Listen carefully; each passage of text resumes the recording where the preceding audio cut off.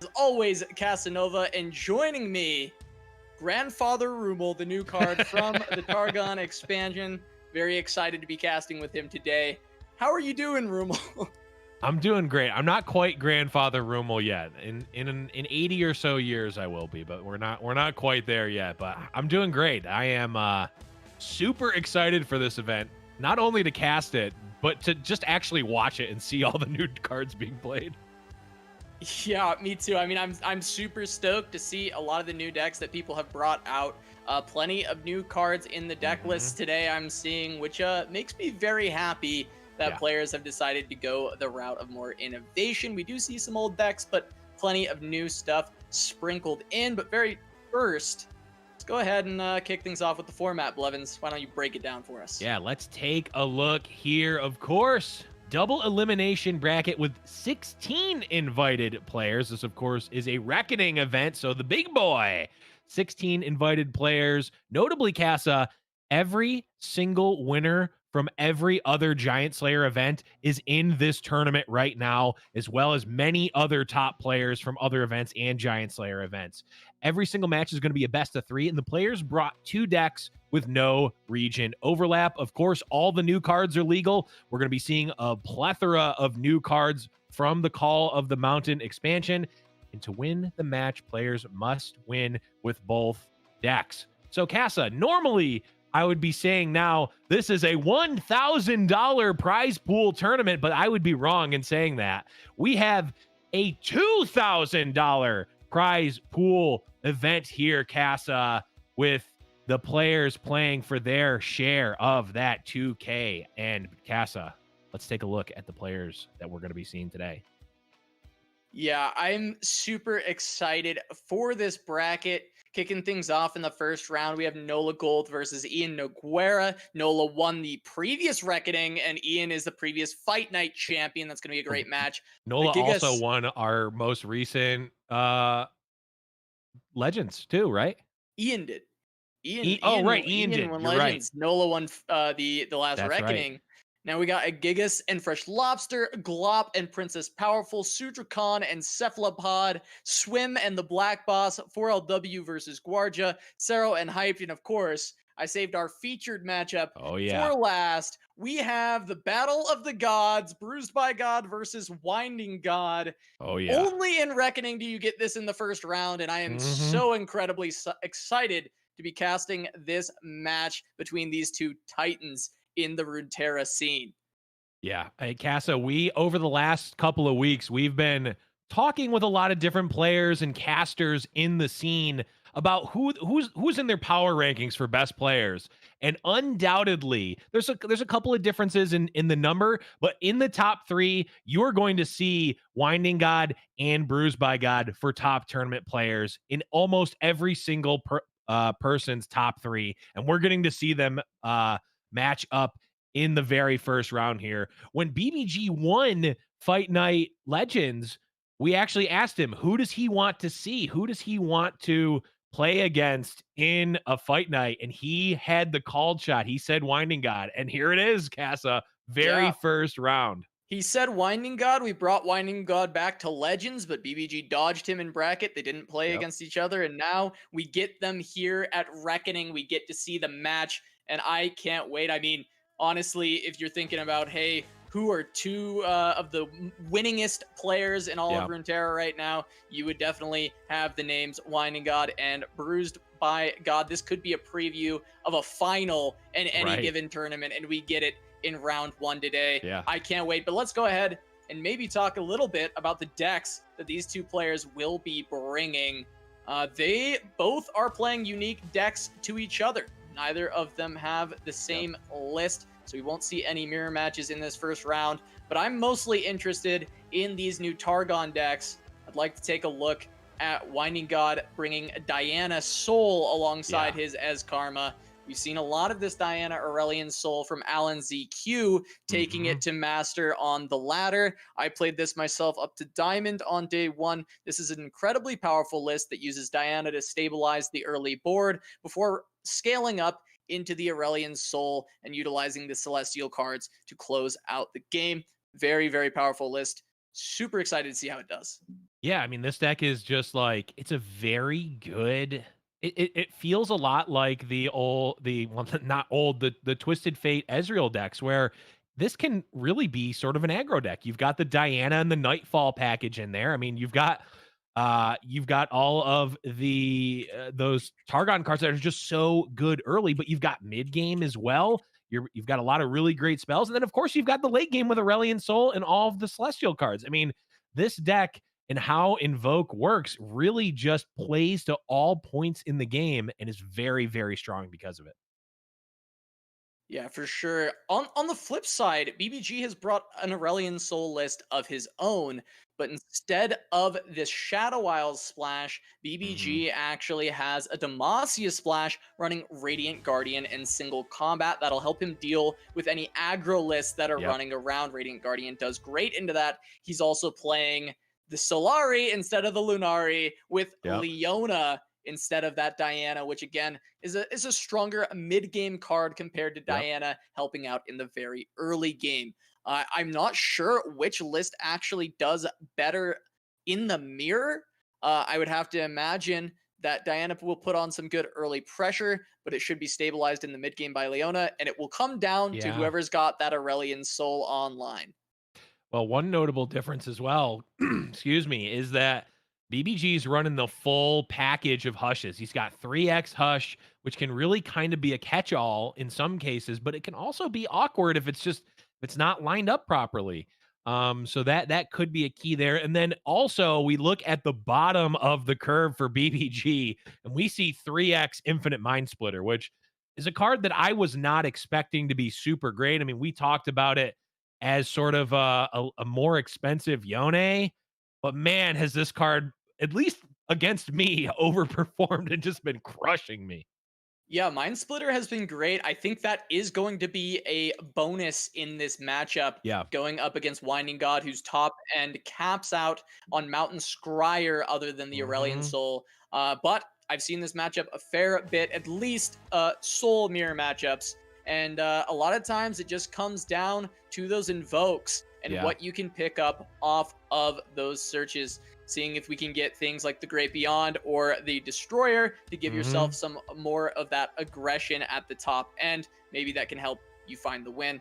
Also, picking up plenty of Obliterate cards to deal with those Yep. threats alongside your Hush and your Unspeakable Horror to get through those spell shields. But this is going to be a very, very tense matchup. It's going to Yeah. go very late. There's going to be a lot of decisions to be made. So I'm very excited to cast Aurelion Sol today. I'm glad that we see a lot of these because all of these invokes is going to lead to a lot of very complicated lines from these players where they're going to have to think a bunch of steps ahead. What cards Hmm. are they going to need for the game? And I think that is super exciting to see these high level players battle it out with these decks.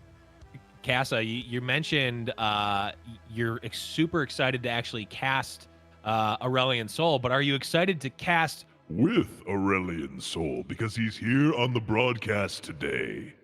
Okay, okay, it's not actually Aurelion Sol, it's just me. But we potentially could be seeing a lot of Aurelion Sol. I mean, just looking at the decks, and of course, if you in chat want to see what all the players are playing, hit !decks in the chat to check out all of the deck lists from all of our players, because of course, this is an open deck list event.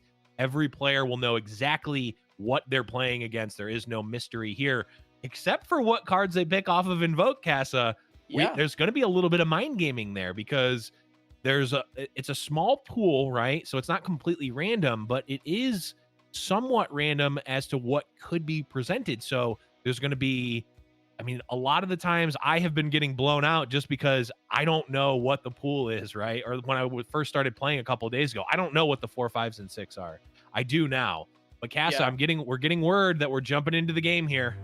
Yeah, we're gonna get to see Aurelion Sol off the rip from Winding God going up against BruisedByGod's Sejuani Gangplank. That's his other deck. That's his kind of old school deck. The only new card here is gonna be a 1x Monkey Business, the new Powder Monkey Ooh, Summoner, Monkey trying to get Business. some extra procs for Sejuani and Love Gangplank. it.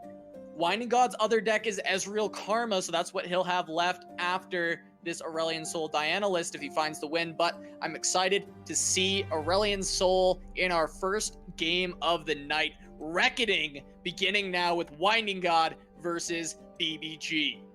Oh yeah, it's gonna be crazy, Casa. I mean, we're seeing a hand with nothing but new cards from Winding God, so I'm already extremely excited. Yeah, I mean, it is a Targon Allegiance deck, so other than the Ruination, every card in this list is new. Yeah. Super exciting for us to get to commentate over some new cards to start things out. Not the same stuff we've been doing for months. And yeah, already to turn 3, a lot of early passes, of course, from this Diana list. And now it is day, so we could see one of these Daybreak cards coming down. I, of course, don't expect the Sunburst on anything on board. Yeah. And not going to worry about Nightfall on the Unspeakable Horror. This leads me to think this is looking like a Diana plus Pale Cascade, or just the development of this Shadestalker. But I think Diana Pale Cascade is looking a little bit more likely here. Yeah, I think he really wants the ability to deal with this 3/3 kind of cleanly. Plus, you get like Pale Cascade is just such an insane card. So like, oh yeah, I think we rated it pretty high, but I think it's even better than whatever we said. Even if we said it was a 5, I think it's pretty clearly a 5. So yeah, we rated it high for Nightfall cards. I remember I gave pretty high ratings on the Nightfall Champions and the Crescent Guardian and the Shadestalker, but the rest of the Nightfall we rated pretty low, and we thought the package wouldn't be good as a whole. I think we were very wrong. I think Nightfall worked out really well. I think we were right that the champions were good, but wrong about the fact that that wouldn't be enough, because I think it absolutely was enough, and some of the other Nightfalls were very, very strong. Yeah, and right here, I mean, we're seeing not Nightfall, but Invoke there. And I mean, you just look at the spread on what those cards could have been. I mean, we could have seen a 10 mana spell. We could have seen the 4/1 Overwhelm It, but we ended up seeing the Crescent Strike to stun a couple of units. So yeah, already BB, Crescent Strike's going to be great value against this tempo deck. It gives a development punish over to the side of Winding God. He picks up another development punish. He actually goes for that Meteor Shower, which does give solid removal options against a lot of the deck of BBG, allowing to remove 1 4-health unit and 1 1-health unit for just that 4 mana, as long as the Scryer is on the board. Yeah, really strong. And not only does Winding God have these options, I mean, he's got a ton of removal right now. BBG also notably doesn't know what he has. Now, there's a range of cards that he could have, right? Like, and there's a range of what is likely based on how he plays, but it's tough right now. I mean, this being essentially the first big tournament of the new set only coming out 2 days ago, it's going to be really tough to put people on specific Celestial cards right now. Yeah, for sure. I mean, it's so difficult to tell because you don't know what 3 cards were offered.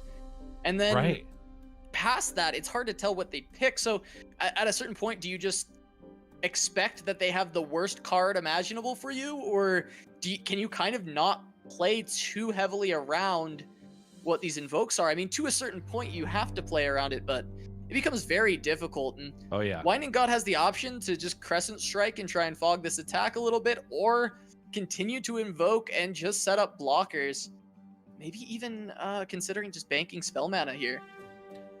Yeah, there's a lot of different options here. And I think that this is part of the reason that we saw so many players bring this sort of Allegiance style deck, or this very Invoke and Celestial heavy style of deck, is that it is an axis where you have a distinct advantage over your opponent. You have the information, and it's open deck list, but again, like I mentioned, you can't see what cards your opponent's being offered for Celestials. So there's inherently a bit of information that you have that your opponent can't have. And I think we'll be working the muscle of like how to play around Celestials and like what the range is. But right now, I mean, there's only been so much time, Casa. So really interesting. It's really going to be interesting to see how these end up playing out over the course of the event. Yeah, BBG has gone very far on the offensive here. actually going with the double parlay after Winding God taps out, allowing him to remove blockers, and he's going to be able to push a ton of damage, but BBG is very much out of steam. He's on double warning shot, and he's going to be down to top decks, especially because it's likely that Winding God is able to start to deal with this board, and we even see the sisters, the golden sister, summoning the silver sister, going to be able to give lifesteal options as well. I'm not sure what the best line is, but there is potential for Meteor Shower Diana, which seems very strong. Proc her Nightfall, help remove. I mean, it removes everything but one unit, and then you still have Unspeakable Horror for the following turn. Diana as a blocker. Seems like a very reasonable line on this turn 7. Yeah, Diana, Meteor Shower plus Diana seems pretty good. You can clean up. Although I think... Oh no, Diana's going to be flipped. Okay. I was going to say we maybe sequenced that wrong or targeted wrong, but Diana being flipped is going to be good. And then, yes, the Unspeakable Horror is going to be able to answer the 3-1 on the following turn. So, yeah, I mean, if Winding God can fade, you know, like a Riptide Rex, I think he's in pretty good shape. The sisters coming out are going to stabilize his life total very quickly and also put on a lot of pressure. Yeah, the line that Winding God took here does lose to Riptide Rex, I think, but other than that, he's pretty much winning against everything else, I believe, and he might not even be fully losing to Riptide Rex here. I think he might still be okay, even at 4 health, or 5 health. Yeah, I think he would be exactly alive. Yeah, I think, well, I think if... Oh, no, because Warning Shot could exist, too. And yeah, Warning Shot. Yeah, he would be dead to Riptide Rex here. Yeah, it would be very close at the very at the very least. Okay, 3 Riptide. So, Winding God at an effective 2 health right now. Wait. Stop. Wait. Shot lethal. Wait. It's not quite lethal. He's one off. He's one off. Not lethal. Yeah. And the lifesteal from Winding God, it's not gonna get there. 4 warning shots is not gonna get there. Wow. I mean, it has to be Rex. Rex has to show up for BBG. I mean, Monkey Business also is gonna would do some pretty decent work here too. Well, the problem is now that the lifesteal from the Golden Sister has come out. Now it's too far out of reach unless it's Rex. 4 warning shots. What do we call 4 warning shots, Blevins? Wow. Man, I'm not used to doing 4s. It's just called warning shot. You got warning shot. Yes. Warning buckshot. Warning buckshot. Yes. Wow. Yeah, that is I feel like if they're not getting the warning at that point, there's something wrong with them. Man, if only BBG were lucky enough to have the 5th warning shot, he would have just gotten it there. And oh, that star shaping is massive, Casa. I mean, it was already not looking good for BBG, but now I think it's just completely out of range, right? It's got to be. Yeah, I mean, it certainly has to be. Realistically, Rex was the only out, and he still is just not getting there. And at this point with star shaping, I don't think BBG's finding his way back into this one. Very close game, but Winding God right holding on. Yeah, he is going. Oh, no, he's off by 1. He's off by 1. The parlay will be able to save him. We'll be able to save BBG. Right, yeah. He's gonna be 7, 10. Yeah, he's gonna take 10 here.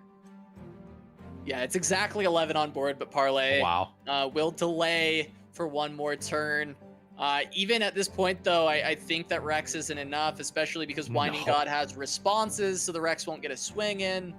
So Rex will just get sunbeamed, and the game will end, and it's just a Jagged Butcher. So BBG, will he show the extra warning shots that he's got? Yeah, is he gonna flex the fact that he had 4? Because 2 of them are revealed by the grifters. Right. On another star shaping, just for good measure. Just in case. Just in case it was going to happen. In case you thought that there was still a Riptide Rex out to draw. There's not. And BBG showing the GG. That's going to be game 1, going to Winding God in the Battle of the Gods here, Casa. Boy, did we see Invoke take over that game. Yeah, I mean, all those Invoke cards just generating so much value. You can never outvalue the Invoke deck from Targon, and so you have to be able to win before you run out of steam. And of course, the Sedge GP deck can do that. We did see BBG get fairly close, but he just whiffed on Rex, and Winding God's able to pick it up. So now it's just Ezreal Karma remaining to try and get through Sedge GP and a Targon deck. So I'm heavily leaning towards Winding God favored for this set, with this as the remaining list, and BBG still having an Aurelion Soul list on deck. Yep.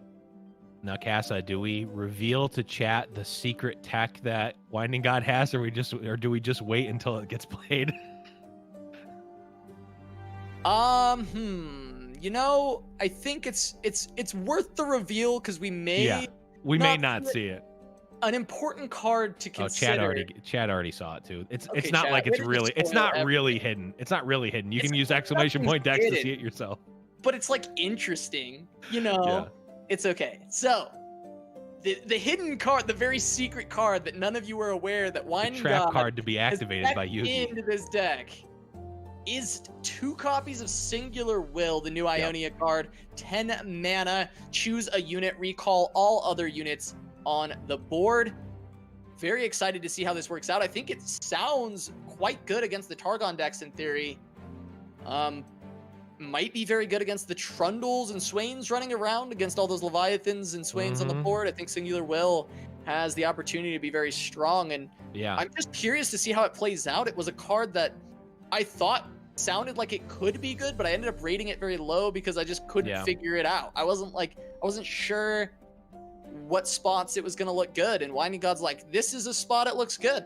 I'm going to play it in my Karma in Reckoning 2 days after these cards drop.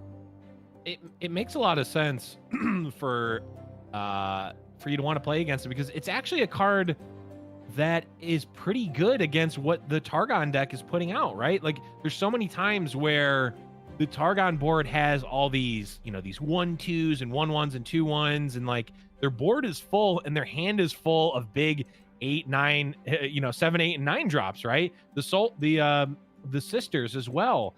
There's so much, like, the board space is actually a huge resource, and they end up having a bunch of cards in hand and a bunch of cards on board. So if you are able to bounce everything, it's effectively killing that board. And if you can put up enough pressure, potentially, you can really capitalize on that. So I could see it, as sort of a reset condition for a Targon deck being a bit too aggressive. For sure. I mean, this list, at least from BBG, I could definitely see BBG take this to that game 3 where we will see that matchup of Karma versus the Targon list. I think BBG has plenty of aggression. He's got the monkeys online, which is going to set up this gangplank for a level up. But I guess he doesn't have an answer to the Ezreal currently, and that may end up being a little bit of a struggle. Yeah, Winding God is a master of knowing, when it's good for the Ezreal to go, when it, he just plays, he just knows, right? Like, I mean, this is 2 days in and he knows, hey, this Ezreal is going to be pretty good, right? I mean, you can assume it's going to be in this sort of matchup anyway, but it's the type of thing where I know a player of my caliber, which is nowhere near these players, is like, man, I really just don't want to put my Ezreal out and risk it.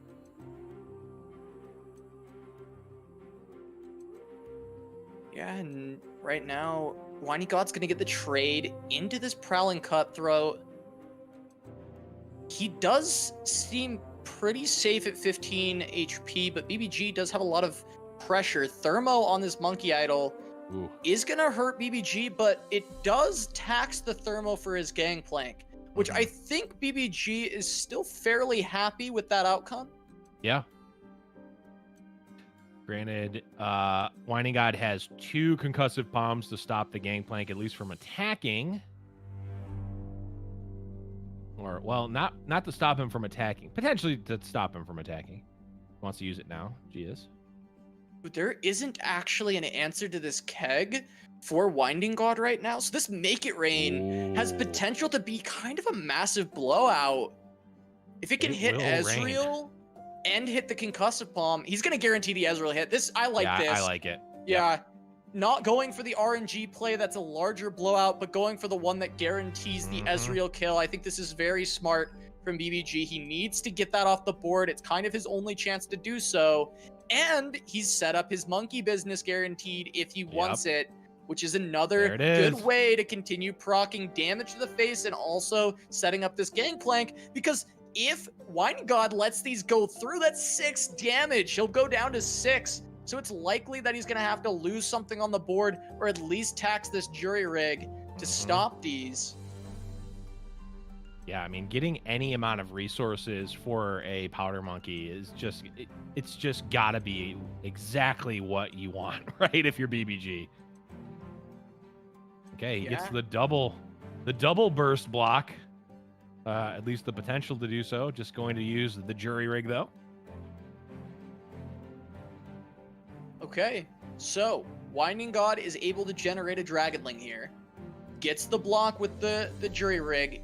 He's pretty out of resources here, but if he can stick this Karma to generate random spells, which we know he could, that would be very beneficial for Winding God. I'm curious if he goes for the Ezreal instead to generate Mystic shots. I feel like some value generation is going to be needed here. So I would expect to see one of the champions come out, and if he attacks now, I think it's more likely to be Karma. Yeah, I'm just looking at... Yeah, BBG really... There's not a lot he could have right now that actually deals with Karma, right? I mean, it would be like Sedge next turn can pull, or a Riptide Rex, I suppose, as well, is always looming, right? But as it stands... There's no spells that are dealing with an Ezreal or a Karma straight up, so you can kind of just play it, right? You can play Karma. The problem is that, like, I don't think he wants to reveal the Ezreal, or reveal the Ezreal to potentially dying, right? Because he's already used one. One has already died, so that would mean there's only one left in the deck, and he is eventually going to have to win, right? And there's not a ton of ways to get procs right now. Fistful of warning shots once again. Wow. For BBG. Now, it looked like Winding God was heavily considering his outs. If he didn't play Karma, what could he draw into that would be good? But ends up playing the Karma on the board. Sejuani is an answer. Wow. And it's going to be a leveled Sejuani. That's right, it will be. Oh, man. Okay, leveled this is looking like a nightmare for Winding God right now. Yeah, leveled Sejuani and leveled Gangplank. BBG saying, you know what? Don't want you to have a development punish. We're just going to get this attack through. You know, I wonder if BBG's even worried about the 2 of Singular Will with this open attack. The development punishes are very scary. Yeah. Singular Will would be great there. It would even bring back one of the tail of the dragon. He'd get another conch palm. Oh, wow. Yeah, that's actually insane. All right, Parlay comes out to finish off Karma. Thermo Beam can kill Gangplank, but guess what? There's also a Sedge, too. Yeah, Sejuani chilling in the back, but that's also a Gangplank's Oh, that's parlay. a Gangplank's parlay. Oof. I didn't realize that was a Gangplank's parlay. Oof. Don't worry, I didn't either until right after. I just played it off like I did. 3, 4, 5. Okay, so there's 5 damage worth of warning shots in hand right now. Yeah. Considering the kegs. Yeah, it's looking like curtains here for Winding God. I'm considering what out he's thinking about, because when Winding God doesn't have an out, he scoops, and there it is. There it is. He knows. He always knows when he doesn't have an out. He knows. Always scoop if he doesn't have it. And there it is. Winding God scoops that one up, and it's going to be tied 1-1, but this is going into that final game. That Ez Karma versus the Leona Aurelion Soul, and I think that Ez Karma is significantly favored, but I'm very interested to see if maybe Invoke has some ways around this. Maybe BBG can pull into some cards that turn the tides, because spell shields are still valuable in the matchup. And maybe getting enough big bombs, if he can keep the Karma and Ezreal off the board for long enough, BBG can push through. We'll have to see. Tentatively think this is very heavily favored to Winding God.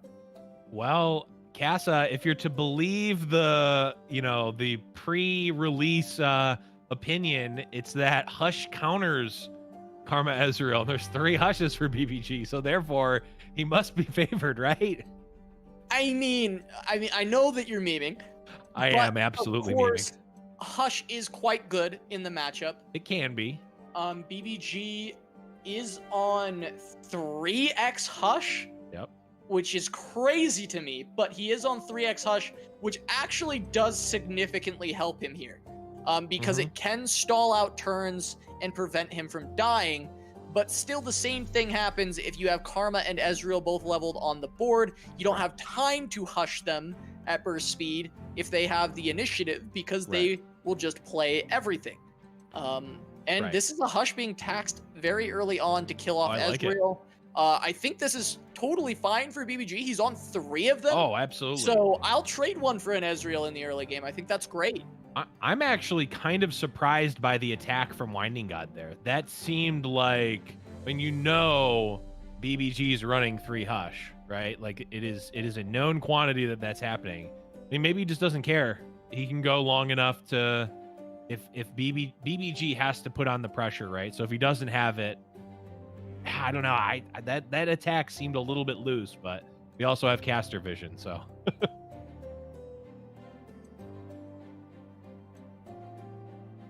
All right, Chump Wump coming in, eating a Solari Priestess. It's gonna turn on the Radiant Guardian. Quick 6-mana Thermo. Get through that. Bastion not online. With only 2 mana banked for BBG. The Bastion is a pretty scary answer to Thermo. Anytime there's a 3 mana around, I'd be really worried about playing it. So I love the snap that off when there isn't 3. I think it's a 1-of though, so likely not going to be playing around that one too much. So notably, BBG could have used single combat to kill the Ezreal. And if he would have had that extra mana there to have Bastion protection. That's true. A very small thing that maybe doesn't matter in the long scheme of things. This single combat is pretty much always going to be useful, but it's worth noting. It's worth noting. Actually, that's pretty interesting, because it seems like a small mistake here, but not having the tempo of that 5/5 tough on the board can actually be extremely relevant here. Yeah, I mean, Winding God is beating down at this point. Yeah, he is.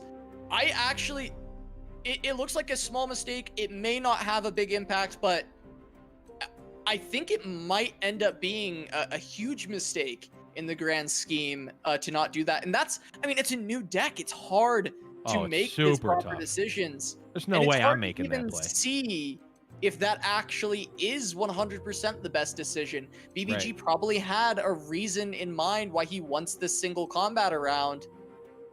And so he loses his Radiant Guardian for it. I think it's completely reasonable, right? Like, Hush is not always going to be a removal spell. So you kind of really want to take it when it's presented to you as a removal spell, right? Especially considering that you have 3. Single combat is always a removal spell in the same times that Hush would be a removal spell, right? So it's not like Hush is a less flexible removal spell, so he just took it there. So I definitely can see it. But yeah, that's totally true. It's so hard to say, And while it may not be a mistake from BBG's side when looking at his hand, when we look at results-based analysis of what happened, which is bad to do, by the way, but we get to do it because we're in the caster booth. Of course, it's a line that he took that ended up costing him, right? Regardless of if it was a mistake or not, it cost did him a cost Radiant him. Guardian, and that is certainly something to look at here. But also now we see the singular will, and Man, I have no idea how Spell Shield works versus Singular Will. I don't even want to try to. I assume it's like Ruination, right? Where I also would assume. The Singular but boy, Will. oh boy, would this be a costly assumption to make? Right. I think I saw BBG in the player lounge chat earlier asking if anyone knew the interaction, because this is not a card that people have seen. I actually didn't read if anyone responded. I didn't even know myself. Yeah, no idea. I would make the same assumption that you did, Casa, but am I not sure of it, and boy, could it possibly be extremely relevant in this game. I am sure that BBG does know with certainty at this point. I think he asked, or he saw he was playing against it. He made sure he talked to someone who knew, and he knows what the reaction, the interaction is. I assume that the Spell Shield stops that unit from being recalled. Well, I think we're about to find out, Casa, because that is a soul. Yeah, I mean, we'll find out when Winding God decides to Mystic Shot the A-Soul here. Yes, so it's absolutely going to be that interaction. But BBG's got that one of... also, he just gets to attack first. Oh, I thought that Winding God let that go through. I'm like, he's taking 19? What a madman. Blocks coming through. They're getting bigger. Fury. All right, here it is. The Bastion. The Bastion's going to be huge.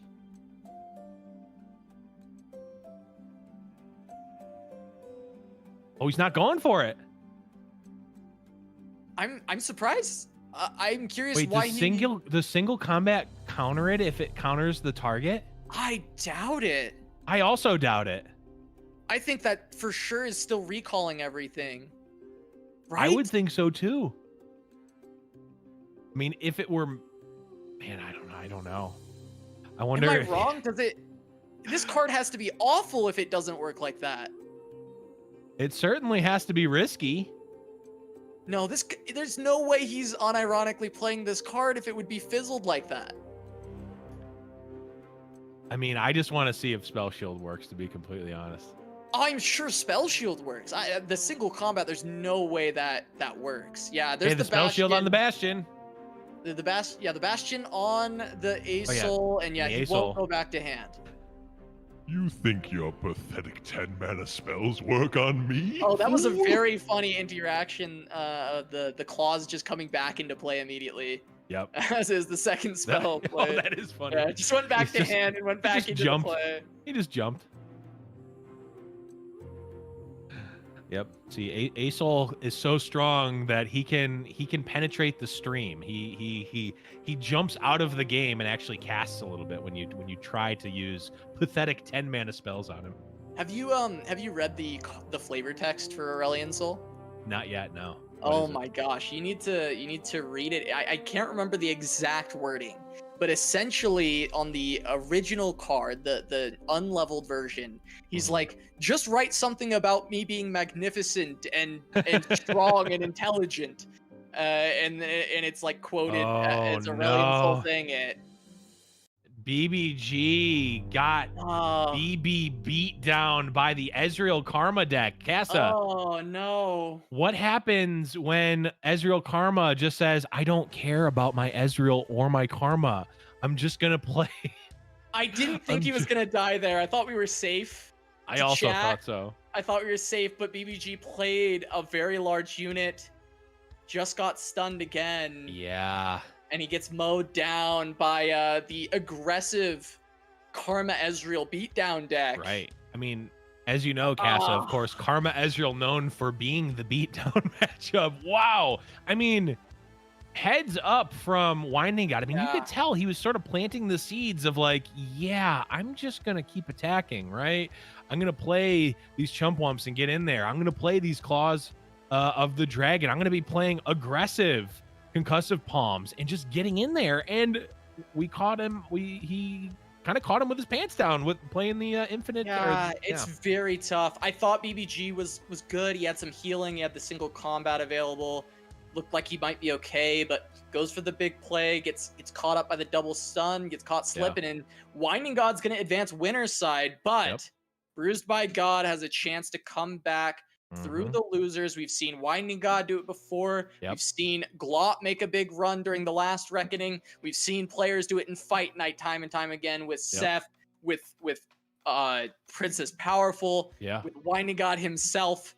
So we'll see if BBG can do it. But we have a lot more Legends of Runeterra to play today here on Reckoning. And we'll have plenty more action for you guys right after this short break. Don't go anywhere. We'll be back with more.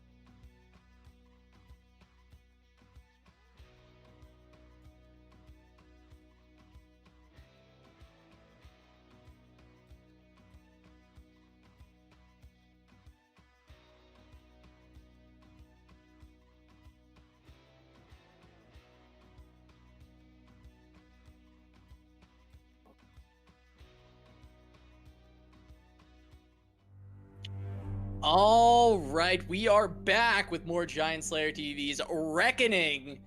Jumping into another round 1 match that is still in game number 1. Oh, yeah. And of course it's Freshlobster. Yeah. Known for being a slow player, but also one of the best players, so you can't fault him too much because clearly it works. I hesitate to use the word slow player because I think has a negative connotation to it. I would say calculated. Yes. Because it's a meme that he plays slow. It's not that he does it on purpose to tilt his opponent. Not for the sake of playing slow, for reference for folks who aren't familiar with him. But yes, this is, I mean, especially now because Lobster is known as a player who will play around as much as he physically can, and we just got 80 plus new cards plus the new celestial cards. There's so much going on right now. I mean, I can't fault anyone for taking their time on these games. Oh, for sure. No. Especially in vote games. It's so there's so many things to think about. Playing against it and playing as it, and right now he's against it. Agigas with a very interesting take. He's playing Leona Lux here. So it's got the Sunburst, the Judgment, the Remembrance as the 6+ cost spells, but also you can invoke spells that cost a lot. Hush also being a great card to add to your roster for Lux. Things looking pretty solid. I think this deck's pretty scary. It's the only Lux Targon deck that we have in the tournament, and I'm pretty interested to see how it performs today. I very much like this deck.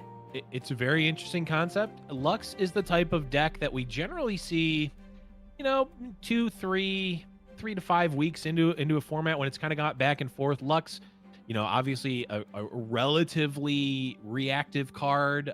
It's kind of like a mid-range control deck. I mean, we've seen a lot of Lux Thresh come out. We started to see Lux Swain nearing the end of Rising Tides, where it's a meta call, right? Lux generally dominates a creature or a unit-centric deck, and we're seeing a lot of one-ofs here in Agigas' version, and it's really just to kind of have a spread against a tournament field that you're not really sure what you're going to see. Yeah, this is such an interesting spot at this point in the game, because Lobster has the ability to try and develop a Swain with this Leviathan. And it looks like Agigas does not have answers, but he did just invoke, and he could get the Obliterate for 6 mana. Which would allow him to deal with Leviathan indefinitely. I mean, that brings him back in this game for sure. Yep. But he doesn't find it, but he finds another invoke, the Traveler. Right. Finds another invoke, and the stun is going to come down here. So, I mean, Agigas doesn't need much to get through, right? Like, the Leona is lethal on its own. Otherwise, the rest of the board needs to get blocked. Lobster has to answer. Sentry is a great develop punish. Can stop 2 of these attacks. I don't think Lobster is dying this turn. I think that's for sure. Well, the Obliterate costs 6, right? Granted, it's going to be less. It's going to be fewer odds to get it, but it can also get the double stun, which I think double Obliterate. Yeah, well, the double Obliterate, which I don't think you'd have can't play this turn. For. No. Yeah, but he could play he could play Crescent Strike, which would be double stun. Yes. Which would be close. But he got the messenger. That's true. I actually don't think Agigas is looking for lethal. I think he was looking for a way to deal with the Leviathan, because if he clears the Leviathans, he'll win this game. Sure. If he doesn't allow those to stay on the board, if he deals with Leviathans and Swains. So the Obliterates are very high value for Agigas at this point. He doesn't hit, but he does hit the Messenger, so at least he can draw into more of his own cards. Yeah, and the good news for Gigas is he's had a pretty healthy life total. Of course, also has the Radiant Guardian, so theoretically going to heal back up to 20. But if Swain Leviathan is online, Well, that Radiant Guardian is, it's dead, basically. So really, really on the edge of... Really on the edge here. I mean, Lobster goes for the Swain, but there were so many other options. I mean, you don't necessarily have to go for the Swain this turn because you're not dead. There's Zap Sprayfin, which can draw another spell. I mean, there's so many options right now for Lobster. Like, absolutely crazy board state here. Yeah, and Lobster gets to pass turn with Swain Leviathan on board. I don't think there's any attacks that can scare him off from having that. So the ball is in Agigas' court to try and figure something out. Because right now, Lobster is at the point in the game where he can somewhat just pass until it's over. Right. That's the beauty of the Swain Leviathan combo, is that you can press the OK and pass button until the game is over. And it will be over in your favor unless your opponent does something. So, of course, Agigas is doing as much as he can to try to do that. He's actually going to be able to counter this Noxian Fervor. Yeah, this is really cute. This is really a sweet counter. Counters Ravenous Flock very well too. Yep, I have had that come up a couple of times in my games where the healing really does a number on Ravenous Flock, and it's an interaction that will, again, in a couple of weeks, I think we'll be much more used to. But right now, it's like there's no. I mean, only Ionia had Health Pot to do something like that, and that just rarely ever came up. So now it's commonplace with Targon. Yeah, so this open attack would get Swain through. Important note that Bastion does not stop stuns from the Leviathan. Right. Does not work. Well, okay, I guess Bastion could never do that, but I just mean that Spell Shield doesn't, I guess was my point. Right. So that is definitely a problem for Gigas as well. I guess it's not really relevant with Bastion, thinking about it, because it's only for one round, so it's Leviathan start of round. The way I had it explained to me that really kind of made it make sense is that if the effect doesn't use the middle, the stack, or whatever they call, whatever it's actually called, if the effect doesn't go on the stack, it is unaffected by Spell Shield. So burst spells do technically use the stack; they're just there and they instantly resolve. But something like Swain's damage, for instance, is not going to be stopped by Spell Shield as far as I know. Yeah, this is a Lobster we haven't seen for a while. He ended up not attacking with Leviathan there because he roped. He had a lot of indecision and decided against it. I'm not sure what he was playing around. He likely had a card in mind, but at the end, it looked like he wanted to get the Leviathan there, deciding the attack was worth, but he roped. Now, it's been months since we've seen this problem happen for Lobster. It used to be more common. He fixed that issue. He sped up his play a little bit and made sure that didn't happen to him anymore.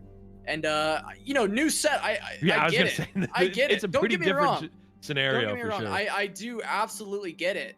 But I'm hoping that it's not something that's commonplace for Lobster in this tournament today, because I think that will start to cause him a lot of problems from an otherwise exceptionally good player. I'm hoping that that's just a one-time thing for Lobster here, and he'll be solid the rest of the tournament. Yeah, I mean, now we have.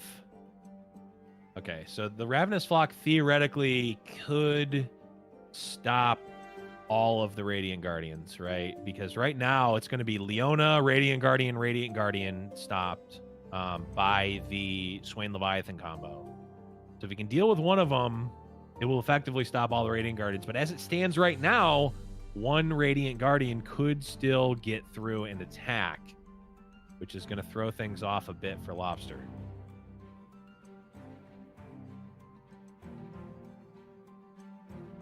Yeah, I think Lobster, based on just what Agigas has in hand, Lobster's good. I'm curious what the scare card is. I'm gonna try and take a little bit of a closer look here at Agigas' deck. We did come in late, of course. We've got single combat. Concerted Strike is for sure a scary card with this many Radiant Guardians, and it's a 3-of, so I assume there's some left. Star Shaping is a big pickup for Agigas if you can find it as well. Yeah, Concerted Strike is a thought. Of course, it's not playable right now. It's only 3 mana, but also there's no decision, right, to be made for or against there being Concerted Strike. There's nothing the Lobster can do right now against Concerted Strike, right? Right. So there's not. I mean, it's the type of thing where you play around the cards that can beat you, or that you can beat, right? You don't play around, and there's no interaction for a Concerted Strike right now. So okay, all the big stuff gets stunned. Yep. Agigas Hush. I mean, he can get rid of Silence, but at what cost? I don't think that's gonna do it for him. Unless maybe you Hush 2 of these and then pop Morning Light. Does that ever get you there? No, because then you don't actually. You don't trigger. You could, because you would have to Morning Light first. You would stun 2 things, and then you could silence your own units to try and push through. I mean, I don't know. 5 mana. Is that ever getting you there? Stun 2. I mean, theoretically it could. Oh, okay. Yes, in theory it could get you there, but I don't think it ever will. No, I mean it never will. Not with Lobster's hand, certainly. Not even not knowing Lobster's hand. Just having any damage is going to stop it, right? Yeah. So much that you could do. Yeah, because you would stun the 2 big threats, and then you would attack in with what, 3 units? So if 2 of them get through, then is he going for it? I mean, the Morning Light's coming out. So is this just his best play? Like, this might just be his best play to actually go for this. Now, I don't think it's ever gonna work, and also we know for a fact, because of what Lobster has, that I don't think it can work. But it might actually just be Agigas' best play to play this Morning Light and then double silence his own units and attack in. But already, what does that even achieve? It doesn't work here. Well, no, he would have enough damage to kill if Lobster didn't have anything to counter. Oh, right, because he's double stunning. Yeah, because he's stunning. So he'd have enough damage with 3 attackers. But one of the attackers is already gone, so it's already not going to be lethal. Right. But yeah, I guess this was just the best line. It's so wonky and unintuitive, but it was kind of the only chance, I think, for Agigas. And right. Yeah, he stuns 2. Then he's got to silence his own dudes, and he can only push 5 at max here. Right. I like that he's trying it, at least. Like, he saw the line and he's going for it. But it's just, it's just not gonna work. If Lobster just plays a unit, he doesn't take any damage. So, and that's that. Oh, wow. This game has gone on so long that there's literally no more spells for Freshlobster to draw with his app. His zap just didn't draw a spell. I don't know if I've ever had that happen. All right. And now the open attack should... So now I'm wondering, because now... Like, the Hush is actually relevant because of the block, right? So it's not going to kill. Right, yeah, he can Hush and block. And he has Star Shaping. Wait a minute, is this a game still? Star Shaping. Is this a game? Wait. This might be a game. Wait. He can even Hush and Judgment to kill Swain. Oh man, is this a game? It might be a game. Oh no, Star Shaping is so scary. He could get an elusive and just finish it. He could get but a there lot is the Arachnoid Sentry. Okay, Lobster still has good answers though. Well, so I don't know. Kind of does. If he just plays the elusive on this round, he just open attacks and it doesn't do anything. Right. Oh, wait, Casa. Yeah. Hush Judgment. We talked about that, Blevins. We brought that one up. Wait. You can Hush Judgment kill the Swain. Oh, wow. For some reason, I thought I wasn't paying attention. I was paying attention. I was thinking about star shaping though, because I thought you were referencing something you could. I'm like, No, there's yeah, probably one called star shape. There's probably one that is called Judgment or something that can kill the Swain. Okay. Yeah, he can Hush Judgment. Okay. I was definitely paying attention, Chad. Pay no attention to me not. Yeah, he clears the Swain. And he clears any damage from hitting him in the face. He goes to 1 and he's got star shaping on burst. Right. On first priority. Yes. So Lobster could snipe him with Make It Rain. He could. Okay, not going for the Judgment. Yeah, so he's just gonna go star shaping this turn. Right. Yeah, because I believe that Ravenous Flock is a Swain's Ravenous Flock. It is. Yeah, that might have been drawn off of Leviathan too. I'm not sure. So maybe Agigas knows that there is just another Swain in the back pocket. But also he would lose to a couple spells, not just Make It Rain RNG. If he goes for the Judgment, I think he'd lose to Twisted Fate's red card. He'd lose to, Riptide Rex potentially. He would lose to Death's Hand. Lose to Fervor.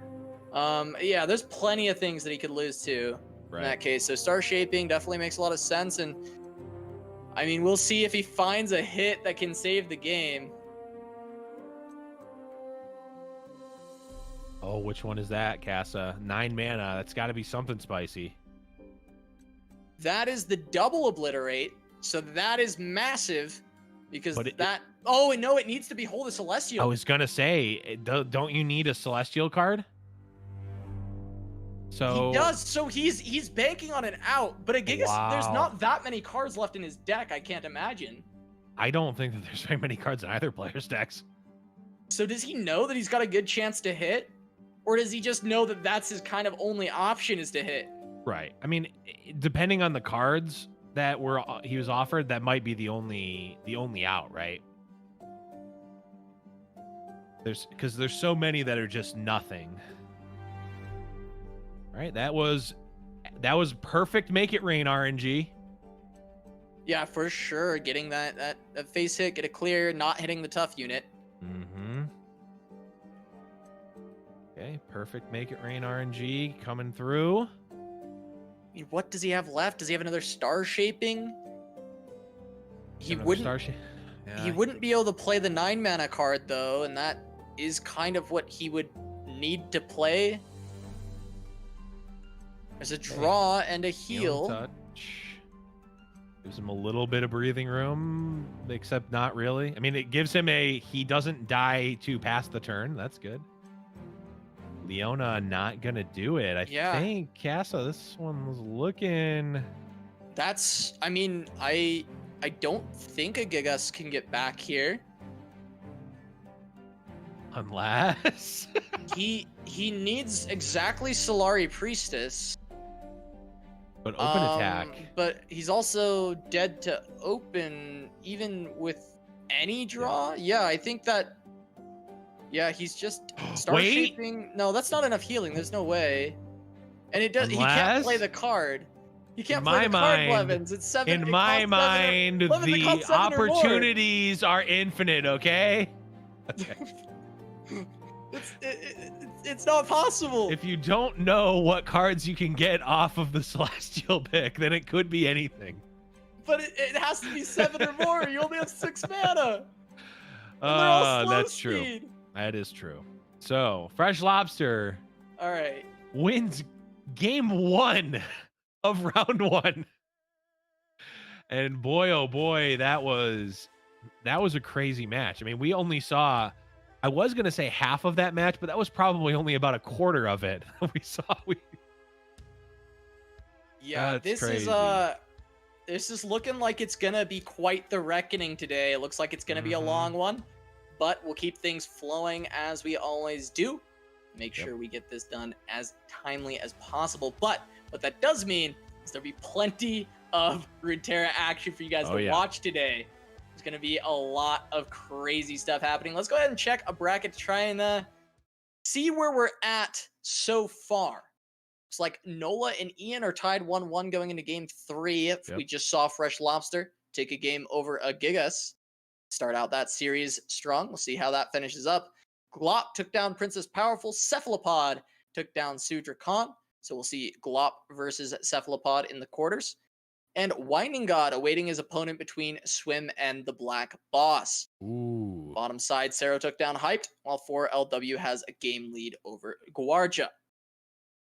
Yeah, so we were looking at the bracket on the break, and I saw BlackBoss was up 1 versus Swim, and I'm like, you know, Swim, amazing player, hasn't played in a ton of tournaments in a while, not because he doesn't want to, it just hasn't lined up to be able to play in the tournaments. And I'm like, man, BlackBoss just one of the best players in the world right now. Swim, we haven't seen him in a while, so I'm really excited to see how he fares here, and he's tied up the series 1-1 so far. So, man, there's just so many good matches all the way down, Casa. Just a banger of a match after another. Yeah, absolutely. I mean, every single match that we're gonna get to witness is gonna be amazing here. We will definitely be trying to get even more awesome action on the stream as soon as possible. Freshlobster versus Agigas. I mean, that was such a long match, and I feel like it was such a long game. The match is not over. True, match is not over. A long game 1. Gigas just kept looking for a way back in, but never found an obliterate. It's the difference of the invoke. I mean, you need to be able to find those obliterates when you get a chance against these Leviathans. I saw someone in the chat mention that Gigas was offered one in the early game and passed it up for something else, and you know, that might not be something you can get away with against the Leviathan. I'm not sure exactly the board state, but it may have, I'm sure it seemed like a better option at the time. Right.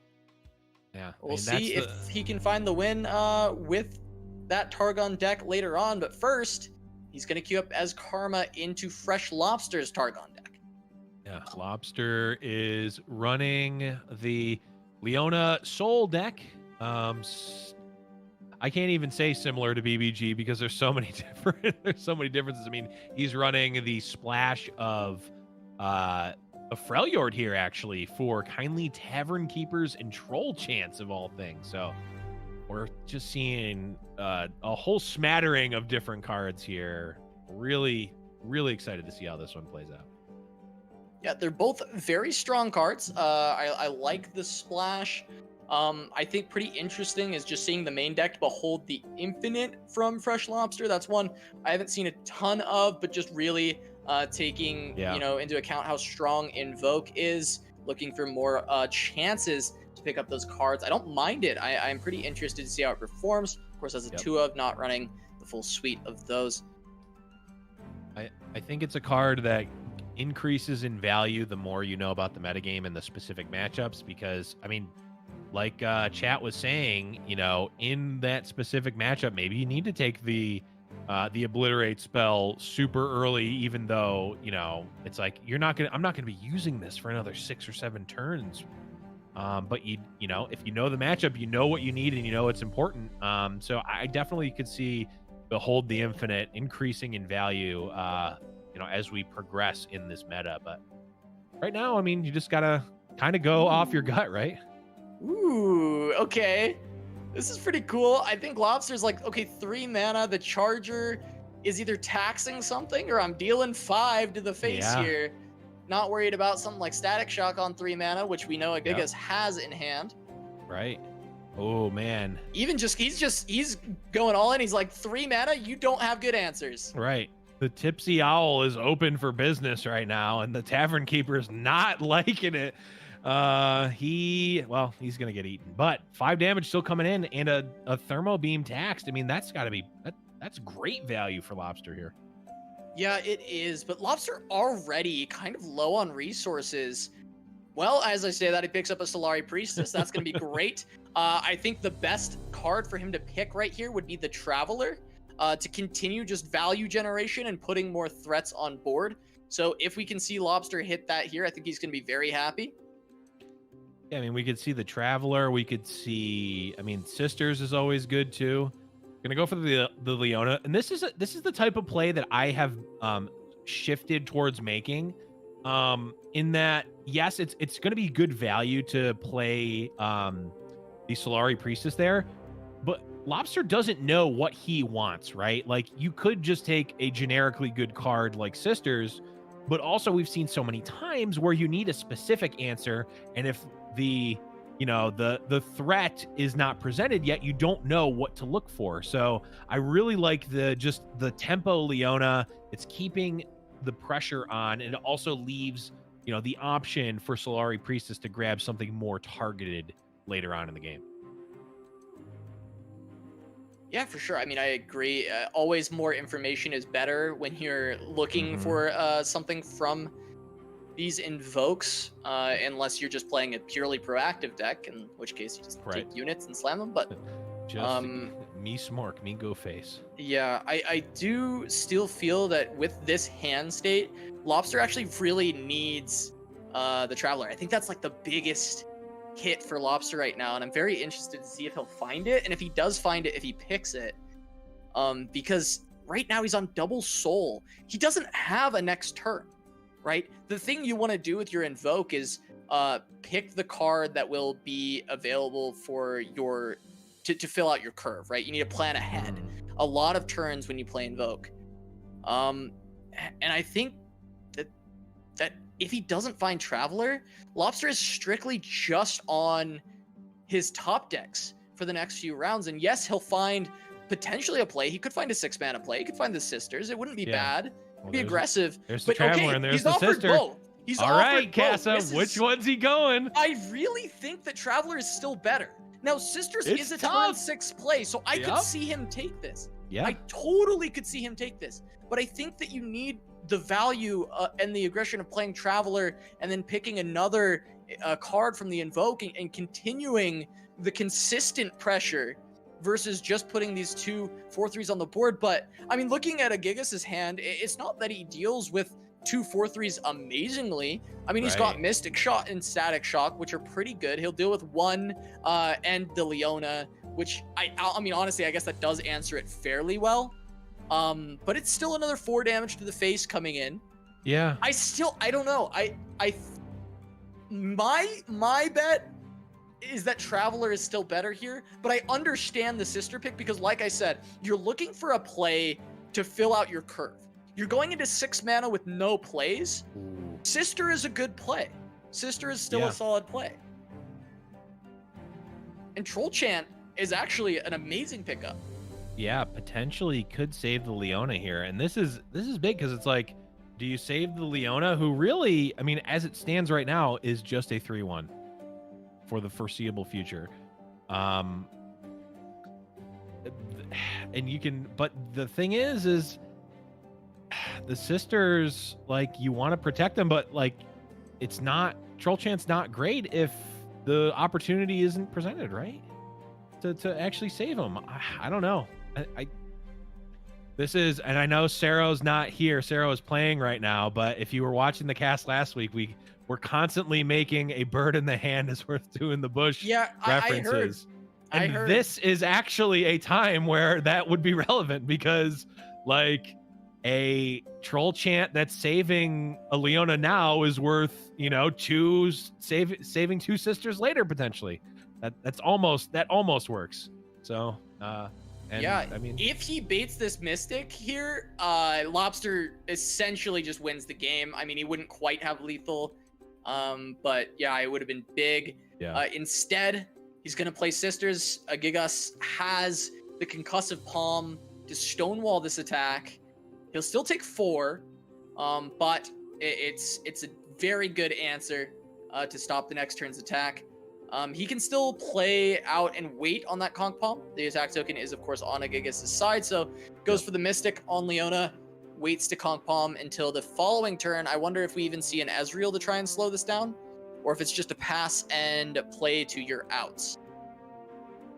Yeah, I mean, Palm comes out, but it's still taking 5 here. Ah, Priestess, that's a perfect draw. Huge.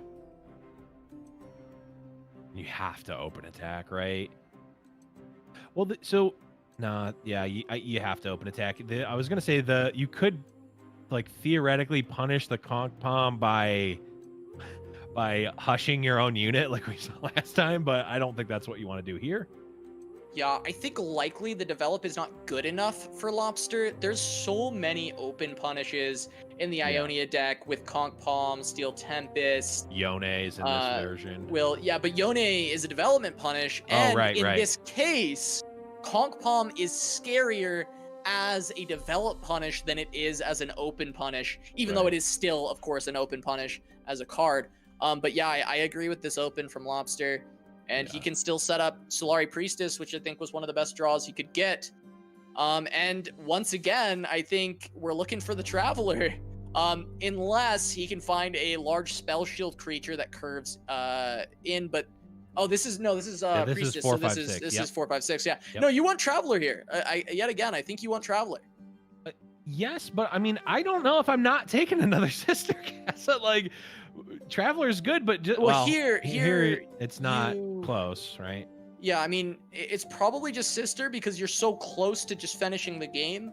I don't think that Agigas has time to establish his units, and if you get blown out by a deny on one of the big obliterate cards, that's really scary. You have perfect board space. This is a good sister pick. I think theoretically you could pick sister over Traveler here.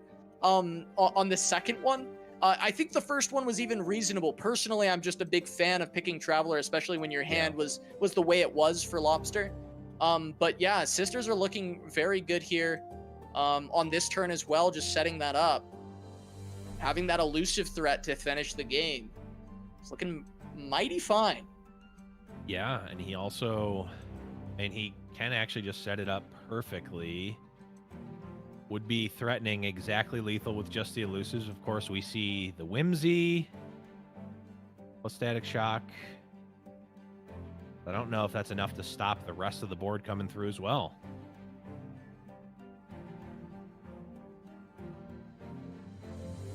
Now, you can't, the way that Whimsy works, you can't, like, silence it to make it to turn it back, right? You can't hush the squirrel to turn it back. I don't think it works that way because the squirrel itself is silenced. Yes, I believe so. I believe it's actually just becomes a squirrel for the turn. It's not even transform or whatever. Yeah. Yep. That Whimsy is actually likely a relevant card. Yeah, he's gonna be able to stop the one. He's gonna be able to effectively stop 3 damage from that. So. And then he'll be able to block. He's going to take 4, 5, 6 here, if my math is correct. On blocks, he also has the option to potentially use static as well. Could develop. I can't really develop anything else. So I think he'll be taking 5 or 6 here, depending on how he wants to block. Now, I'm curious if this Ezreal is going to be leveled up. Because there's a lot of burst cards in the hand of Agigas. Yep. So if he lives this turn, he's playing Ezreal, he'll have the token, and he can just go off. With burst spells, I think he can deal 18. If he can't deal 18 with burst, however, Hush is an answer for Lobster. True. And this is a case where Hush is actually good because the 1 turn difference, well, I guess it depends I don't know, maybe it's not. It really depends on how much gas Agigas has. Okay, I think he's realizing he can't hush that. Yeah, is asking the same question I just asked. I'm pretty sure you can't hush that. I think Lobster's also realizing that. I don't think you can either. It's just a squirrel. Yep, it is just transformed into a squirrel this turn, and then it will turn back. And the squirrel also has no abilities. technically could hush it and just won't do anything. Could also see the static shot come out here, and then only 5 damage being dealt. Yeah. I mean, Lobster doesn't have the reach we see. I also don't think this Targon deck is running reach, really. It doesn't. That's not really how this deck wins. As Pale Cascade, which means that 6 damage is threatening lethal, but Agigas can let Lobster lead with that before trying to find an answer. Actually, he wouldn't even be able to answer that. Static Shock wouldn't do it. If you Pale Cascade onto the Squirrel here, that would just be the game, but Agigas just has to accept that because he doesn't win no matter what if that's there. Oh, and Agigas is not even using not using the Static Shock for that reason, I think. No matter what, he would lose to that.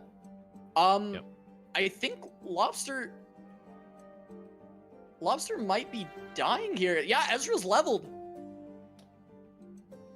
So is it just... It's up to the Hush. It's up to this Hush.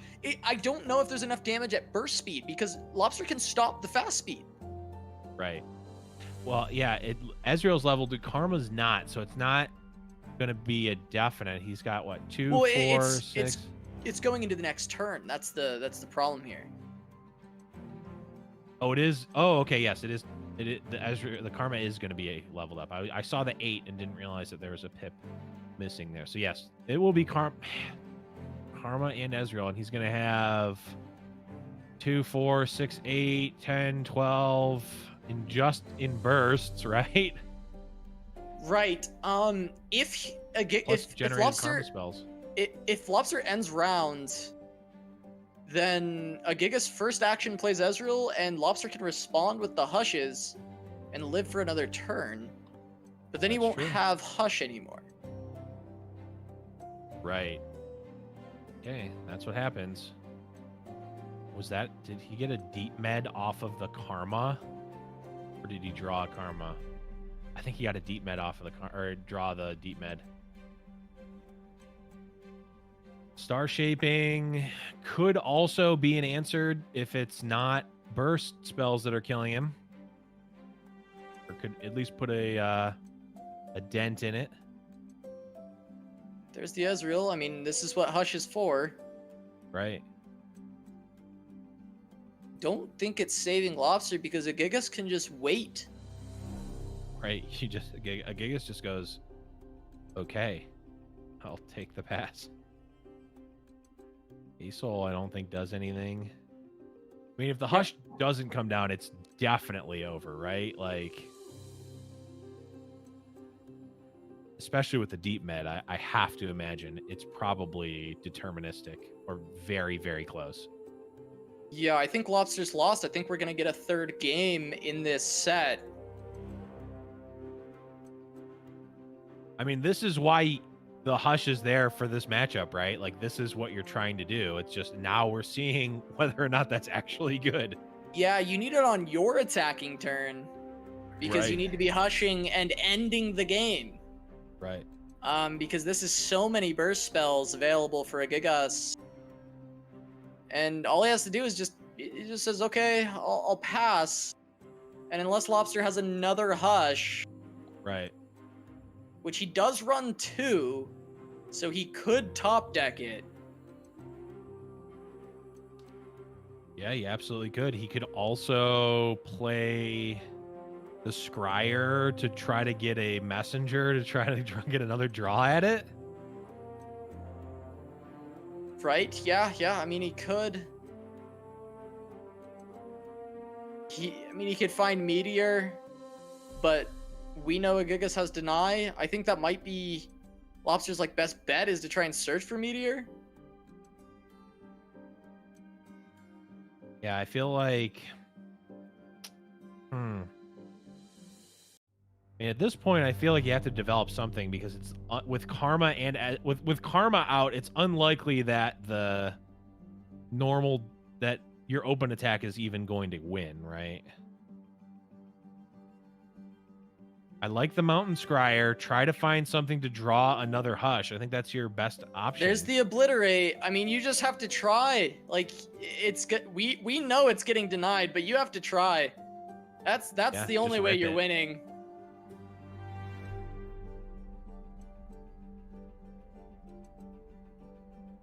And Agigas can't even tap out unless he plays Yone. Right. Yeah, and that would be probably the weirdest thing I could ever imagine, is if Yone hit the board here. Yeah, I agree. But that's just about the only way that Lobster wins. Right. I mean, if Agigas just passes turn, well, he's obviously going to use the deny on the Obliterate, but if he just passes turn, we're going to get to the point where there's a leveled up Karma and a leveled up Ezreal and full mana, and I'm pretty sure it's on our Fight Night bingo board to mark that spot if you ever lose from that position. I don't think we've ever seen it. What is with Agigas and winning below 5 health? Wait. Does he still... Can he do it? Oh, maybe he can win. Return is burst speed. So he could return the Ezreal and start jamming burst spells to deal damage on this turn. Oh, is it enough though? Yeah, if it's not enough and he taps below deny, then he gets meteored. But I think it's kind of free, I think. I think it just gets a little bit of extra damage. Yeah, I mean, this is interesting for sure. This is a really cute play. I'm not sure if this...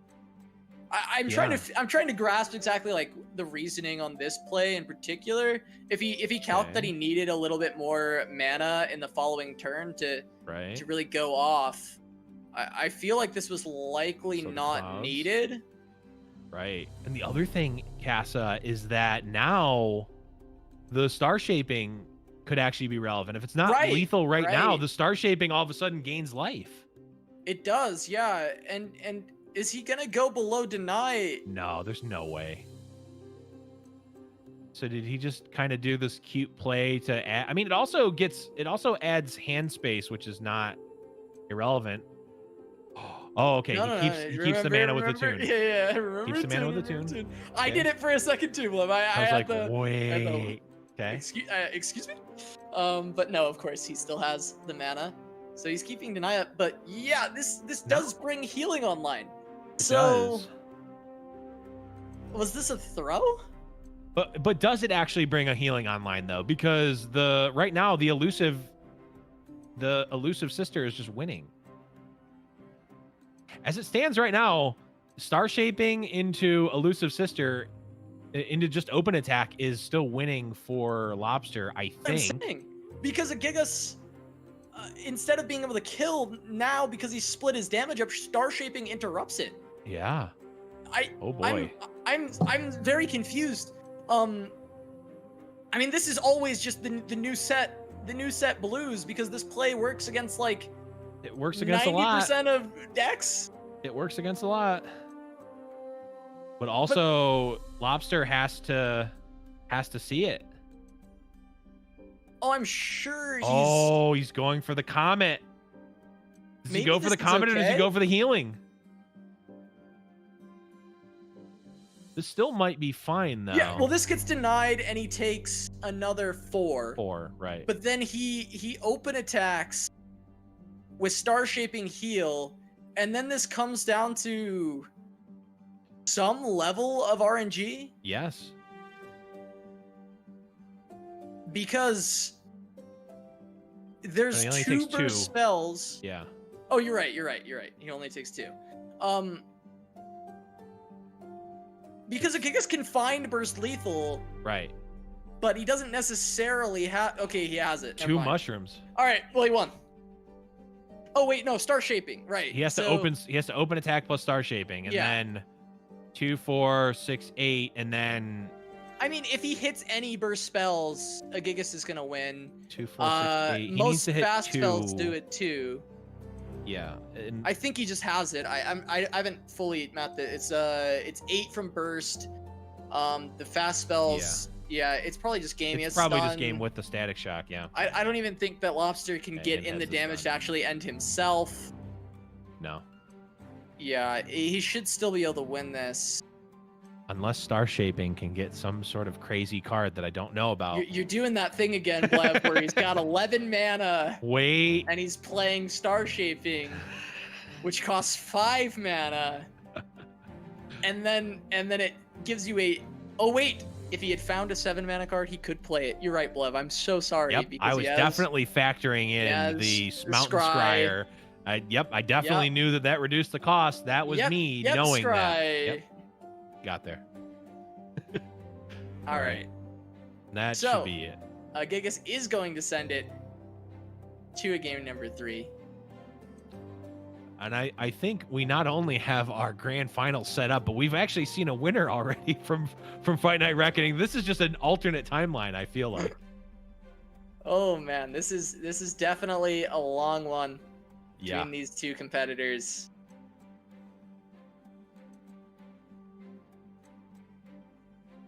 And it is very close. I guess if Lobster would have gained the life last turn, maybe it wouldn't have mattered. Would it have not mattered? I don't know. Yeah, I don't think that there was a winning line for Lobster necessarily. Yeah, that didn't involve drawing Hush off the top. Yeah, I believe that was the only win was a Hush off the top. Now we're just waiting for Agigas to finish him off. Yep. No scoopers here. Well, I mean, he's technically, at least at this point, still attacking for lethal. Maybe. Probably not, because he could still even block with Ezreal. Hey, you know what? If you still have a shot, you might as well take it, right? Oh, they're playing for a $2,000 prize pool? Absolutely. Take your shot, but there's the burst speed spell from Agigas. He's going to finish that one off. And we're going to game number 3. Lobster, Agigas. I believe all that is left is a Targon mirror, but it's not the same deck. No. It's Lux Leona versus Aurelion Sol Leona. Yep. Very different archetypes, but still a lot of Invoke to be had. A lot of these Celestial cards making a big impact in the game, but Lux will provide a lot more early tempo. So if the Aurelion Sol deck cannot hold on long enough, Gigas is going to have a little bit of an advantage. But if it goes late, it's looking like a Lobster angle for me. Yeah, I mean, the Aurelion Sol, of course, gives you that just inherent late game, right? Versus the Lux, which kind of does, but it's a timing attack. At some point, it's going to be less effective, and Lux sort of fizzles out in the late game. But that being said, does have a lot of course, ways to deal and control the board in the mid game. So it's really going to be how does this early and mid game progress? If it's fast, it could be Gigas favored. If it's slow, I'm thinking Lobster. Yeah, and Lobster's got great defense to put up here, hitting pretty much all his Daybreak cards. Going to be having the 1-drop to protect and trade in the early game. He's got Robin for turn 5, which will allow him to generate more Daybreak cards, which will help him stabilize the board. And he's got Aurelion for 10. Of course, it's a brick draw early. You want to draw it a little bit later in the game, but he is glad that he will have it, especially because his hand has plays for all of the early game. So realistically, he's not missing out too much. And at this point, there's your Traveler. Do you go Traveler? I mean, you already have your curve filled out. It might just be better than the other two, and you want to find the Comet and the Obliterates. And so I think I go Traveler here. Written in the Stars is an interesting one, though.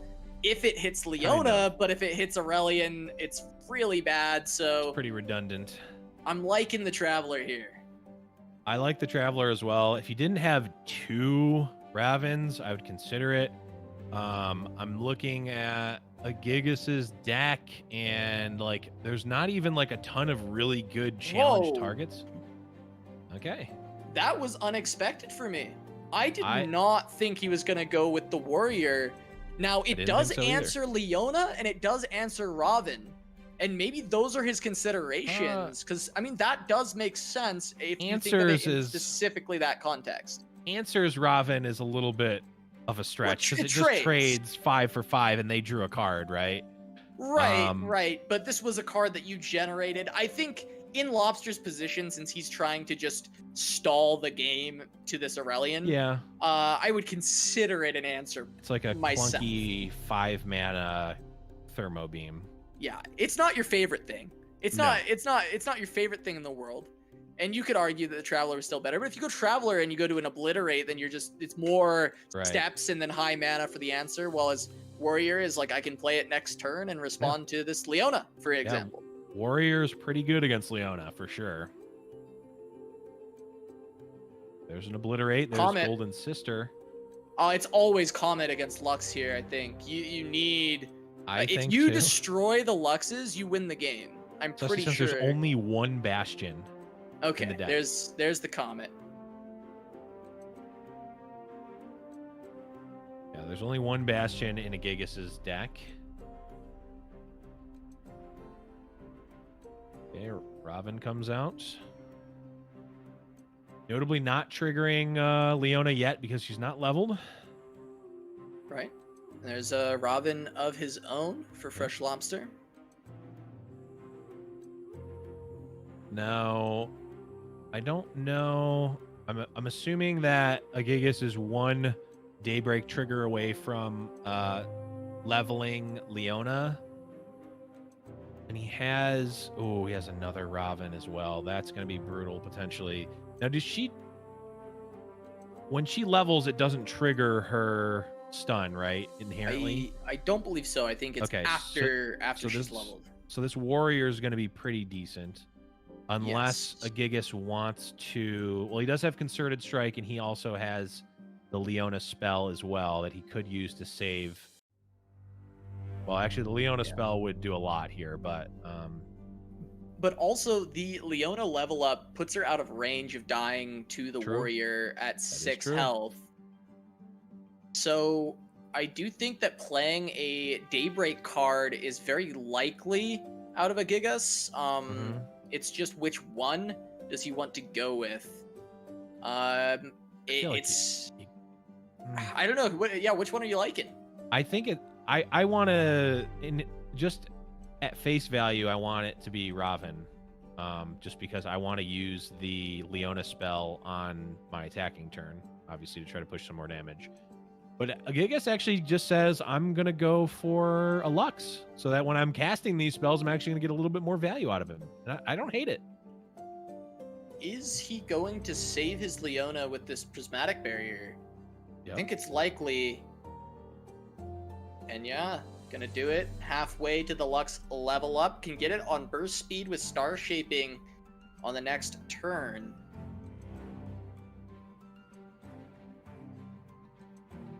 And there are no pings in this deck. Yep, no pings in the deck, so the barriers are going to be good. And oh boy, there are a lot of spells in the hand of Agigas right now Star Shaping will level up Lux, but then the lasers are going to be coming from pretty much now until the end of the game, or until Lux dies. So, Comet for the Lux. This is very good for Lobster. Helps drag this out. Agigas does not have a response immediately. He can level his Lux and generate a laser on this turn, but he can't save her, and he picked up a second. It's a very, very big draw, getting another Lux get down onto the board. Plus, he can still feign Bastion, but I believe it is a one-of, so I don't expect there to be much playing around that for Lobster. I think it's very likely that he will rip the Comet on this turn. Now, the ordering he may play something else first and hope that Agigas taps out of Bastion, because obviously that Bastion would be horrifying for Lobster, as it would level the Lux and save her. But I do think that it's likely we would still see this obliterate. And now with the mana being spent, I'm very confident that Lux will be getting hit by a comet this turn. Yep. Concerted strike coming out. Kind of interesting, though. Lobster doesn't really have anything that would save 8. Actually, I don't know. Troll Chant is only plus and -2. Okay, so that wouldn't have done it, I don't think. Yeah, it 9, wouldn't 7. quite. It would have been close. It would have almost saved it, but not quite. Yeah. Now is it just the Comet Rip straight away, or do you want to play one of these Daybreak units?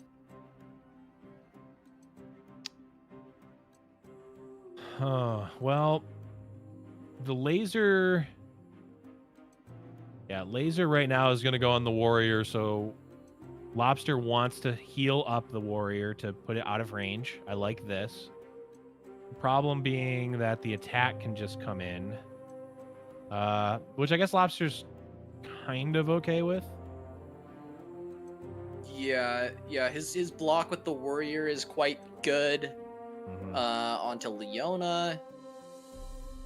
But now his Comet's going to cost an additional mana, which may not be relevant, but it is something to consider.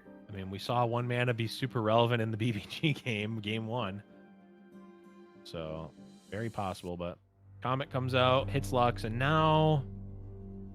And I still think it's a pretty free attack with Raven. Because either... Unless you really, really want Raven out, but I don't think so.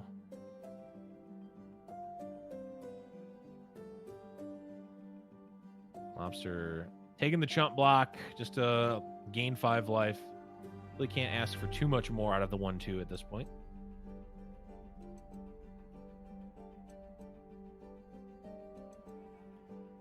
Warrior comes through, going to threaten Leona, and it looks like this is going to be good. So the warrior getting value. We got to see that majestic artwork there.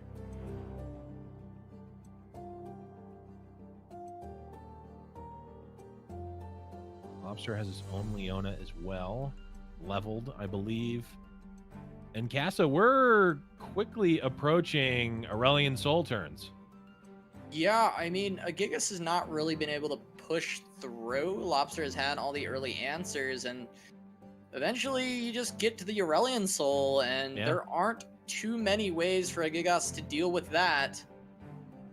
Lobster even potentially able to put on an offensive with his own Leona. Yeah, I mean, Raven coming out is going to generate a spell. Leona plus Leona's spell next turn is... Oh, in a one cheap drop. One. A cheap Daybreak. Okay, Remembrance. What does it hit? Importantly, these are coming down without Lux on board, so there's no laser generation from these 6 mana spells. Even though they're generating pressure with the Demacia units, Lobster kind of just answers it with his board. He's probably not too concerned with this. Leveled up Leona on deck to play defense and then counterattack on the following turn with potentially more Daybreak cards. Yeah, the unfortunate thing for Lobster is that open attack here is pretty all right, actually. Well, it's tough because like it's a safe open attack, but what does it really accomplish, I guess? Which isn't a ton. Another cheap Daybreak card. Yeah, so Agigas has to decide, is he going to develop? He says yes. Leona comes out, and now Leona leveled. We're going to get potentially Leona's spell as well. That is going to stun the other 2 units. Of course, Lobster is going to be able to play his own Leona defensively here. Yep, he gets his own stun out.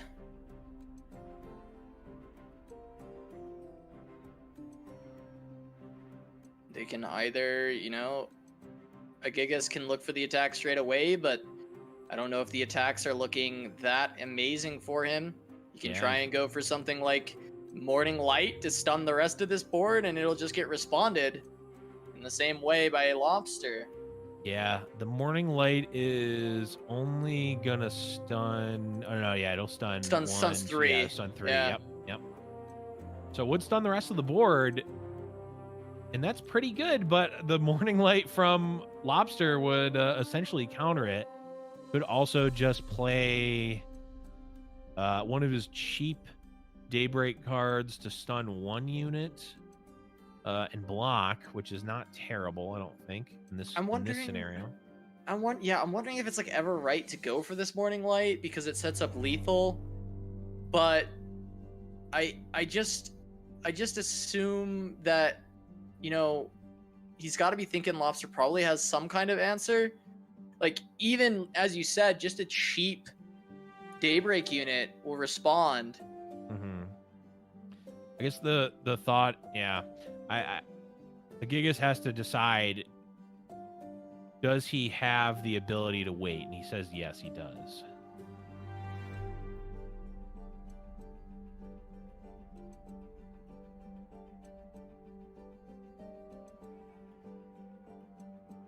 Chat thinking that Daybreak would only stun 2 units when they don't see that Raven would also trigger, including Leona twice. Leona from herself and from the Daybreak. That's 3. GG chat. Yeah, Lobster responds here with another stun from a cheap Daybreak, and this is stun down. I mean, he gets the sort of the value attack here from the Lancer, but I mean, that's really kind of lackluster.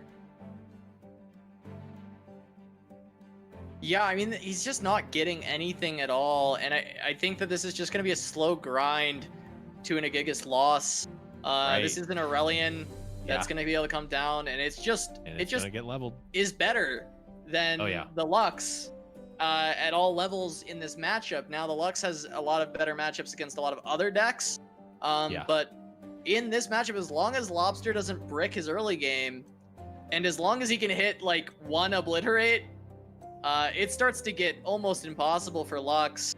And these Aurelion Souls are just gonna be way too much. He might not even need them, to be fair. If Lobster plays Morning Light, it stuns the entire board. Now, I guess it can be responded by a Gigas. So it's more likely we just see Aurelion come down because he's going to level. The Morning Lights basically trade for each other at whatever point in the game that they come out. At least as the board stands now. Aurelion Soul, I feel like you want to start with Aurelion Soul because not only is it, is he amazing on his own, right? But he also will be eating 2 stuns from Leona, right? Because the Spell Shield will eat the first one, and then the second one will go on to Aurelion Soul. So he's also just, the magnet for the Leona stuns, which can let the rest of your board get through potentially.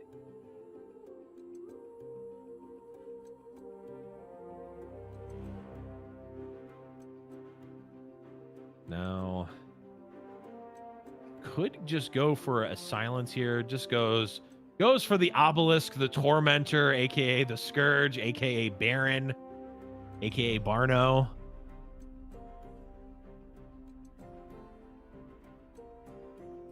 And here, I mean, it's just, it's doomed, right? What's the punish for Asol is what he's thinking, right? I think there isn't one in this deck, actually. Like, Aurelion is so hard to remove. You have to have 2 things to get rid of him, right? You have to have one to clear the spell shield, and then the second to clear it. And not even a single card in this deck would remove him straight up other than Concerted. Yeah. So you would need Concerted plus Hush. Yeah. I guess that's the punish. It is a punish. Troll Chant saves it. There isn't a punish, man. Yeah. Oh, it's so brutal. You can I think you can slam this Aurelion. Because there's nothing that answers it. Unless... Is there a Daybreak thing that the Leona stun will clear it and then you can Concerted that then the Troll Chant doesn't answer? I don't think so. The Troll Chant is the problem now. It's not the Spell Shield. Yeah, Concerted it is. It is both, but, you know, it's... I guess if it's...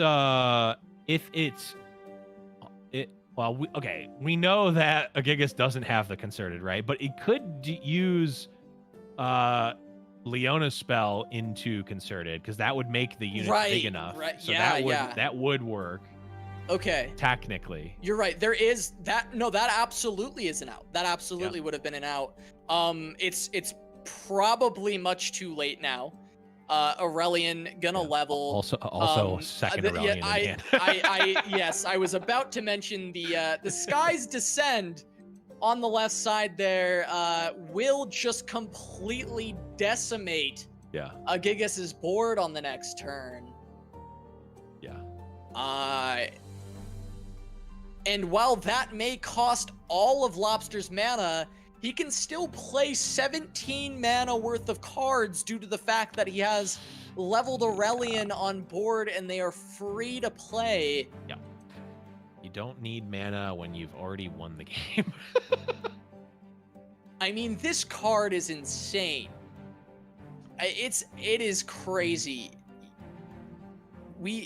Lobster, we got an ad on Lobster's stream has come up. It's been going so long. Bloodlight Seltzer has taken over. I don't know what happened there, but the game took so long that Twitch said we needed to take a break. Wow. Either Lobster is trolling us or... Unless Lobster ran the ad break, not realizing that delay would cause that to come on in the middle of a match. That's a Monko right there. But there we are.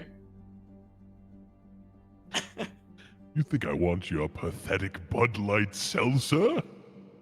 That's Aurelian Soul saying he has no time for Bud Light Seltzer. Well, and after all of that, a simple eating of a 1-2 happens. Spell Shield broken on Aurelian Soul, so potentially the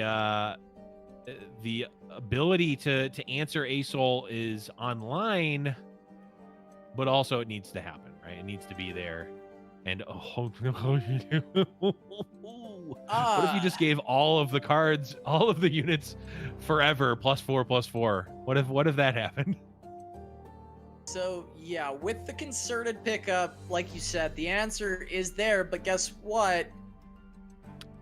I don't know if it matters. I would say it almost certainly doesn't. Because Aurelian will die here, but Stars Descend could just be cast right now.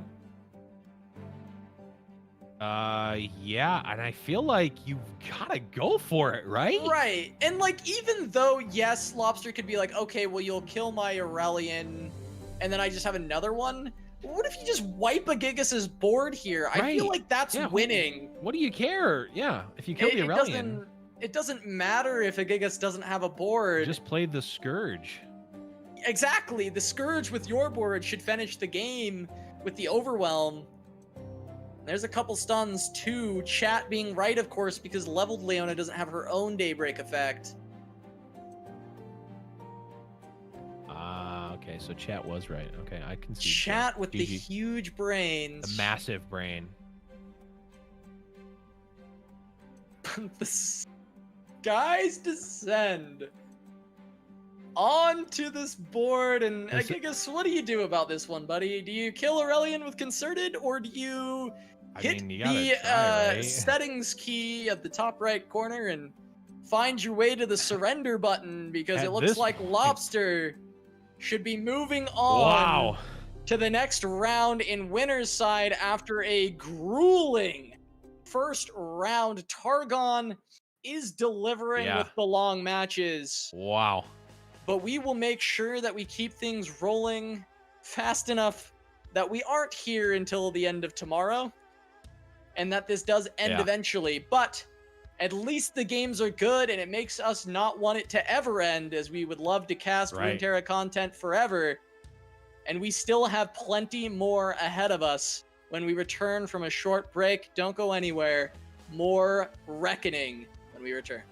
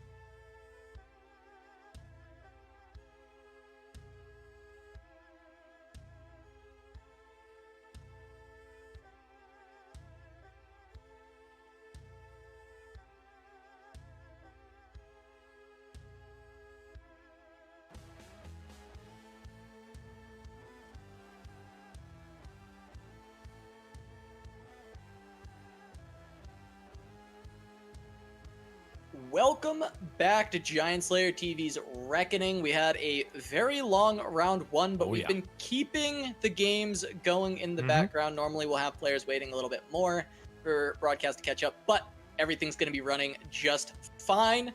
You can make sure to check out perspectives of all the players, as they should all have their streams up, and you can find them with the little widget on your screen. You can go ahead and click that. You can find everybody's streams, but we're excited to be continuing on in this. So let's go ahead and take a look at a bracket and see where we stand for now. Oh yeah, so we of course just watched the conclusion of Agigas versus Freshlobster. Freshlobster taking the win there. Going to be playing against Nolagold. Glop playing against Ceph. Winding God versus Swim. Swim actually taking the win versus the Black Boss. That's awesome.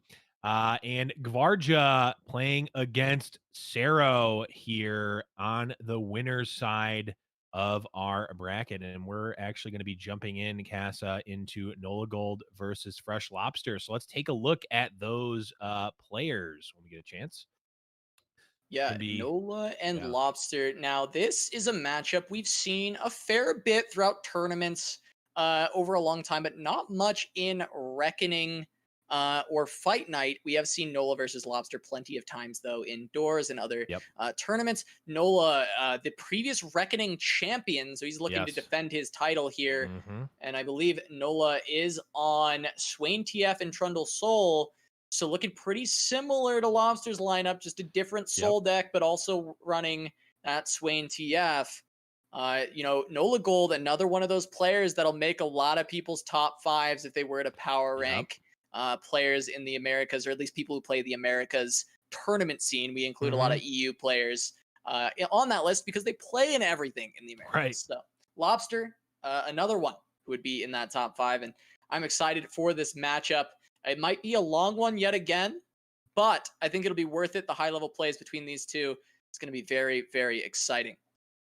Yeah, it's going to be, I mean, it's a great matchup. It's going to be a super grindy one. I mean, we're all collectively learning about these sort of Aurelian Soul, Targon, Invoke type decks together, right? Like, even these players who have been grinding incessantly have only been doing it for 2 days, right? The set came out on Wednesday. So we're all going to be learning together, including the players, as to, what cards you need to keep on Invoke in certain matchups. What's important. I mean, it's been crazy. So these games are going to go a little bit longer for sure, but they're really, really dependent on decision making for sure. Yeah, I'm thinking that Nola might actually be a little favored in this one when I'm just taking a quick look at the decks. I actually think Trundle Soul does a lot better into Leona Soul because of the ramp. The ability to get to Aurelian much faster causes it to have a very strong head-to-head. And so I'm pretty excited to see this deck. This was actually, Revitalizing Soul was probably the first deck that I actually theory crafted and built, and was talking with a lot of players about this. And there was some parallel thinking with Nola, because he's on a pretty different list than to what I was playing with. But the same kind of idea. We're ramping into Aurelian. We're playing, the Infinite Mind Splitter. We're playing Aurelian as our 8 costs. And, we're setting up for those Beholds. He goes all in with the Faces of the Old Ones and the Troll Scavenger as well. I personally didn't love those cards, but Nola seems to think that they are working out well for him. But there are some amazing plays you can make with this. Trundle Pillar, the Ice Pillar, and Infinite Mind Splitter on the same turn coming down is a terrifying combo. If you ever reach that Enlightened, getting that Revitalizing Roar onto an Aurelian Soul, healing for 10, and then playing him for free in the future, it's a very, very strong combo. So if he hits his ramp, this deck hits hard.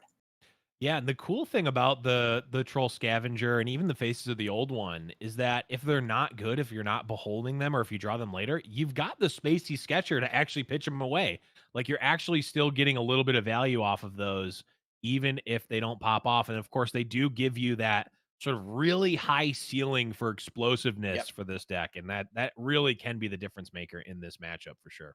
Yeah, and another great thing to note is this 2 of Dragons Clutch to tutor your dragons that are both 8+. That'll allow you to set up your Beholds if you don't have them. So there's a lot of good thought that goes into getting these Beholds off for Nolagold here. And yes, while I don't think the percentages of having one on turn 2 is going to always be amazing, if he gets a Dragon Clutch out, then he'll have it at least early enough in the game. And we're going to start out with the Targon Mirror. So on turn 3, Nola doesn't have any ramp down just yet, but we'll see if he does have that Weirding Stones in just a moment. And he does. He could be ramping into Trundle right now, and that's already a terrifying prospect for Freshlobster, but he is pushing a good amount of damage to start things off. Yeah, but it's going to be tough, right? Because I guess Leona does give you sort of that over-the-top to be able to push through and get that extra reach. But man, if you're not getting it all, You're not ending the game.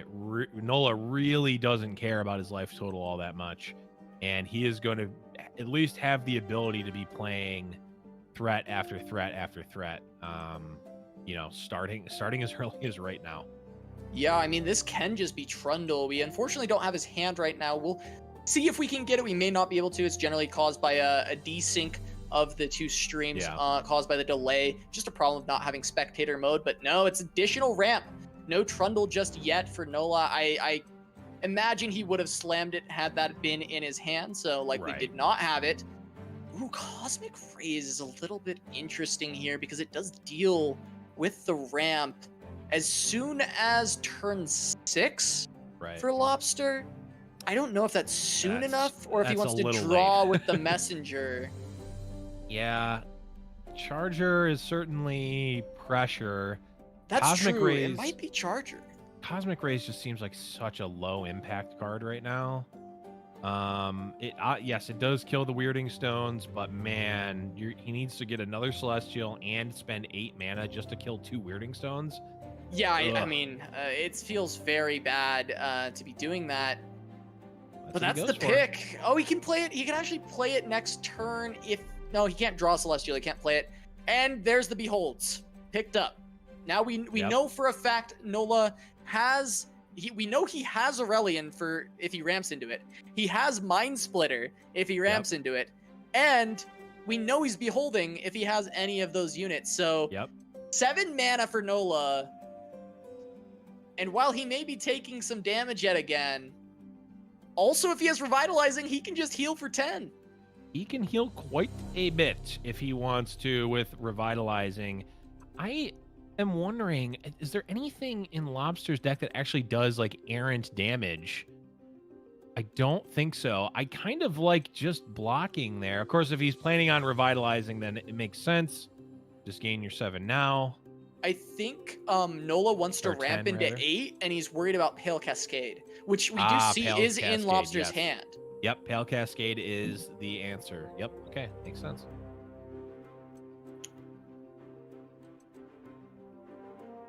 So Nola just going to heal for 10. Of course, you already know the Aurelion's there from the Dragon Clutch draw. He doesn't get the benefit of the Enlighten on the Revitalizing, but I think he's pretty happy with the plus 10 HP there, setting himself up to survive a little bit longer, get to this next ramp turn where he can actually just get down the Infinite Mind Splitter, and he can stop this entire board that is put in front of him. Yeah, I mean, for what it's worth, it's not really that much of a board, but as we see with the Cosmic, what is it, Intervention, or whatever that, Cosmic Inspiration, it's going to be a big board pretty quickly. Oh, a pass from Nola. He's happy if Lobster just keeps this as the board. Yeah. Because he's not worried about an open. Probably this reads to me as something like an Ice Quake potentially being in the hand. Oh, Ice Quake, yeah. He does have the 1x, just raw Ice Quake. I believe, yes, he does. It could also be just, I want Lobster to develop more into my Infinite Mind Splitter because I don't really care to Infinite Mind Splitter a 3/3 and a 2/3. Right, yeah, he could be waiting to see if there's a larger develop here. This decision's so hard from Lobster because what do you decide to play around? You commit to the board and then what? You know he has Infinite Mind Splitter. That's just a fact. You are aware of that. Clutch draws 2 different dragons. There's exactly 2 different dragons in Nola's deck. One was Aurelion Soul. The other is Infinite Mind Splitter. Yeah, so there are 2 known quantities in Nolagold's hand, and I mean that's part of the mind games, right? Because Nola knows that Lobster knows, right? So if you can represent one of the things that he knows that you have, but that also could represent something else, then you can get a lot of advantage there.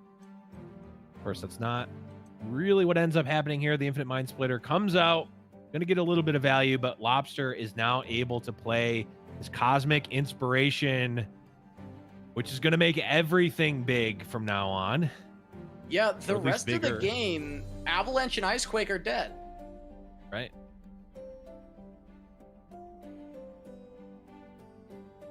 Now Lobster is presented with the opportunity to get some damage on the Mind Splitter. And I mean, this is one of the...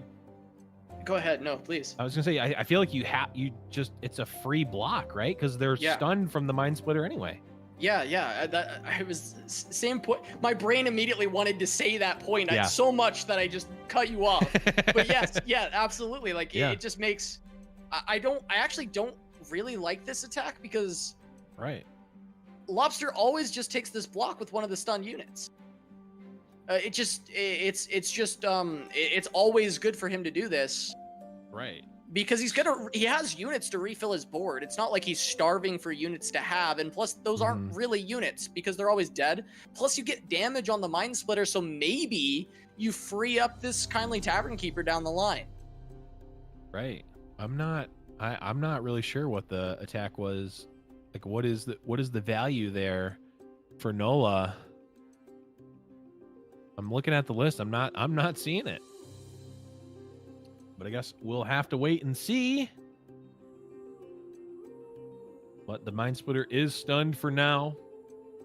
And we're potentially one turn away from Asol coming down for Nola. And I'm pretty sure he always just hits the board immediately.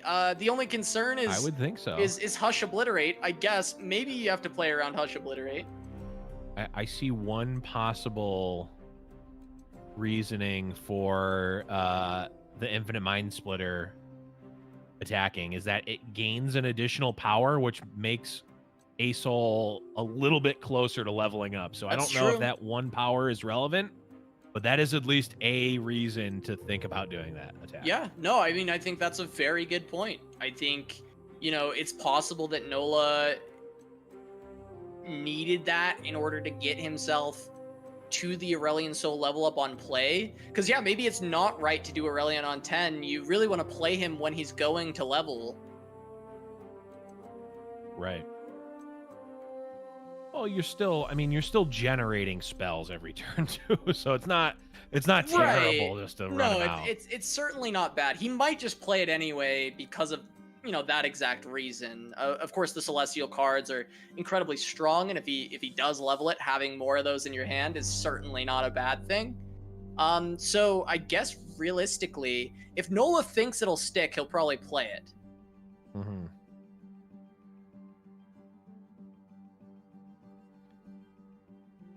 Yeah, and I mean, there's only one. No, there is 2 Celestial spells in Lobster's hand, so Nola potentially does need to be afraid here. Again, Leona gets sort of a free pop of the spell shield with any Daybreak card, and then Lobster could theoretically have Obliterate in his hand.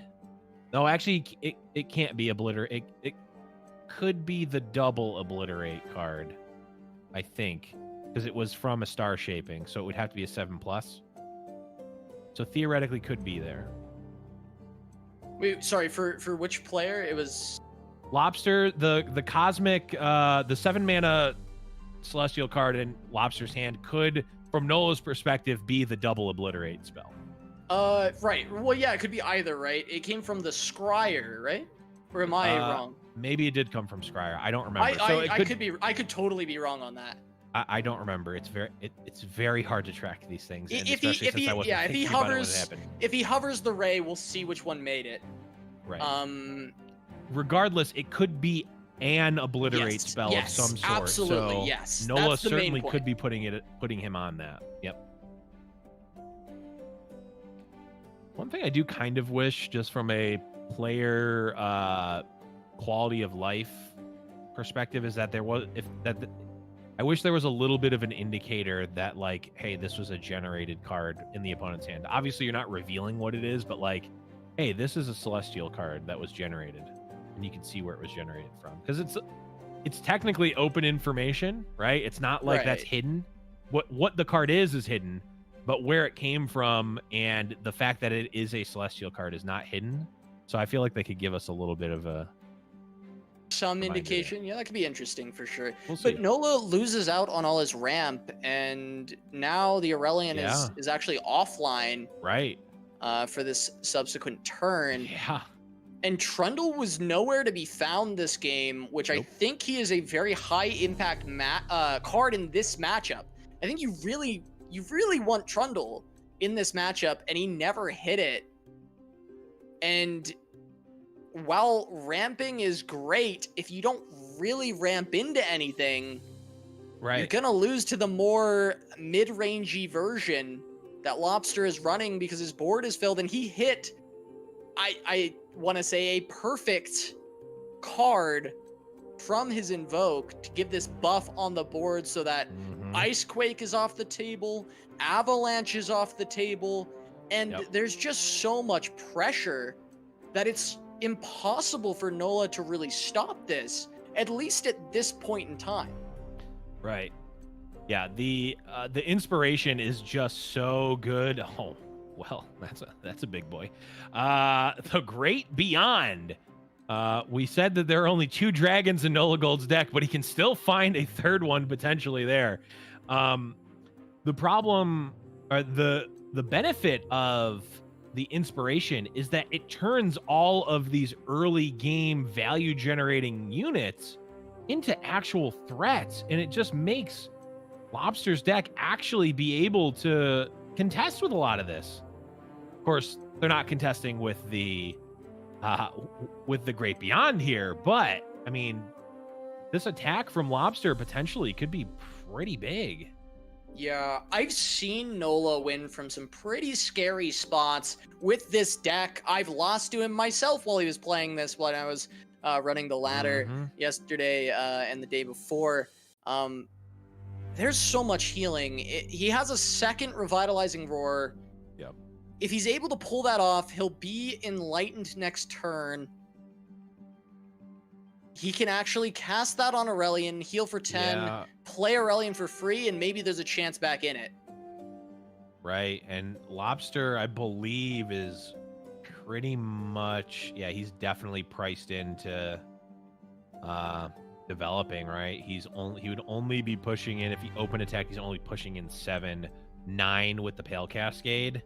It's just not enough. Yeah, and this Great Beyond is still, knocking at the door, pushing 8 every turn. Potentially Nola can find a way to deal more. I don't actually... I mean, he doesn't have buffs. Okay, so he probably can't find a way to push more. But, yeah, it's still frightening having this hit you every turn, especially if Nola starts healing up once again.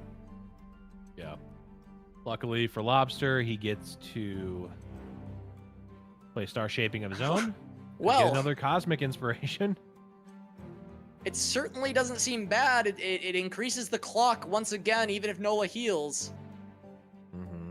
So would the Scourge, however. Just depends which one you want. I think the cheaper spell makes sense. Spell makes sense. Spell also has just later game value. Spell affects more things. Spell doesn't really get countered, whereas you can still obliterate the Scourge or do other there's still other things that can be done to the Scourge now. Oh boy. So you play this first, right? You go just so that your things trade better, and you threaten to finish the game with fewer cards because you don't win on open. No, so I don't think don't the open is looking that good. Cosmic Inspiration is likely the one you pick. You go Cosmic Inspiration, but if he's actually considering playing the Mountain Scryer, I feel like he should probably open with that. But looks like he's not necessarily doing that. Because you'd rather see what you're getting off your Mountain Scryer before you decide to Inspiration, right? I think.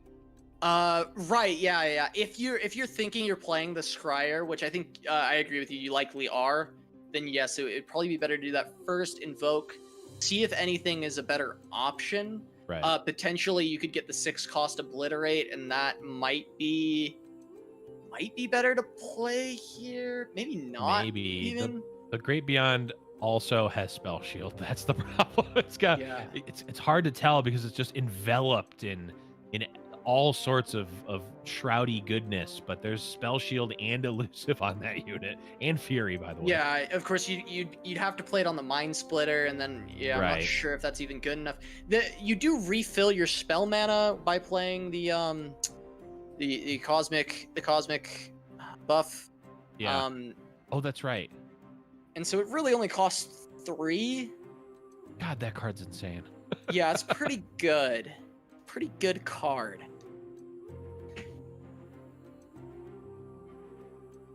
All right, Spacey Sketcher. Yeah, Avalanche worthless. Throw that away. Yep. Spacey Sketcher is really turned into like a top 5 card in the set. Like, it is so good. It's lived up to expectation, I feel. I think it's done quite well. It does feel very good to play. It slots into a lot of decks. It's certainly up there. But yeah, Lobster could just replace his Tavern Keeper, unless he's trying to play for more value, because it likely will get freed up on this turn, since they think the Mind Splitter does have to block. Could just play the Scryer post-combat, potentially, too, if he wants, but... Yeah. I don't even know, like, does an attack really even come through here? You're still kind of, like... You're down on cards right now, right? Wait. Oh my God. Yeah, that is so good here. Yeah, I mean, that pushes. That pushes. That is such a huge pickup for Lobster. I mean, that should close this out. I don't know if Nola can play a card here that saves him from having 2 of his blockers stunned from the board. Right. Stun. Then he'll have 2 blockers. With everything buffed, I mean, realistically, only 2 things have to get in. I guess technically 3, because Spacey Sketcher isn't doing enough, but Crescent Strike is huge. He's going to have 3 blockers. He can block. He can block those. Takes 5 plus 12 is 17.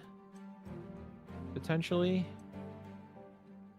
But Nola's actually going to have an additional action. So he's actually only taking 11, and then Pale Cascade would threaten lethal. Right. I don't know if there's an answer past that. There's healing, potentially. Star Shaping. Catalyst. Star Shaping would stop it. Yeah.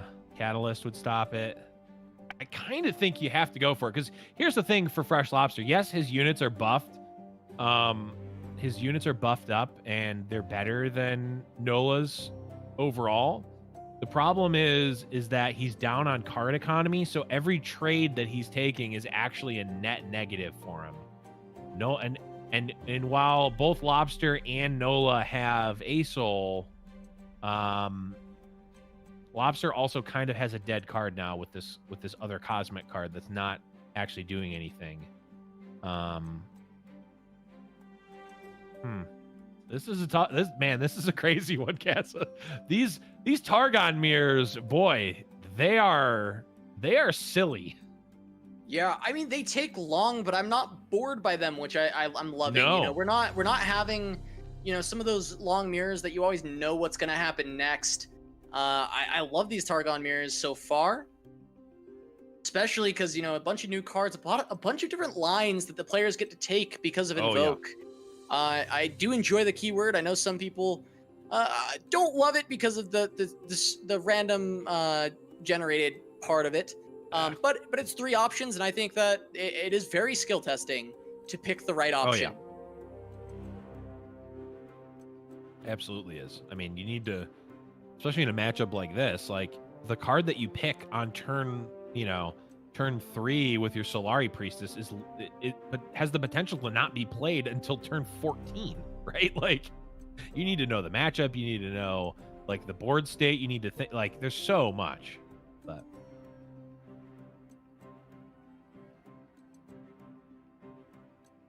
We shall see here what Nola has to respond with. Vitroar on Aurelion. Wait, is that on Aurelion? Yeah, I think he played it on the wrong Aurelion. Oh, oh, okay.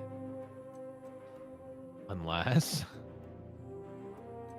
Okay, yeah, no, just played on a different Aurelion. Okay, well, that's a bit of a blunder there, but I blame the game for that. Does getting Aurelion down actually save Nola at this point in the game? I guess it depends if he has Living Legends. I mean, I said it as a meme before, Casa, but with Aurelion Soul, there really is kind of a lot of possibilities as to what you could get, so... Wait. He has... The Great Beyond is a dragon. Yes. Lobster can't let Great Beyond live here. Because he knows there's 2 Aurelions. That's why this is such a big blunder, actually, from Nola. If Nola plays Aurelion, and he has Great Beyond on the board, then he can play Sky's Descend and wipe this board. Because his Aurelion is free. He'll have exactly 11 mana, which is exactly how much mana he'll have. If Lobster doesn't recognize this, and he lets the Great Beyond live, Lobster will lose the game. Uh-oh. Oh.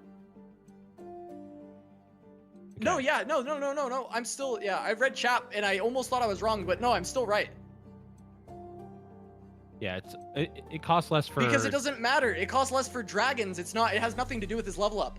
It's because there's 2 dragons. It's dragons and celestials, right? Yes, and celestials.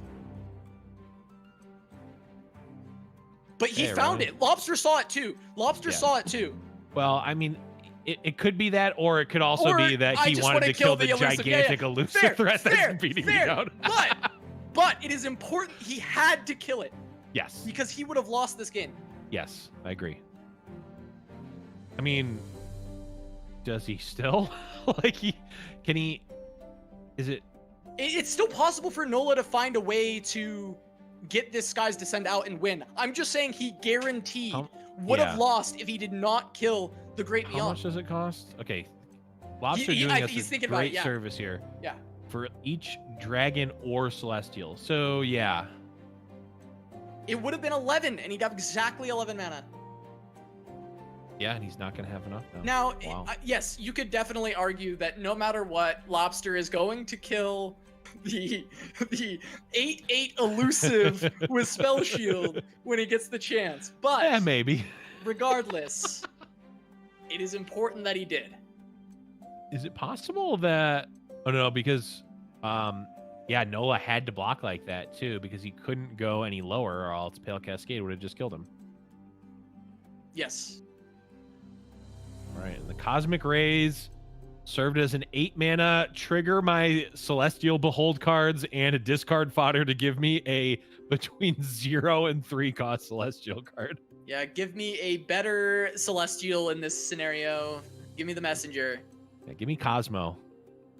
Oh, or Serpent. Serpent is also relevant too. Yeah, the challenge is quite good. Yeah.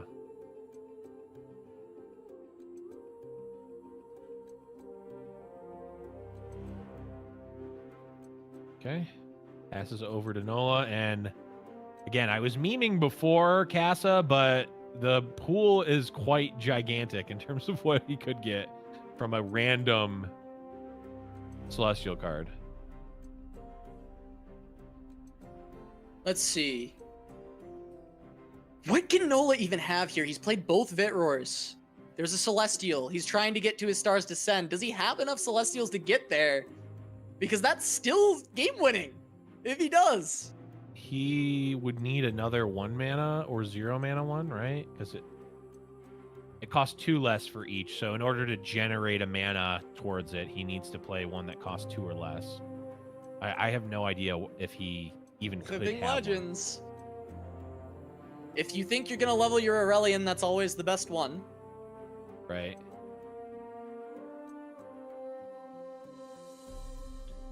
I mean, it's kind of tough not to take that one, right? Even if you're not going to level it up.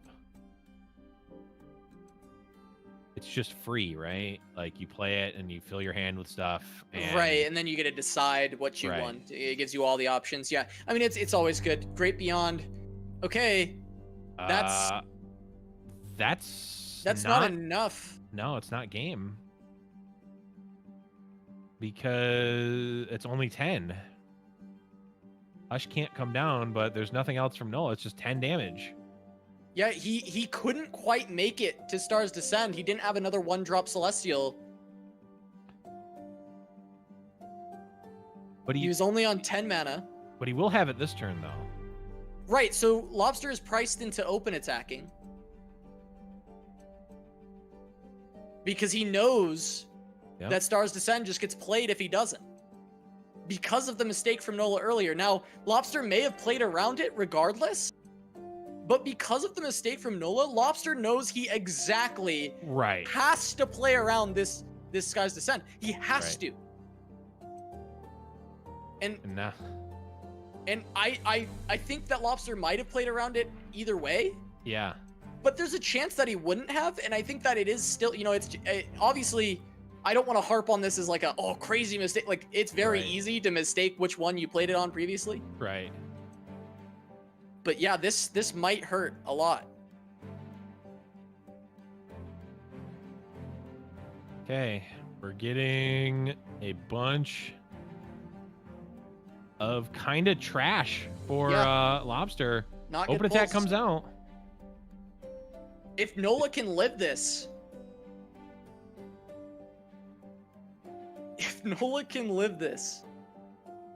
he might just have this game. Right. Oh man, what is... Any heal, and he lives. He has enough blockers. Any heal. Yeah. Chomp. Yeah, I mean, but does he have it? So that's the question. I mean, he's got a lot of cards in hand. He's played one Catalyst. He's played one Stargazing or Star Shaping. Mm-hmm. I mean, both Vit Roars are gone, but that doesn't matter here. It has to be Star Shaping or Catalyst. Does he have it? I mean, Nola's going through the calcs. It would be a scoop if he has no healing, right? I mean, he knows that he has to have healing to win. Yeah. This open is killing him if he doesn't. So there it is. That's it. Lobster takes game 1, and yet again, I mean, it's gonna be a long one. Both these players playing some very slow decks, but they are playing very well. Yeah. That slight mess up from Nola, I'm curious if Lobster ever plays differently or if he always plays around it. We saw the clutch played earlier. It's likely that Aurelion is going to be there. So, yeah, playing around that Sky's Descent. Wow. And Lobster's going to take game 1 in the matchup that I said should have been favored towards Nola. And so now... Yeah, but we said that 3 hours ago, Casa. We've learned so much since then. I am feeling good for Lobster just being on Swain TF, though. I think he's got a good shot. Two games to find the win. Sure. Swain TF is a very powerful deck right now. Man, it's so crazy coming from that matchup where we're just seeing celestial entities just duke it out in the skies, and then we see the card House Spider. Like thematically very different, but also just like it is a 2/2 that makes a 1/1. Okay. Who would win? Yeah. The Shaper of Stars, or one small spider? I'm afraid of spiders. Yeah, just very. I mean, what more is there to say? The stars were shaped. The worlds created and destroyed. It was really flexing the power of cosmic inspiration. Not that it really needed its power flex, because it's an insanely good card, but think about the game without those, right? Like Lobster just has this like measly board of like 2/3s and 1/2s and like 1/1s. Like, who cares? But with the just giving everything +4/+4 forever, it just really makes it play out differently. But of course, we're in a very different match here. Swain TF, the traditional versus the new Asol Trundle for Nola. Yeah, no turn 2 again from Nola. So either missing his Behold or missing his 2-drop. We'll see if it's Weirding Stones once again. And does he actually draw a Trundle? 0 Trundles in that last game. I think, Trundle, I gave a 6 out of 5 in our review. That's true, you did. I'm a simp for Trundle. I'll say it again.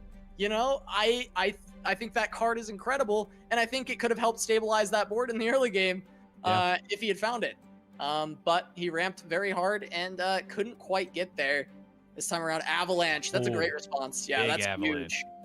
Yep, really big avalanche for Nola there. Another card that we did see, but we only saw it get pitched to.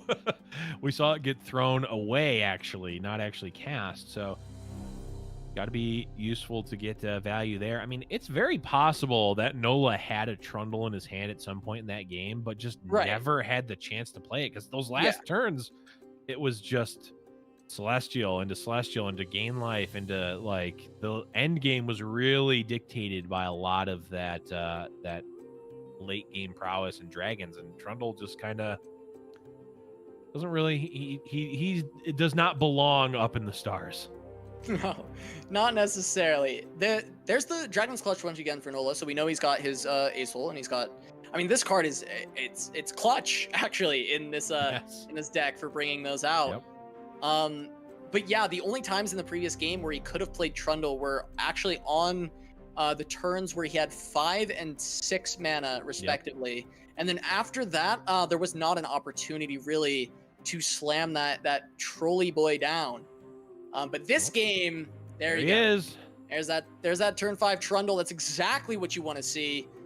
No good removal options for Freshlobster for this boy, so he's going to be sticking around for a little bit, creating a lot of pressure, and we know that he has Pillar Mind Splitter set up for a later turn, which is such a powerful swing.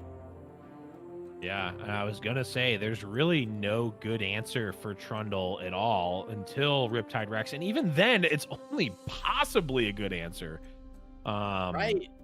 But, like, the rest of this is just embarrassing, right? I mean, you need to, like, Noxian Fervor plus Flock to kill the Trundle, but then you're, like, 3 for 1ing yourself. Like, it's tough. Yeah, really tough to deal with. We talk about how good Rex is, and Rex is, I mean, arguably still the best card in the game, one of the best cards in the game, right? Mm-hmm. But this deck from Nola, turn 8, we're on evens, he has the attack token. Turn 8, Nola has first initiative, Ice Pillar comes down. That is just a tank to munch on Riptide Rex shots. Yeah, I think Riptide Rex is one of the best options against certain types of things, and those certain types of things were very prevalent in the Rising Tides meta, and I think we're looking upwards, Casa. I think we're going to the mountains, we're going up into the stars, and Riptide Rex cannon shots only go so far up. Yeah, and I still think that Rex is still arguably the best card in the game, right? There's a reason Swain TF had this resurgence at the start, but this is the start of Call of the Mountain. This is just the beginning. So I don't expect Swain TF is going to be the meta for the long haul. I don't expect we're going to be stuck here.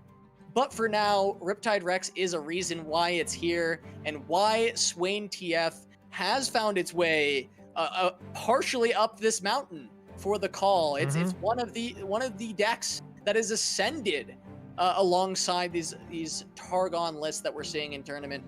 And this, I mean, I can't stress enough that this is only the beginning. The patch has been out for 2 days, and people are coming out swinging. These competitors are coming out swinging with these decks. I'm so excited for the future of this set. Yeah, this is a very common case for a new set coming out. Players, like, the power level of these decks is not necessarily in the ceiling of how strong they are. It's in the consistency, right?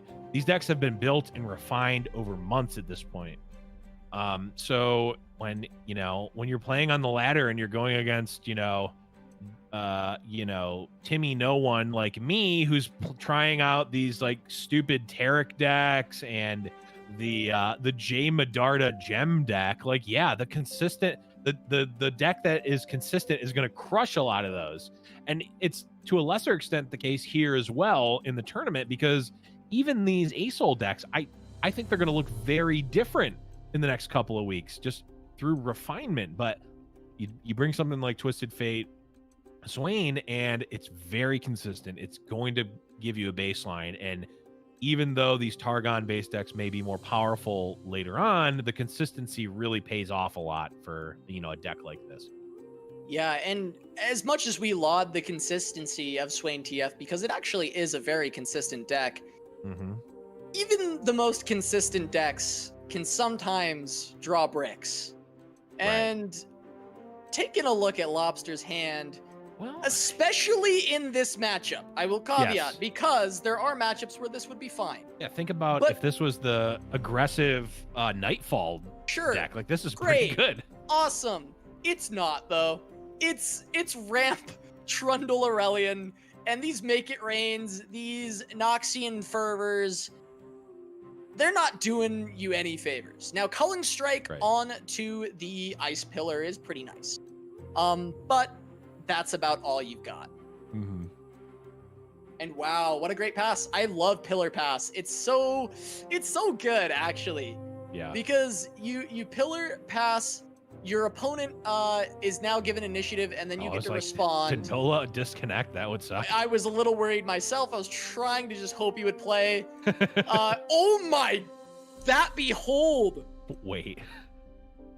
+6. Wait. Plus So we know 6. 3 of those, right? It's the Ice Pillar and the 2 dragons that he drew. Those are guaranteed. But there's 3 more. Oh boy. Yeah, sometimes Trundle just attacks for 11, sure. Welcome to Troll Town. Trundle's here, boys. Coming Trundle's through. here. I'm the king of the trolls. Oh boy. And by the way, that is Grant, ladies and gentlemen. That will not be going away anytime soon. And yeah, Lobster needs to It could be double another. flock. He's gonna kill this, and another Trundle's coming down. Another Trundle's getting slammed. Yep. Because that gives you another behold. The Trundle's Ice Quake. It's another Trundle. That's definitely in the hand. Oh, I am 100% boy. reading it. Oh boy.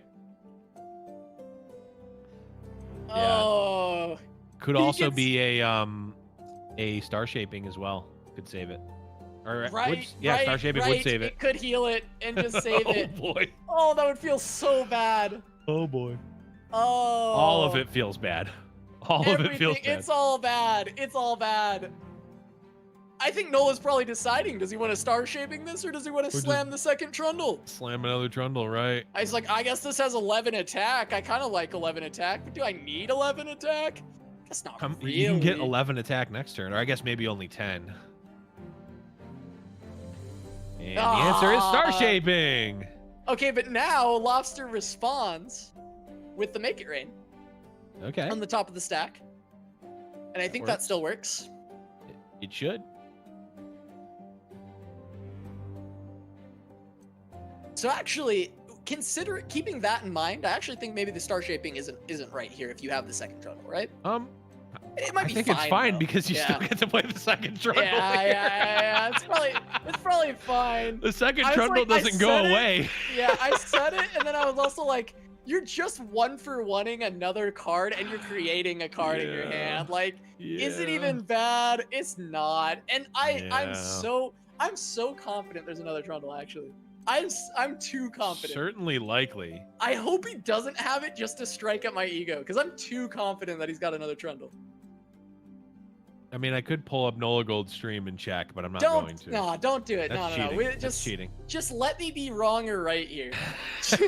Let Man, it happen. Again, we talked about this what seems like 5 hours ago when we previewed the deck. Spacey Sketcher just really ties a lot of the, like, I don't want to necessarily call it greedy, but greedy ramp cards. Because when you draw them late, they're usually duds, but Spacey Sketcher just allows you to get value off of those cards. Just so good.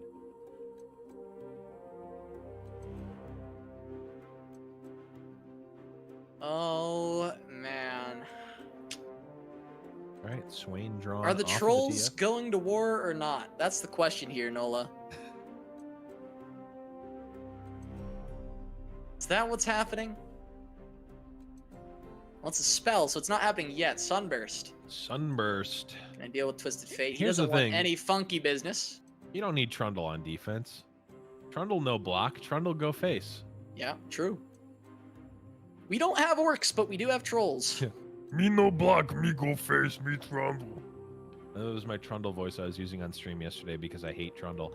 And I just constantly am facing against him on turn 4 every single turn or every single game. But Swain potentially, all right, a leveled up Swain coming through. Could potentially do some damage. We may see Trundle have to come down here. So, just as a note, there is an Aurelian Soul in hand. And an Infinite Mind Splitter. Right. Now, That we know Arachnoid about. Sentry, pretty cool here. Doesn't save against Aurelian Soul because the spell shield will block it. But if Infinite Mind Splitter comes down, Wait, does it block it? Or yes, is it a yeah, skill? this is a skill. This is a Okay, this is a it's not fast like for- speed okay. skill, Yep. or like slow speed, but Yes, it's not. It is burst. actually a Yes. skill. Okay, okay. Yeah. Yep. Then it would work. Or no, yeah. it would not work, rather. Yeah. Yeah, so Soul, but I think it's almost more intuitive to play the Mind Splitter on this turn. But if you want to play around Sentry, if Nola has Sentry on the Mind, he'll go with the Aurelian Soul, I think. And it might be on the Mind, so he's just going to go Yeah. for it here. It's can't good to go develop too wrong. regardless. Yeah. I just think a very human thing would be to play Mind Splitter on the Swain here. Mm-hmm. But, we don't invite players for being human to Reckoning. That's true. They got to have those supernatural reads, even though this one probably isn't the hardest in the world to make. It's still, it's still important that he does. And Yep. well, there's a workaround here. If Lobster wants to get the Swain attack in, he can, of course, stun the Aurelian by hitting face. With the Swain active, it will stun him. Right. That does not get stopped by Spell Shield. So That's true. honestly, Make It Rain is very good here as a lead. Wait. Um, Okay. Wait. No, this is wrong as far as think so, too. ordering. Yeah. The Make It Rain has Because to come out. now this has to hit face, which it does. It did. So never punished. Yeah, I think yeah, you're 100% right. If he would have done it the opposite way, it would have been guaranteed, right? Right, Because because it going either to hit pops face. or it hits face. Yeah. Exactly. It's also possible that he just wanted to get the man. It's still risky though. He took a risk one way or the other. Yeah, new cards, man. It's Yeah. tough. New keywords. It is tough. And this Aurelian's not leveled. Lobster actually has been doing very well for himself with the hand he was dealt. And he just found Leviathan. Yep.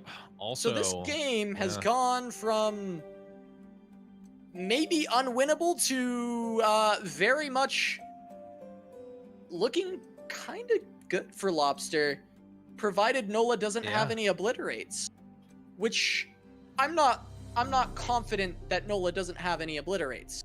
he has an inspired, an invoked card from Aurelian and a random one from Aurelian. So, and of course, it's got to be top of mind to go for an obliterate. I don't think that there was any other invoking that was done. That could be from the Sketcher. So Oh, such a good initiative pass here. right. Like, Lobster, you want to play something? You trying to play the game? See what you got. If Lobster plays anything here, Nola has the option to especially if Freshlobster has to be scared of double obliterate, right? Like, that has Right. to be a fear, unless Lobster just wants to say he never beats that, but maybe he can. Yeah.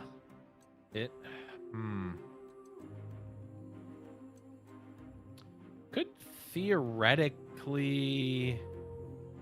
He could theoretically fervor into Riptide Rex. Yeah. Looks like Yeah. that's what he's going for. I mean, he's low. Nola is low. Even just passing the initiative here with Fervor is good because he still has Rex and Leviathan as potential plays. And Rex has fairly good odds of killing the Aurelion. Actually, well, yeah, it has to hit it 4. I think those odds are actually okay considering 2 units. I think hitting it 4 times and the other 3, yeah, is pretty reasonable. So as long as there's no other unit. I'm not a math magician, so I can't tell you what the odds are there. Yeah, I'm very bad at math, actually. I'm not bad at math. I'm just the statistics. I just don't. I'm not going to even try to do it. With 3 units, it seems pretty bad. Yeah, 3 is unlikely to kill the Aurelion. But Leviathan puts... Oh, man. You just can't Leviathan, though, because Nola is keeping that 9 mana. The double obliterate. Yeah. Oof. Is there also... Oh, it could be... It could be Aurelion Soul spell, right? Yeah. Let's see. There's going to be minus 2, 4, 6. 15 is 9, right? Yeah. It could be. So he has 2 outs for Leviathan right now. So it either is Rex or Pass then, right? Like, it can't be Leviathan because the 2 outs are too damning. Yeah, I think it has to be Pass, and Lobster said the same thing. The problem is that what if Nolagold just casts Sky's Descend now anyway, and then Lobster, I guess he would have to Rex at that point. You could try and hope that Nola has no healing and go for a game with Leviathan. Great Beyond. Okay, so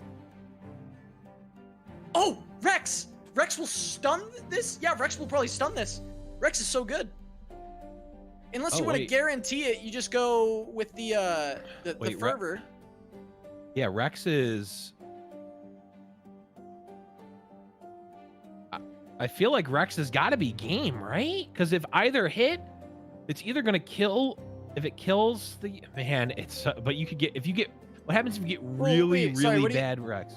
What do you mean game? Oh, he's not on attack. Yeah, okay. He's not on attacking. Okay, never mind. Never mind. Rex is probably the best thing here. And if he gets at least somewhat lucky, then he gets the stun. Wait. Yeah. Okay, he did get it. Okay. I can't. There's so many things on the dragon that I can't say. Yeah, the only way this went bad was 1 more hit on Great Beyond and 1 more on Aurelion instead of the hits on the Charger. Yeah, I don't know if it actually could have gone bad enough for Lobster to lose. Yeah, theoretically. 4, 6, 7. So if he went No, he was always dealing good damage, or he was killing off the Great Beyond. So I think he was okay with Rex always. And even if there isn't okay, there's like a 1. If 4 went on Aurelion, no, I guess only if it 3 overkills, could it hits Aurelion. face, right? Yeah. If 3 went on Aurelion and 4 went on Great Beyond, it would have been okay because the Great Beyond, the first one gets pinged by Spell Shield. You're right. So there was 1 outcome. There was 1 outcome that was that would have lost. Yep. But now, yet again, it's still not over for Lobster. He still hasn't. He's not out of the woods yet. Because there's still the threat. The same threats are still there. Oh man, Sky's Descent could be there. I'm trying to remember the 9 mana. I don't have all the Celestials yet. Most of the cards I'm good on, and probably like a good 70% of the Celestials I have memorized at this point, Blev, but not every single one. A lot of the spells that look very similar. Yeah. I trip up on. There's a deal 4, deal 1. There's a draw champion. Those ones look really similar. Yeah, Skarsgård saying Supernova. That could totally be right. 9 mana is the double. Sounds like it could be right. Double obliterate, I think. Yeah, the double obliterate is the card that I'm talking about here. Yeah. I'm trying to find the words for. Isn't this just is this just Aurelion Soul? Yeah. So spell? Nola, if he has anything, he wins, but Lobster realizes he loses to everything, so he plays the Leviathan. So this is exactly correct from Lobster. He needs to do this. But it's very likely that Nola has the win in hand. I think it'd be super unlucky for Nola if he didn't have it. And there's the Sky's Descend. You can kill a soul. That's not doesn't enough matter. though, Doesn't because his matter. board's gone. Great Beyond will be able to close this one out, and we'll be going to a mirror for match point between these two, unless Lobster can pick up another point of burn damage to the face, and Nola has exactly 0 healing. But he can't cast.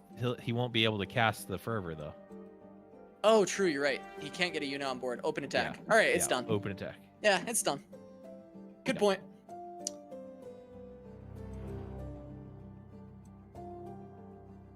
Okay. Open attack comes through, and I think that unless Stop. No, Nola just he's gonna go through the whole list. He's gonna see if there's any way he can lose. Right. He's checking. He's going over the list, checking it twice, trying to find out if any cards are naughty or nice. I was thinking the same thing, and I was gonna go there. Nolagold is coming to town. Gonna be taking this game over Lobster. Yeah. What is and he? I guess. Let's just do the same thing that he's probably doing. It's things like Ravflock, but I think they've all been played. Death's Hand plus something. You go Scourge, which it's the game's. Wait. No, he has enough mana. Wait, yeah. Lobster has enough mana. Yeah, that was a punt. Did he just? He just punted. Yeah. Did he just punt that? Yep. Oh my god. Yes, he did. No, Nola. Unless there's healing. No, he has 1 mana. Oh Nola. Boy. Nola, boy. the champ. The previous champ. He's not coming to town. Santa Claus just got hit by a Boeing 747 on Christmas Eve. What a tragedy. Oh, Nola, no. Oh, that is not like this. Tragic for Nolagold fans. Oh, I can't believe that. We're here to report Santa Claus has died. I repeat, Santa Claus has died. We saw it happen. Wow. I mean, Casa, we obviously have caster vision, okay? We'll take a step back from that because there were, like you said, there were actually cards that Lobster could have had. It could have been something like Flock. It could have been, I mean, it was basically like Flock or like Make It Rain into Death's Hand, potentially. There is no Guillotine. There's a one of Guillotine. That's Nolagold. There's a one of Guillotine. Yeah, okay, so Guillotine, there were things. But of all things, do you have no healing? Like Scourge Blevins. We didn't see his hand. I don't know. I don't know, Casa. I'm gonna assume that it was fine. I'll have to talk to him later. I mean, there were things that he was playing around. Yes. It just felt like such a punt, but there's a lot of there's potential for other things, and Scourge is the part that feels bad to me, regardless of if you're playing around it. But yeah, oh man. Okay, well, it saved us from another mirror. But Nola, the previous Reckoning champ, is going to have to make a loser's run for his chance at renewing his title. Lobster takes him down. Lobster will be facing Glop in the next round. We have plenty more Giant Slayer Reckoning, more LOR action, more Call of the Mountain coming to you very soon, but we're going to take a short break while we get things ready. Don't go anywhere. You're not going to want to miss this. No.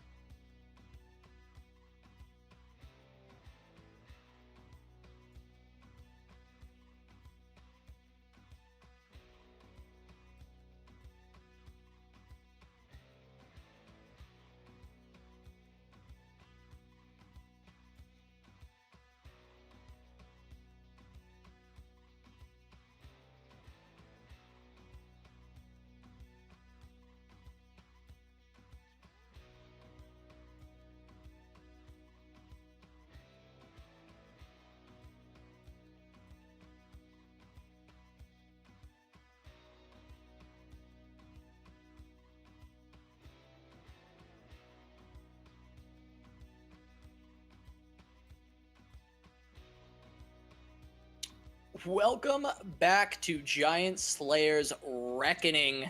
We've got more Call of the Mountain action for Legends of Runeterra coming up in just a moment. We just witnessed boy, an absolute gift from Nolagold to Freshlobster to finish that one out. Oh boy. Unfortunate. I mean, it just goes to show that anybody can make a big blunder. I think Nolagold on a lot of people's power rankings is a top 5 player in the Americas. An incredible player, our previous Reckoning champion, one of the most consistent tournament players, and even he can make a blunder like that one. But Lobster, no slouch himself, picks up the win. Who knows if Nola even would have won the set? They would have had another match to go. But that's, enough with that match. Out with the old, in with the new. We've got the next round, the winner's semis, and here's the bracket to show you where we're at. Lobster will be taking on Glop, but that's not what we're watching. We're going to be watching Winding God versus Gvuardya, two previous Fight Night winners. Winding God, the only first two, I believe. multiple-time champion. Yeah, I believe those were the first 2 champions, but we can take a look here as well, Casa, at our losers side bracket. We've got Swim going up against Princesspowerful. Cephalopod actually took down BBG, so F's in the chat for the BBG fans. Cephalopod making it out, and of course, we just saw Nola get bumped down. He's going to be playing against Iped. But like you said, Casa, we are going to be moving into Winding God versus Gvuardya. The first 2, I believe Gvuardya won the second one. If I recall, he definitely won an early one. That might be right. I feel like he was the one that took the in-between. Yes, he took the in-between Winding God wins. Yeah, Winding God was the first 2. It went Winding God, Gvuardya, Winding God as far as winners. Yeah, so Gvuardya was the one who took him down. Can he do it again in Reckoning? This time, trying to make it winner's side to the finals, that make it to the winner's finals at least, and then have one more to make it to grands. Being winner's side is a big advantage. You get that extra life in the grand finals. You really want to be staying winners the entire time, and it's a big match for Winding God and Gvuardya.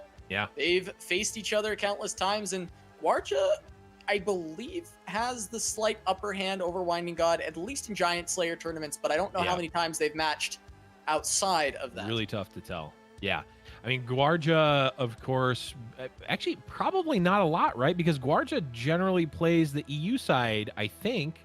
Or does he also look at the NA side? I'm not sure. But one thing about Gvuardya that sort of transcends what the meta is that he has been a proponent of Twisted Fate Swain from the beginning. He was, I think, at least in my mind, one of the originators, or at least the popularizer of the Twisted Fate Swain deck. Of course, we saw Dog actually take his list, I think card for card, and bring it to a win at the first LOR Twitch Rivals. And we're taking a look at it here. And, he's been playing this deck for a very long time, Casa.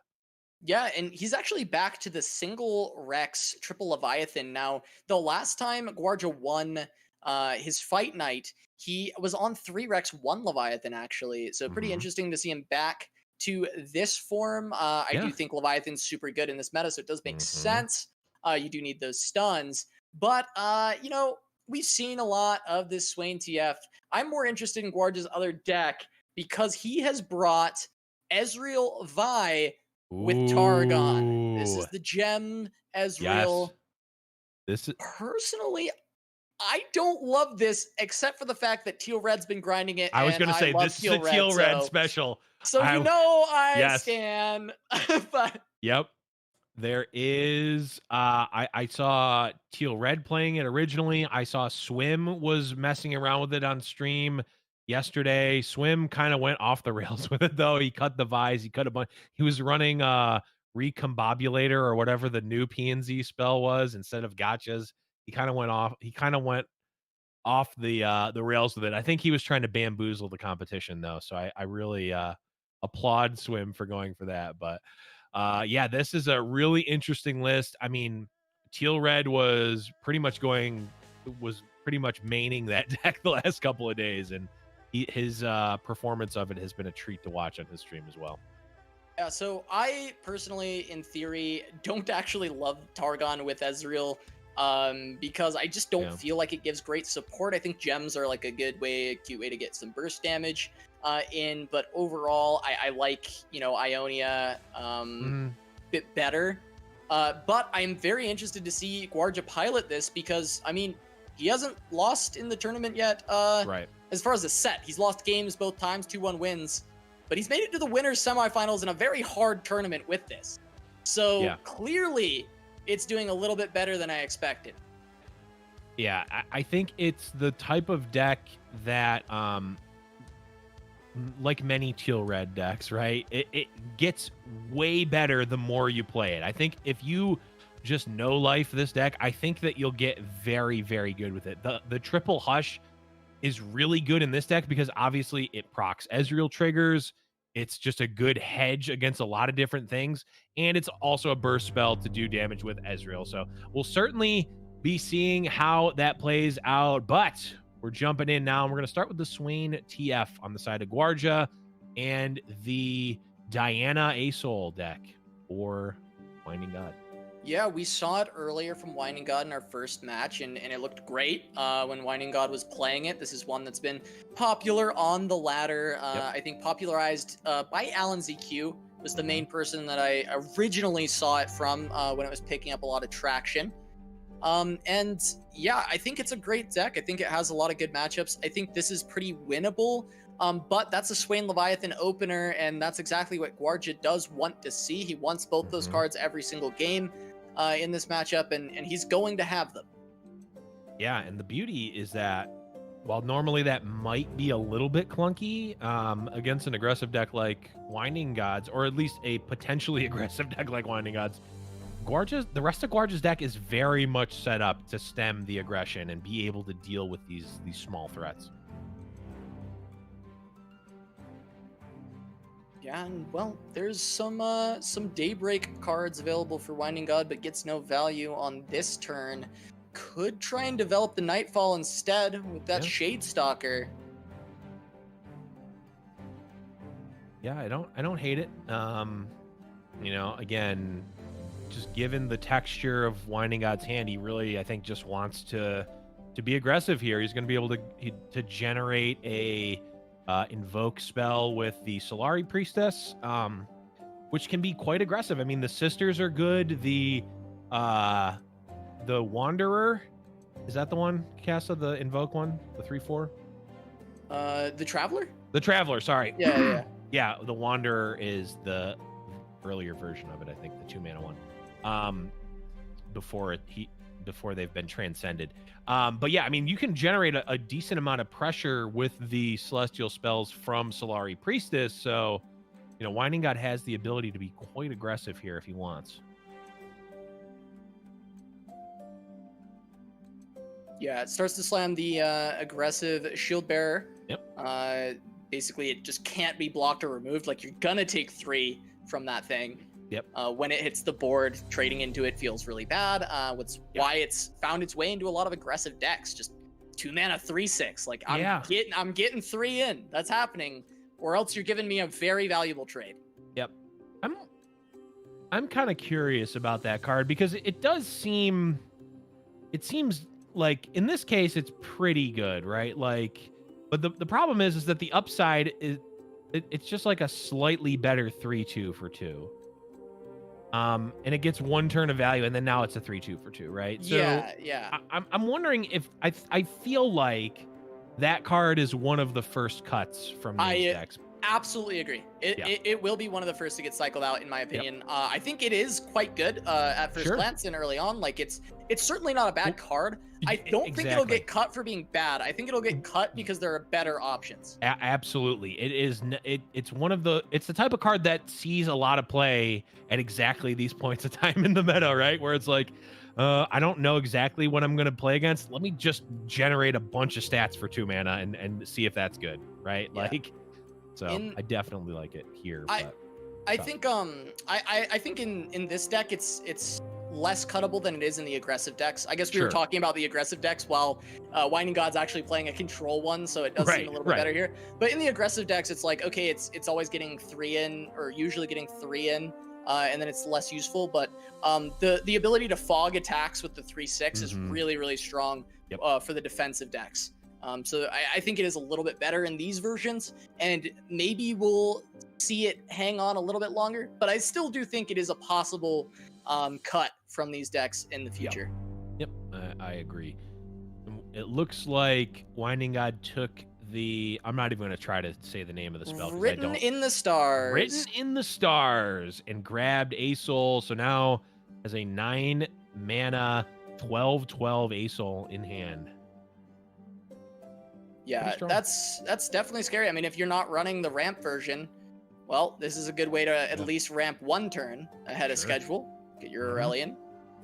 And even less so that, like, or yeah, even also importantly there is that we've seen these Targon decks just literally need to be as efficient with their mana as possible in so many scenarios today, Casa, where like, oh, if there was 1 mana extra here, they would have been able to do this. Oh, if they would have banked a mana 3 turns ago, they'd be able to play this and have, you know, barrier backup. So being like getting small mana reductions may seem trivial, but it's just been so important with all of these invoke cards in these Targon decks. It's actually kind of insane.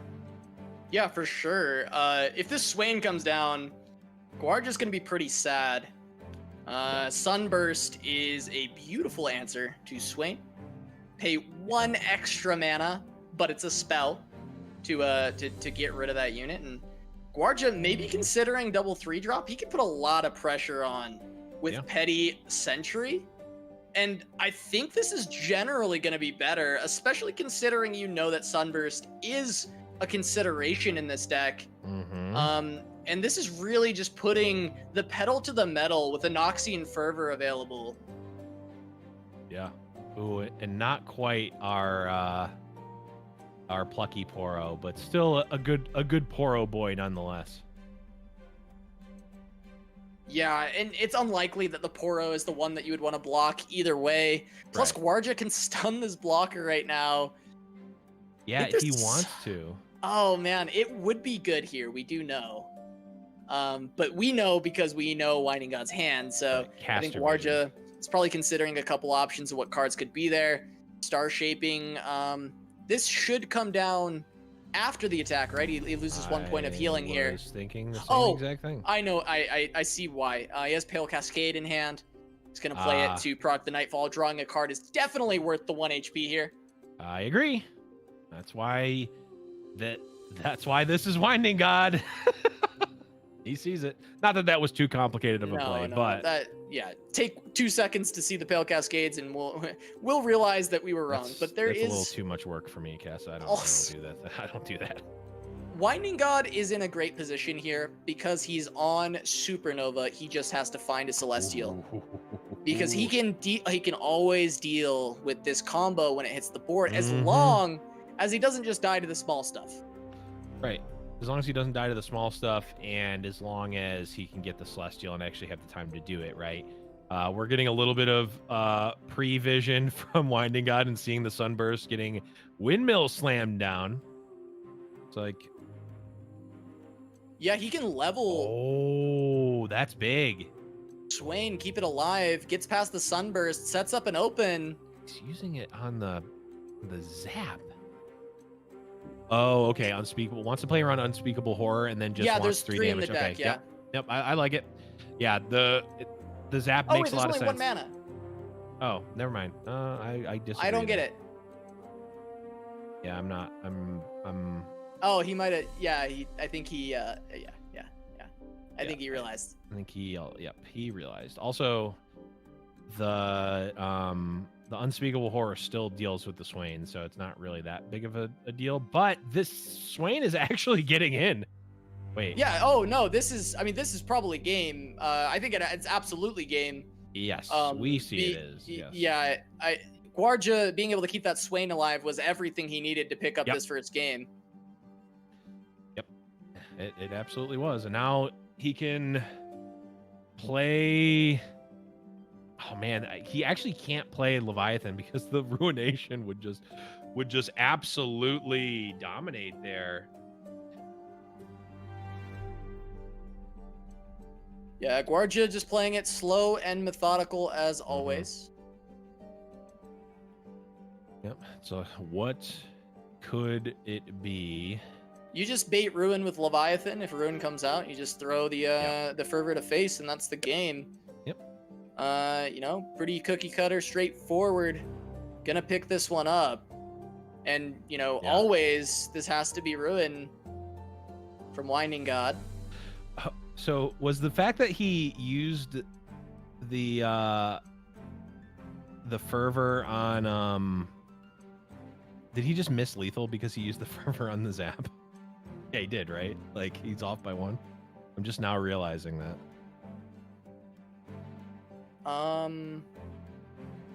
So if he would have used the Fervor on the Poro, I mean, it didn't end up mattering. I mean, yeah, because it didn't matter. I mean, he also emoted. I'm pretty sure Gvuardya realized that. Yeah. Because there was nothing he could play around. The only Celestial was generated from Star Shaping, which is only 7+. So it couldn't be Moon Silver onto an Unspeakable Horror or anything kind of cute shenanigans like that.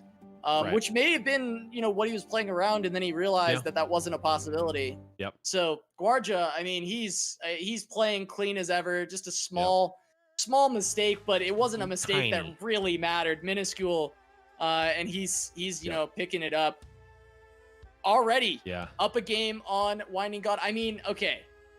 He was playing his patented Swain TF. This is the deck he is known for. I think he has brought it to, I believe, every fight night he's played. And we've everyone that I remember him lose twice with the deck. 2 times of all his matches we have seen him lose. Total, yeah. Now, that's pretty crazy. I think there's a third one that he must have lost off stream because he did at one point get eliminated, so he has to lose twice in one tournament. And then he lost 1 time in one of his... Oh, no, he didn't ever lose with the... Yeah, he's only ever lost twice with it in a fight. So he always wins with that deck, and now he just has to find the win with Targon Ezreal against Winding God. And I think Ezreal in general is good against Aurelion decks. I'm not sure about Targon, but I'd have to assume that this would be a fairly decent matchup. It is a really interesting one. So notably, there's only 1 Hush from Winding God. And besides that, the only real way to deal with an Ezreal on board is Sunburst or Ruination. Or like, you know, leveled up Diana, etc. Like there's and then of course invoke cards. But like Ezreal actually can get some value just playing him. And if you have like Mentor of the Stones into Ezreal, like you actually start beating down like pretty heavily with the Ezreal and can generate value that way. So this matchup, I think, does favor the Ezreal in general, but it also, I mean, just looking at Winding God's hand, this could potentially go under a lot of stuff. Yeah. I mean, this is a fast hand, which I think is what Winding God wants to see.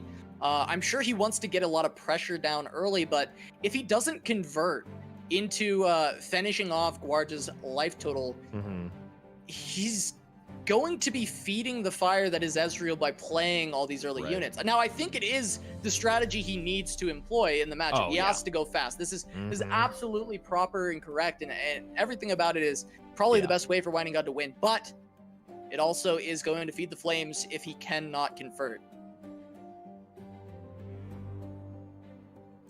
Yeah, it's oh boy. Yeah, it's gonna be tough, especially given Winding God's hand layout. Like, it is just aggression. That's the problem. It has none of the late game right now.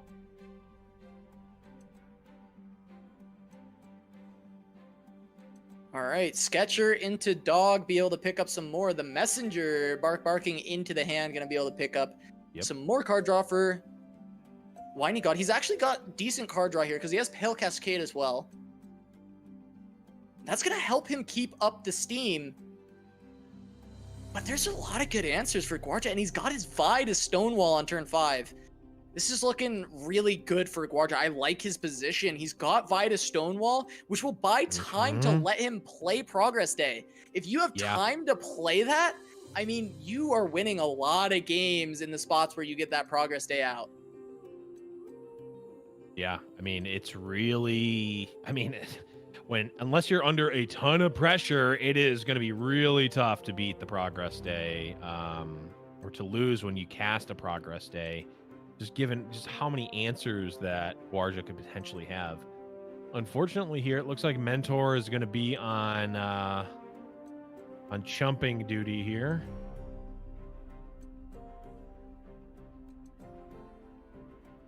Pale Cascade doesn't do anything. Yeah, with this, you just try and keep the Mentor alive with the gotcha. Yep. Because if you get a Mentor attack with your Vi, I mean, we'll just call it there. Yeah, it's pretty good. I mean, okay, I guess there's Ruin and Sunburst in this deck, so I guess maybe not. But, you know, it's pretty scary. It's a scary prospect. Yeah. Ooh, double Pale Cascade, though.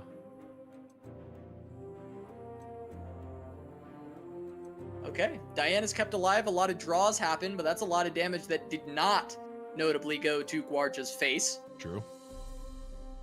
He's counting his blessings on that one, and he gets to jam Vi. Yeah. Ooh, unless...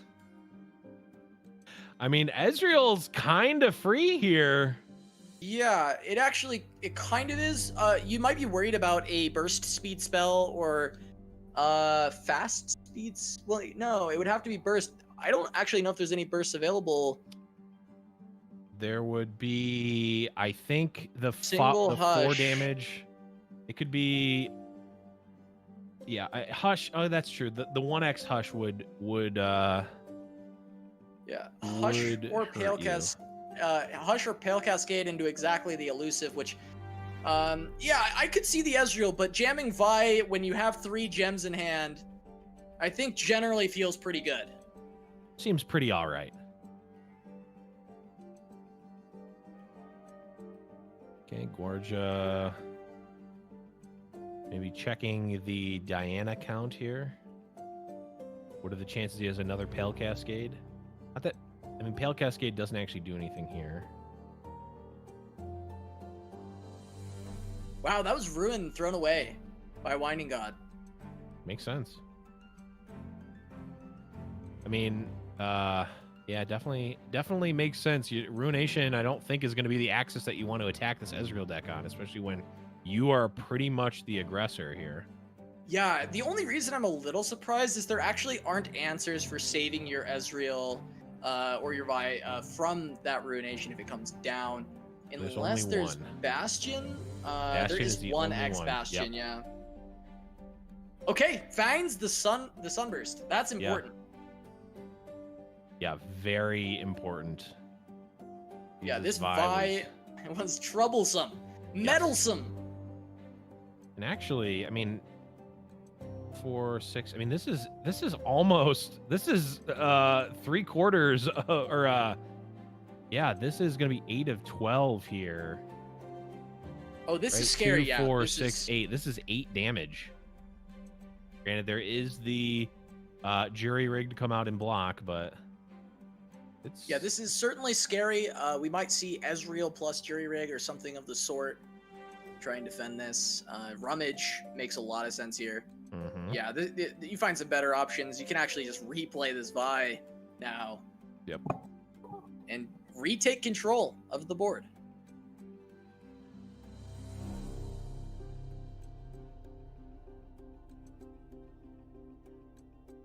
Yeah, Vi comes back out. Granted, only a 2/4.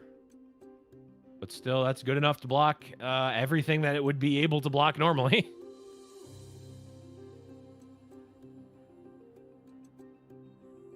All right, and the 2 comes. Oh, and another Sunburst comes out, or is drawn by Winding God. These are the Yugi draws that you're needing, right? You need to get through these Vi's.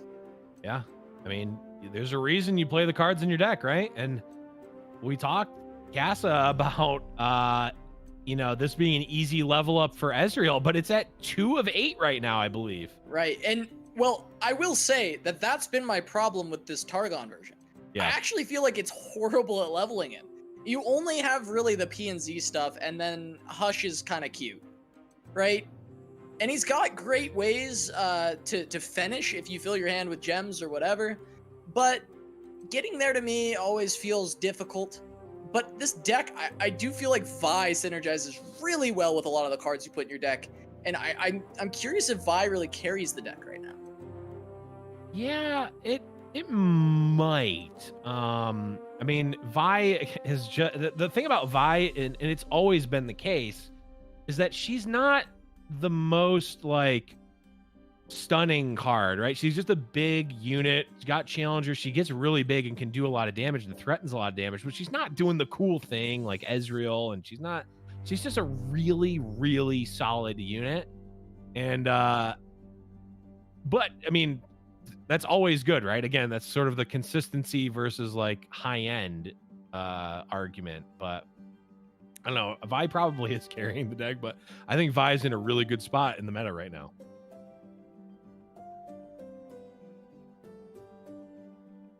All right. Sunburst once again. This is what we expected. Still technically a positive mana exchange for Gvuardya. I don't know how much that's going to matter in this case. These thermos are a little clunky. Spacey Sketcher could maybe be used to just generate some more protection for Gvuardya here. Yeah. Thinking about just jamming the Ezreal. Could go... I think the Ezreal's at what? 2 still. Mystic Shot can come out. Kill.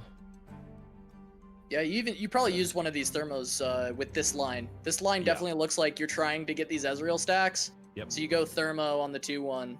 Mm-hmm. And all of a sudden, Winding God's board, not that scary. Of course, we see Asol is looming. A 3/6 will come down. Star Shaping can generate even more threats.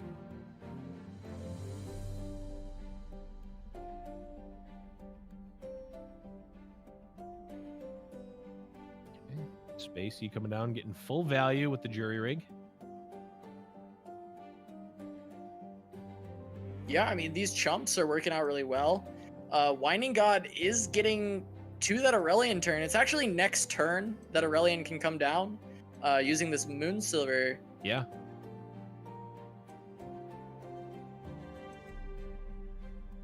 Yep. Can get it next turn.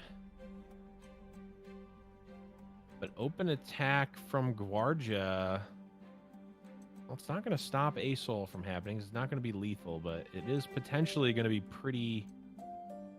It's going to get an Ezreal attack in and potentially the Trickster. Yeah.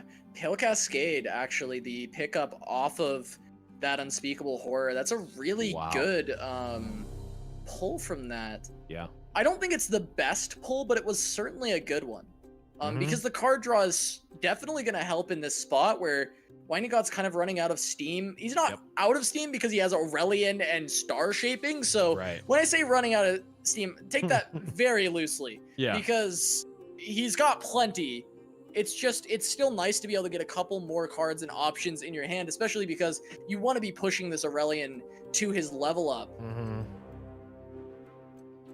Yeah, you want to push the Aurelion to the level up. You want to, I mean, also just push damage potentially, right? Like, Gvuardya is at 7 right now. An errant Pale Cascade can end the game potentially, depending on what gets through. Ooh, Hush could be useful. That's potentially 4 triggers for Ezreal. Progress Day, I think, is going to just be responded to by this Aurelion Soul. Well, not before taking 4 damage.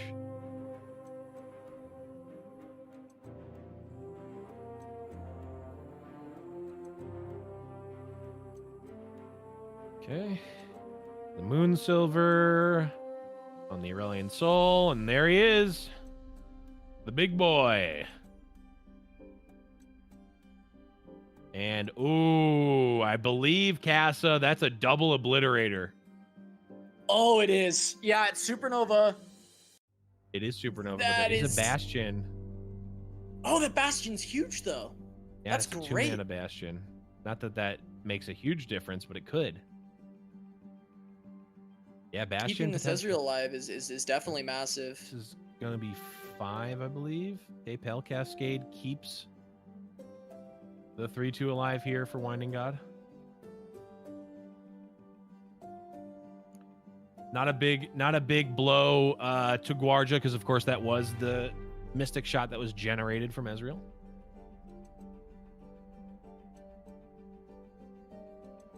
Gvuardya debating, does he want to use the Thermo Beam to finish off the 3-2 here, get another tick onto Ezreal?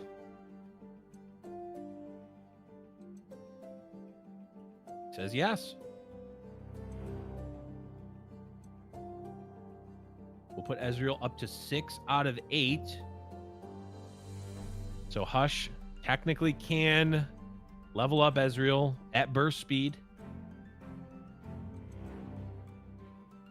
Does he have enough reach to win after that fact?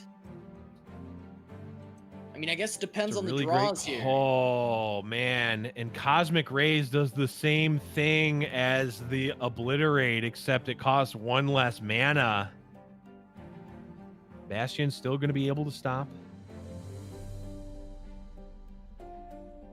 Dustbringer comes out. Yeah, trying to bait some mana usage. Yeah, I feel like Gvuardya just wants to hit the pass button here.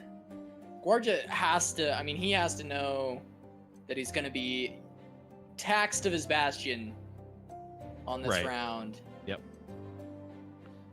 The question is, does he want to use the Hush to level up the Ezreal first to get some damage? Probably not. I guess.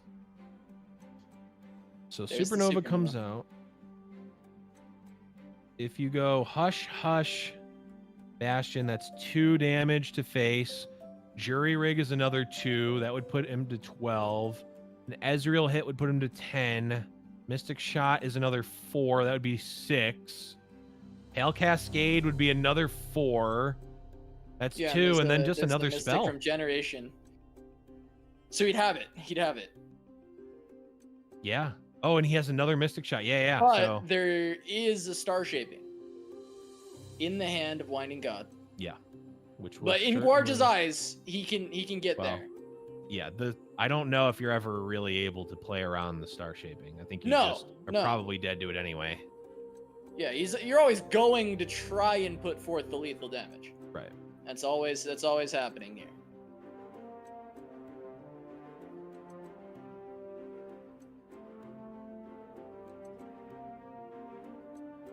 Okay. Spell Shield always has the debate of making you think that your unit has died.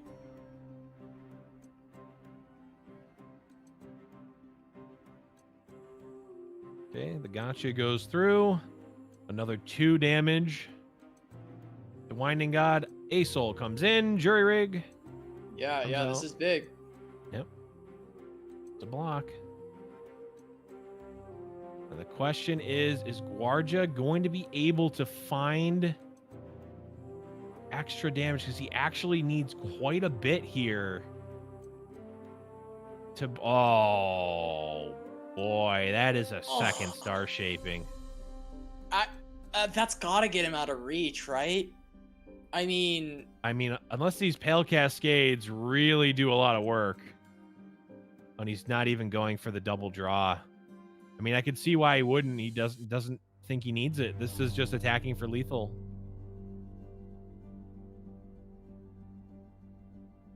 Guiding touch. Wait.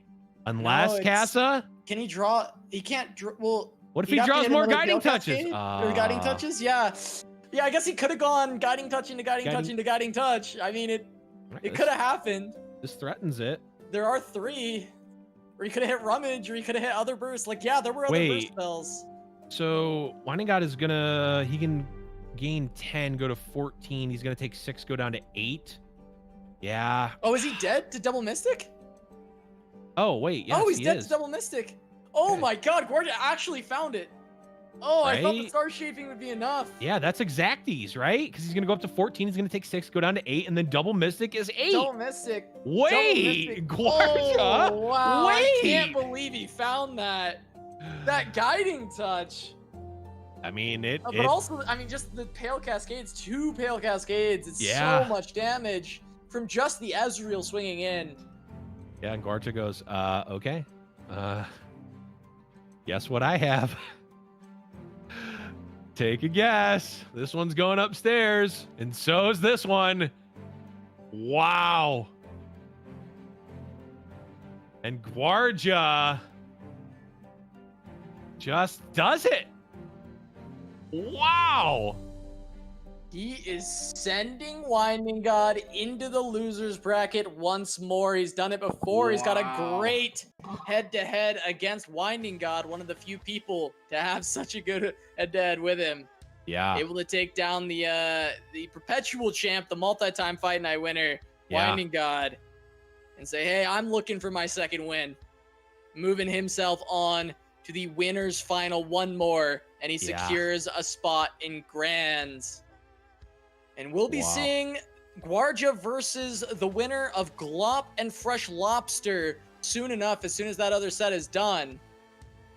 I can't wait for that one, Blev, but we'll have to wait to see that one after a short break. We'll have more Giant Slayer's Reckoning in just a few minutes. Don't go anywhere.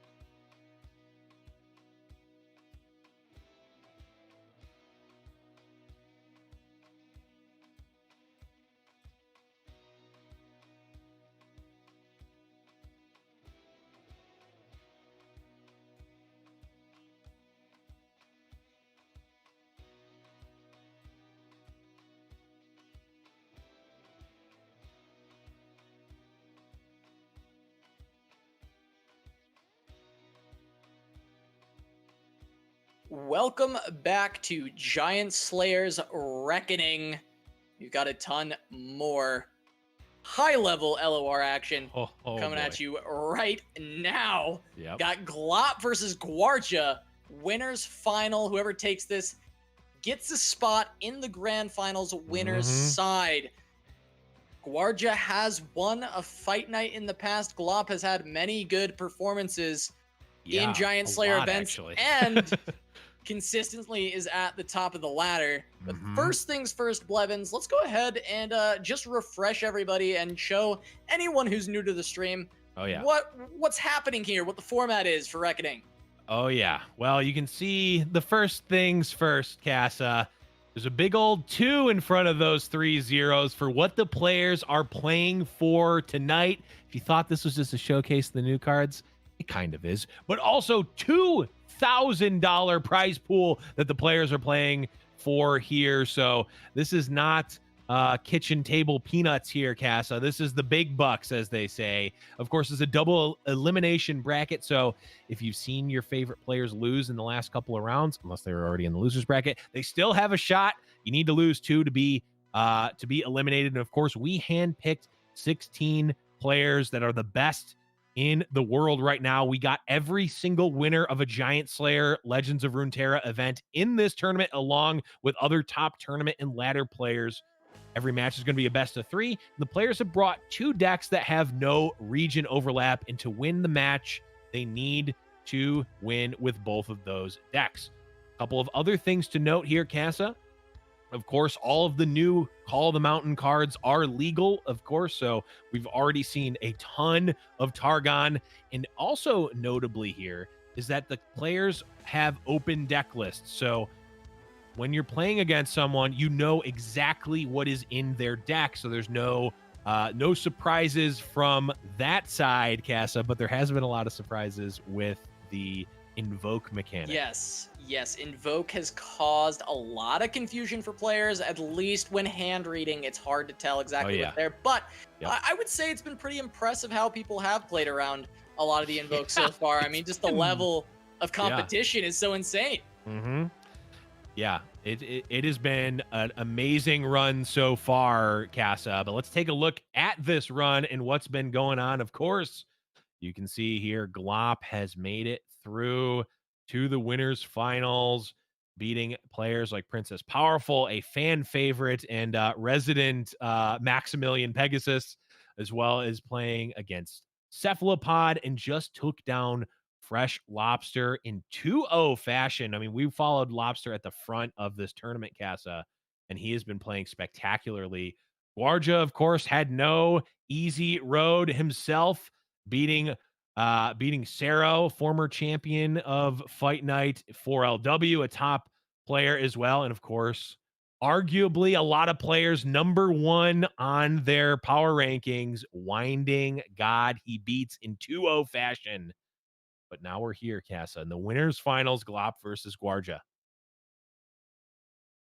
Glop versus Gvuardya. Now, this is a matchup, a head-to-head that I don't know that I've seen, but I am here for it. I am excited. Absolutely. Once again, you know, we're going to see the Swain TFs. I said, you know, I was talking to Glop earlier. He was streaming before the event, and I was someone in his chat asked me, hey, based on just deck lists, who do you think is going to win? I said, I have no idea. It's been 2 days, but I bet someone with TF Swain takes it. And well, we've got TF Swain in the winners final. Glop versus Gvuardya. They both have it. And here's Glop's version. We saw Gvuardya's earlier. Slightly different. A couple changes, just no Culling Strike teched in. And an extra Riptide Rex for Glop, which we've talked about being potentially one of the strongest cards. And alongside that, Glop also has brought Targon. Now, we have Targon on both sides. Targon has been pretty popular, and it seems to be doing quite well in its first appearance. We have 2 players with Targon with different takes on Targon in the winners finals. Glop running Trundle Aurelion Soul. He's running less ramp than we saw from Nola, but a little bit more consistency in the early game. And I'm very interested in Glop's variation on the deck list. Yeah, it's crazy, but I mean, Casa, we just saw the Ezreal Vi Targon deck take down Winding God. I mean, it's kind of, it doesn't seem impressive. The deck doesn't seem very impressive, but it cobbles together a win. I mean, it won with the Ezreal kind of out of nowhere through 2 star shapings in one turn. Yeah, it did. I mean, it really, it found that damage. I mean, Pale Cascade was incredibly impressive alongside Guiding Touch. Just burst spells that are drawing more, replacing themselves. And of course, that extra damage from Pale Cascade on the Ezreal was really a big difference maker. Essentially, Pale Cascade amounting to, I mean, there's 2-4, but then the card draw is like another additional, 2 damage for the Ezreal. So those were worth so much damage at 2 mana. And yeah, I mean, having 2 Vi's though, I'm curious if this deck does anything if it misses Vi to stabilize the early game.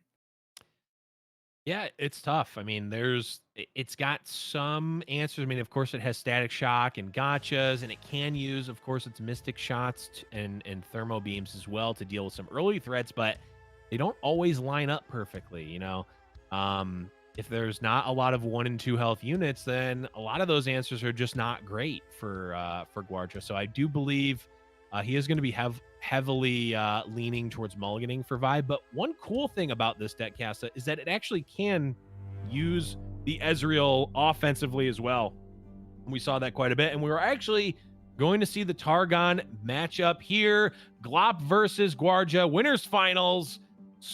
Trundle Aurelion Sol versus the Targon Ezreal.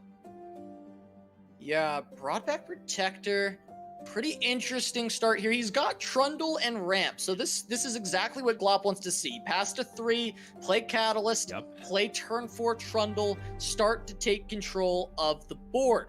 Now, he's got the Hush, which actually answers Vi alongside the Trundle, because it will remove the Tough and allow Trundle to get that damage through.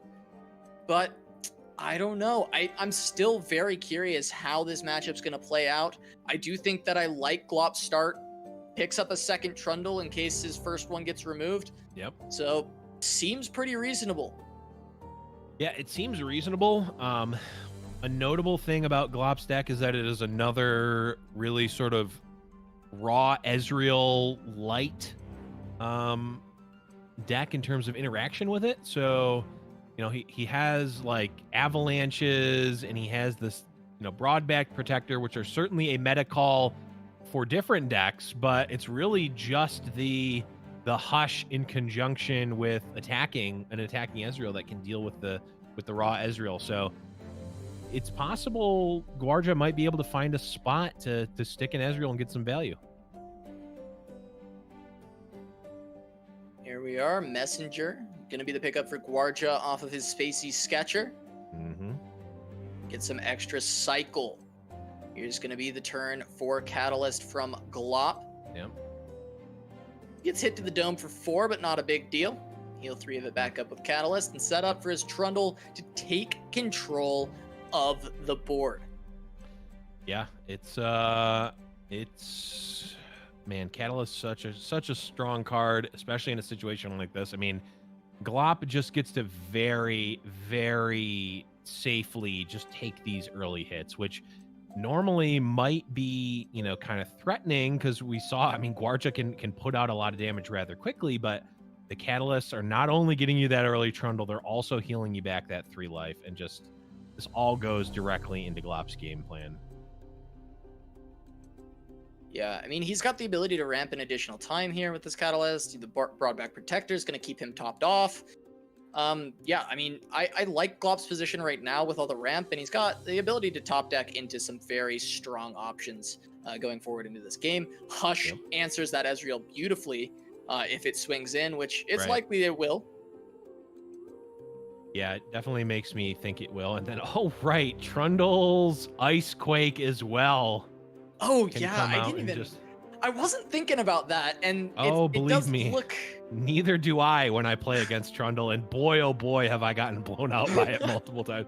I've been using my iPad to keep track of like my record and write down some notes from games. I literally in big letters wrote Trundle's Icequake so that I don't forget about the card when I'm playing against it. Oh man, Yeah. I'm trying to see the future right now, and I foresee a tragedy befalling Gvuardya on this next attack. I also see a tragedy. Because it looks like a very logical line would be to mentor your Ezreal and go in for the swing, but that gets heavily punished by Hush and block from Trundle. Yeah. It does, and that makes me think that we might not see the attack from Ezreal, because it's not a 1-of, it's a 2-of from Glop. And knowing that this is an Ezreal deck, it's not out of the realm of possibility that Glop would keep a Hush in the opener. I don't believe he kept it in the opener. I think he drew it in the opener, but regardless, I think it's certainly not out of the range of cards for Glop to have. And if you're Gvuardya, it's got to be something that you're thinking of.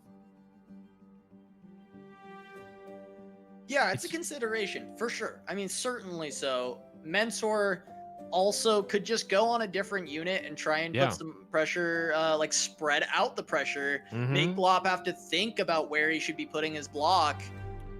All right. And yeah, maybe Gvuardya's gonna go for that. I'd be happy with that as a play. I like that a lot. If the Hush is there, then Trundle just gets to eat the Ezreal, but it's a lot of damage that Glop has to accept for that trade. He's only stopping 1, I mean technically 3, because the Mystic Shot is scary. Right. Yep. Yeah, I mean, I do like this attack from Gvuardya. If you're essentially saying, yes, I'm going to use the Hush, or if you're Gvuardya and you're saying, okay, I'm going to attack the Ezreal, I'm gonna try to make Hush as bad as possible, right?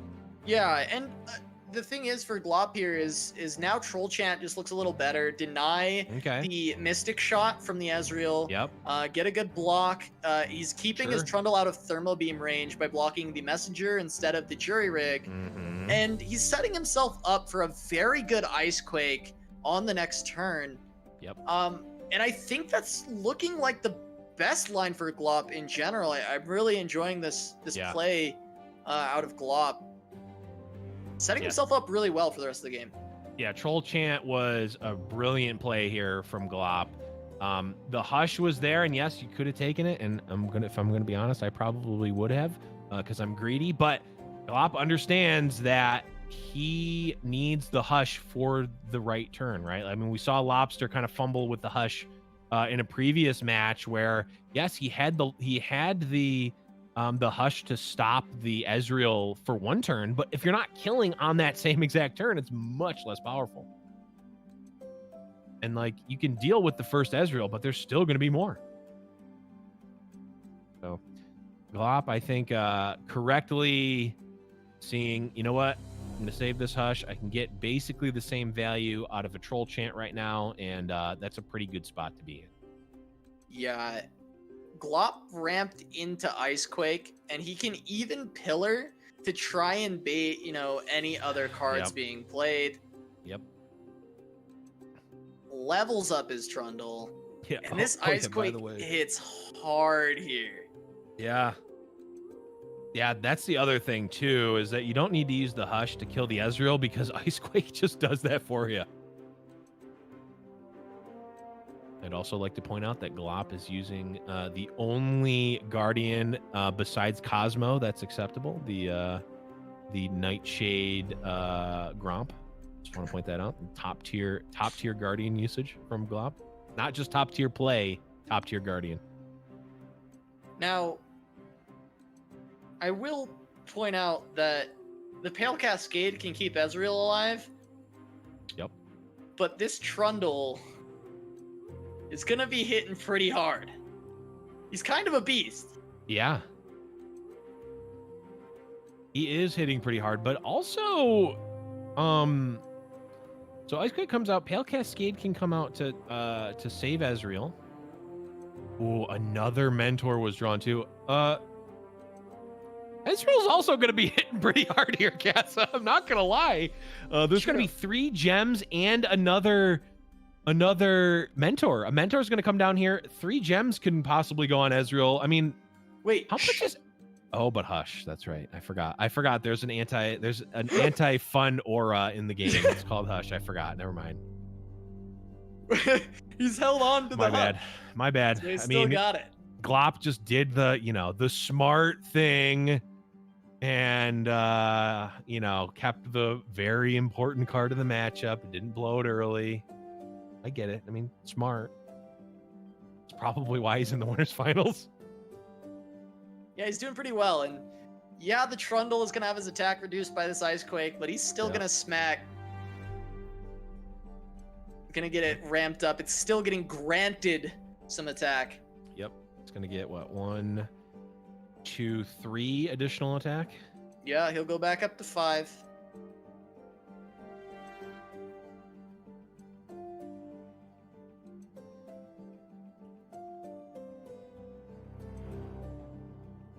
And Glop's still got some healing, so he's not too worried about his life total, so long as he gets this Ezreal out of here.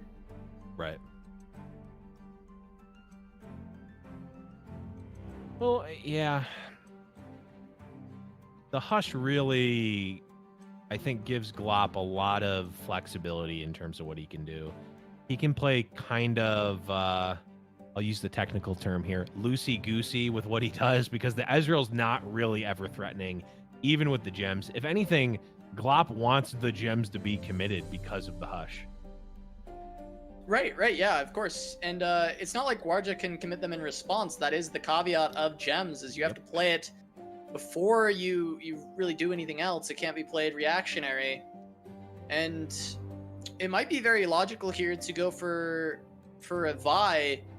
But if these attack in, Hush is scary against both.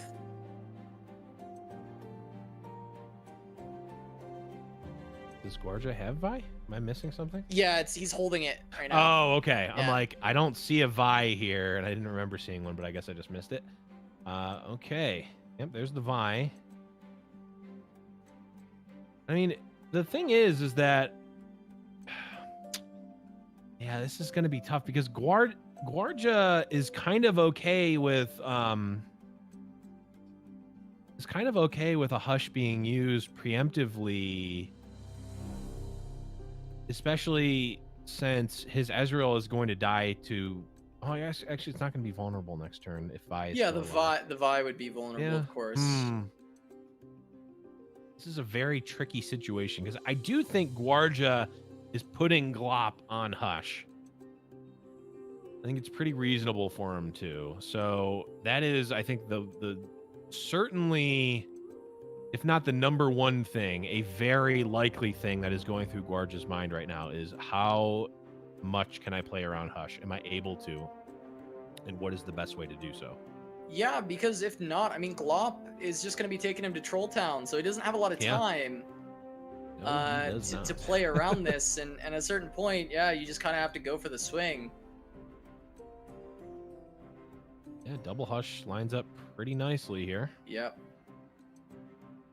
Yeah, double Hush is great. It allows you to clear the Ezreal. It allows you to save your Ice Pillar. Which not only is going to grant vulnerable, but it also gives another Behold for Trundle, increasing his attack. Yep.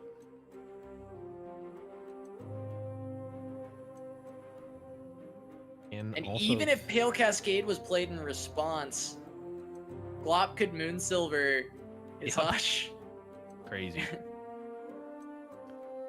Yeah, it's pretty insane. Vi will go back to buffed stats, which is a plus for Gvuardya, but it is very quick. The door is very quickly closing for him, and now he doesn't even have an Ezreal. He's got a lot of really good spells if he had a leveled Ezreal in play, but he does not. And I don't even know how close he is to leveling. He has at least 2 ticks because he played a Static Shock, but I don't know how much more than that he has.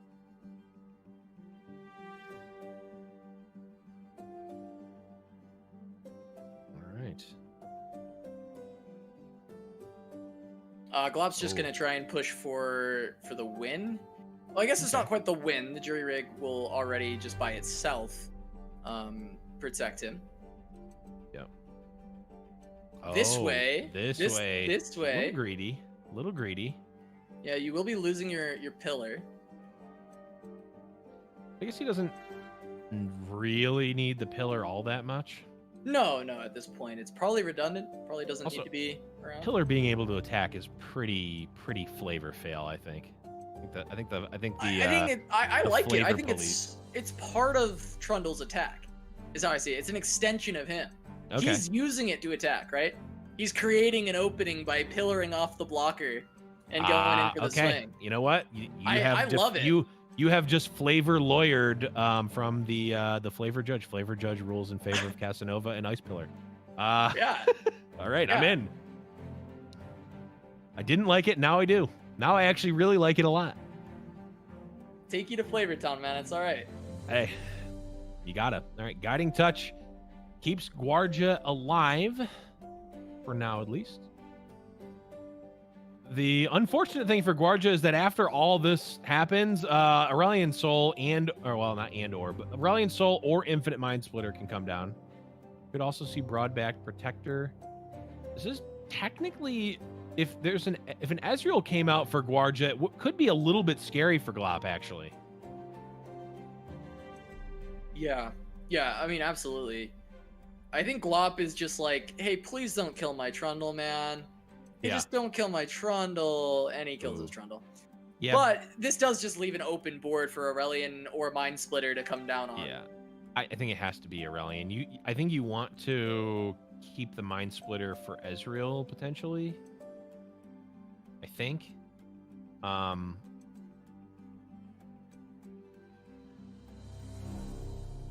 Yeah, I think you want. I think you want to keep the Mind Splitter for Ezreal because it's basically another. It's just a kill spell for Ezreal, which is really, I think, the only axis at which you're losing it all if you're Glop. And even the Great Beyond even does good work at just blocking the Ezreal too. Yeah, absolutely. Great Beyond, a very good pickup for Glop. Puts a lot of pressure on by itself as well. It has the spell shield. So long as Glop isn't dying, he's probably winning on this next turn. Maybe though. Well, the Vi can technically kill the Asol, but I don't know if that matters. Yeah, I'm not sure that it does because the Vi trades. It costs a lot of resources, and then Glop can refill with either Warrior Trundle or Great Beyond. Yeah. Mentor comes out. I'm just gonna open up with the Solari Priestess. Golden Sister's also pretty good amount of pressure if you want that. Traveler also gives you a rebuy. Yeah, it might be Golden Sisters. It's just none of the other cards can really be played. So Right.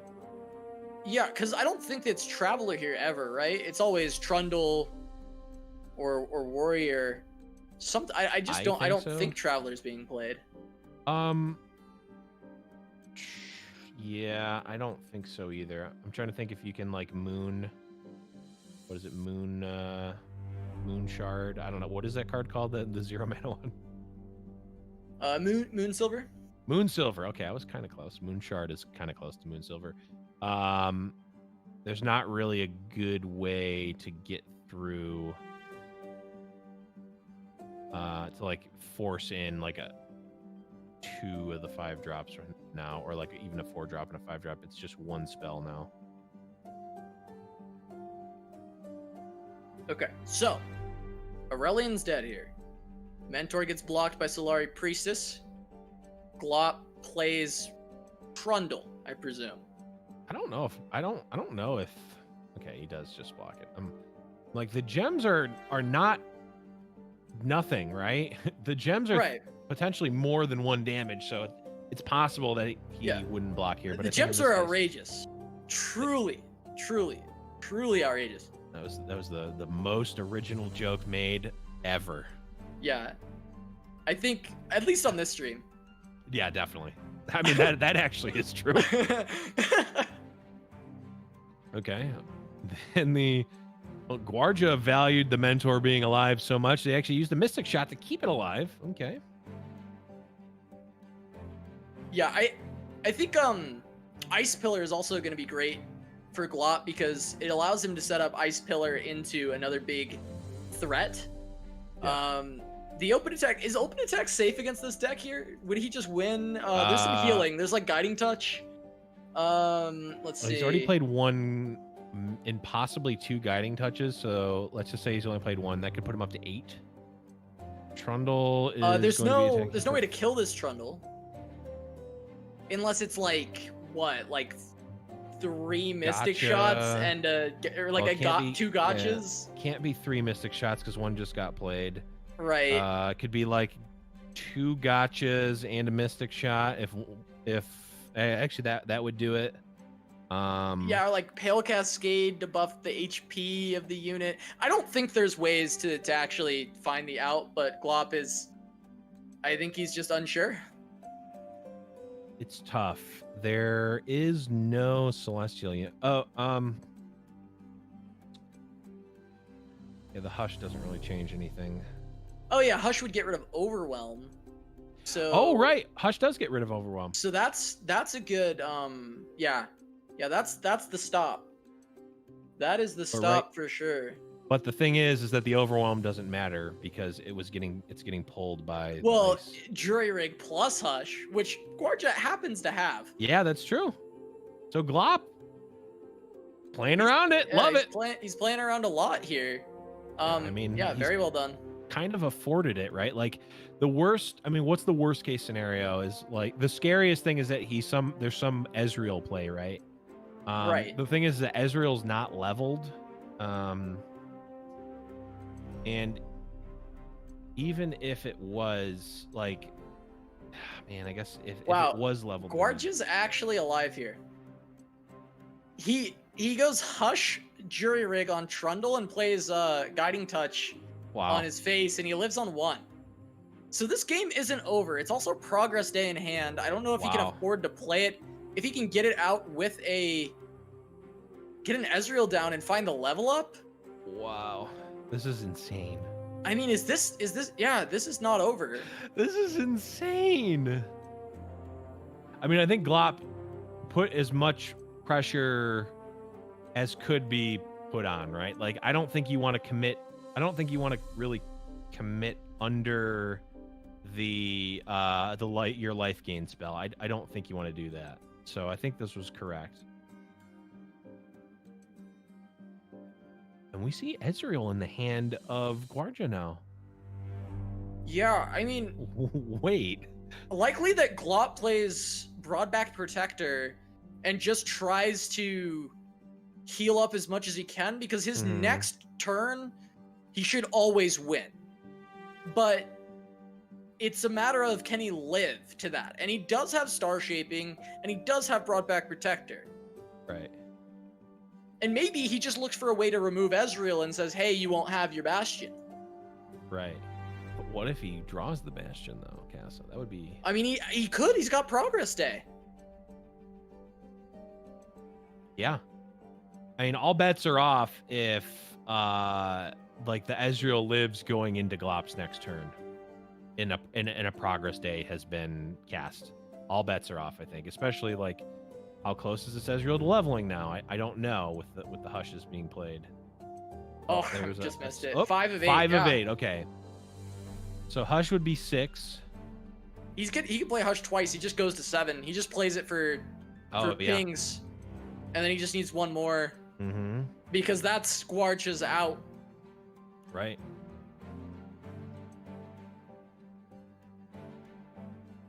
He plays Ezreal, levels it next turn, and then he tries to win off the Progress Day. I mean, it's not high percentage, especially if Glop decides to heal. But it's a percentage. And now it needs to be at burst speed because Glop just drew an answer to kill the Ezreal. Right. Or the Bastion needs to be drawn, which could happen.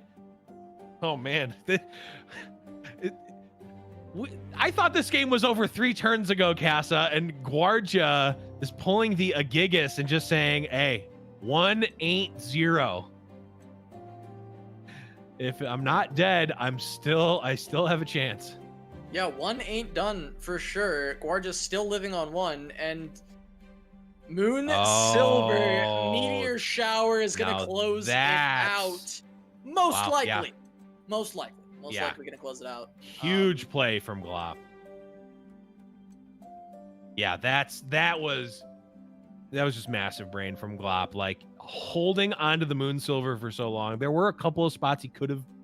There wasn't really a great spot for him to play it, but like, that's not one that you really put your opponent on, right? And it is certainly, once you start playing around the iterations with like Moon Silver plus something, there's just no way you're like able to so hard realistically play around that, right? Like, it's one of the big strengths of Targon. It's so hard to play around. Yeah. All these invokes. Mm-hmm. And Progress Day, gonna try and get an Ezreal out on the board, but the fact that he's not leveled makes it very tough, especially with open attack being the threat of lethal, and Gvuardya may just scoop it here because Glop certainly has it. Yep. Another Ezreal answer available.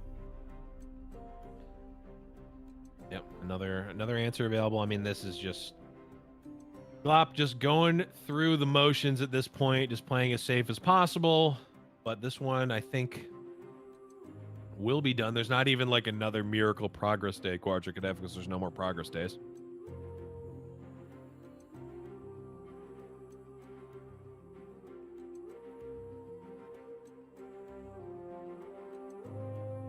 Two mana, all Gvuardya can do is get some targets down. Yeah, I mean, that's clear good. Away a unit. But every unit minus the ice pillar is attacking for lethal right now. Okay. I think Ezreal is leveled up, but open attack should be good. I'm trying to. I don't even think that there's any more guiding touches in the deck. Yeah, I mean, even then, Trundle is hitting for, Right. I believe, 12. If this were like some sort of Or weird 11. lab where you could just keep playing them over and over, yeah, there's nothing. It's very much There over. it is.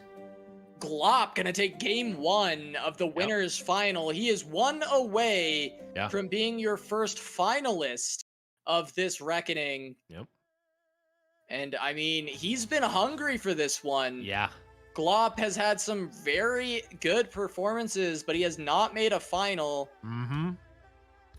That might not be true. No, he actually he might has have made a second place. final. He has made he a did final. make a final versus He did make a Szerro. final. Yes, he did. He got second.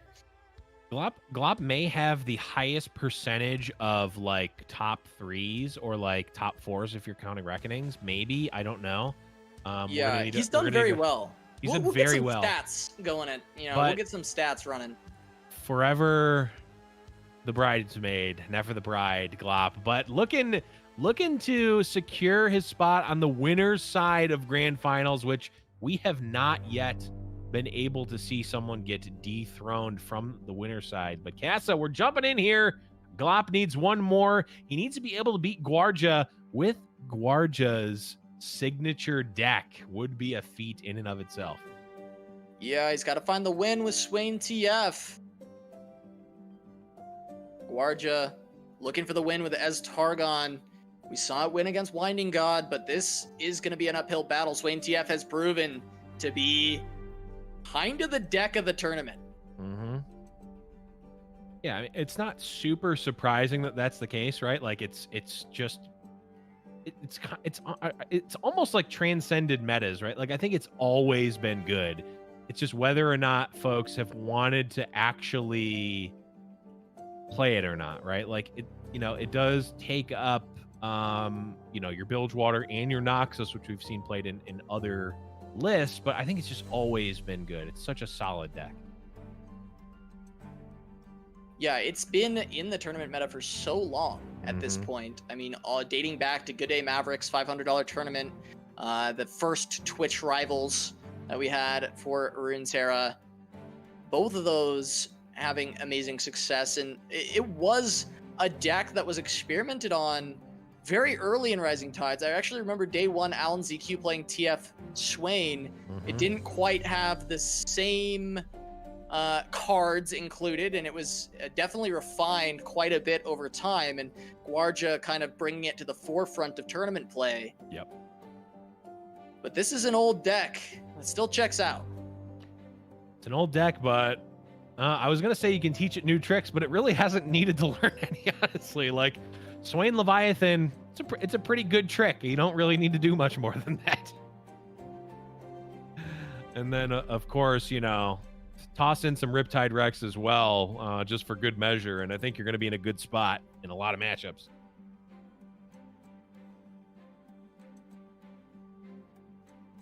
Right. Again, the interaction of Sparring Student coming down first instead of the Petty Officer. Makes sense. As that is a play effect, not a summon. Doesn't make sense to me. I guess it kind of does. It makes little sense to me. But it is, regardless. Regardless. Look at this! Man. Oh my god. Build your own Bark Beast. That's what BYOB stands for, Cass. I don't know if you knew that, but that is what BYOB stands for. Build your own Bark Beast? That's what it stands Build for? your own Bark Beast. It is the Sparring Student off of the Petty Officer into the spider there. So good. Yeah, if you had one more unit, it would be Build-A-Bear Workshop, getting the old Badger Bear back. Build a Badger Bear Workshop. Yeah, Build a Badger Bear Workshop. Build a Beamer Workshop. I love it. But there was not another unit to play here, but still, I mean, so much pressure already being put down onto Gvuardya from Glop here, and he's got the follow-ups. I mean, look at this hand. He's got Leviathan. He's got Riptide Rex, and he's got cards to bridge the time there with Zap Sprayfin and Twisted Fate. I mean, this looks very good for Gvuardya at this point, for Glop. Yeah. But Gvuardya has the Vi to try and stabilize, and we'll see if she can do enough. Yeah, I mean, maybe stabilize. I mean, how good? I'm wondering how good the Vi really is, and we see Twisted Fate immediately thrown out, just without hesitation for Glop, just windmill slams it.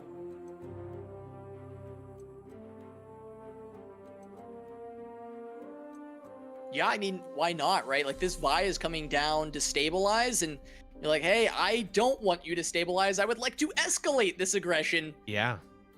Try and remove the Vi with this Ravenous Flock. Yeah, in fact, I'd rather your Vi just not be there at all. Oh, man, and the Gvuardya saying, this was my deck. This is like, wasn't there a... I'm trying to think if I'm trying to relate this back to a Yu-Gi-Oh episode, and I don't remember if there was like an imposter Kaiba that had like fake blue eyes, but this kind of feels like that, except Glop is crushing right now with Gvuardya's own deck. Oh boy. I mean, the thing is that we've seen this Ezreal deck like really kind of come from behind and squeak out some extra turns, and I mean, it doesn't take much for the Ezreal deck to just absolutely dominate. I think quietly the biggest problem, I mean, besides the 2 8-drops in hand that will very quickly end the game, is actually the Zap Sprayfin that can block the Ezreal if things got out of hand, right? Like a weird, gem Pale Cascade Ezreal turn, we saw Gvuardya win with before, kind of gets thwarted by Zap Sprayfin just blocking. Yeah, I mean, I'm trying to find the way back in for Gvuardya here. He has a lot of draw. Yeah. So that's good, but if that's all you have to play, then you're spending mana trying to draw the cards that you needed. Yep. Instead of playing the cards you needed. And this is a lot of aggression coming down. Ezreal's being relegated to blocking, and he's going to get removed by a Make It Rain or a Death's Hand even. This is the part in the Gvuardya rom-com where he's going, well, at least it's not raining, and then Glop just makes it. Oh boy, is it raining. When it rains, it pours, Blevins. Oh, boy. And the Make It Rain is going to be pouring one out for Gvuardya here, as it doesn't look like he's going to be coming back. That was spectacular wordplay, by the way. Unironically, that was actually amazing. I love it. Thanks, Blev. Thanks, man. Appreciate it. I try. Thanks, production. I appreciate it.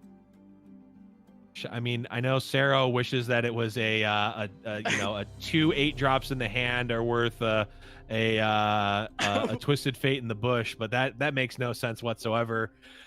And what's not making sense right now, Casa, is an Ezreal Targon victory in this matchup, and that also means a Glop Grand Finals, and Glop is chilling right now. Glop is vibing. He's thriving right now. He said, he was really confident going in. Like I said, I was checking out his stream a little bit prior to the start, and he was feeling really good when he was looking through the lineups. I had spotted him looking at the spreadsheet, and I was like, oh, I gotta get some intel for the cast, and yeah, he was feeling great. A lot of the lineups that he might have been scared of, I think, are actually in the losers bracket right now. Yeah. He was a little worried about Nola, but Nola's not. Nola's in the losers bracket, and other than that, he's pretty confident against a lot of the remaining lineups. Yeah, I mean, he's got a solid lineup. I think, out of the gate, the Trundle Asol deck was a high power level, but also like not super greedy. I mean, depending on how you build it, but like not super greedy, like high end Targon deck. So, and then of course, Twisted Fate Swain, just the epitome of solid, right? So I think unless there was some like crazy tech that people found like right off the bat, I think he's just in a good spot. Yeah, and I mean, this open, if this doesn't win by itself, just sets up the Riptide flex to finish the game. Yep. Just has to deal 1 damage, and Riptide Rex is going to send 7 cannonballs hurtling towards the face. Yep. Jury Rig going to be able to stop just the open lethal, but it will not stop the Plunder proc on its own. Yeah, and even if he had another Jury Rig somehow, the Death's Hand can kill the Jury Rig, which does get the 1, and then the Riptide Flex does the job. Right, but Gvuardya, he's fighting for it. El Cascade draws a card.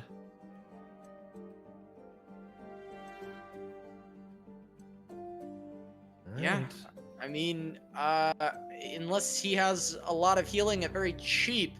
Yeah, unless there's some sort of it's overcast. So that's even rummage into double guiding light is not enough to survive the Rex. This is just going to do it. Glop is going to be your first grand finalist in Reckoning number 2, and you see it on his face already. He knows. Flex. There it is. Either the pop off from Glop or the I really needed to use the bathroom. Could have been either. That's gonna be it. Cool guys don't look at explosions, and Glop walks away from the Nexus explosion as he waltzes his way into the grand finals, awaiting his opponent from the losers bracket. Congratulations to Glop.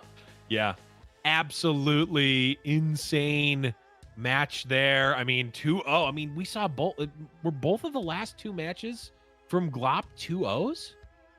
They were. He 2-0'd Winding God, and now he 2-0'd Gvuardya. Or sorry, no, he 2-0'd Lobster. Gvuardya 2-0'd Winding God. 2-0'd Lobster, 2-0 Gvuardya. Glop. Yeah. Extremely well done.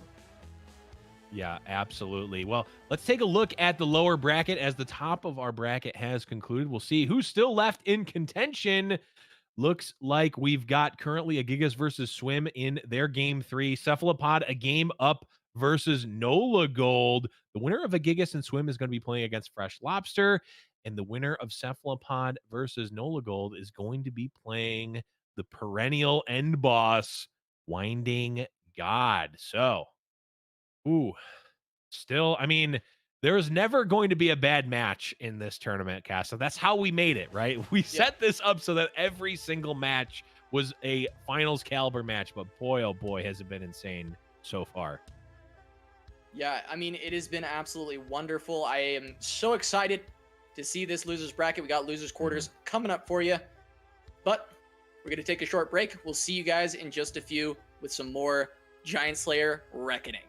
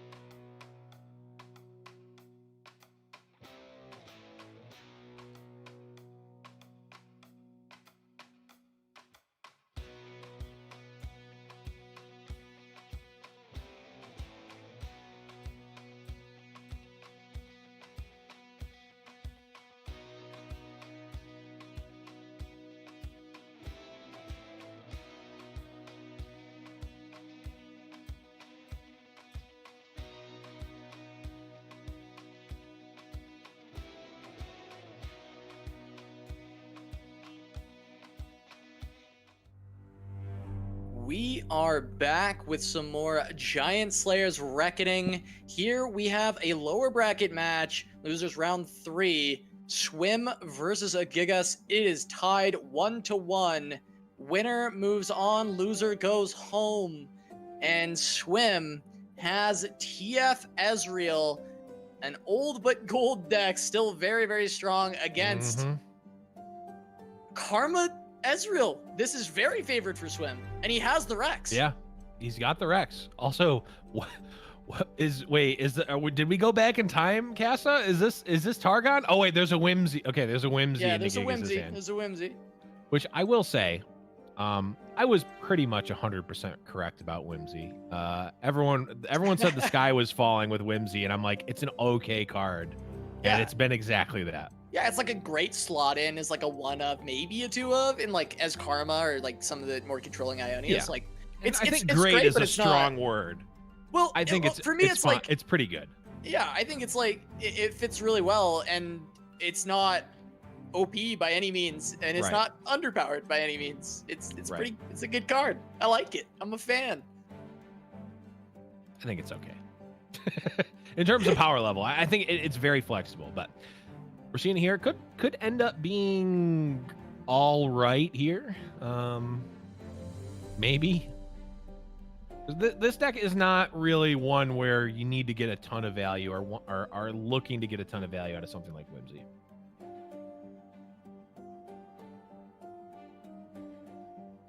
Turn 8. Swim's got the Rex. He knows there's only 3 cards on the other side.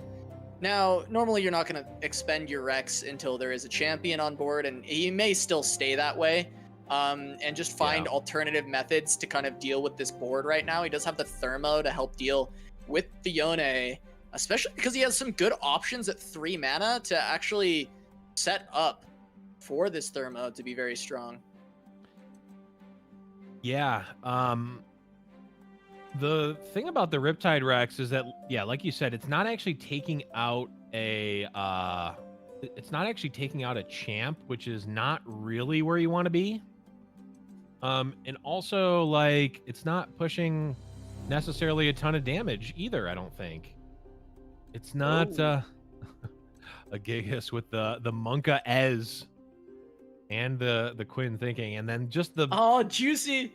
The best, I want to say the best, but also just the most awkward emote in the Lulu emote. It is top tier. I love it, but boy, do I just feel weird looking at it every time I see it. Yeah, I saw Lexical tweet about breaking the emote meta once again with the juicy emote, and I mean, I think she's right. I think it did. Yeah. It is a very high meta emote.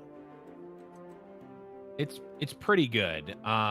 I'm of course a fan of the Nocturne Kaiba emote, but you know, that's because I basically just am a Yu-Gi-Oh meme at all times, so I use it for pretty much everything these days. It looks like the Rex interaction was fixed because Ezreal is leveled. Wait, what? Why does it say 7 there but it says 8 on the card? Wait.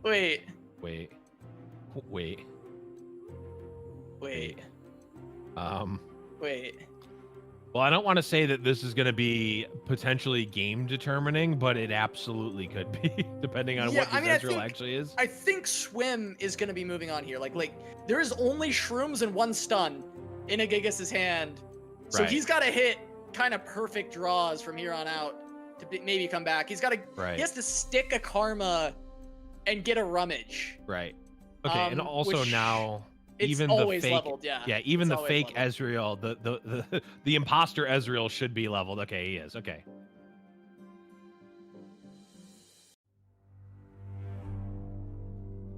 Swim, a very calculated player, really just determining what are the best ways to maximize his chances of winning this turn while also not leaving himself open to get blown out.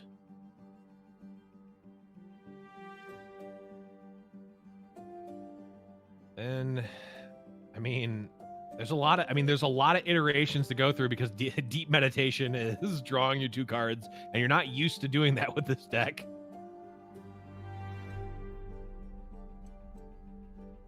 Leveled Ezreal comes down for Swim. I think it's looking like a victory march for Swim. The stun Yeah. helps slow it down, but leveled Ezreal's on board and it's not being removed. Right. And there is a chump bump available to create some shrooms. That's a lot of damage. Yeah. Ready to come down.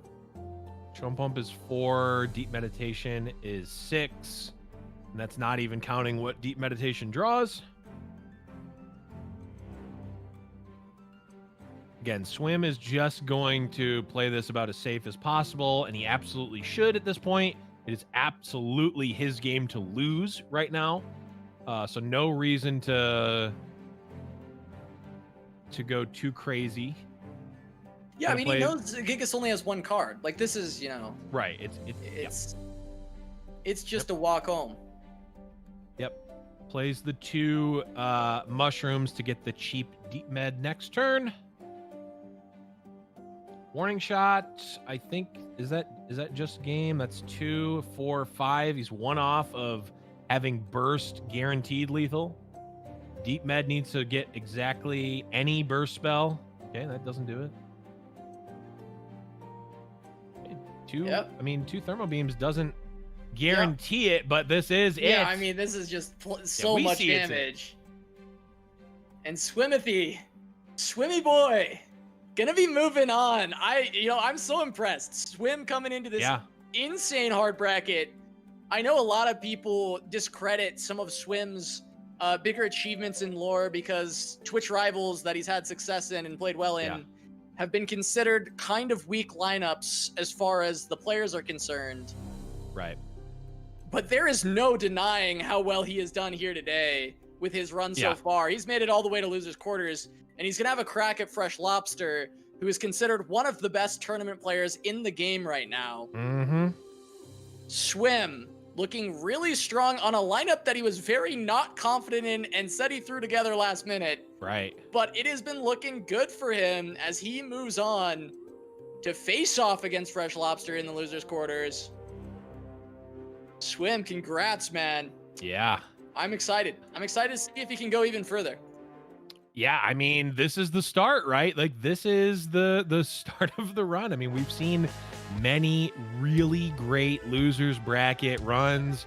I mean, Swim is certainly a good example of that right now. I mean, he's already, again, there's no bad matches in this tournament, but making it this far in this event is just absolutely, I don't know. I challenge anyone in chat to find me a tournament that was more stacked than this, or a tournament top cut that was more stacked than this. I will wait. But I won't wait right now because we are going to be obviously moving on with the tournament. But Swim making a really good run here. He is going to have to face against, again, another arguably top 3 player in Freshlobster, top 5 maybe, depending on who you ask. But, ooh, Casa, crazy matches so far. Yeah, I mean, I'm super excited for what's next. I mean, this is going to be Lobster versus Swim. I think that's going to be the featured matchup as well for the next portion of the stream. Mm-hmm. On the bottom side, Cephalopod versus Nolagold, it looks like still going on. The winner of that will face off against Winding God. Yep. Yeah, and I mean, Nola also, again, is the current reigning Reckoning champion. We watched him earlier play against Freshlobster. Maybe a little bit of a loose play earlier that cost him the match, but man, that would also be storied. I mean, it would be crazy to see someone win both Reckoning from the winner's side and also come back and win it from the loser's side. So a lot of really great stories still going on, Kessa. Yeah, a lot of amazing players, and we'll be seeing even more of them in just a moment. We're going to have a short break, and we'll be back with more Giant Slayer's Reckoning.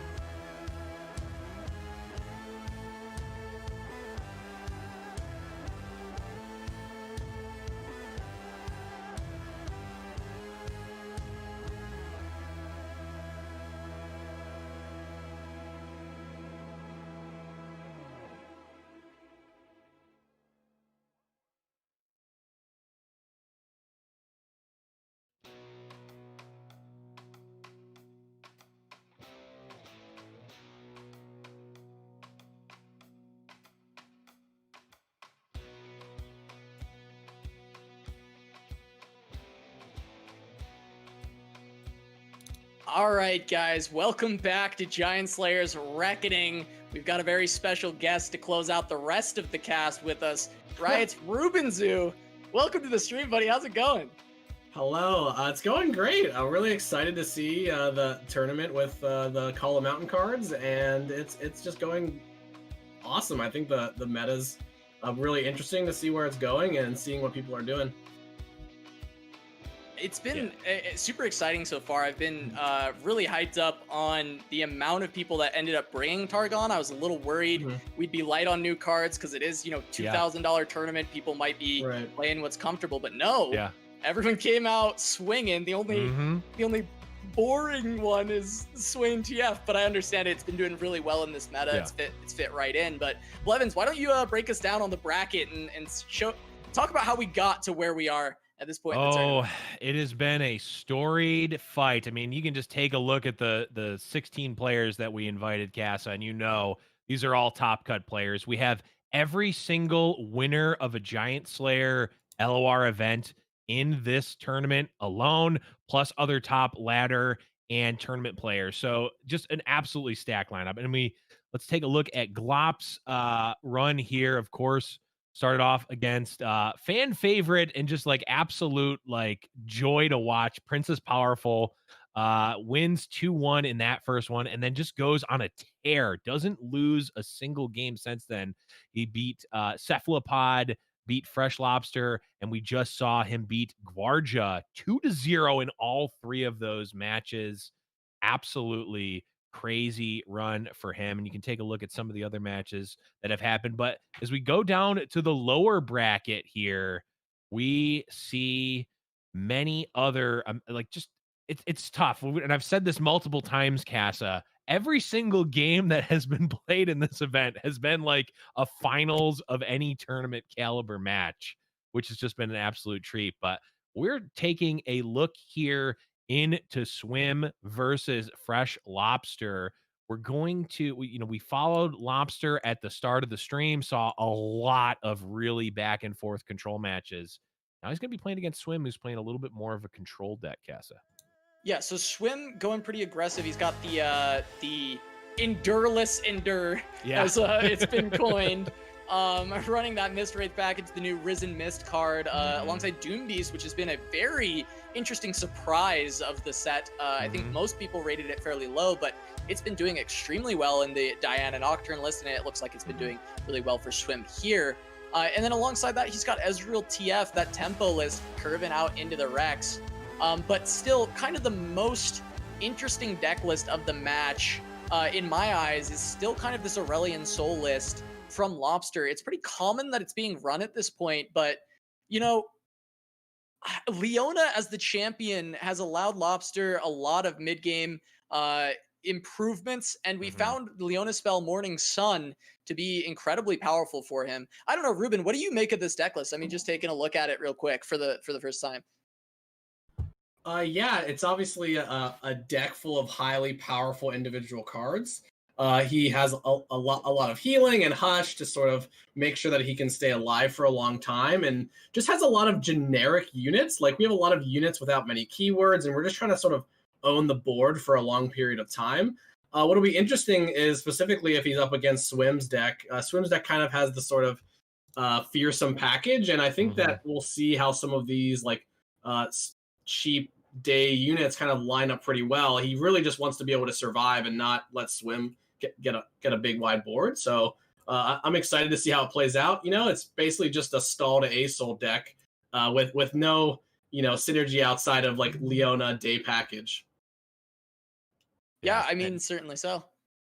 Well, I was going to say, you heard it here first. Swim has a fearsome package confirmed, and we may actually even be able to see it on stream here, as this is going to be our first full Swim match that we've seen. Cassie, you knew I wasn't going to let it go. You knew I was going to say it. I hoped you wouldn't. You're embarrassing me in front of the devs, Blevins. Yep. Yeah, but that's my job. And here it is, Swim's fearsome package. There it is. He's got the full Mist Wraith suite, got Wraith Collar, Mist Wraith, Risen Mist, looks very aggressive. I saw him play it earlier on stream. He wasn't so sure about it. I don't even think he thinks this is the most refined version. I think he was talking about how third Doom Beast absolutely should be in here. But overall, the deck looks good. I mean, it is, endure, but it is a lot faster. You're trying to end the game very quick. Atrocity on that top end to try and help close things out. But Doom Beast, very good for getting that over the top damage. Yeah, Doom Beast and Unspeakable Horror go to the Nexus, which kind of gives you a bit more reach than you normally would have. Of course, Stalking Shadows can get you multiple copies of Doom Beast, which is very good against aggro, very good against control if you're trying to close out a game, especially for the rate. So it makes total sense to see that here. Yeah, it's just straight up good. I've been loving Stalking Shadows Doom Beast combo. I was playing a lot of Diana Nocturne on my Climb to Diamond originally, and yeah, it's a super powerful combo whenever you're able to pull that off, get those extra Doom Beasts for the extra points of reach. And I'm sure it's very possible that we will see that happen in this set. I mean, it's a very common thing for you to pick. If you hit Doom Beast on Stalking Shadows, it's normally your selection. Yeah, it's just so much extra reach, right? Like if the board gets gummed down, I mean, we've seen so many of these Targon decks just be able to spit out 1/2s and 2/2s, 1/1s here and there and just be able to block. I mean, of course they can't really do that against, and I'm saying this not as a meme, Swim's fearsome package. But if the board gets gummed down, the Doom Beast can actually go over the top and give you that extra reach, which is really scary out of this deck. Yeah, and the other thing is that against Targon, Targon specifically lacks a lot of spot removal and cheap challengers to sort of get miss rates off the board. I wouldn't be surprised if we see some insanely big miss rates in this kind of matchup.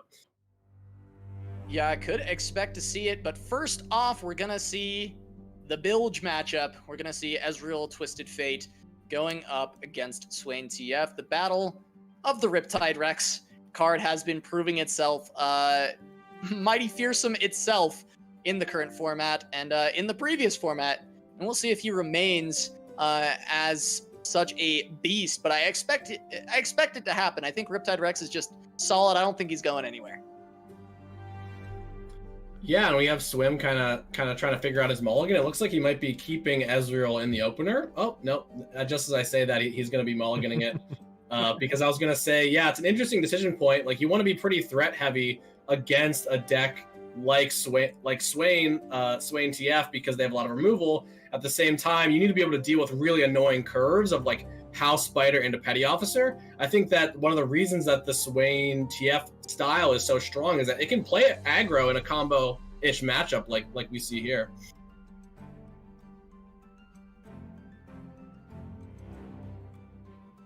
Yep, and Swim decided not to play the Jagged Butcher and go for the open attack here, going for a little more conservative of a line here and not even playing either of the 1-drops here. I don't hate it. There's not really... I don't know if this is the matchup where you want to be chipping in and potentially exposing your threats.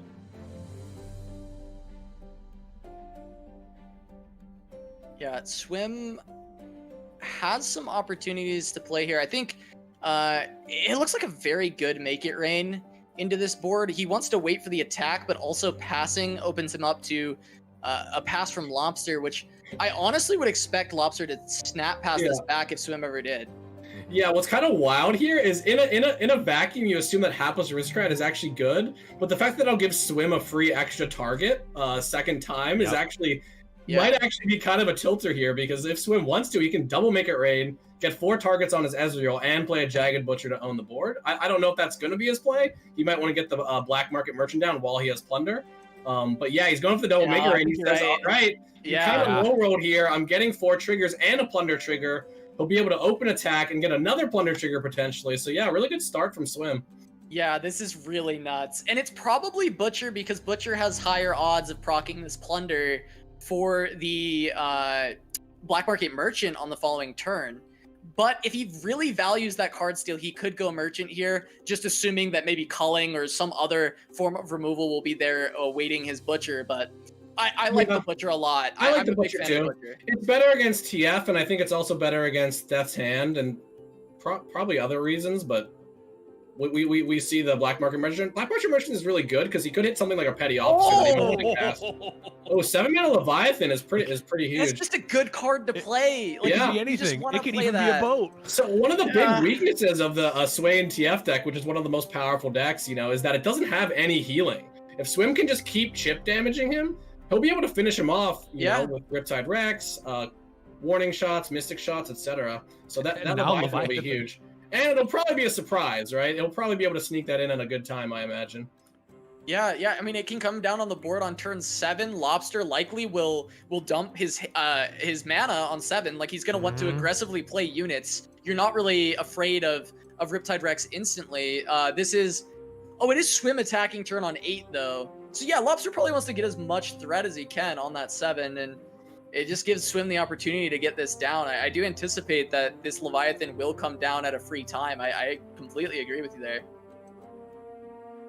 I will say, Casa, that I think we have traditionally we've given Lobster pretty bad nab luck. I believe that the like historic opponent gets like they steal the perfect 2 like shipwreck hoarder into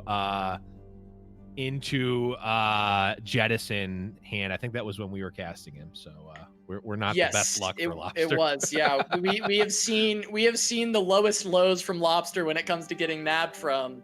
And this one might not be quite that. It's not the end of the world just to lose one Leviathan here. It was it felt worse when it was off the top. Yeah. Now it's, you know. Yeah, we'll see how it plays out. Like, it's kind of weird when you're nabbing something, right? If you nab a 2-mana card and then it costs 1, you're basically half off. Or when you're nabbing an 8-mana card that costs 7, yeah, obviously that's a really strong card. He's taking out of Lobster's deck, so he's one less. But it's still pretty expensive, and that card isn't in Swim's deck. He's not normally trying to cast a follower that costs that much. That's not a Riptide Rex. Yeah, it's not drawing a Swain for him either. It's it's just, it is still great because, like you talked about, that chip damage is so important here, and it is going to be able to potentially push forward a lot of chip damage. But yeah, it's not end all be all. I think that Lobster can still win past Swim getting a Leviathan. It's more going to be who's going to draw the Rex, because that is the difference maker in the matchup. And I believe Swim has 3, but the Lobster deck only plays 1 since it's playing up 3 Leviathans. So odds would be in Swim's favor there, of course.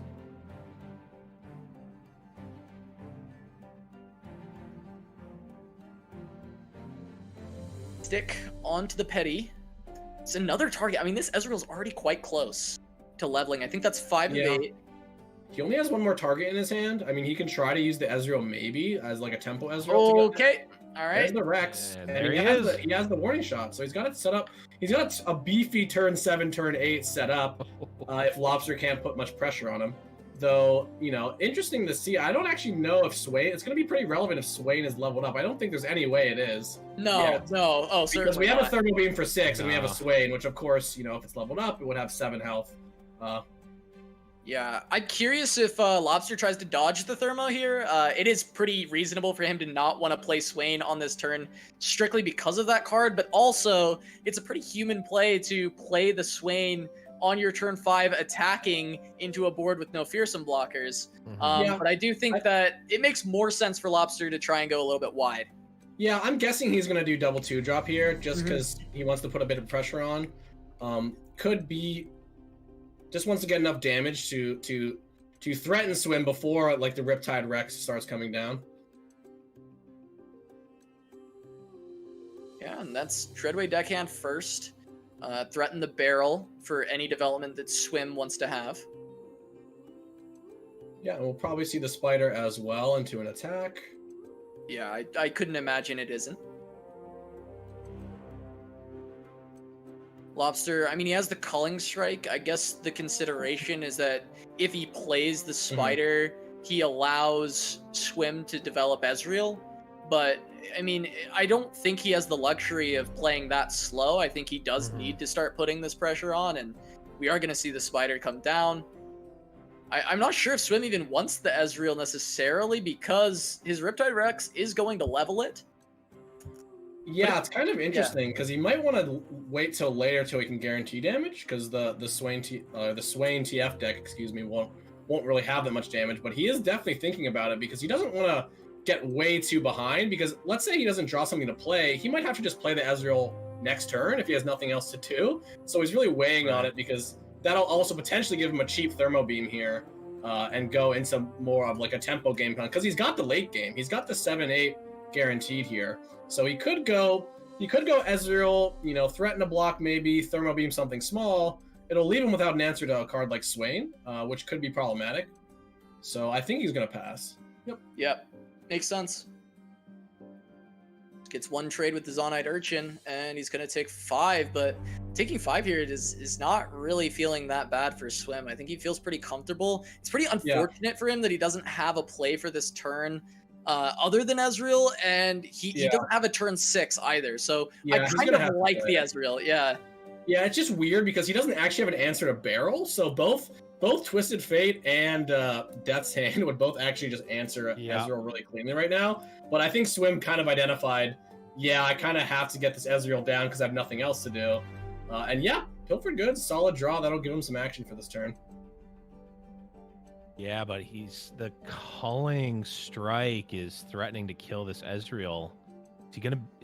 Does he have to just fire off a one card Pilfered Goods? Just to find a play. I mean, it's not that bad. It leaves you on 6 mana to answer the 5 mana Swain. He'll use the Warning Shot because the Leviathan gives him a trigger for the Riptide Rex, so it's probably going to be a draw. He even has a nice play where he can do it and pass, and then if he sees a Swain, he can Thermo Beam. Oh, he sees the Swain now. This is a really nice way to get Swim back in the game, because he's going to have really good turns to follow this up. But we'll see what he draws first. I imagine it'll be a Thermo Beam, but okay. Oh, he took the one of Guillotine. That's the only answer to Leviathan. Oh. Okay. Wow. So this Leviathan is going to be super, super hard to take down then. If it can at all. Like, Ravenous Flock does 4, 5 with a barrel. Like, Oh, that was the answer. Oh, boy. I mean, it's at the bottom of the deck, but it just means that Lobster's not going to get it. He's never going to get it. So Swim is at 14. So, an open attack is taking him down to 9. But it's going to have to really be able to come back through. Interesting draw that he drew the Arachnoid Sentry. I think Lobster could be a bit greedy and develop first a unit.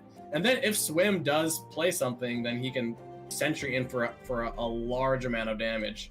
How many low-speed Punishers does Swim even have? It's like, I guess Petty Officer or Yordle Grifter would really potentially punish that play. We'll see. Petty Officer would be big, but I mean, you can misspeak and call Swim Swain here because his hand looks demonic. I wouldn't want to be playing against that. Yeah, I mean, this is gonna be huge. We actually drew a Fervor. I actually think that it looks like Lobster might lose his board next turn, but he might be able to burn Swim out. Swim was not gonna have any healing, and he's gonna go down to. He's gonna take 10. He's about to take 10 damage. And the barrel plus Fervor is lethal. Wow. Death's Hand will stop it. Death's Hand will stop it, but that's if Swim decides to not play the Rex. But he's got to play the Rex to stabilize, I think. Right. It's just a wide board. Yeah, that Sentry was kind of the set, or like the draw of the Fervor and the Sentry into the Leviathan. And like we kind of said before, Leviathan's a powerful card, but a 7-mana follower that's not that synergistic in Swim's deck, isn't always going to be the perfect answer. Wow. It ends up being a big bait. Yeah, that's 10 on board. Oh man, you love to see it. You love to see the scrappy part of the deck. We don't see a TF or a Swain. We kind of saw a Swain, but the beatdown plan is super strong from the Swain deck. And normally as TF, that tempo is normally in their favor. They're the beatdown, but this time they have the Leviathan that they're trying to stick. And if Swim would have drawn a Twisted Fate, he would have been able to deal with a board like this, possibly. But it's going to be hard to imagine that Swim can do anything other than just play Riptide Rex. Oh, he did just draw a Twisted Fate. Oh. Does Swim have the read, though? Yeah, I mean, can he make the read? Wait, you check. You check first. Check the barrel with your... challenge the barrel. With your Leviathan. Check the barrel. And then you play the Riptide Rex after you... If there's nothing and you kill the barrel. Always check the barrel. Yeah, but what about Riptide Rex, though? Right, Blevins. Like, I think that Rex could just kill. like if it clears the board. But yeah, that's game. That's We're going to game 2. Wow. Yeah, well played to develop that. And it's funny because I don't think Lobster was going to expect a 7-mana Leviathan. He was expecting something like a Petty Officer or a Yordle Grifter, and then he was going to entry. But Swim just went full tapped out, and yeah, that was all she wrote for that game. Oh no! I mean, that's rough for Swim. I mean, the only card that really punished him, I mean, even remotely that heavily there was Arachnoid Sentry. Mm-hmm. It had to be exactly that, and Swim, just plays a little loose, doesn't play around a card that could hurt him that bad. I mean, his other plays didn't look great either. It made sense to play Leviathan, curves into your Rex, gets the damage, the proc for it. Makes a lot of sense to go that route, and ends up, I mean, just losing off of it. And now he's on the uphill battle. He's got to take down the Targon deck, which is very good against aggro, 2 times from Freshlobster. Lobster only has to get the 1 win. He's got a 1-game lead.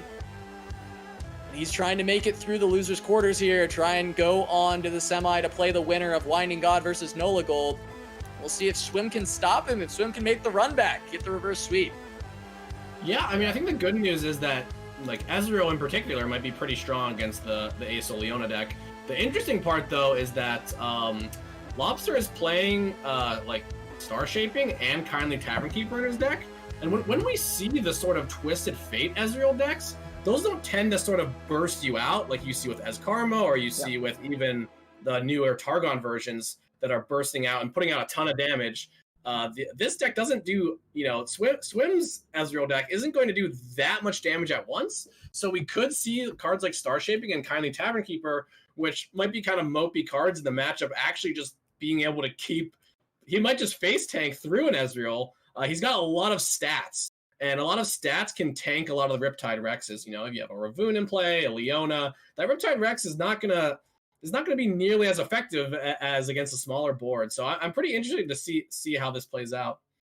Yeah, I mean, I completely agree with you there. I think all this extra healing that is being run by the Targon deck. I mean, Kindly Tavern Keeper being teched in from Freljord alongside Troll Chant, gonna help them fight for the board against both of these minion-heavy decks. And I'm definitely in Lobster's corner for this one. I really think he's very favored. Wow. Yeah, it's. Oh, go ahead, Blev. No, I was just gonna make a stupid comment about how Casa he's being biased, man. You're being biased against Swim's fearsome package. I just can't believe it, Casa. But it is quite powerful.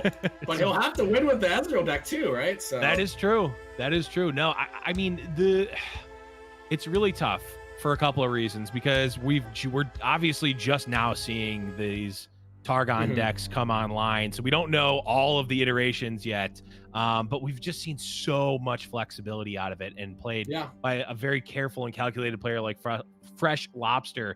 It's been super strong. But jumping right into the game, Swim queuing it back up, the Ezreal TF versus Lobster's Targon with a light dash of Freljord. I'm just gonna say, when I'm playing Bilgewater and I've got the Petty Officer in the opener, like, I'm feeling great. I'm feeling good against aggro. I'm feeling good against control. Maybe I can even make a barrel if I have a TF. And he's got a warning shot. He's actually keeping that in the opener. It looks like he might be trying to get a bit aggressive here with some early Jagged Butcher Petty Officer curves, because he does have the attack on 1 and 3. This is gonna be like, he can go for it, and maybe he'll get punished by a Solari Soldier. We'll have to see what he goes for. He's tanking on turn 1. You always when your opponent's tanking on turn 1, it always spews a lot of information. Swim here roping. But yeah, it's he'll know. I think that Freshlobster will know what's up if he plays the Jagged Butcher without Plunder, but now, of course, he knows what's up. Yeah. Sorry, that was a lot of words for a very simple thing. But, no, it's basically a Swim a gambling man, because he's playing, basically saying, hey, Lobster, I don't think you have your Solari Soldier. You're not going to be able to stop my attack here. And I'm going to get this 4 damage in, because I need every point of damage I can get. Yeah, this lines up great, though. He's going to bank into a Mystic Shot, can get rid of the Solari crap. I don't know all the names of the cards. The Solari Shield Bearer. And then they always get changed in development, but he can go Petty Officer into Mystic Shot, looking like a pretty solid curve here.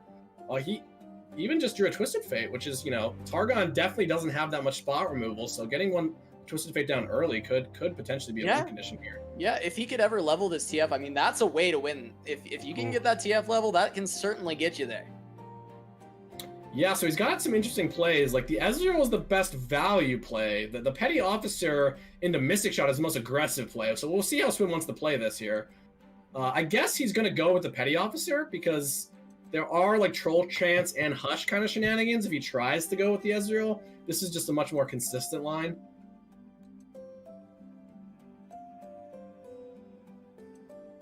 Yeah, lining up good. Mystic Shot on the Shield Breaker. Shield Bearer, excuse me. see what kind of attack Swim makes here. I mean, I think because he's got the TF in the back, you just kind of go with all. Because if he value blocks, you're still dealing 6. And you really do want to get that pressure in as fast as possible. The problem is Swim's already kind of low on cards. So having the red card is a little bit... it's not exactly what he wants. He kind of wants the blue card in this spot. Yeah, he might want a blue card, especially because, like we said, you know, I don't think Lobster's deck, it can't directly kill anything, right? He has to invoke into something if he wants to remove something off the board, which is kind of unreal to think about. He's really relying on being board stable, and right now he isn't. So yeah, I like just being a bit more conservative with our card quantity here and leaving the Jagged Butcher back. Yeah, it makes sense. Looking at his ceiling, I wonder what exactly is there. It's a ceiling fan or what? He's beholding the infinite. Yes. it's a chess tactic. You envision the board on the ceiling for future turns, because if you're actually looking at it, then all you can see is what's right now. So you have to envision what the board will look like in 3 turns, in 4 turns. I thought you meant that Swim literally has a chessboard painted on his ceiling and he was just looking at it for fun. That's what chess players have said about it, is they like have this imaginary chessboard on the ceiling that they look at. Yeah, it's kind of. I think there's actually some science behind the like look away thing when you're calculating. Yeah, of course. I don't exactly know what it is, but I've heard that it's a thing. Yeah, you don't want the information that you already have because you're thinking about the future. You don't want to be seeing all these things that are on the board. It is helpful. I think it's helpful to some people and maybe not others, but I do it as well. When I calculate, I feel him here. I also mess with my hair a bunch, so I really identify with Swim. Yeah, I shuffle cards like constantly when I'm doing that. Yeah, so Swim got the blue card down, like we said, and he drew a Pilfer Good, so he could aggressively level up this Twisted Fate. The funny part is I feel like the nab is actually kind of bad against Day, the way that lines up. Like, when you don't have Leona in your deck, the Day cards kind of suck, and you have to play them first. But if he just gets Twisted Fate leveled up, like a 1-mana card, a 2-mana card, just with almost no text, is going to be pretty good.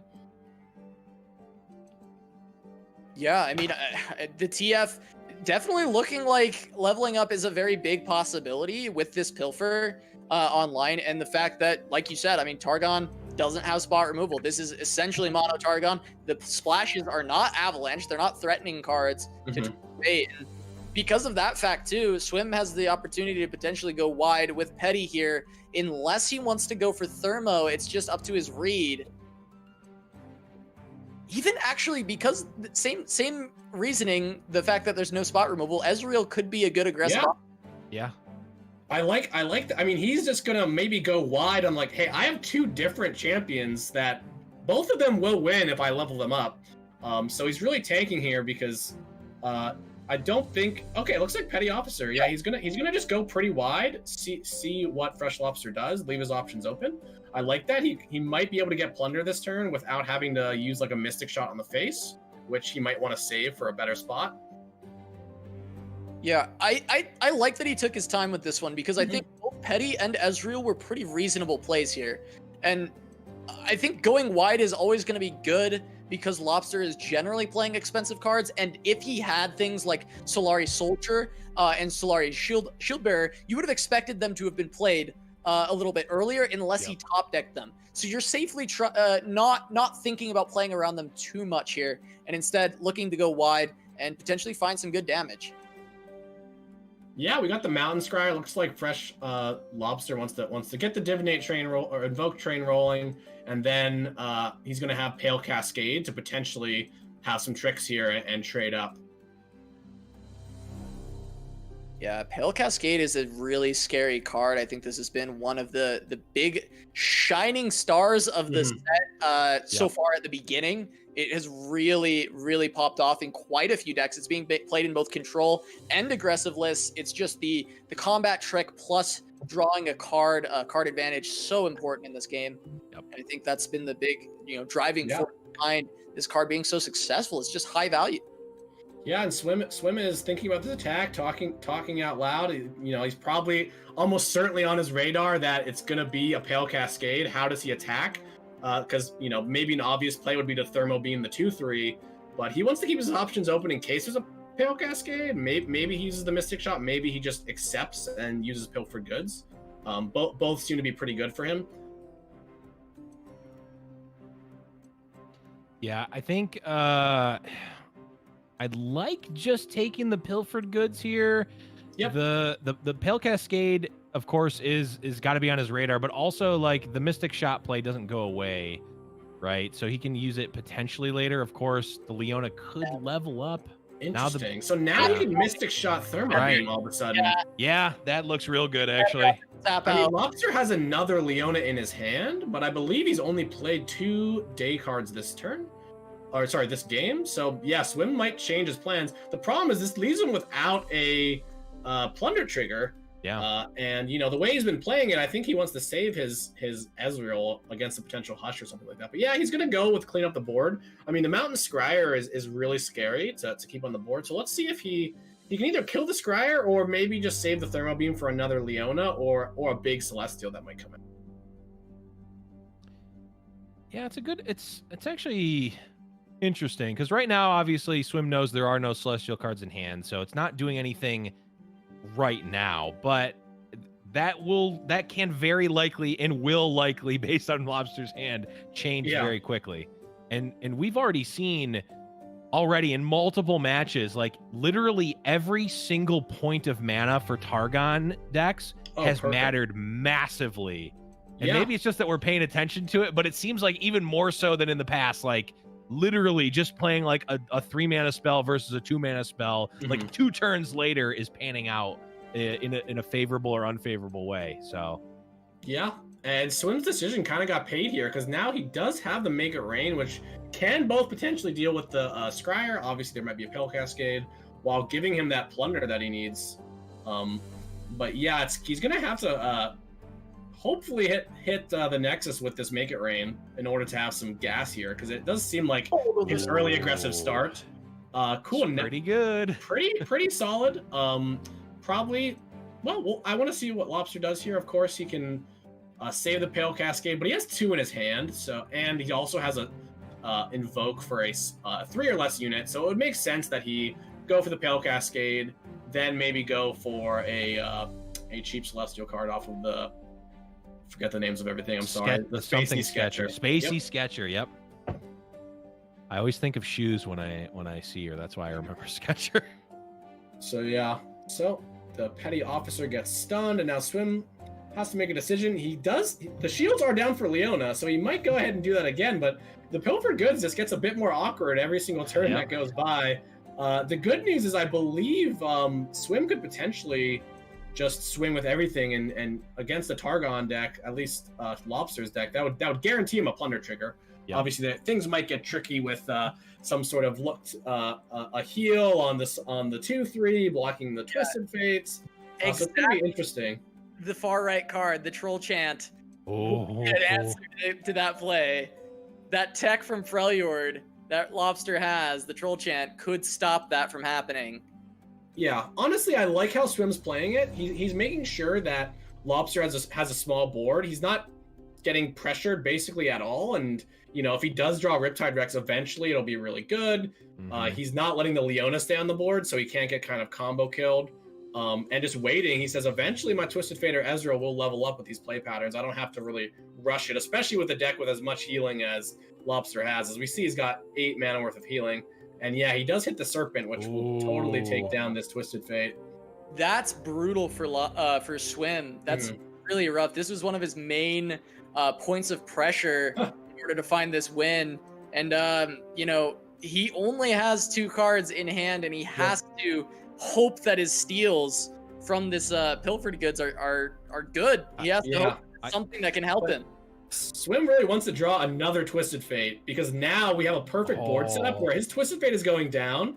It'll give him Plunder with exactly 7 mana, and it might just be game winning. Of course, yeah, Lobster has a lot of counterplay with pumps, but just forcing those out could be really good. We'll see if Swim takes the block on the 4-1 or not, because I think Lobster's making this attack to hedge against a Twisted Fate. You can kind of see the tournament experience of somebody like Lobster making that 4-1 attack, because if you're at home, you might be saying, why would he trade a high value unit for just a 1-mana 2/2? But yeah, he's afraid of that Twisted Fate, regardless whether if Swim has it or not. Yeah, and I mean, we might see it off the top. That would have to be the Ribs on Urchin. Oh man, I mean, you have to try and get your steals first, because hopefully you find something junky enough to throw away for your own card. Yeah, nothing in his hand. Shot, maybe. That's true. If he gets to make one. Yeah. The Troll Chant, we will be able to shut that down. True. Yeah, it's interesting because I think that Swim doesn't have enough oomph with this Ezreal to like really find a kill. So I wouldn't be surprised if he pitches the Mystic Shot, because there's not really much that he wants to target, especially assuming all the pump spells that Lobster has. But we'll have to see how he plays it, because he does really need a Plunder trigger, and he unfortunately is 1 mana short of being able to do the thing this turn. Yeah, I don't even know that he's gonna even get the Plunder trigger. The Troll Chant, I think, at least potentially comes out, stops the Ezreal, and then, I mean, I'm just wondering, what are the scare cards for Lobster? I mean, obviously Ezreal theoretically is scary, but right now he's really not. Yeah, Swim is tanking here. I think Swim might be trying to figure out if he thinks Lobster has a Hush or not. Obviously, attacking is good into a Troll Chant because you just got a free card out of it, but it's bad into a Hush, and Swim actually just passes because he's a bit afraid. Pool Shark's not the worst draw. It's an extra card. Yeah, it's weird because now he has the choice of, do I want to draw one now with the Urchin, or do I want to draw a bunch next turn? I feel like it's gotta be next turn. I think he just needs maximum value. He's got to squeeze out every card he can. Yeah, especially because he's playing this game as if Lobster has a Hush. So that basically means he's not trying to kill with the Ezreal, he's trying to grind. So yeah, let's see what Lobster opens up with. Of course, we haven't really talked much from Lobster's perspective, but he is going to play a Solari Shield Bearer. And of course, he still has all that pump and protection and now an Aesol in his hand. So he definitely all of a sudden has inevitability where he might not have had that a few turns ago with all the Leonas going down. Yeah, Aurelian just 2 turns out. He's got Star Shaping to heal up and get one of those big bombs potentially. He could get something like the Great Beyond, the Destroyer. I mean, he's got a lot of options there. The Scourge even terrifying with the fact that he's got a board. I mean, also just getting an Obliterate for 2 units is going to be pretty good. Or, right. Or giving all of his units +2/+2 is going to end the game. Under 3 attack. The spells are a bit riskier because his only Celestial that he has is this 2/1 Messenger. So it will be interesting to see, like, if we see a Look to the Stars, how... Is that what that card's called, actually? I'm so sorry, guys. It's called a Star Shaping. But yeah, we see an attack here, trying to put some pressure on Swim. Swim's at 11, can't gain any health. But yeah, if he does take down the dog, that will prevent some nasty Celestials, at least temporarily. So maybe that's enticing. But he also might go for just the sort of value block, which, yeah, looks like he's going to value block the Pool Shark. Give him another chance, which is especially relevant because that Pool Shark can block an Aesol. Aesol doesn't have evasion. True. So keeping that around could be useful. And just give him another turn to try to make the Ezreal kill work. I mean, really, at the end of the day, why doesn't Aesol also have elusive? I mean, he's a giant flying space dragon, right? A lot of his friends do. Yeah. But yeah.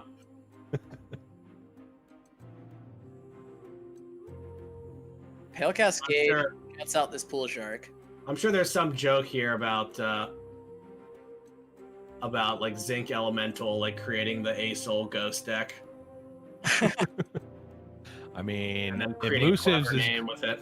Emusives was great, but what about Emusasolusives? Asolusives. There we go. Got it. There you go, Zinc. Run with it. We could call it Spooky Asol because it's ghost on an Asol. Okay. Yeah. I'm in. Zinc, Yes. you've been summoned to do it. And then ship me that list, please. Thank you.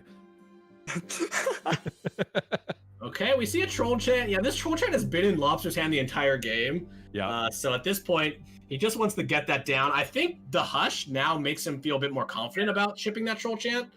So yeah, honestly, just well played on both sides so far.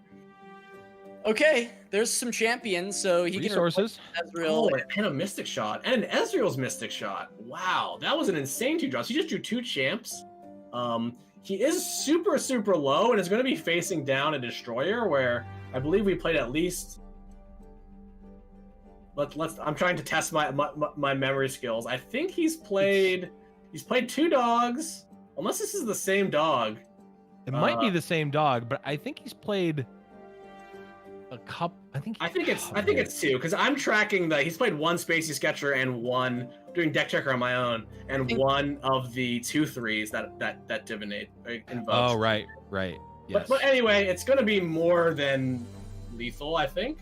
But yeah, we start off with a red card because he wants to set up the pilfered goods. Mm-hmm. Yeah, there's actually like options here where Swim could come back with something like a star shaping into a very powerful unit and just use that to try and help him reach some semblance of control on the board. Something like a Scourge would actually be pretty good. Yeah, if he could, you mean if he steals an invoke card? Yeah, he's still star shaping, heals himself, gets something like a Scourge off that. He can also get a Hush, which would be really nice with his Ezreal. Oh yeah, absolutely. Ooh, true. There are some very good steals in this deck. Even just getting one of the units that invokes could help a lot for generating value at this point. And I mean, we'll see, because this is finally going to be the Pilfered Goods turn. Yeah, and we see Lobster not playing the big Celestial yet because it looks like he wants to hold up this Hush. The bad news for him is that Swim has a second Ezreal in hand, and Swim going through his hair again, finding new cards, trying to figure out what exactly do I do here. He's put Lobster officially on the Hush because we saw him not attack with the Ezreal before. Yep. And yeah, he's going to continue to do that and play it a bit slow. Sorry, he had a burst spell. I didn't realize. I thought he was actually passing around there. If he hits things like the Traveler and then hits some other big stuff, like these steals were actually pretty decent. Solari Priestesses. Now he does have to wait for day to play them, so they're a bit slow. But I mean, yeah, something like a Traveler to invoke another card that can be higher cost certainly looks good. And the fact that Swim can potentially get multiple Celestials means he can get the really scary cards, like the Obliterates. And he may just be saying that he can't beat Hush anymore. Or he just is banking on the fact that he has another Ezreal. Yeah, he wants to just get the Hush out of the hand. I mean, from his perspective, he's playing as if there is a Hush, so he's going to say, you know what, take my Hush. He even gets a damage on something, which, you know, is not terrible, but not great either. Unless I don't know exactly what the Ezreal's on, but I think it's on like 5 or 6. We're probably going to see the Hush now, but we'll see how Lobster reacts to this. Giving the free Mystic Shot seems really bad when Ezreal's trying to level up pretty soon, but we'll see. Lobster really has to kind of figure out how to spend his mana because it's been a bit awkward with his sort of the classic like A Soul plus fatty Celestial hand. What do I do? The embarrassment of riches. Mm-hmm.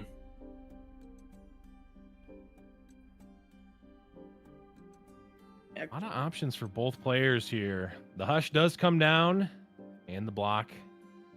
Ezreal not allowed to come into the Tipsy Owl. Kindly Tavern Keeper says no. Yeah, so he can actually Mystic Shot here. It's pretty bad into a Troll Chant, but he does get to shuffle another Ezreal into his deck, which, you know, it's pretty late in the game, and he gets an extra target. So he might use it. It's kind of weird because Lobster kind of played a lot of those spells in one turn. I think he knows about at least the Hush and the 2 other Celestial spells. So Swim is thinking, like, what are the odds of this last card being another Pale Cascade? We've seen 2 Pale Cascades already. I think we've seen 1, maybe 2 Troll Chants. Yeah, but yeah, it's really tempting here because getting that shuffle of the Ezreal and also getting that target could be the difference here. Because like we said, he's real short on damage. I'm looking at Freshlobster at 17. If I'm Lobster, I'm like, yeah, even if this doesn't go well for me, you know, I'm still at a pretty healthy life total, and Swim's at 6. So we'll see what Swim decides to do. He's not going to do it. I think the Mystic there was really good, but I guess he's just afraid of exactly Troll Chant. But doesn't he kind of beat that hand if it's just Troll Chant? I think he's kind of more comfortable with that existing than if it's any other card. So I'd rather just play like it's not that, because I can still probably scrap together a win if it was a Troll Chant. Interesting. I kind of expected him to maybe play a Zonite Urchin there, but looks like he's going to wait and try to get full value out of these Sun Priests. Second TF is actually very, very good here. If he's surviving, that is, because that is Crescent Strike can come down with Asol or the Destroyer. So I'm not sure what can he get off of the Solari Priestess. They're all slow, so he's not living this attack ever because it's 9 attack. Actually, he is just dead. Yeah, it's got Spell Shield. It's gonna at least hit the Ezreal over for 6 damage, and he is at 6, which is unfortunate. The only thing I can think of is if he somehow draws into off the Zonite Urchin of Pilfered Goods, which then also hits a Star Shaping or a Hush. Kind of a long shot, but Swim's gonna go through like what he can do here to not die, and maybe he'll come out with the conclusion of playing the Zonite Urchin. This is the classic, let me look up what the possible Celestial cards I can get are.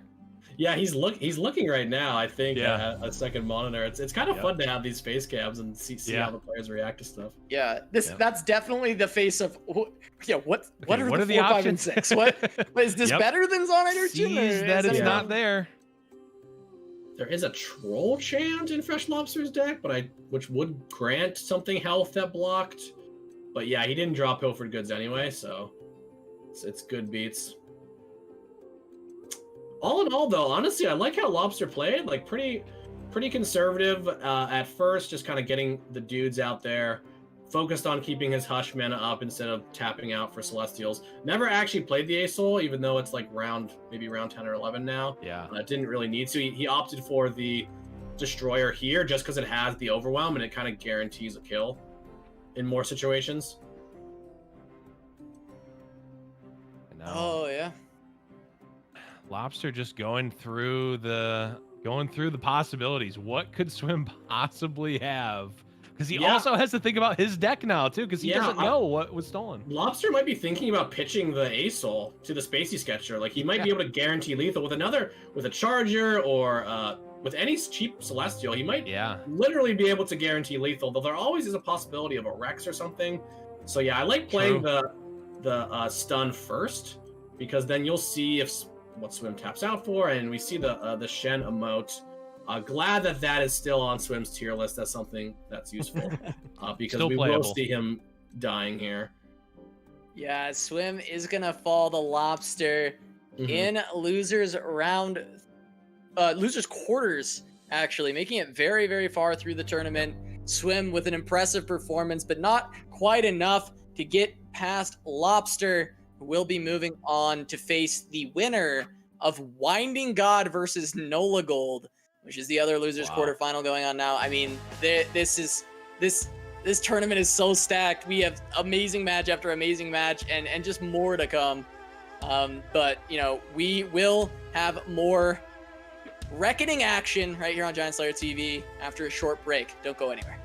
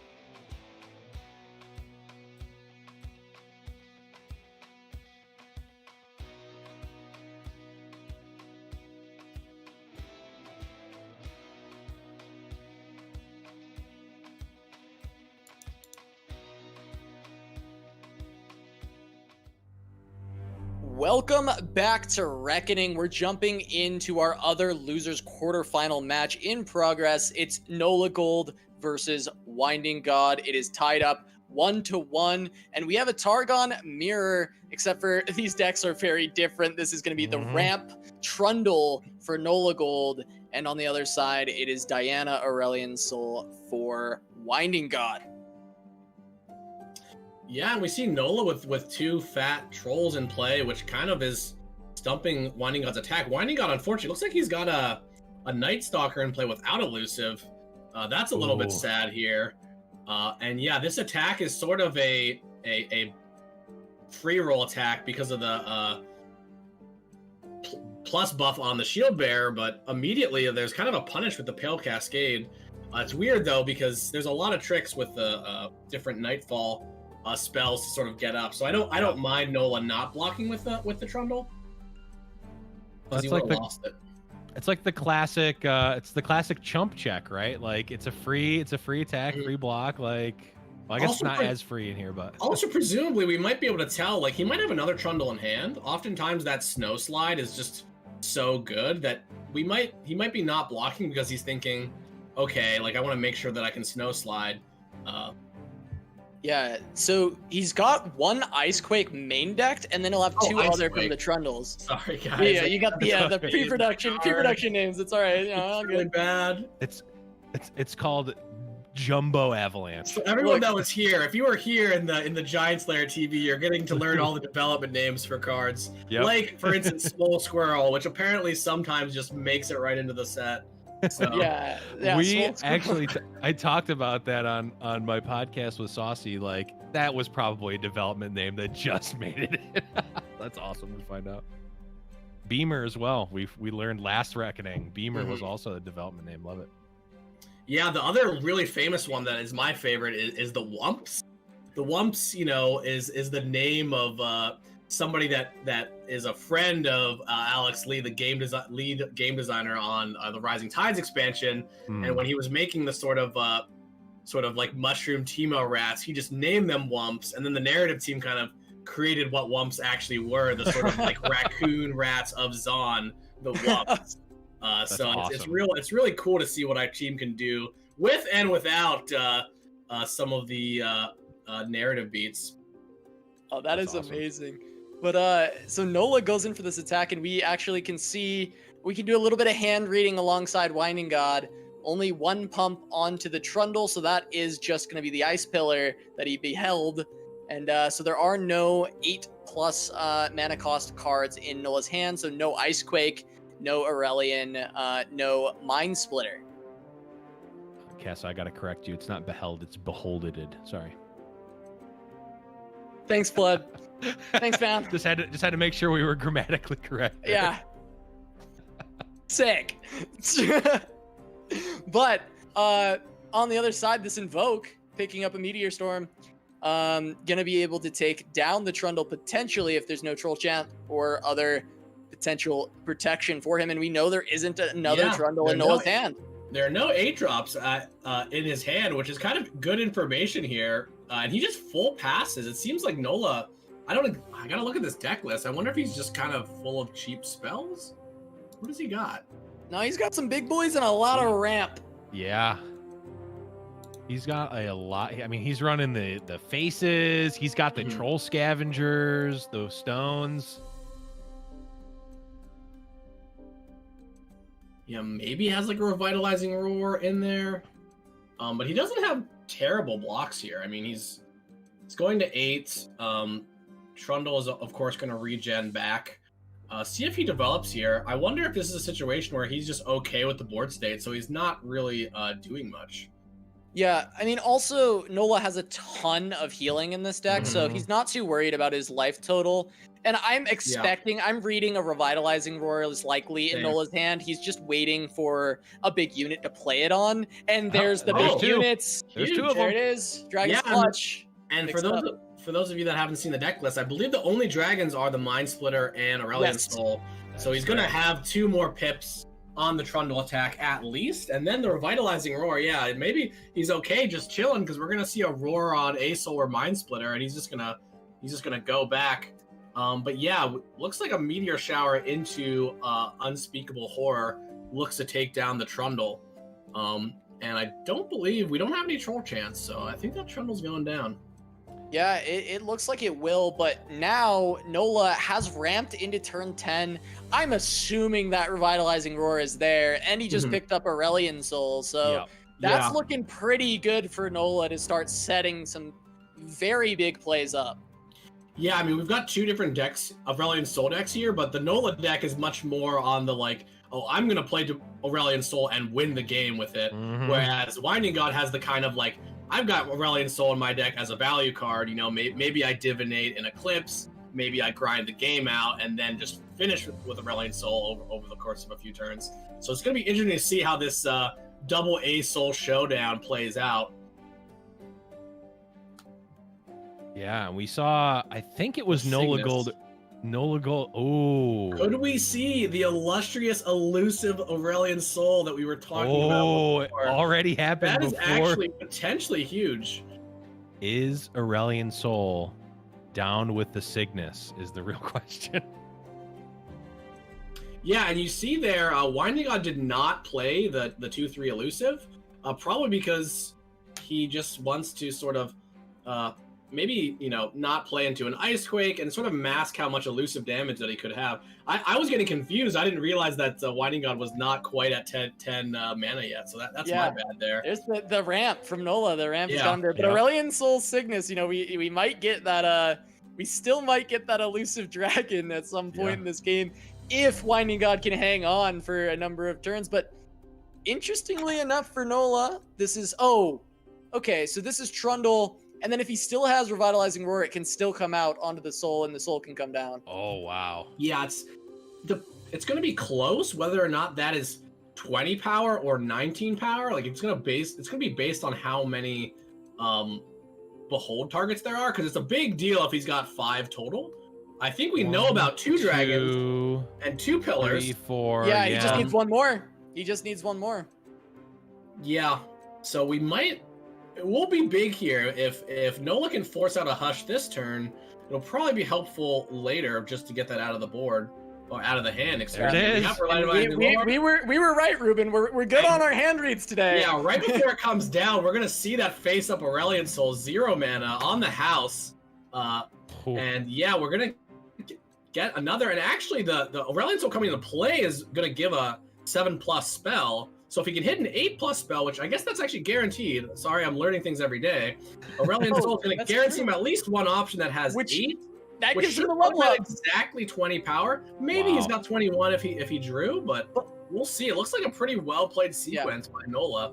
Winding God does have an answer. He can hush the Trundle on this turn to delay the level up from Aurelion Soul, which he may have to. He may be priced into making that play happen. But it's still going to be hard to continue to prevent Aurelion from leveling because Nola could just grab a big unit there, or even has just the Mind Splitter to come down. Yeah, I kind of like Nola really built. We were seeing this last Reckoning with the Zombie Ash. Nola really likes these sort of throw your decks that are they kind of stall out, but definitely have a super proactive like plan for ending the game, right? Because I think a lot of decks we've seen in the past, like War Mother Control, where you kind of assume, oh, I've got War Mother's call to win the game. It turns out when all your cards are just super expensive in the late game, like it actually, sometimes you get into weird situations with Freljord where you don't actually win the game and you lose because all your cards are too expensive. So I really like what he's doing here. But yeah, it looks like the Trundle is only at 9. So that means he picked a 7 cost. It does mean he picked a 7 cost, which might have been a misstep, or maybe there was like something like Aurelion gets a kill. Aurelion gets a kill. Aurelion gets a kill. Oh, hey, he goes to Fury. That's right. The Fury. I totally forgot about that. Everyone always forgets Fury, including me. Every single time. And he challenged with that. So yeah, he took a 7. Yeah. Exactly counted that he had multiple ways of getting there. So it's pretty clear that he's aware that he can get there. And yeah, this is gonna have to be a Hush on. It has to be on Trundle too. It can't even be on Asol because of the spell shield, and he doesn't have 6 mana. What do you think? If he was gonna hush, he should have done it before, right? He took extra overwhelm damage. Right. Yeah, and he doesn't hush. Yeah. So his plan, like, yeah, I don't know. I hate to say that he's just dead, but I'm a bit surprised that we don't see a Hush to just continue the game. Right. Cosmic Inspiration. Wait. He has a lot of elusive. He can't play Cygnus with this though. Oh, that's right. Yeah, we'll see what the plan is. I mean, maybe he's waiting to have like a sick Hush turn because he can maybe have a tempo Hush on the Acel that'll prevent the Celestials from costing 0. But yeah, I mean, Nola's making a Celestial every turn and also just threatening like lethal damage with a massive Trundle.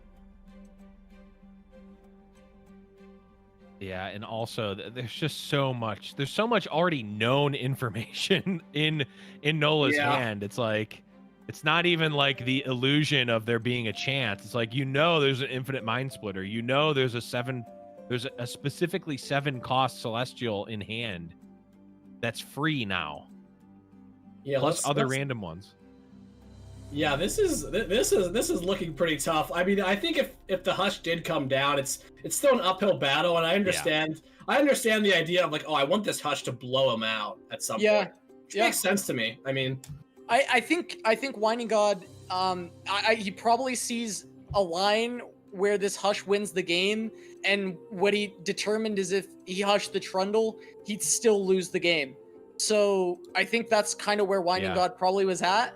And he's just saying, okay, this Hush has to win. It has to win the game. I have to wait until that opportunity arises. And if it, if not, then that's fine. But that's kind of where he's at. Creating a plan like that, honestly, is never bad. It's worse to go halfway, right? It's worse to let the Trundle damage hit you, then realize you Hush and do it. It's good to either go all in on one way or another. So, all in all, overall, I think that it doesn't really matter. But this is Legends. That is just nasty. You really hate to see that. Now it just seems a bit. We're gonna see Nola pop off, and let's see how much Winding God just allows to happen. I was gonna say, honestly, cheers to Winding God for letting us cast this madness. This is the longest he's gone without scooping in a situation like this. Well, it's over, right? Oh, really? He is very much the king of the game is over. I'm going to scoop, but. Yeah, he's so good at calculate. Like he's so good at calculate in a game that he can't win anymore. Like there's no out. He'll look through the outs. He'll scoop. And generally we can't find an out in games he's scooped. Like we can't point one out. There's not a way for him to have won. Yeah, that makes sense. And he's just he's crazy. There's a thing in like this, like when you're playing against elusives, your opponent has elusive lethal damage, and I'm not the kind of player who like makes them attack with them. Like I'm gonna scoop them up, especially if they already attack with all of them on the last turn. It's just like the same exact play. You're dying to some elusive unit. So I do definitely respect to Winding God for that. But yeah, he is. It looks like this time he is fighting to the bitter end. No, like at least so far we haven't seen like some insane like 10-drop Celestia or something that like will maybe be lethal. Like the 18. I think Winding God's problem is you say he scoops only when he has no outs, but he has the Hush in his hand. Yeah. So it does actually seem like he might actually get away with surviving the next turn, but like what? But at that point, see, there it is. The splitter. It was literally just the splitter. Wow. Yeah, because all of a sudden he can't block, and silencing an 8/8 doesn't really do much. Yep. So yeah, kind of like a bit of a misstep, but I don't really think it would have mattered because the Acel was going to come down before his Acel, and we're going to. Actually, no, that was game 3. I'm so sorry. And Nolagold is advancing. Nola's done it. Nola is still in it to defend his title of Reckoning Champion. He's got to get through Freshlobster next. That's who was awaiting him in the semifinals. Lobster in the semis, and then whoever wins this takes on Gvuardya for a chance at Glop. We got 3 more sets to go here on Reckoning, and oh man, all of them are amazing. Yeah, this has just been a fantastic lead up here. I mean, Nola defending the title, Lobster really he's done well in some recent tournaments, but really making a stand here atop the tournament meta. And of course, Gvuardya and Glop eagerly awaiting their next opponents. But man, just crazy matches coming up, yes. Yeah, for sure. I mean, I think you know, looking at the, if we take a look at the bracket here, we can go ahead and see this loser's run from Nola. He dropped fairly early. Round 2, he dropped the loser's bracket, took down Hyped, took down Ceph, and then took down Winding God. And now Freshlobster is who he has to play against. Lobster almost made the winner's run, ended up losing, I believe, to Glop. And so he's looking for his shot at revenge, a second crack at Glop, if he can make his way through. Yeah, and I mean, whoever makes it through is going to have to take a shot at the current king right now up in the winner's bracket. That is Glop, but it's not been it's not happened yet. Casa, Glop has seemed nigh untouchable in this tournament so far. Yeah, Glop has seemed very, very good, but there are extremely strong players in the loser's bracket trying to get a chance to take him down. Lobster, Nolagold, going to be the next one. This is going to be Swain TF and Aurelian decks, but differing Aurelian decks, of course. Trundle on the side of Nola and Leona on the side of Lobster. Almost certainly just eyeballing it, Nola has a huge advantage, right? Because they both have Twisted Fate Swain, I believe. So that's obviously 50-50. Maybe one player is a bit better than the other, but in this ASOL mirror, we see the faces of the old ones, right? We see the Revitalizing Roar and the Catalyst of Aeons, where Freshlobster is going to have like Leona. He's going to have 2-mana 3/2s in his deck. I think that he can definitely get it done, but I would be surprised if Nola wasn't a favorite in that sort of ASOL mirror. But hey, my ASOL is coming out on round 7 or 8, where yours is coming out on round 10. So, interestingly, that's exactly what I said in the winners quarterfinals when Freshlobster played against Nolagold. Well, that's right. We did see this already. And Lobster actually won the Targon mirror, but it was because he got a Leona on board and a lot of his Solari units, and he hit the 7-mana card. I actually can't remember this one, but it buffs 2/2 and refills the spell mana to all your units in hand and in deck. Yeah. There's definitely play. Like if you curve out Leona into Rav, you know, against a ramp deck, you can totally combo kill them. So it's definitely not a cut and dry, but I definitely would assume I'd want the ramp spells. But we'll have to see what happens. Maybe Lobster proves us wrong and just wins that matchup again. Yeah, for sure. He might be able to take the full run back, or we can see if Nola actually ends up bringing it back. Because, I mean, we talked about Blevins. He should be favored, right? I mean, what do you think? I mean, on paper, for sure. I mean, like you said, Leona, great card. You know, the Shield Bearer and all those cards, they're all great and fine cards, and you get a lot of stats. But Nola is not playing on a fair metric here. He's not playing on the same track. He's playing the faces of the old one in the ramp to get into the big late game spells. I mean, just look at that last turn from Nola last game. It was like 80 mana worth of cards played in one turn with ASOL. Like, you can't really even compare like the game plans there. It's tough to, at least. So like it's I think it definitely is favored with Nola, but I mean, we've already seen it happen once, Castle. All right, and we will be jumping into this matchup in just a moment. We're going to take a short break, but when we come back, it is Freshlobster versus Nolagold for the losers semifinal. Don't go anywhere, more reckoning to come.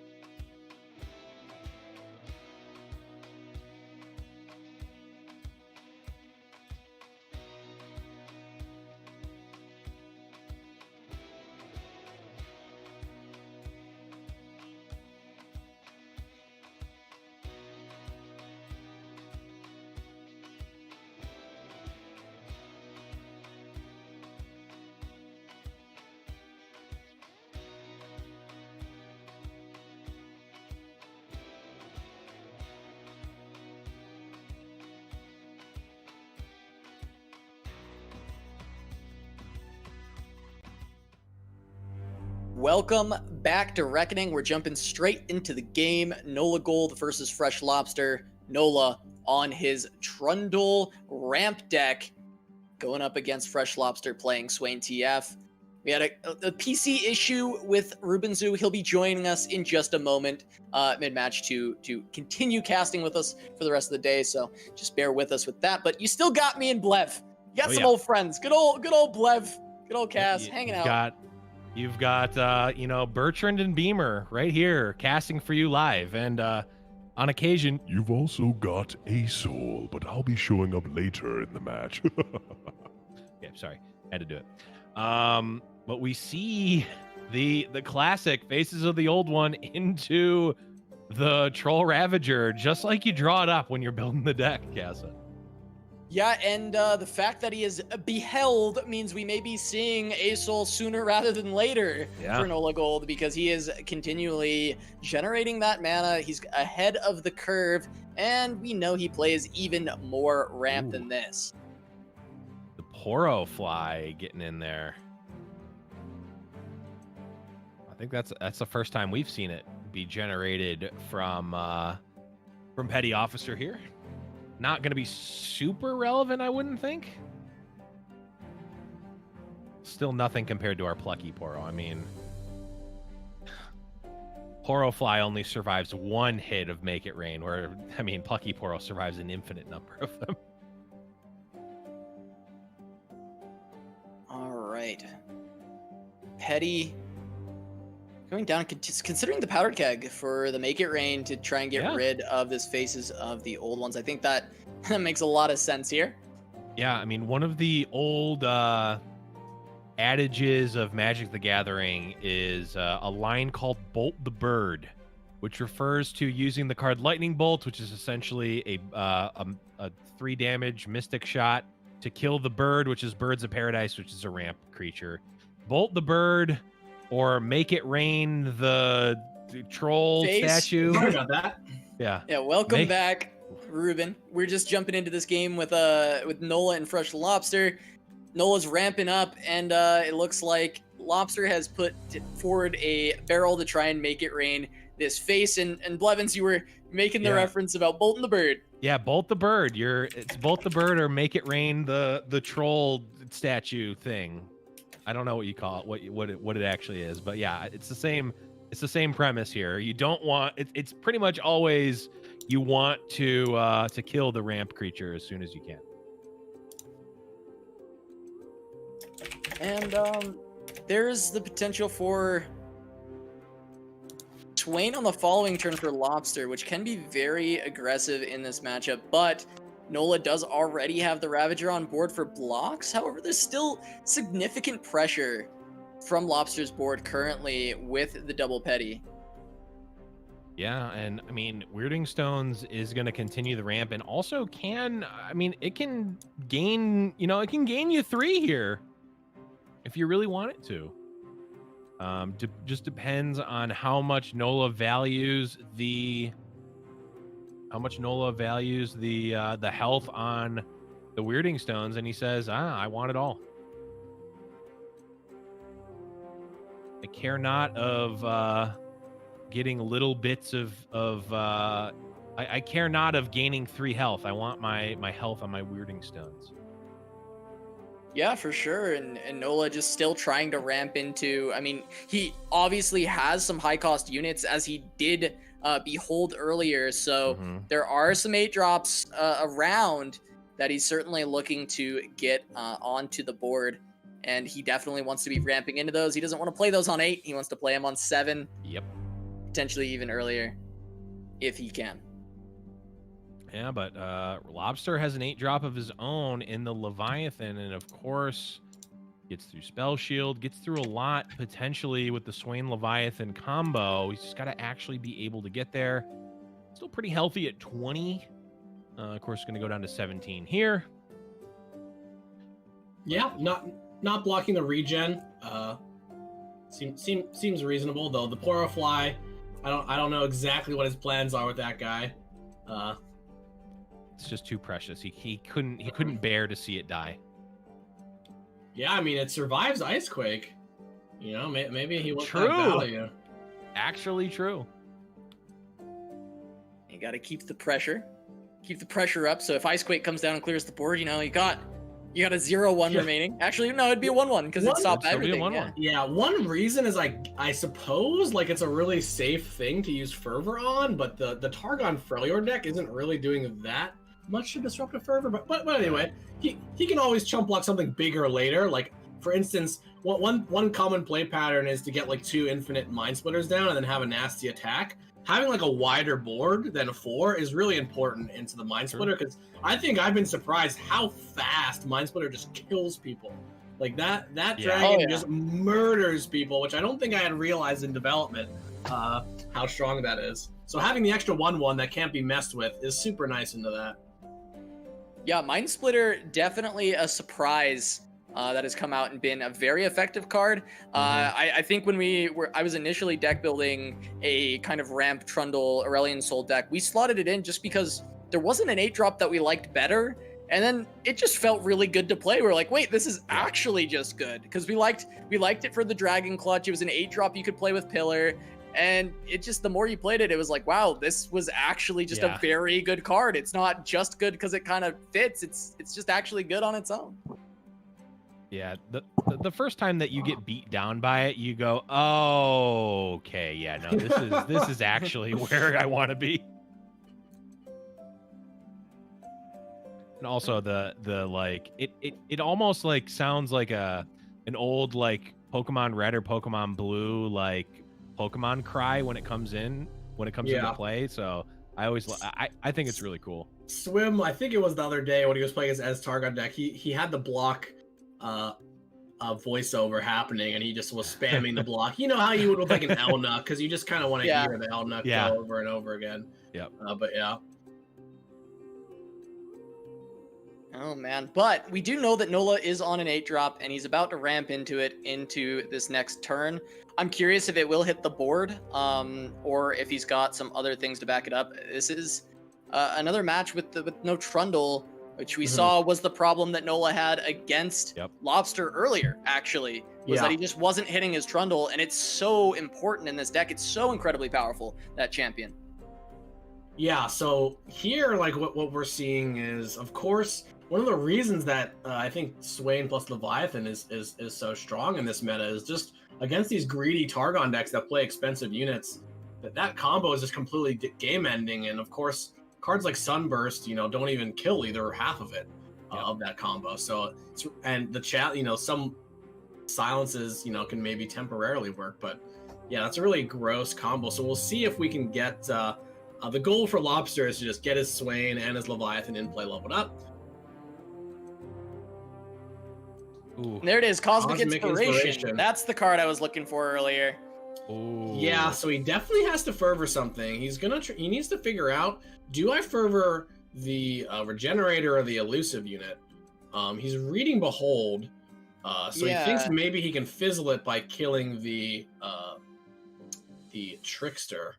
Wait, can he? Has there been only one? Yes, so that is how that works. I think. I think it checks Behold on cast, but I haven't interacted with it too much. He can use. I don't even know if he can use the Oracle Eye, because it looks like he goes for the fizzle. Wow! It actually fizzled. Oh my god. Okay. Wow. I was thinking that. Yeah, you guys are right, because when it resolves, there won't be a Celestial. Yeah. Right. So. But I was just thinking, I didn't realize if that was the only Celestial, but Lobster, I think, had the same thought, like, wait, that's the only Celestial, I can stop this. Yeah. And Lobster gets that's a huge tempo swing. Yeah, it's a massive lead. Because I think that actually he knows how many Celestials there are based on how many invokes there are. Yes, yeah, well, he does. Should. Yeah, if he's paying attention. He was just double checking. He was double checking, yeah. I think we could use some visualization on like how many cards in the opponent's hand are like created, because Targon creates so many cards with the gems and the Celestials. It can be kind of hard to tell. Yep. Yeah, actually, I brought that up as a potential like quality of life thing like earlier in the cast. Like I'm like too stupid to keep track on my own, so like I just want like a little sparkle or something if there's something in their hand. That'd be kind of cool. Yeah. Yep. Lobster, smart. He's keeping track of it. He goes for the fizzle, which is just huge. Which is actually interesting because if Nola would have just left the Trickster in his hand, it might have actually been a lot better. But this is probably one of those situations I feel like Nola might never forget, you know? Like, right. And it's kind of like you have to run into it once to get punished. So yeah, very, very great play by Lobster, and he's gonna potentially remove this Troll Ravager from play. Yeah, it actually happened earlier, Nola against Lobster. It was that set, Blevins, that Nola kind of had the big punt in the game against Swain TF playing this deck. He had a very big lead. He was about to close it out. All he had to do was open attack, and he developed the Scourge while he had healing in hand and got burned out. And unfortunately for Nola, I mean, once again, against Lobster, maybe making another blunder with that play, but we don't know his hand, so it's hard to say. There could have potentially just been no better options, or he felt that he was pressured, that he needed to do it, but finally hits his Trundle, and that's going to be certainly helpful, as we do know there still is an 8 cost in his hand. Can come down with the Ice Pillar, and that could put a lot of pressure onto Freshlobster. Yeah, so I mean, Lobster does have that Leviathan Swain combo. Interesting to see. Like, I think Nola's best response is just a Mind Splitter to keep those locked down. So it's going to be pretty important for him to have the Mind Splitter here, not to just kind of fold to the Swain Leviathan combo, because we know that the only removal that I see are those 2 Sunbursts, like we talked about, which don't necessarily get the job done on either Swain or Leviathan. Yeah, I'd have to do like Sunburst into Ice Quake or something like Avalanche extremely clunky. Yeah, it's certainly not the easiest pair to deal with for sure. Yeah, I mean, Sunburst Avalanche is enough damage, but it's all the turns don't feel good. Yeah, for one of them. Which realistically is all you kind of need at a time. You just can't have both on the board. So I think Lobster is going for another one of these like things. He seems to be really smart when he uses these tempo plays, because he's got the TF to potentially stun another big unit and sneak the Swain in. So what he's looking to do is just force Nola to maybe Mind Splitter or tap out for something, and then he can use Make It Rain and Twisted Fate. That represents maybe 2 stuns based on if he gets lucky with the Make It Rain or not. Okay, so it is a Sunburst Avalanche, actually. Ooh. If Nola's... interesting to see if he attacks here. He probably has to attack. He could also Make It Rain to stun the Weirding Stones in response and attack for 10.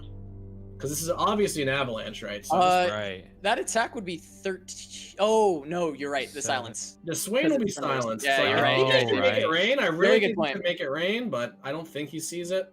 Very good point. He might see it too. I'm just curious. Yeah, he's going to attack now this way, which is similar, because it does allow the Weirding Stones to block, and maybe he's thinking, if the Weirding Stones blocks, then I can use Make It Rain to finish it off, which will keep Nola off of 10 mana, and everything's all good.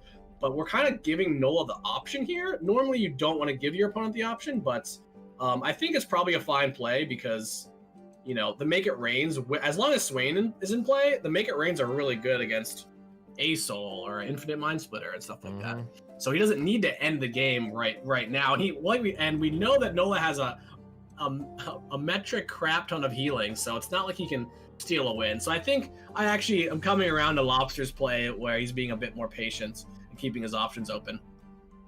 Yeah, I mean, he's got so many options for stuns. He can make this same kind of play again on a subsequent turn, like you're saying.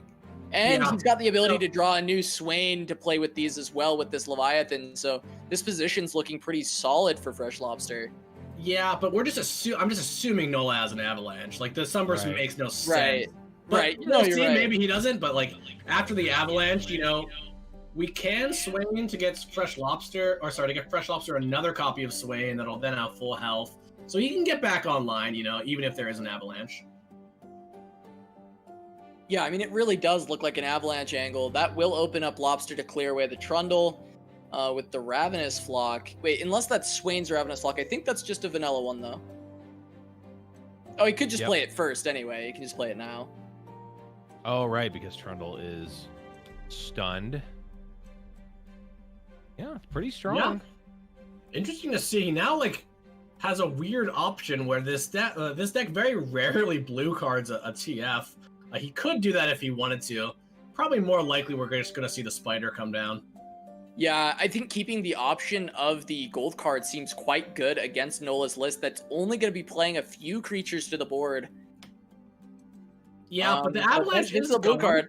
Yeah, this is a blue card. And honestly, Sway, like, the Leviathan actually does draw the Sway, and so he will be up to 3 card draws. True. And we do know that, you know, Nola, we talk about it a lot, but he really doesn't have that much removal, so I don't mind it. And it is a bit more mana efficient when he's going to be spending a lot of mana on units, because he's going to play the Swain's ship and then get the Swain.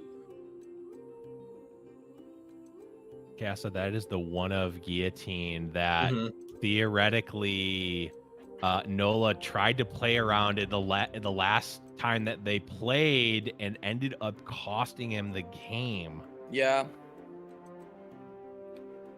Yeah, it is. So we have the Ice Pillar coming down. That'll make the Swain vulnerable, of course. I guess that was one of the risks of playing out. I keep saying Swain when I mean to say Twisted Fate. Now there's just a lot of mana open, so it's kind of weird. Like, if we play out the Leviathan, that's gonna run into a Mind Splitter, but we don't really have another play because we can't like pseudo pass with a spider because that puts us underneath the mana of the Leviathan. So he's thinking about, like, do I slam this? Do I just pass back? Is that bad? Because then Nola's gonna be at 10, which unlocks enlightenments of the revitalizing roar. He's got a lot to think about here because it does seem like he might get wrecked if he taps out for the Leviathan because that Mind Splitter will kind of shut it down. But at the same time, he wants to set up Leviathan and Swain in play over the course of the next 2 turns. I think it's very unlikely that Nola is going to be able to deal with them without a really expensive Celestial spell. I also feel like the Leviathan getting Mind Splittered here actually isn't that bad for Lobster. I think it's totally okay because he can follow up with Swain on the following turn, and Swain won't be Mind Splittered. Swain can still attack after stunning the board. Like, that's all you need. Yep. I think I would have preferred the Leviathan, but I'm actually curious as to the reasoning behind the Swain instead here. I can take a crack at it. So I think the things first is that, like, we can use the Mega Rains are pretty dead, but now with this play, you can actually use them to stun something big that comes down, a Trundle or a Mind Splitter. It'll also get damage on it so that it can guillotine. So yeah, I think he's evaluated that this specific sequence of Splitter into Make It Rain is just going to be better because that's going to stun it, and then the Leviathan can come in and not be locked down by the Mind Splitter. But we'll see what he does. I mean, he's thinking, of course, you know, he can just play chump blockers and wait. Nola is at 7, so we could set up a devastating, like, double Make It Rain Leviathan turn next turn, because I think we'll have enough mana for that. But looks like he's going to go with a conservative route of just, I don't want to take 8 right now, or lose my Twisted Fate. Yeah, Rain Guillotine seems good, but go ahead, Blev. I think you had a point No, I was here. just gonna say it also turns on the guillotine, and that's. Oh, he's going to use it now. Now. So I guess his plan is to open attack, because, of course, the Swain could not be blocked by the Ice Pillar. So lethal. It does sacrifice some value, but it's kind of hard to maybe play a bit longer and play against an A-Soul. It's going to have Spell Shield. Getting damage on it might be a bit tough. So he's going with a pretty aggressive route that still has some flexibility. Like, he still has a follow-up Leviathan next turn that could lock down something like an A-Soul if Nola survives with Star Shapings and catalysts and random healing that he might have. I think this is a pretty winning line. I think, you know, even if Nola has the healing to survive, it taps him out of Aurelian's Soul. The only other way is if it's something like, you know, Star Shaping and Revitalizing Roar and Aurelian Soul, and that's his hand. That's kind of the only way he gets Aurelian into play from this point. And even then, it's not really winning with that Aurelian because you don't have anything left in hand. You're not going to level your Aurelian. Maybe you get lucky on your pull from Aurelian twice in a row and you end up obliterating both the Swain and the Leviathan, and that's kind of Nola's only hope, is if the cards are exactly those 3 and then he pulls the right Celestials and can find a way back in like that. But yeah, I mean, it's looking pretty rough. Yeah, this line is great. Like it goes back to Nola's deck. Like he doesn't even have Hush. He doesn't have Harsh Winds. He doesn't really have anything that punishes open attacks. So Lobster's definitely taking advantage of that here. Force him to have multiple things just to survive. And if he does have multiple things to survive, that's going to use his turn, and then Leviathan's going to come down, right? So totally awesome line by Lobster. Love the play. You know, don't give your opponent don't I guess what is the lesson here? Like don't I don't know. I just don't know what to say. It's just a really good play. Yeah, play well. That's the lesson. Just be good, forehead. When you have a guaranteed line to win, that you should take it, I guess. That's basically what we're talking about here. Yeah. Where he went through, you know, he's like, this is winning. Even if he does survive, then I have the Leviathan to follow up. So yeah, it's just good play. If you can close the door, close it. Now, Nola has the ability to stick his foot out and keep the door open, but sometimes the door just closes and you've got yourself a game one. Yeah, and you see, you know, even now, Freshlobster is calculating, hey, maybe I can play Leviathan first because, you know, if I make it rain after, that's going to stun something. But, you know, he thinks about it, doesn't just jam right away, makes the attack, not going to challenge that pillar. And that's, you know, basically game no matter what. Even if there's double look to the stars, the Leviathan, I think, is going to be pretty crushing. Yeah, it'd be really funny if he was calculating the exact line that I had talked about earlier, where this is Revitalizing Roar plus Aurelion Soul, and then Aurelion Soul pulls into the exact card that Nolagold needs to actually remove both the Leviathan and Swain, and then he actually is able to win the game because there is still potentially that exact line available. That can be winning, especially if Lobster plays this down, but Troll Ravager just means that this is game because Lobster gets to play Leviathan. 4 is not enough healing, not enough mana for healing, and the Leviathan will close it out. And Lobster, once again, going to start out the series 1-0 over Nolagold. Yeah, pretty well played, and you can kind of see how some of the Targon decks can be a bit punished for being greedy, and you know that's what we were saying. The Twisted Fate Swain deck does a pretty good job of like aggro burn deck impressions when it needs to, and really well executed. Yeah, I mean Lobster just really, we've seen him throughout the tournament just really get good value out of these make it rains, like see these like small spots to just like, hey, I can actually win the game potentially here, so let's go for it. Yeah, so he does get that matchup that he lost earlier of the sort of more rampy version with Asol versus the Leona version of Asol. The fair version. Yeah, the fair version. It's kind of funny though that Lobster's actually splashing some Freljord cards into his deck, but not playing Trundle. Pretty deliberate decision there, of course. And he does have just day dudes like Dot Curve. So we'll see if he can get some aggression, and getting an early leveled up Leona, I think, is his best bet because don't think the late game is going to go his way too often.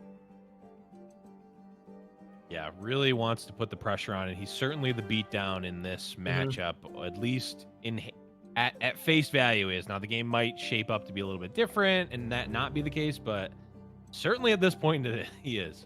Yeah, turn 2 faces though. Already we're gonna see Nola start to put stuff out there. Like if he's got a 3/5 regen troll that can already stop the board. Oh, he could catalyst this turn. Let's see what he does. There's a lot of that's actually like one of the better things that Lobster could have seen this turn. Right. It's a pretty fair. Oh, well, then he's got the double ramp. So yeah. And we know that we have the 8 mana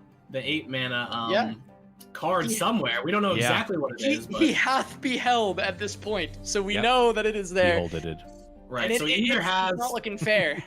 He either has an Ace Soul, for the record, if people wanted to know, an Infinite Mind Splitter, or an Icequake. Those are the 3 cards that he could have. Because he has not played a pillar yet. Right. No Trundles. That is correct. He's at 6 now, so he can even Sunburst. He can even take the damage and then Star Shaping and have mana left over. Yep. These faces are not going away, right? There's nothing unless we like invoke into like destroy all 3 or less, but that's probably too late. Yep. This is looking a lot like the Expedition Yeah. deck I had earlier, which had 6 faces of the old ones in it. Yeah, and the Trundle's here. This time in the matchup, or last time in the matchup, there was not a Trundle to be seen, not a troll in sight. But this time around, Nola's got him. The pillar also just blocks everything and is going to start picking off like Leona's. This is... Yeah. I mean... This is how you draw it up when you're Nolagold. Got double ramp against a spell that a deck that can't punish. We've got one champion on board. See what he can do this turn. It's kind of an off turn since he doesn't have 8 quite yet.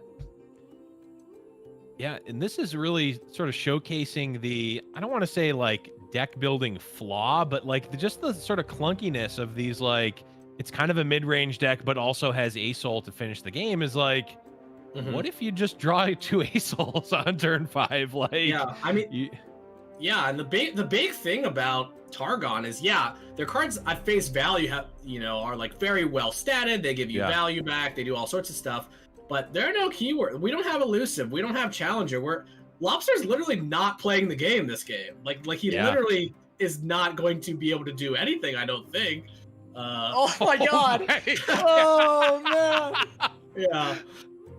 How much ramp could the Nolagold ramp if the Nolagold could ramp? Is the question to be asked. He can Rav, which will let him start stunning stuff next turn. Lobster is thinking. Yeah, Lobster's thinking. Can I even play this 5/5, or do I have to like star shaping for? Because he could star shaping for the 8 or less, or sorry, the 8 cost Celestial that is going to blow up everything, and then he can Spacey Sketcher for a Celestial, which will let him behold it, and then that will actually maybe wipe out all of this ramp. Of course, I think Nola's going to have one turn where he has 9 mana. So if nothing happens here, he's on 10 next turn. If nothing's removed, he could just play Aurelion. He might be on the Aurelion as well. Yeah. I mean, it's rough. He's also going to get the pillar in play, which is going to do a number, so. Oh my god. If he plays Aurelion on, what, turn 6? 6. If he plays a turn 6 Aurelion. Yeah, I mean, it's that's why you play the cards. The face is just doing work against Targon, and the no value heal is just rough. He gets a Cosmic Inspiration. This is how Lobster won last time. Cosmic Inspiration. That's what did it. It's pretty dang exciting because he does have the 0 mana challenger. You know, he will have a lot of day stuns to potentially buy time. The problem is going to be if Nola does actually have an ASOL next turn, like the Celestial Generation and the free ones will be too much. Hopefully, you know, it might still be a game for a little while if Nola has a Mind Splitter, or if his Beholden card was randomly an Icequake, would also do it. But that wouldn't be good for him here. But you know, 10 we'll mana. I'm feeling an ASOL though. I'm feeling like it's gonna be an ASOL. Yeah. I mean, this game has kind of looked like he's cheating, so I think it has to be ASOL. Like it has to finish it off, right? Like you can't ramp this hard and not have it. He also plays 2 Dragons tutors, so you know if he has one of those, he can maybe at least get a Mind Splitter in play. Come on, have it. Just have it, Nola. Come on. Can also revitalizing Roar into ASOL to save mana if he wants. He could. He's not slamming things right now, so maybe. I guess there is weirdness of like, you don't want to play the pillar if you don't have to, because then Freshlobster is going to get free damage on it potentially. Right. So there is some things to think about here if he has an ASOL. Like, so it's possible that he actually has one and he's just figuring out if he wants the pillar or not. My guess is that Nola's a pretty confident player, and I think that the cards would be in play if he had an ASOL. That's just my guess though, so I'm actually taking that back. No ASOL this turn. Yeah, it's the Mind Splitter. That's just way more lowly boring. Mind Splitter. Just a lowly 8 drop on turn 6. Oh well. Yeah, didn't play the pillar. Which means his Trundle is not going to be one less vulnerable unit. I guess he doesn't really have space, is what he's thinking. Yeah. Well, at least I mean, there is now the override in the game that's been around for a couple patches now.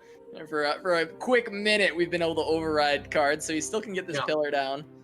And I guess he just wants to keep all his ramp up for one more turn to make sure he's still at 10 mana. Yeah, I mean, Lobster's trying to figure out, can I afford to kill the Weirding Stones, or do I have to kill a 4/3?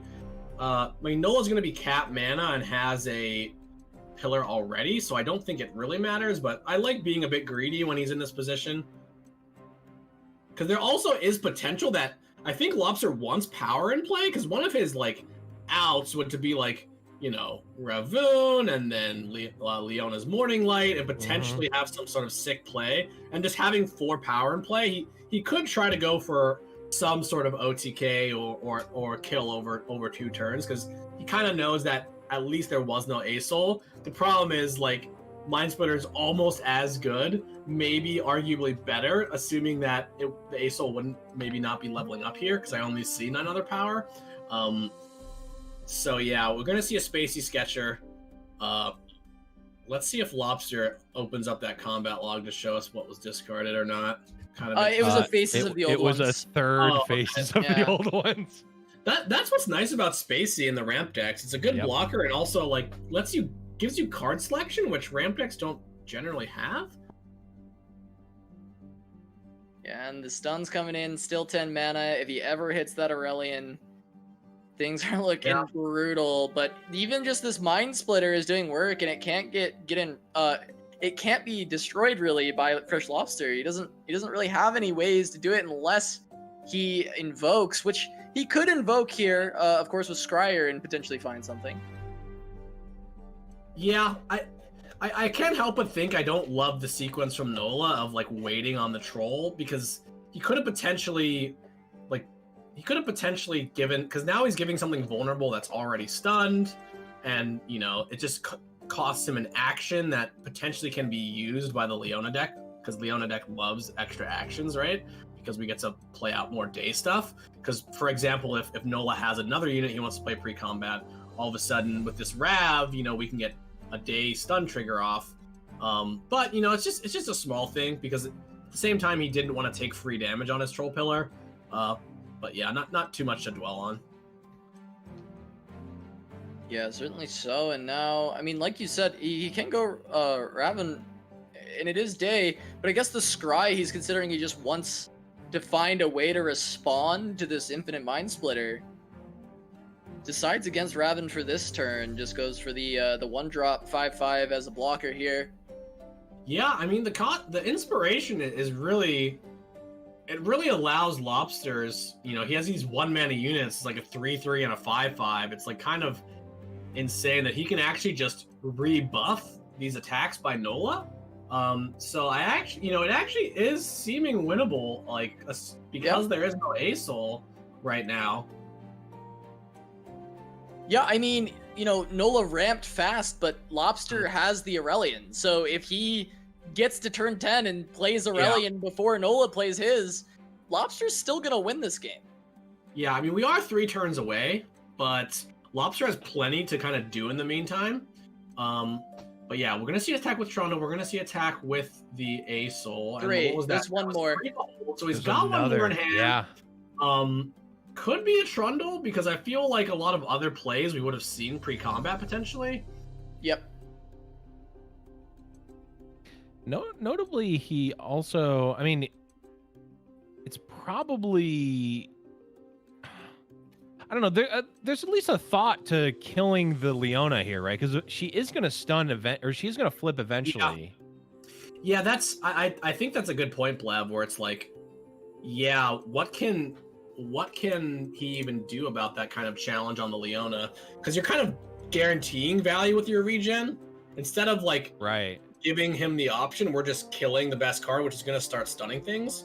That's one of the reasons why I think just the sequencing of like the Mind Splitter was a bit off, because now like he's losing a Spacey Sketcher instead of a Leona, which is basically the same thing, since damage doesn't really matter.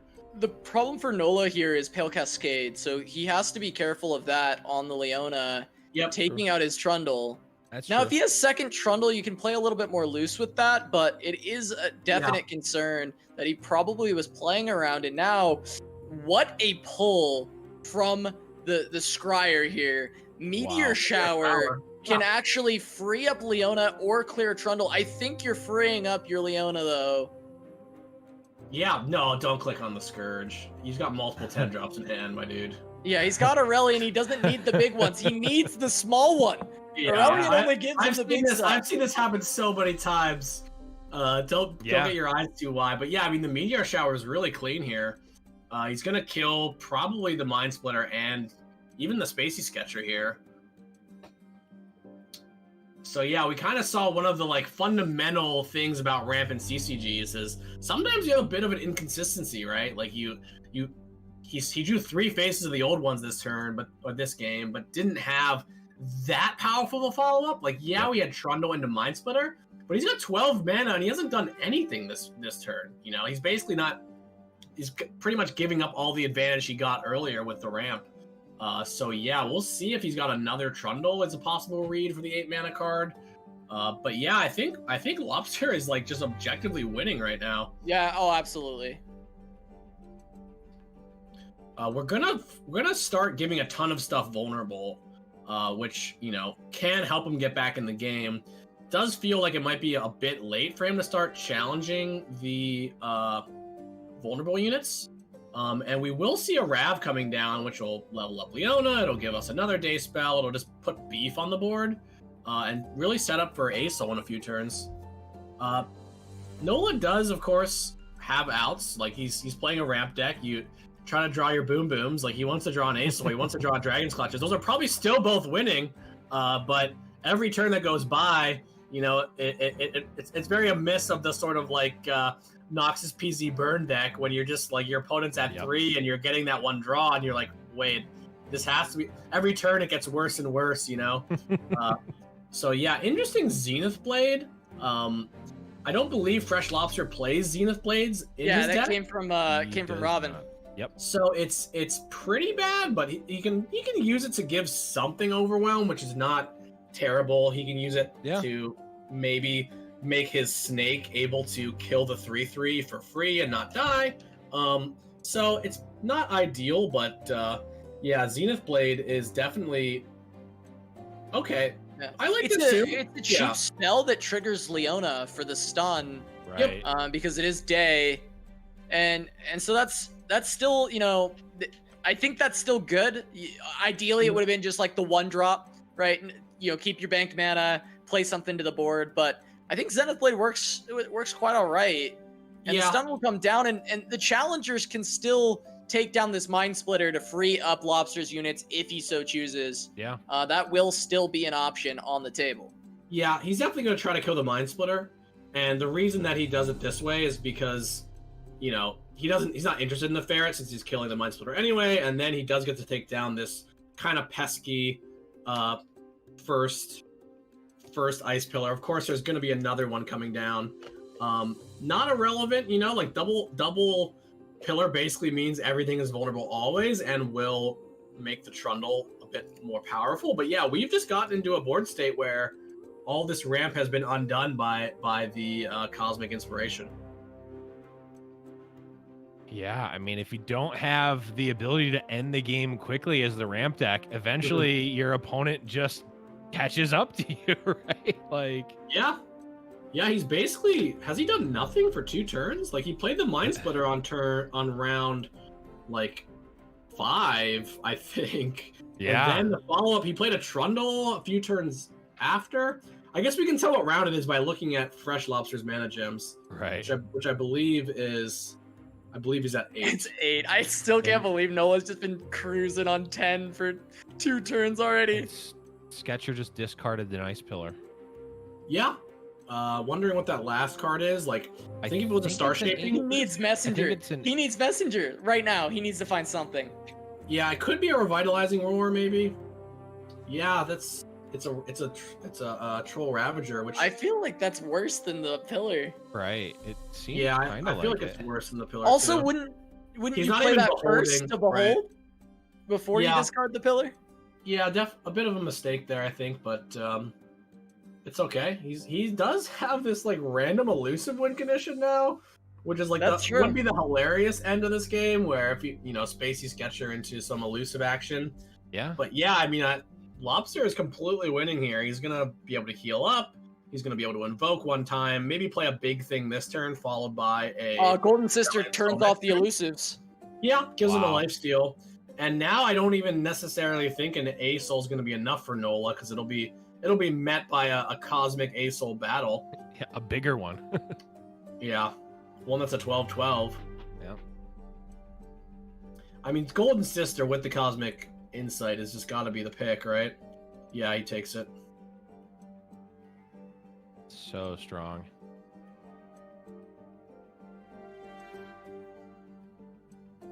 Yeah, and because of the way inspiration works, even the generated token is getting buffed. So yeah, so I think the biggest thing that we learned from these matchups is like Nolagold's deck. You know, he has these trolls which do get a bit outscaled by the day invoke package. Of course, you know Nola also has star shaping and never quite got there. But yeah, just the consistency of the Leona slowing down the game, and then you know Nola being like one big thing off of ending it.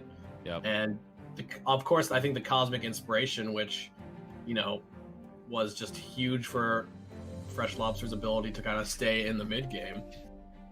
Yeah, I mean, we were talking about like Freshlobster playing kind of a fair game, but Freshlobster giving his entire deck +2/+2 yeah, is not super fair. Yeah, honestly, like looking at this game and just thinking about things, like I wonder if a card like Babbling Bjerg would just be better than Troll Ravager. Just like guarantee you get the Behold, you know, draw into like guaranteed big dragon. Could be something like if you're looking to play this deck, might be a bit better than the Troll Ravager. Yeah. I think so. I also think that cards like Troll Scavenger can be replaced because the amount of times that you have the Behold on 2 is actually fairly rare if you also have the Scavenger. And you know, already running Faces of the Old Ones has that problem, so just giving yourself more issues there might be better to find himself on a different package of cards to help the consistency of the deck. But that's what happens with these early tournaments, right? Like none of these lists are really refined, I would say, other than Swain TF, which is why we're likely going to see Swain TF win the tournament for someone. Yeah, it's going to happen because that's like a very, you know, it seemed like everyone kind of hedged a little bit here and took a deck they thought was really good but might not be refined and brought it alongside something that they know was really good in the current meta, which is Swain TF. First player to hit Master on Asia, did it only playing Swain TF. A lot of people on North America, or just the Americas, had a lot of success with it. I'm sure EU was playing it as well. After the guy hit it on Asia so fast with an insane win rate, everyone was playing Swain TF this week. As players who have played a lot against Swain TF and seen it on ladder, do you guys think that it's oppressive, or do you think that it's a fair deck? I'd love to just get your guys' opinion, you know. I think it's probably fair. Probably fair. Okay, you heard it. When you see the patch notes next time, you can don't blame me. Wait. No. Yeah, we were going. It's ultimately everything is on me. You know, if you got some complaints, you can always, you know, send them my way. But we'll see. Swain TF, I do agree that it is a very fair deck in what it does. It's very efficient as well. But Avalanche does get rid of 2 of these Celestials, which that's not going to prevent A-Soul from leveling up. Lobster, he even can save his elusive with a Pale Cascade. He doesn't have Nightfall right now, but I don't think he really cares. 2 mana for a 6/1 elusive is a pretty good deal. Yeah. I think I think Lobster is not really going to be pining for cards with A-Soul online. On another inspiration if he wants it, but this does look like a good time for Scourge with Nola. Nola scoops and Lobster played game 1 really well, and he kept his cool in game 2. Obviously he had a situation where his opponent kind of stopped doing stuff, made it a bit easy on him. Could have wished it was a bit more competitive in the end, but he did play really well in both games. Yeah, and Nola just picking up all his ramp, but no payoff. Lobster able to hold on and just continue to grind that out with the Leona. Lobster 2-0 over the previous Reckoning champion, and Lobster's gonna move on to face off against his German brother. Both players from Germany, Gvuardya and Lobster. They're playing late into the night because this one's going long. Yeah, I think we're past late into the night. It is now early in the morning for both of them. Yeah, let's what deck list do we have here? It looks like the Gvuardya is playing Swain TF and then Targon Ez. Yep, Targon Ezreal. The teal red special. Yeah, interesting deck list. What's up, Bleb? What do you think about it? I was just saying we notably, Casa, we did see Gvuardya last time we watched him lose 0-2, but he didn't lose with the Swain TF deck, so we still have, I think, only seen him lose with that. I don't actually know if twice ever we've seen him lose with the deck on camera, which is kind of insane. At least in Giant Slayer events, because we had seen him lose like early on when he was playing the deck forever ago in some doors, but I don't count those. two ever in Giant Slayer events. Which is crazy. Confirmed. Yeah, but we do need to wait for the delay to catch up as we get into that losers bracket final to see who will face off against Glop in Grand. So we're going to take a short break, but don't go anywhere. There will be more Giant Slayer's Reckoning in just a moment.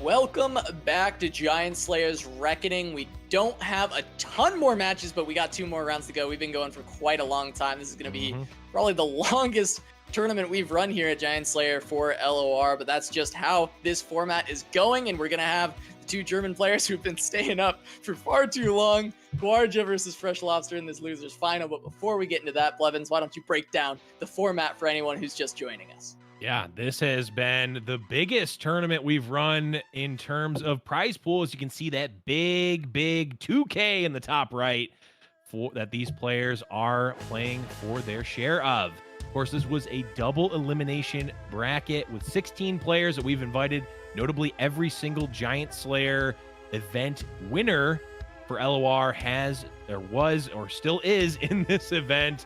Every match has been a best of 3, and the players have brought 2 separate decks with no region overlap. And of course, all of the new Call of the Mountain cards are legal for this event. So we've seen a lot of different decks come out with these new cards, and to win, every player needs to win with each of their decks. And let's take a look now at the path that these players have taken to get here.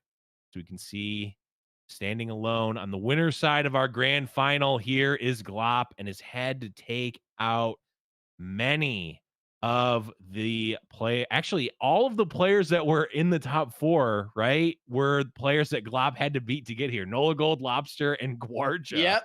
So he 2-0'd them all. 2-0'd them all, and so literally took the in terms of opponent match win percentage, the hardest route to get there, but is sitting here in the grand finals. And if we take a look at the losers side here, we just saw the conclusion of Freshlobster versus Nolagold. Now we're going to be going into our losers final, Gvuardya versus Freshlobster, the winner of which will be playing against Glop in the grand finals.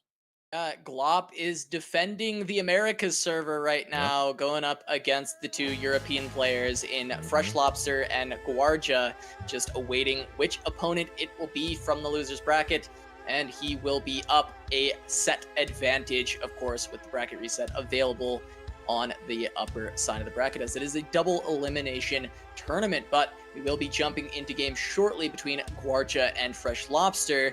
The deck lists are pretty spicy, though. Of course, as always, it's going to be Swain TF. That's all the people who are having a lot of success in the tournament did bring this list. It's doing extremely well in the meta, but the interesting ones are going to be Targon Ezreal alongside the Targon Leona from Lobster. But let's take a look at the Targon Ezreal. I'm curious, Ruben, what did you make of Targon Ezreal in general? Personally, I found it that I don't think it has enough support, but clearly Gvuardya is proving me wrong with this run through the tournament. It's definitely interesting because, of course, like, Targon isn't really that great at targeting things, but Hush kind of, in and of itself, kind of breaks that rule in a lot of ways. Maybe a card we might need to look at in the future in terms of just like, oh, it allows Targon to have that removal, to have that AoE it doesn't normally have. So maybe that's more of my developer thoughts on it. In terms of the deck, it is definitely an interesting space. And I believe we saw the Ezreal TF, or sorry, the Swain TF versus this deck when Glop played against Gvuardya earlier. And I think Glop just absolutely rinsed him. Like, it was just bad. He just killed everything, had Swain going, and won the game, because without the sort of, without the denies and the wills and the surprise dragons, you don't have as much punishment, and you also don't have like karma, right? So you're pretty much relying on Ezreal to eventually win you the game, which, I think is totally reasonable. You have a lot of more kind of card filtering with the Guiding Touch and the Pale Cascade. You have a bit of an ability with the Hush to sort of burst level up or burst kill somebody, even without a karma.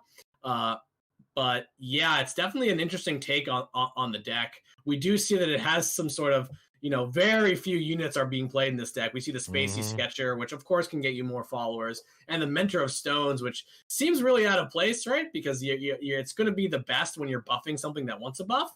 But you kind of get away with it because you're really looking for the gems because you have Rummage, you have Ezreal. Of course, the gems are very good with Vi, and so is the Mentor. So I love that synergy. It's a really unique use case for this card. Of course, you have the 1-up Bastion just to make that sort of Ezreal or Vi kill really, really good. So yeah, all in all, I think it's a really solid deck. I could believe it being worth playing this over Ionia or even like the more crazy Winding God, like harrowing Ezreal decks that we see. Of course, there's always a different way of playing Ezreal, you know, and some players love it and some players hate it. So another take is always going to be very. Some people are happy to see this deck, some people are not. Where do you guys land? Well, I don't hate it. Go ahead, Blevins. Yeah, you first. I was gonna ask Ruben. Did you know that people have thoughts on Ezreal? I'm sure you never hear that. I have tuned into Nick Makes Plays stream, which, you know, I love watching him play, but a lot of the commentary is about Ezreal. Yeah. So I think we're pretty aware of some of the issues with Ezreal, which is why we kind of already sort of have a change plan for him in our next patch. Oh, okay. Which you can read about in the 018 patch notes if you haven't seen that. But yeah, I definitely think that Ezreal fundamentally I don't think is, and I'm gonna get roasted for this I'm sure, but I think the big problem is just how it feels when you lose to the Ezreal, not necessarily how powerful the Ezreal is. Which of course is something like with Unyielding Spirit and Nab that we've worked on that in the past, and we will work on it with Ezreal. So yeah, that's basically my take. Hopefully that gives some people some thoughts on that. Yeah, I think it will give people who are thinking critically about it a lot of thoughts. Yeah. But those aren't usually the people that you hear yelling out too loudly about it, unfortunately. Yeah, I would be interested in all the tournament stats on like how well Ezreal performs, but also that's, you know, that can be different because unless it's an absurd number, that might be an okay thing that the highest level of play has Ezreal doing very well, where maybe he isn't doing well on the ladder or something like that. But yeah, it's interesting in general. The fact that he's always been in the meta, it does, you know, as someone who comes from MOBAs, that always leads to something getting a change to just refresh the game, get more stuff going through so you're not playing against the same stuff anymore. But I think I am on the same page as you, where a lot of times it does just feel bad to lose to Ezreal, but there have been plenty of metas where it was hard to play Ezreal because there were a lot of things that could beat it. Yeah, and like you mentioned, it is interesting because Ezreal is definitely like a pretty high ceiling for like skill-based play. You know, we see some players who can't buy a bucket with like an Ez-Commer deck, and then other players who like dominate with it and innovate, and based on the meta, they change cards, you know, because there's a lot of different things you can do with like deep meditation and Ezreal. But yeah, I think it creates a lot of good decision-making and deck building, and then even in gameplay. But yeah, I think probably the potency and the quest and the ease of leveling him up it is a bit too easy and is a bit too powerful. The thing that I call out is that, you know, specifically, like if Ezreal 2 it was a card, like a follower you could just include in your deck, it probably would have to cost 8 or 9 mana. You know, if it just had that text on it, which makes it really, really hard for us to get a meaningful change on that level 2 that's going to leave it in like a good spot. Yeah, absolutely. My biggest thing for Ezreal is that I think people mistake the fact that level 2 Ezreal with a bunch of mana and a bunch of burst spells in play, that specific instance is uninteractive, and they mistake that snapshot of uninteraction for the deck and the archetype being uninteractive, which I think is completely incorrect. Yeah, and like you call out, there's a lot of like supporting spell problems. Obviously, Mystic Shot is unarguably one of the best cards in our game, right? And there have been times when I think like, oh, maybe Mystic Shot is a problem. Maybe it should be slow or something to allow more interaction. But that's such a core component, is that back and forth gameplay that Mystic Shot gets. But, you know, like Casanova, the thing about Ezreal is like, let me say, I tell you that somebody cast 6 Mystic Shots in a game. Like, who do you think won that game? It's like, well, it's obviously the Mystic Shot player and the champion spell and the creation of the spell. I think we learned some design insights there where it's like, it's probably not a good idea for a champion to create a spell that's also a champion spell. It just gives you so high access to a card, which really ends up defining the champion more than the champion itself. And I've actually worked with some future development teams on like adjusting some champions who had the sort of create a card that also is my champion spell. So it is something that I think we're going to avoid moving forward. So hopefully that gives some of the Ezreal haters at least some things to think about. But well, the largest Ezreal haters will not think about it at all. Don't worry about that. They're gonna say they'll be in your mentions till the end of time, Ruben. Yeah. But we're gonna jump right into this game. There's gonna be the Ezreal from Gvuardya going up against the other Targon deck being played by Freshlobster. Targon, Leona, he had to refill, get some food. He's been up for a long time. Oh yeah. Freshlobster ready to play this match. He's got 3 more sets max if he's able to win this one and win the first set of the grand finals. So both of them trying to fight for that big juicy prize pool. He full keep this hand? It looks like he's full kept because nothing shuffled back. Very aptly for the 6 a.m. He's got the 4 daybreak units coming out at the perfect time. It's about to see if I can hotfix that to make them extra powerful for him. But that's the kind of curve he wants. He's going to want to just play fat units every turn. Get a Leona. A Leona level 2 can totally shut down Vi's or Ezreal's. Even make it hard to use the Mentor with just a bunch of fat units in play. So you see him just keeping the 2, 3, 4, 5 curve, saying, hey, this is a guaranteed level up Leona on round 5. I have the Rav.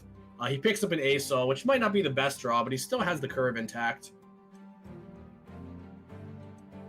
Yeah, I mean, the hand before he drew the ASO really kind of looked like the Welcome to Targon lab, where it's just like, here's all the Daybreak cards. All the Daybreak cards, he just loaded up the lab. On the other hand, we see like the best Jinx deck impression with the Spacey Sketcher into a Jury Rig into a 2-1 Challenger, which honestly, like, the chip damage could be helpful, but I do feel like Gvuardya, one of the weaknesses of Gvuardya's deck is it really needs to win with an Ezreal, right? I guess if he gets really good trades with Pale Cascade and the deal 1 to 2 units card, he can make it happen. Static shock, but he's got Vi to help stabilize this board. If he pulls into something like a Mentor of the Stones, that can make Vi incredibly scary. He has Pale Cascade for her as well, and even the Mentor, even if it doesn't get a great buff, just finding gems for Vi, that interaction looked very good for Gvuardya. Realistically, for me, this isn't even an Ezreal deck; it's a Vi deck that happens to have a late game win condition attached to it. And the Vi definitely works well with a lot of the synergy cards that have been included. Yeah, it's kind of like almost very elegant that the gems work really well with Vi level 1, right? And then they work really well with Ezreal level 2. So basically, based on how the pace of the game is going, I guess we don't see any gems yet. But if he draws a Mentor, that's going to be 3 gems, and then he can use that to either get his Vi leveled up and healed up, or he can use that as a combo kill, which kind of goes back to the idea of Mentor like looking really weird in a deck without units, but actually being quite potent. Yeah, Mentor also just threatens to have Vi just eat everything Lobster plays for most of the game. Yeah, I mean, the good news is that Leona can potentially stun stuff, but the open attacks might be a bit gross. Yeah. We'll totally see. It looks like he's choosing between Meteor Shower, the Warrior, or Written in the Stars. I wouldn't be surprised if he takes a lot of spells here, because he does have just Curve of dudes in hand already. But he doesn't have a 6-drop, and the Warrior does actually just kill a Vi. I guess Pale Cascade would prevent that, so maybe it actually isn't that good.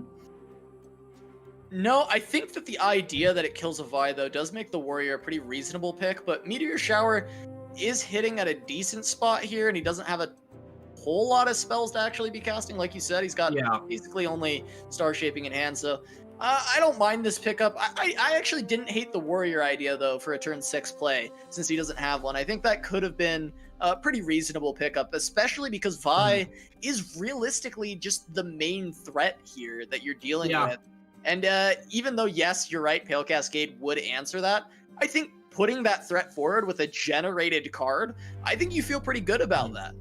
Yeah, he's basically saying with that pick, like, okay, I'm more worried about Ezreal because I believe the Meteor Shower just pretty cleanly answers an Ezreal most of the time. Obviously, like a level 2 Ezreal or Double Pass Pale Cascade could do something. But I do think he wants to play as many day cards as he can this game, so just opting to go for the spell for a bit of flexibility ultimately makes sense. Yeah, and we've seen in this event alone, there's been so many times where, you know, the invoked card on turn 3 isn't relevant until turn 13 or something like that. Like we saw the 0 mana reduce what is it, silver moon? No, moon sliver, moon silver. Okay, I was getting even closer.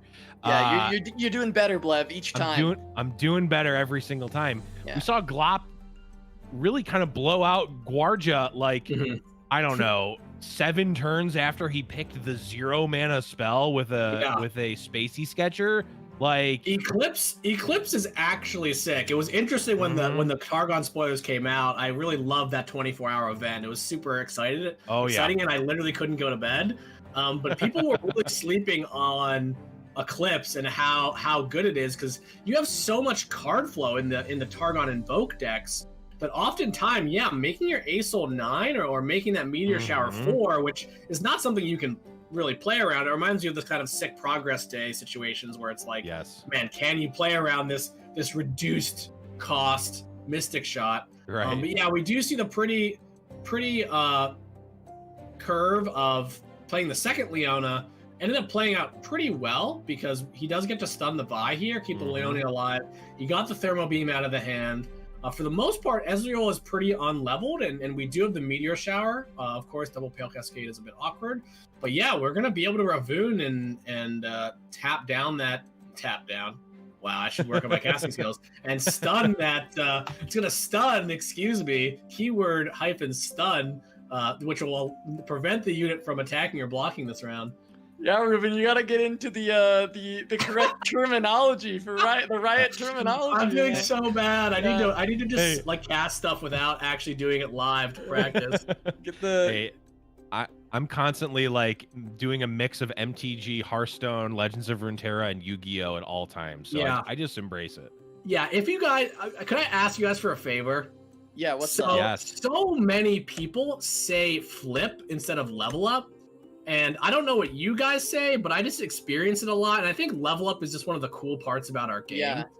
So I wish that we used that term a bit more. But of course, like players are going to dictate what terms are terms. But it kind of sucks when we have defined terms that are not used. I would love it if you guys could say level up. Yeah. I use both, but I can make a conscious effort to always say level up, actually. I don't mind that at all. I'm very conscious of trying to use the actual game's terms because I think it is a good thing. Like the devs have it there for a reason, and then unless we have a pet name for something, which I think that's okay too. But yeah, why not? Leveling up is cool as hell. I played League forever. That's the only time. The only time I like to say flip is if it's like a non-champion spell that gets like a boost or something. That's when I would say flip because it's not technically leveled up. But yeah, I like level up. So Lobster created the Solari Soldier. It's interesting how powerful Solari Soldier becomes when it's literally just like in our 1 mana Arachnoid Sentry. Yeah. So he's actually thinking about, back to the game really quick. Do I actually play this and just get in a nasty attack? And it looks like he's going to because, obviously we have Pale Cascade, which can take down the 3/3 if he wants, but it's just gonna be some damage to face and just pretty good board control here from Lobster. Yeah, I really like the Pale Cascade because of the card draw option here with Nightfall being procced, but this is looking like this will probably be the Pale Cascade onto the Jury Rig. Yep, of course, I like this a lot. I'm a big fan of getting this out, get the card draw going. You have 3 in hand. You need to start finding spots where you can play them, and this is a pretty reasonable one. Yeah, and just a tip, like you really, when you're ahead on board, if you can also get ahead on mana, like just being able, even though the Pale Cascade, that's good. He drew a card. He got kind of value out of it. Like as long as Gvuardya's low on spell mana, it's really going to limit the amount of things he can do. So I really like this from Freshlobster, just staying ahead, pushing his advantage. And once again, another 1 mana Arachnoid Sentry able to punish any sort of develop from Gvuardya here. Just so strong with the flip with the leveled up. See, I already corrected myself once. With the leveled up Leona on board. Yeah, and the thing about it is, like, we talked about this pregame, the sort of like Targon not really having targets. Yeah, I mean, you can he's got Astral, he's got the heal 2 and 2 Pale Cascades in his hand, but those aren't gonna help him get there. Right. Yeah, so we have the Vi going into the Leona. I don't believe Lobster has recourse, though he will be able to potentially use a Meteor Shower. Interesting that we see the Jury Rig attacks. This definitely telegraphs a lot, and Lobster is going to take his time and think, hey, like what is this representing? Is it a Pale Cascade? Is it some sort of, I don't think there's a Get Excited to deal 3, but maybe it's even there's a Static gotcha, Shock. I believe. Yeah, there's Gotcha, a gotcha. yeah. So he has to think about it. He does have the heal 5 in his hand, so it does make it a bit more tempting based on what he wants to do. The good news is, you know, he does have a Leona in hand, and he can go Leona and Meteor Shower. So it looks like he's going to just skip block, say, hey, I'm going to take this damage. When you're playing against a really good player like Gvuardya and they make an attack, just generally you don't want to try to get them unless you have way information. I know players that love to do that, and it's normally wrong. But yeah, it looks like he is actually, instead of playing a Leona now, he's actually going to play the Celestial Invoker first, which will give him a free mana off the Meteor Shower, and then he can Leona with a stun on the next turn as his first Daybreak card. So yeah, just good, clean Legends of Runeterra here. And I don't really see Gvuardya. I mean, this is like the same game that we saw.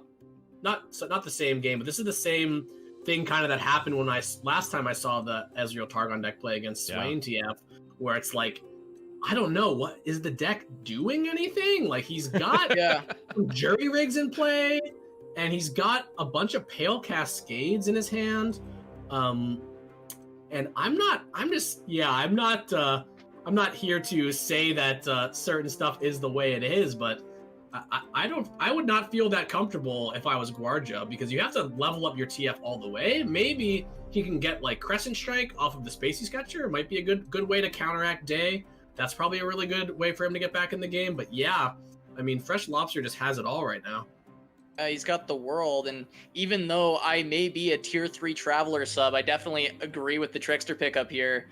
Be able to get in the extra damage, especially because Gvuardya is so low, and I think Lobster is really looking to try and close this out if he can.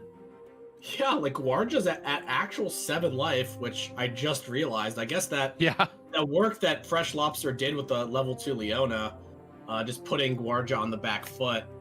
And yeah, we might be forced to Pale Cascade this 1/1, since it just represents so much. Though the weird thing is that Gvuardya has gone through 2 Leonas, so it's not likely that he's going to play around another Leona, right? And Leona might just kill him next turn with Leona into Solari Soldier into Trickster. He does have a lot of 1-mana plays, which definitely helps. But yeah, we do see kind of a tempo Pale Cascade here being played.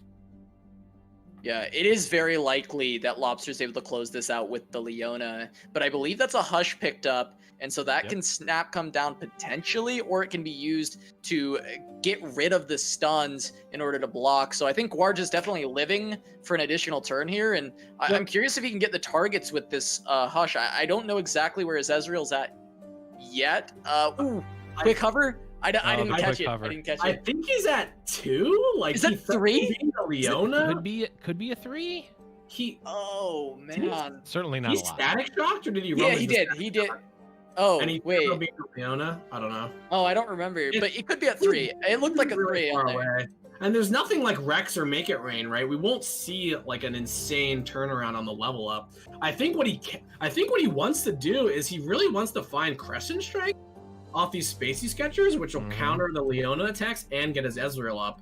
So if I were him, you know, as soon as I see this Leona, well, first off, tilt. That's the 3rd Leona. And then I'm going to Spacey Sketcher and try to get a Crescent Strike or something. But yeah, Lobster, pretty smart. Obviously, you play the Trickster first. Hide the fact that you have double stun off of Leona, Solari, Soldier. Yeah, I mean, if he gets like a Progress Day, I think Progress Day would be crazy at this point in the game, though, with the attack token on Lobster's side. But he could potentially overextend mana. Now, we know with this hand, it's not going to happen because it's, you know, Spacey Sketchers and cheap spells. So there won't be an overextension. But it is still very good play from Lobster, good practice to just be playing this very slow and try and bait Gvuardya to overextend. Yeah, and the Traveler, or not the Traveler, excuse me. The Trickster, The Trickster, yeah, does actually just straight up block Ezreal, which always helps when your opponent's trying to scrap it. There's the Crescent Strike. Got it. Okay. He is doing his best effort here, and we're probably going to see that go down after Great this pick. Leona. Yep, that's going to put Ezreal on 5. That's pretty nasty. I kind of see how this deck works now. Crescent Strike is like huge, honestly. Yeah, Crescent Strike is very good. Like I that's don't- a very insane card. Yeah, I don't think the deck probably wouldn't work that well if that wasn't a 3 or less Celestial. So now I'm kind of seeing it.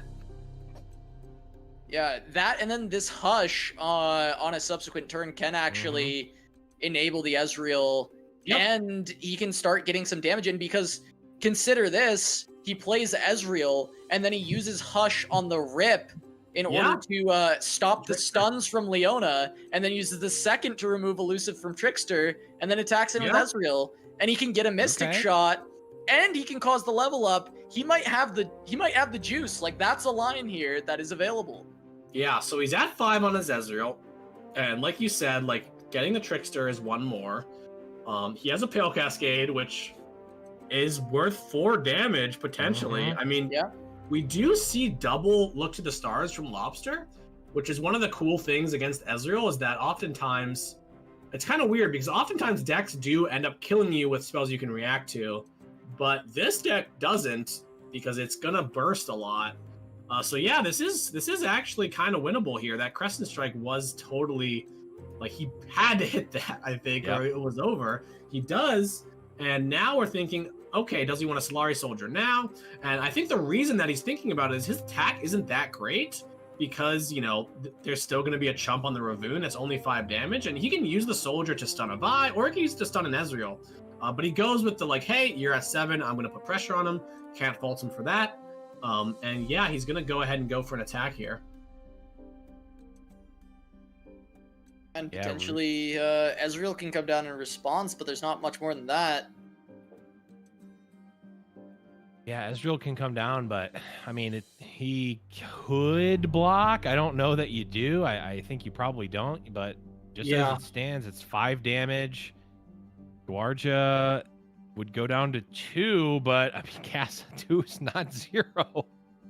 And if there's a will, there's a way for Gvuardya. We've seen it happen already in this event with this deck. Well, you know, the concern for Lobster is the fact, you know, Gvuardya's got a lot of draw available. At least my concern for Lobster here. Right. You know, this Ezreal comes down, he's burst speed potentially leveling it on the next turn, and then he can give it Pale Cascade, go in for the swing, and he's still got a Rummage on the back that the extra Hush that is generated once again can be used as Rummage fodder, which is great for Gvuardya to find even more spells. But like you mentioned, these 2 star shapings, it's going to be tough for Gvuardya to actually push through that.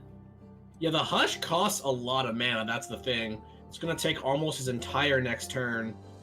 Interesting, so it looks like Lobster is sacrificing the ability to go double Look to the Stars next turn. Looks like he's looking for something specific to maybe like obliterate the Ezreal. He does get an Equinox, which just doesn't do anything, right? No. But he's gonna take it. Oh, he could have. No, never mind. If he had mana, he could have silenced. He could have. Yeah, you're right. He could have silenced the unit. But then it can't block the Ezreal. But does that force an Ezreal block? It would have. Yeah, I but believe. then any sort. Well, what kind of? But then something like Gotcha would really punish him. Yeah. He doesn't have the. Oh no, he does, because it costs 0. Oh, yeah, he could have went for that play. Interesting. Honestly, yeah, you force the Gotcha out. Doesn't know if he has a Gotcha though. Right. And then he can even Hush. But if he hushes his own unit, that's huge. Yeah, I think I would have liked to see that, considering he does have so much heal in his hand. So I guess he can only cast one of them this round, so maybe he didn't want to fully commit. So either way, we have the game state that we have. Ezreal is at 5, so he needs 3 targets, which will leave him with 3 mana. The question is, does he have to go this turn and then try to kill next turn before the attack? I'm guessing the answer is probably yes. But he has to figure, like, Lobster runs what? He runs 3 Kindly Tavern Keepers. He runs 3 Look to the Stars. Of course, the Troll Chant now being drawn is actually big as well, because if we go for a Hush play to level up the Ezreal, we can prevent a lot of damage. We can prevent, like, 6 damage by Troll Chanting a 2/4 Ezreal, which is, like, a lot of damage when you're on the heal plan. So, honestly, one of the best possible draws that he could have here. And it looks like it's going to be a first Hush. Let's see, because he can go for 2 more Hushes. And he will go for 2 more Hushes. And smart play, just hit the Celestial guy, nothing else matters. And he will attack. This Troll Chant is just a 2-mana gain 6 here. Yeah, huge Troll Chant. Honestly, like, just a sick draw. Because not many cards in his deck actually matter that much. Because it's really about the amount of mana. So let's see what he does. The interesting thing is that he can Pale Cascade after the Troll Chant, and then he can rummage away the Mystic Shot and the Hush to get 2 more cards. So yeah, it's a pretty... Obviously, Gvuardya's going to do it because that's what he has to do. It does make it not quite as potent of a play with the Troll Chant, but... Yeah, we'll see what he can draw. Like, he wants actual factual Mystic Shots. He needs cards that are dealing more than 2 because he's going to have almost no spell mana next turn. Yeah, he's fortunate that at least everything he's kind of playing right now is going to be cycle because he's going to need a lot of cards to get through this. But yeah, you're right. I mean, it's still possible for him to get there. Double Star Shaping makes it a lot less likely, but after this Troll Chant, at least you can get the Pale Cascade. At least you can push that 4 damage total, and then you can rummage these away, and it gives you good rummage fodder, so it's certainly going to be the play. Yeah. Lobster's going down to 10. I mean, he just has the Star Shaping, so... Yeah, unless he can draw... like, he wants Mystic Shots. Progress. Yeah, I think it's actually bad, though. Yeah. I mean, well, it's not... Yeah, I mean, it's not as bad. It's just not what he needs since he's... Not enough time. He's dying. But yeah, I guess, we'll see what this rummage hits. I don't actually believe he's drawn that many Mystic Shots, the actual card, or Ezreal's this game. So I'm guessing he has got a pretty high amount of those kind of cards in his deck. Another rummage. That's a very good draw. Guiding Hand and rummage available. That's 4 damage at burst for 3 mana, and they cycle. Right. So I think that's some of the best things he could find. I think Lobster probably wants to look through the stars and bundle it with an attack or something like that. Because all of his creatures are lethal, and he drew another Troll Chant, which is even better when every one of his creatures is lethal. So I'm having trouble seeing a better play than Look to the Stars attack. It's a burst spell. He'll gain the 5 right away. You gotta heal now, though. Oh, for sure. Have to heal now. If he doesn't heal now... Oh my god, give us the sweat. Like, he can die to burst. He could possibly die to burst if he doesn't heal now. There's no reason not to heal now. I'm gonna call it out. I agree. He's thinking about it, right? Yeah, of course. I mean, it's... Yeah, there we go. Okay. The way he attacked... He hasn't clicked it yet, though. Okay. Yeah, the way he attacked was just spooked me so much. Yeah. Yeah, because he could theoretically die to burst damage if he doesn't cast it. Oh, it would. I think he might be favored to die to burst damage. Well, I guess the static shock. He needs to find 3. He'd have to find 3 off of the guiding touch and the rummage. He could still find more draws, right? But he has to find a good amount. So this is it. I mean, rummage on Progress Day and Mentor. I suppose you can Astral Blessing first, but I don't love that because it's not the most efficient damage when you have cards like Mystic Shot and Static Shock in your deck. So I think, I guess he's going to heal. I guess he could survive if he draws enough heals. Okay, gotcha. I mean, that's an answer. Gotcha changes the calculation. Yeah, he can block. He actually can block here. Yeah, he can block, and he can also gotcha the Trickster, which will now make him survive. So Troll Chant. Troll Chant. The Troll Chant will save the Trickster. Yeah, that was one of the reasons that the Troll Chant or the open attack was so good, like we said. Yeah. But he can still rummage, and if he draws a Hush, if he draws a Mystic Shot, like he definitely has outs to not be dead, and still I think it'll be a little bit tough for him to lethal. Like if he rummages into double Mystic Shot is 8. Yeah, that's not even enough. But if he lives, he's got this progress day to play first action on the next turn. So if he lives and this Ezreal survives, I mean, I think Gvuardya always wins in that scenario. I think he actually punted because he could have gotcha'd the 2/2, right? And then that would allow him to Static Shock, given the Troll Chant happened. And he would just be alive. Oh, right. Yeah, it's kind of weird. Like, you need to think in these situations, like 1 is the same as 2, which is, you know, like 0 is always 0. Yeah, because Pale Cascade beats you either way. Yeah, so I think he found the Mystic Shot. But now he's forced to Mystic Shot the Ferret. That's enough though, because he has Bastion to save Ezreal, and he has Progress Day to refill. Like I think it's so unlikely that Gvuardya loses from here. Oh yeah, totally. Wow. And Freshlobster, even with the Troll Chant, like he had the perfect turn, and it just didn't work out for him. And even if he went for a Supernova play, like the Bastion would have come after some cycles. So yeah, that's just gonna be game. I mean, 7 health. There's like no way it's not. Yeah, also he gets the open. He also attack. gets to attack. Yeah. I mean, we know already that there's no Hush or anything in Lobster's hand, but that Mystic Shot. He wants the burst because this is really smart because he knows that a Hush can come down. In the past, it's been correct to attack with your Ezreal and be the last person to do stuff, but actually because of Hush, he's like, nope, I'm gonna just cast all the burst spells I can right away. And yeah, that's super nasty. Wow. The Ez haters are gonna come out in force. Yeah, the Ez haters are definitely coming out. Ezreal is definitely a big punisher for the type of deck that Lobster is. Look at all these mystics. It was wild because Lobster was at, he was at 3, or not Lobster. Gvuardya was at 3 of 8 when it seemed like he was gonna die, and then just the Crescent Strike. The Crescent Strike, into sort of just barely living at 2, using all the resources at his disposal. Wow. What a set. I mean, what a start to a set. Right. What's game 1? What a game 1. I'm trying to think back, like, is there a spot where Lobster could have tried to obliterate Ezreal?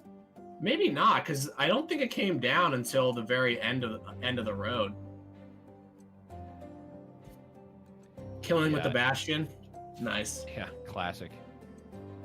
Yeah, very, very, very well done. Like, I definitely think that the sort of Leona game plan of, like, having that stat balls that stay in play, the problem is, of course, you don't have any sort of evasion without Zenith Blade or anything, so just the infinite chain of blockers was super sick. Yeah, I mean, that game was so insane. It felt like it was very much like Lobster was going to take it home, but Gvuardya just holding on, like we said, if 1 isn't done, even though he was at 2 at that point. But it was just such a good game because there were I'm sure the players will go back and watch that because there were multiple things that could have been done differently. Like I think if Lobster Equinoxed his own Ferret, like, I'm pretty sure that was probably winning on that turn, but it's such a counterintuitive play. And then the sort of, oh crap, I gotcha'd the wrong unit.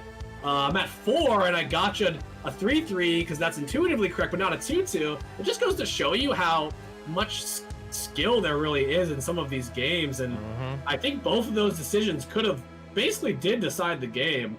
And I would love to just rewatch that. That's a really good game. Yeah, that was an amazing game, and the Crescent Strike, of course, was a big deal in this one. That Spacey Sketcher into that pretty much turned the tides of the entire thing. And I mean, we've got at least one more game of these two players going at each other, and I mean, I can't believe how close that was. You're in for the long haul with that one. Spacey Sketcher is just so good. Turn 1 Spacey Sketcher Jury Rig 2/1. Not even good in his deck, but just impressive to look at. And then going into the Crescent Strike and, just really doing the peak's work right there. Yeah, the Spacey Sketcher really does tie together a lot of what the deck is doing, because I mean, I think we've casted this deck, what, 3 times, Casa? And I think we've seen exactly 1 gem actually cast. Maybe 2 on like a buy, but like it's mostly been... Yeah. I just interrupted you. I'm so sorry. No, it's okay. It's okay. Okay. It's mostly just been like discards on the gems, and like we've seen the mentor get some pumps and have it be relevant, but it's like he dies, he either like chump blocks or gets eaten, and the gems like are just getting like pitched to rummages and Spacey Sketcher. Yeah, Spacey Sketcher I think is one of those cards that players are coming around to. I mean, it's only been 2 days, so I don't want to be too prescriptive, of course, but I think a lot of people assume like, oh, Invoke is very strong, right? You get like a big spell in your hand. But like the cards like Spacey Sketcher and Solari Priestess, who get you that specific range, and they're cheaper, your deck is already really good in the late game. Oftentimes it's just better to invoke from 3 or less, or from 4 to 6, than it is to go from anywhere or from 7+. So yeah, we're getting right into this game, and we do have a we have the classic Swain TF that everybody knows versus the sort of new Freshlobster's take on an ASOL deck, where it seems like everybody has a different take on an ASOL deck, which is kind of wild considering it's a 10 mana card, just seeing how many different decks it goes in.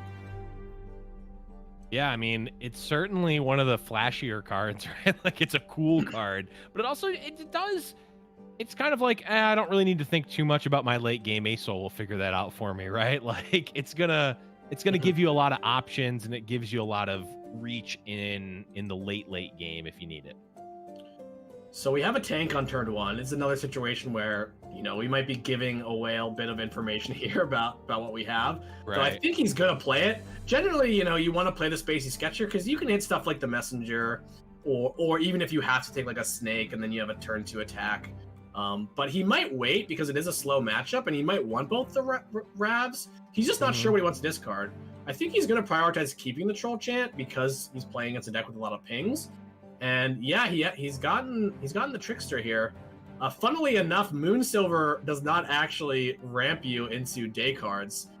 So yeah, taking the Trickster here, pretty straightforward.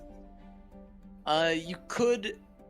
It just reduces the cost straight up though, right? So you could play it on an earlier turn. Oh, you just can't play it on the same turn. Yeah, no, you're right. That you could do that. But it means you have to commit to doing that, like saying, okay, I am turn 4 Ravooning, or you have to decide exactly what you're gonna do ahead of time. Yeah, and I think the Trickster is kind of exactly what we want. We have a Pale Cascade and a Troll Chant to keep it alive. Pale Cascade quite insane against Calling Strike. So I would guess that we might see Lobster not develop the Trickster this turn and instead just play a Kindly Tavern Keeper, even for no value, or to bank. Though, yeah, he's tapped down to 1 mana now, so we actually might see the Trickster. We'll have to see what he goes with. Yeah, I think Trickster's quite good. There's also maybe some argument to allowing this attack to come through and playing Troll Chant plus Pale Cascade. You could actually create some very optimal trades for yourself with that. But that is, utilizing a lot of your combat tricks for the game, and you might be able to find better spots for those that may impact your bigger, more important units later on, while Trickster can answer here well, and the trades are okay. Yeah, now Lobster has a, pretty good blocks and low mana, so yeah, this just ended up being really good for him, and he can Kindly Tavern Keeper later. Oh, and he drew a Scryer. That's pretty interesting. Ooh. So yeah, we're probably going to see an open attack, I would guess. And then having an elusive unit just so powerful because it's going to force Gvuardya to kind of make the first action in this game. But yeah, we're going to think it through. He could potentially play the Invoker first, or he can play the Kindly Tavern Keeper to activate his pump spells. But neither of those seem better than a free 3 damage. Yeah. Mountain Scryer definitely can be good, but I don't think you're attacking with any of the units you're playing, so I actually think it's kind of like always weird to not open. Because you can just wait, make Gvuardya make the first move, because you're not attacking with your Kindly Tavern Keeper, you're not attacking with the Mountain Scryer, you're not attacking with any of these cards. Yeah. So almost certainly it just has to be an open. This allows you to Troll Chant if a spell were to come out, or even Pale Cascade to answer something like a Culling Strike if there was an attempt on the Trickster. You've got good options with the open. Yeah, so an interesting block with the 1/1 on the 2/1 probably means we're going to see a red card here, I would guess. He could also try to set up like Barrel into a red card. Red card clears the whole board technically because he does have the flock. Looks like he goes Barrel first, which I like. It's just a bit better against any sort of shenanigans where there's Troll Chants or Pale Cascades. So I love the post-combat keg, powder keg, but the Mountain Strider comes down. He hits Allegiance, gets a Cosmic Rays or a Supernova. Also, there's an Equinox. It does 1 mana, like prevent the Leviathan from doing something. So I would guess that like you probably just want an Equinox to shut off the Leviathan. But I guess the Obliterate card does something very similar, like even better.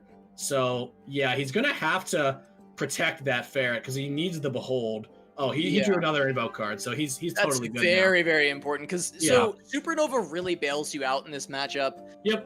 If they are able to ever get Leviathan and Swain on board, you can actually remove both, which is just absolutely insane. And even if you don't remove both, still removing, the Leviathan is so important that just getting an Obliterate card, I think, is certainly something that Lobster wants. It's really hard to pass those up. Like, I wouldn't be surprised if Lobster invokes with the Solari Priestess, and if he saw Comet, I would not be surprised for him to take it and have 2 options and redundancy to deal with these cards, because that's all he really has to do. I mean, he's kind of getting Zerg down, but realistically, the main threat in this deck that we've seen in the past has been, the Leviathan coming down with the Swain and them finishing off the game because there's not enough interaction. Yeah, I mean, Supernova seems kind of insane in this matchup, and we're going to see like a kind of smart play where we're going to Kindly Tavern Keeper the Ferret. That'll keep it from being damaged, which is really nice. Keep the pressure up on the life total of Gvuardya, getting that Trickster in, and also, it does allow him to even potentially, not have to Behold again to play the Supernova. We'll see how this goes. Looks like he's hovering over Make It Rain. Looks like Make It Rain actually... Did that miss the Mountain Scryer? Yeah, I think he was doing that to get the Mountain Scryer off the board. But he missed. He does... Yeah, it does let him flock something, but Troll Chant exists, though I suppose he doesn't have both Troll Chant and Pale Cascade. I kind of see how this really board-centric Lobster deck works. He just has a lot of units that love to stay and play, and then ways to protect them. Yeah, it looks like Gvuardya's going to get to fire back, though, after that miss, because Lobster, a very just normal-looking play here is kind of to just Troll Chant your Kindly Tavern Keeper and reduce the attack value of the Twisted Fate to clear it away. I guess the option that could be good is to actually Troll Chant the Trickster and then reduce the attack of the Twisted Fate to allow your Kindly Tavern Keeper to clear it away, look for both. And then this way, at least he's going to be able to hedge a little bit against this Ravenous Flock that is going to come down and at least somewhat punish this. Yeah, I mean, this is kind of the perfect situation, and why, Troll Chant is such a powerful card, because it just does 2 cards worth of work in a situation like this.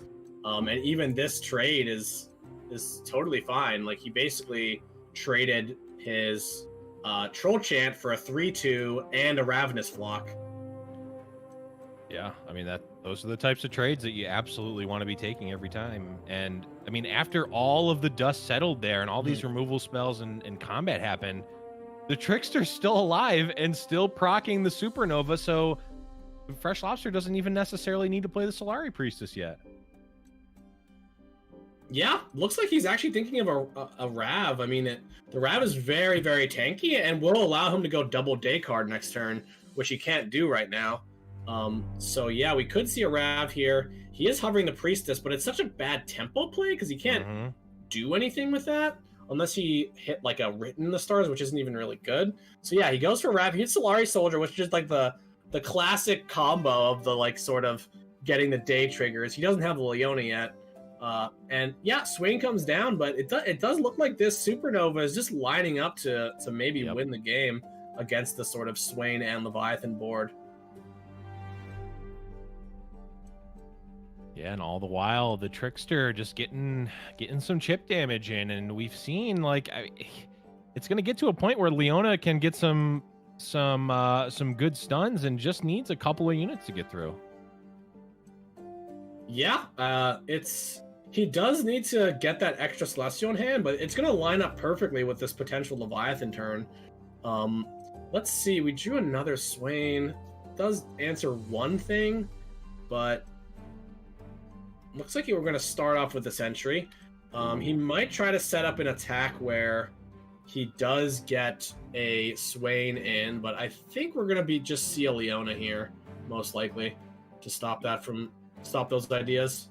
Yeah, Leona seems great. Actually picking up the Spacey Sketcher as well allows to get a guaranteed Celestial available for Lobster, so he doesn't have to worry about what he did to Nolagold happening to him and fizzling a spell, which I'm sure he will have on his mind. And definitely Leona stunning the Swain here is super important. Yep, get the Leona down. The Swain is stunned. But looks like we're going to see a response. The Ravenous Flock here. That will prevent another day unit from coming down this turn, which actually kind of is nice disruption here. But, you know, we do have that Spacey Sketcher, which can just... doesn't need the Priestess, like you said, because that will get him that other Celestial, which he can behold.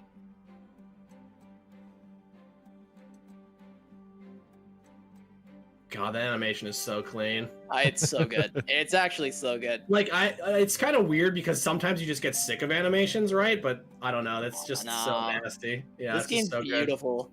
This game's so pretty. It's one of my biggest things about it. I actually went through last night and I read every flavor text of every new card and looked at the full splash art. Nice. Because I actually loved it. I loved every minute of it. Every time there's a new region, normally Necrit goes through like the lore and the flavor text of every card. So I always look forward to that. I don't think he's made one for Targon yet, though. He mostly does League content, so we'll see it. We'll see if he comes out with that video. But definitely check out Necrit on YouTube if you're interested in kind of like explained lore from somebody outside Riot.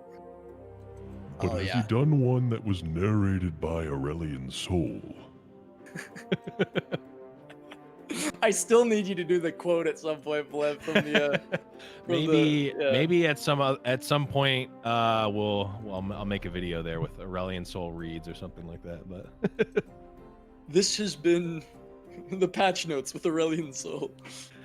Just like oh man, okay, I've got ideas now. I'm brewing ideas, but the ideas here for Lobster is he's got the 3-unit pick here. Another Trickster, a Messenger, or a Charger? Yeah, he's thinking, like, it's kind of interesting because he almost wants to keep whatever he gets in hand anyway, which is why the Messenger's a bit weird. But he does have another Invoker in hand, so he also can not do that. But yeah, he's going to go for the Trickster, which I think makes sense. Like, the Trickster it's actually just a 2-turn clock, like 2 Tricksters. Shows you that really the power of the small Invoke just really doing a ton of work, like 3/3 elusive for 3, kind of a stat line that's not really printable, in our game. But with the sort of buy-in that you have to pay for these cards, makes them work. But you can still go beatdown. This makes me remember the old which one is it? The 2-mana. It used to be a 3/2 bounce a guy elusive. That was so good. Oh yeah, the Conspirator. Yes. Conspirator. So good. Navori Conspirator. Loved that card. It was definitely oppressive, but definitely loved that card. Yeah, I saw some people playing it recently too. Still good. Lobster definitely making this play with the assumption of like, yeah, I like this open attack. It forces him to act first. If he does have a Leviathan, the game almost just ends on the spot. It does. Oh, 100% ends. Yeah. So that's what he's thinking here. And if there's a pass back, it's like kind of interesting because I think the Twisted Fate, there have been no not natural card draws, so it's not really threatening. We also potentially could play it slow and like Kindly Tavern Keeper, just the Trickster. Gonna see what he does. I'm hard pressed to imagine that Gvuardya, like what is he getting if he doesn't play the Swain? It looks like he does pass because he knows that open mana is scary, and it looks like we're gonna pass back. This is one of those like handshake situations where I think both players kind of know what's up, and being the first person to act can be very, very punishing. Mm-hmm. Yeah, now Lob actually has enough mana that he can play a 3-drop and still have enough to play this Supernova, which is very freeing because he has a lot of 3-mana cards here that he would like to get set up, but that last turn he did need to wait just in case Leviathan came down. So I believe now Lobster might be forced to use the Obliterate card because I guess he can just heal his face. Yeah. Oh yeah, the Kindly Tavern Keeper does block the Swain. It has 3 power. So yeah, the slow roll is just sick. I mean, both players have a 8-mana, 9-mana card they want to play. And you know, the good news for Lobster is he's got cheap stuff that he can sort of throw in there to sort of action jockey, so to speak.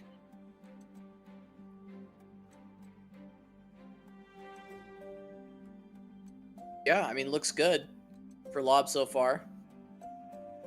Yeah, interesting to see if he goes for like a trade or a Pale Cascade. I think he wants to hold up 9. I think his plan is like, yeah, I can keep playing 3-mana cards and hold up 9 and eventually win. The interesting thing though is Gvuardya now. It might be tempting to play the pick a card because Ezreal does feel like a win condition, though. At the same time, you know that I believe the Supernova was from a Look to the Stars, so you're pretty aware that there is some big spell that might wreck you. Yeah, it was either Look to the Stars or Mountain Scryer. I don't remember which, but either way, it was just a straight up invoke. So it could be. Oh, nice. Could be anything. That's fair. But yeah, he is going to use some of his mana, which I think is fine because he can face tank a turn to Leviathan, and I think he still wants Gvuardya to play the Leviathan. Yeah. There's one Swain left, right? I think there's one left. Because I think that he's drawn... This might be the second one. It's real bad news if there's not. But yeah, it looks like we're going to use our mana this turn. He's getting to the point where he doesn't want to fall too far behind because there are two champions on board. And yeah, he wants to force the Leviathan to come down so he can just get rid of this 9-drop from his hand. Yeah, pretty interesting. Moonsilver can bring Supernova down to being an 8 cost, but the Warrior could threaten Swain. Of course, it will get stunned by the Leviathan, so it doesn't feel like a great play on this turn, but I mean, potentially. Yeah, again, to Ruben's point, though, I think if Lobster can, just bait out the Leviathan, he's just fine. Yeah, I agree. The win condition is still there. Obliterate Swain Leviathan. Yeah, he just waited until it was safe enough. Like, he is going down to 9, which is a tiny bit risky, because it's going to be interesting. Like, he could kill the TF because he knows there's another Swain in hand. Normally I have like really fast intuition in lore. I'm guessing that he's gonna kill... I actually don't know. I actually don't know if he's gonna kill the Swain or the TF. He goes TF Leviathan. I think he goes TF Leviathan here. Oh, he hovered over it. I missed it. I think it's at like... so close to leveling. It's like 6 of 8. Oh, yeah, then we definitely do. For some reason, I thought it was at like 2, because we haven't seen any... Oh, the Leviathan drew 1. Okay, so yeah, it's definitely... Right. It's definitely that, yeah. So the flashing arrow, I believe, means 6 of 8 on 8 drop. 8 on level up. So since it's flashing there, that's one of the... It's hard to tell on like 5 or 4 or 3 or any of those numbers, but once it reaches 6, we generally have a good read. Yeah, and killing the Swain doesn't really... It's just bad because of the second Swain. I mean, he's obviously like dead to Leviathan here, but the good news is there is no Leviathan in hand. It's real interesting whether Gvuardya wants to like do the pick a card or just play out the TF that's in his hand. The good thing about it is he could like red card Ravenous Flock, maybe make something happen. Like he does have the Noxian Fervor, and like he could lead off his turn with a Sentry, or he could just play out the Sentry tempo style and make something happen here. That's one of the big like downsides of these big expensive celestial spells is big slow spells are really hard to use effectively. If you've ever tried to use a Ruination and only realize that it doesn't do anything, you've probably experienced this. So yeah, this is quite interesting. So I don't know. I think he's gonna not cast it because he can just use all of his mana, and he could potentially even blue card here. And it feels like if you wait to next turn, it might be too late to play a bunch of cards. But okay, yeah, I mean, I respect it. We see the pick a card going down. The Sentry is pretty darn useless here, so that makes sense. I mean, Sentry could potentially help Gvuardya find a path to that lethal if he's got some direct damage as well, just an additional stun. But I do agree with just trying to draw 3 more cards because he needs to just find another Leviathan. He just needs to dig. If he can find another Leviathan, I think that Gvuardya is actually still in great shape. He knows there's no more Celestials other than something from a Species Sketcher. So realistically, Boat is still looking horrifying for Lobster. Oh yeah. Yeah, that makes total sense. Like you just go for a Boat basically with your pick a card. And also, 9 health, like maybe you do manage to just play a bunch of random spiders and arachnoid sentries. I guess that's a spider too, but both of the spiders. And it's just a good play. It just feels weird to not gain any tempo back the turn your opponent plays a 9 mana slow spell. Yeah, for sure. But yeah, Death's Hand here is even going to get the challenger guy out of the way. Yep. Man, the fact that this Leona is not leveled, like the early Ravenous Flock on the Ravoon was really solid. And he really needs this Leona to be leveled up to stay even on tempo. God, was that this game? That feels like it was like an hour ago that Ravenous Flock happened on the Ravoon.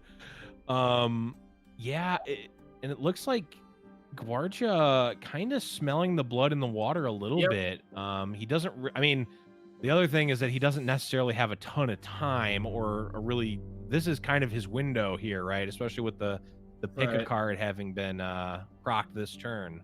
Yeah, well, he has a zap, which is pretty nice. It's essentially 1 cost off and will draw him another spell. I believe like there's a lot, like everything that off of that is live. Make It Rain, super good. Death's Hand, super good.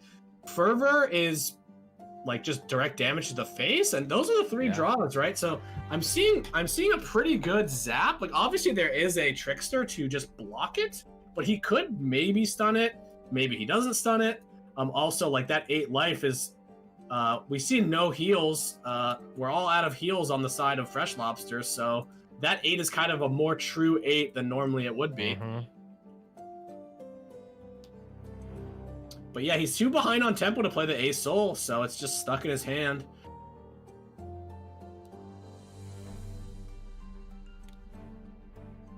Yeah, I mean, it's always Zap here, I'm pretty sure. You just need to find more spells. Yeah, I mean, you could start with the Guillotine, but because if there is a Ravoon, that could come down and then Daybreak stun something. Yeah, but you always Ravoon first. Right. Okay. Ravoon second actually doesn't trigger the. Yeah, it does not. Right. So yeah. So he is thinking about the Guillotine. The reason I like the Guillotine is it's just like less committal. It gives Freshlobster less information about his next play, and he's gonna do this no matter what. Like he's gonna kill the Leona with this at some point during the turn. And the less mana Freshlobster has, the better, I think. But. Okay. So we still always zap. I think Gvuardya needs to get full value out of this pick a card. So he's probably playing Zap and Dreadway. And then just basically from there, looking to utilize the spells that he gets from that to try and close out the game after this turn. Yeah, I mean, he doesn't just lose if the game goes on one more turn. He also has really threatening attacks with the Swain. Of course, Zap might draw a Death's Hand, which could just be sick, because that would basically stun a unit and kill another unit with the Fervor. So I think he's hoping for a Death's Hand. Even Make It Rain could be pretty strong. He did draw a Fervor, which is just terrifying. So let's see, because he could play the barrel, the deckhand, and just move, and guarantee that he puts Freshlobster at 6, but it's kind of scary because, you know, Freshlobster does run a decent amount of healing, and he does have 5 mana up. Yeah, deckhand.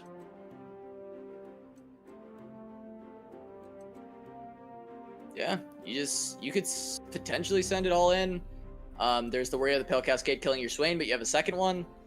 So yeah, it's kind of weird. Like, he wants this Swain, but also the Flock with the barrel does kill the warrior. Yeah, Lobster hovering over his Solari Priestess. He's thinking about, I can't die here. I have to play this. Ooh. Yeah, he had to play the Shieldmate first because that blocks the Swain. Does he? Yeah, you play it and then you just plan on Aurelion next turn. You just plan on playing Soul. So it's like, okay, I'm not gonna play this this Solari Priestess for a while, so I guess I just play it now. I block and then I play Aurelion next turn. I'm just on the game plan of Aurelion next turn. Yeah, I mean, he's really thinking about it, but I think he's gonna just play it. It does just blocks, prevents the Omen Hawk, and then if everything else attacks, he can just chump the deckhand and prevent himself going. Because his opponent just played a Zap, so he knows about the Sway, and he knows about a spell that costs 3 or less, which means he knows that his life total is a huge, like, he needs to not take damage here. It would be I guess he could potentially, it goes for the Flock. Now it's a weird timing because all of a sudden Trick of the Moonlight just saves it. But yeah, he's gonna not use it because then this allows him to eat the Swain, but just nothing's gonna attack now. Yo, these development names are crazy, Ruben. What did I say? Trick of the Moonlight. That's a cool one. That is a cool one. Pale Cascade is Diana's W in League of Legends, so I guess it does make sense that this is her card. Yeah, I gotta practice the names one way or another. So a Sentry is interesting. That could allow him to push past the elusive for the 2 last damage. Yeah. For the Aurelion Soul, he's not going to want to do anything at slow speed, I don't think, after a Soul happens. Yeah, I think we're going to want to go for the double obliterate. What's super interesting is he can't. I was going to say he could just YOLO and play the Sentry and then attack with everything, but only 1 damage gets through.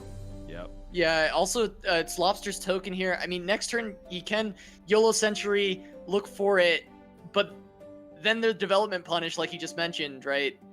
Yeah. Is here with the obliterate. And then Gvuardya could get baited into trying to kill off the Trickster, because there will be these Pale Cascade follow-ups. So this is interesting. Lobster's thinking about end round instead of just making an attack, because he might be worried about Gvuardya just doing something. But yeah, I think he should attack with at least the A Soul. Interesting to see if we'll see the Fervor now or if we'll see it saved as a trick. But yeah, the end round is it feels like you're giving your opponent a lot of time that they don't necessarily. Yeah, I don't know. I don't know exactly what he's playing around, but it does seem like at least the Soul getting something off the board seems strong, but maybe I'm missing something here. Yeah, I think the Aurelion attack's gonna get. Yeah, I agree. Well, yeah, it is a free attack, so he's clearly he doesn't want to get tempoed. So I think the play is I'm preventing you from just playing a unit. Oh, another Zap. That's huge. Another zap is huge. So he's going to stun the Trickster, and then he's going to play another zap. The good news is that it's going to be interesting because now we're going to have the option to obliterate just the first zap because, well, I think that he's probably not going to do it. He's just potentially going to play the Immortal Fire. Crap, I really hope that's what that card is called. Yeah, it is. Oh, it is. You got it. Yeah, he's tanking now. There's no reason to play anything now, I don't think. He doesn't... There are no... One of the tricks to invoke is there are no invoke spells that kind of affect the game state at faster burst speed. Like, obviously, there's the one that fills your hand up or the one that draws a unit, but none of them actually, like, affect the game. So there's never... or on the stack, anyway. So yeah, he's got the option here.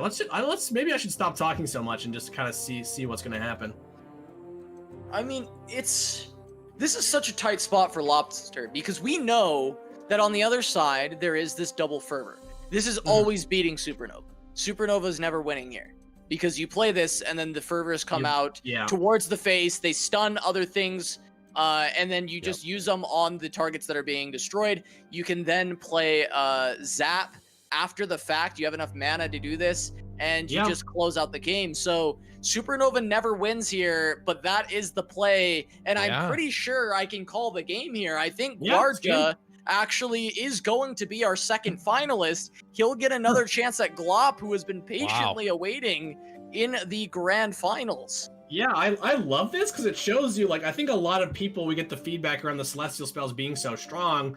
If you're casting 9-mana slow spells back to back, that's not a winning. That's actually not a winning play against most like good decks. You know, maybe if you're just kind of playing in the normal queue, but maybe against a good player like Gvuardya, you know, he hedges his bets and does what he can.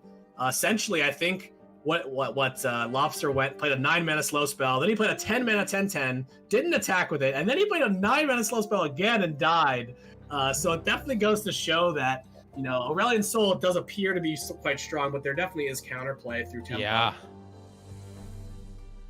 I mean, that's a classic, just like, you know, you want to just play these big spells, but like, what do they actually do, right? Like, what is actually being accomplished? So can he can behold the infinite into Equinox, I believe is a very, very narrow out.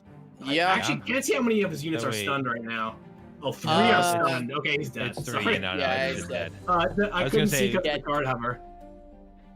I was wondering why the ASOL wasn't stunned, but it actually is stunned. I'm wondering. It's just hard to see past all the effects there. I'm kind of wondering if those passes, like, that's the thing about the slow spell plan. Like, those early passes from Lobster where he was like playing around the Leviathan, I'm wondering if that ended up costing him because he did have the ASOL. Like, he just kind of wanted to trade off resources. But yeah, I mean, really well played series by Gvuardya. Yeah. It just didn't end up working out for Lobster. Yeah, it does not. And Gvuardya couldn't make it through, but go ahead, Blev. I was going to say, that might have been the closest 2-0 that we've ever cast. Holy crap. I'm sure. I mean, that was an incredible set. I expect no less from these guys, but also it's so late for them or so early, whichever way you want to look at it.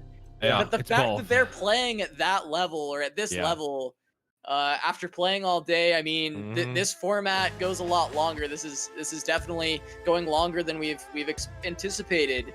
And I mean, I just can't believe how well they played still after all that, and we still have 1 or maybe 2 more sets to go. Gvuardya can get the reset. Glop versus Gvuardya is our grand final. And I've just received a message from Lobster because some backstory. Those Behold the Infinites, the 2-mana card. He messaged me just before the tournament asking if he could swap them to Guiding Touch, and of course the deadline is earlier, so I told him no. But imagine if it was a Guiding Touch there. He might have had a chance to actually win the game. So what you're saying is that you cost him that game, Cass. The good news is I guess he could have proactively cast them, but there he was taking way more than 2 damage there because of the stunned units. Just goes to show how like Leviathans with Swain, and you just guarantee yourself a Swain in play. It's just a headache to play against a Swain in play because you can just die in so many different ways. Leviathan, make it rain, Noxian Fervor, like dealing like virtual 1 million damage. All right, but like I mentioned, we only have the grand finals to go, and while it's gone long, we're going to try and wrap it up with this match. So, Glop versus Gvuardya will be the grand finals, and we will be jumping into that after a short break. So please don't go anywhere. There is more Giant Slayer's Reckoning in just a moment.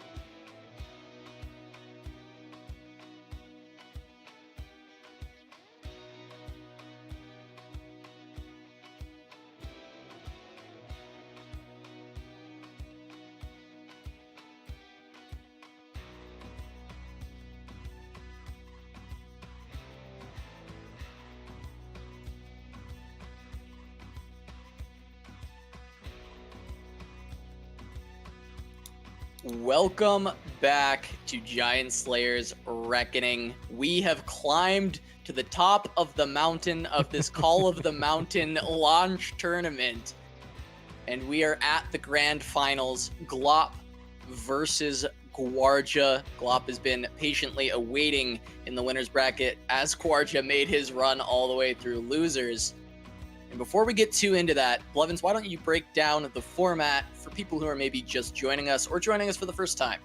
Yes, we are making this is the final, the grand finals, but the players have been playing throughout this day for that big $2,000 prize pool. There's been a double elimination bracket with 16 invited players, and we took the time and effort to grab 16 of the best players in the world, including every single player who has won a Giant Slayer Legends of Runeterra event. The players have been playing best of 3 matches where they've brought 2 decks with no region overlap. Of course, all of the Targon and new cards are legal here. So we've seen a lot of new decks and variation, which has been really fun. And to win the match, a player must win with both of their decks. And we can see the little grade caveat at the bottom, which is relevant here, which is if Gvuardya wins the first best of 3, he will trigger a bracket reset and then have to win an additional best of 3. If Glop wins the first best of 3, it's done. We have our Fight Night Reckoning champion crowned. But Casa, we're jumping in to game right now. Grand finals, Glop versus Gvuardya for Fight Night Reckoning. Yeah.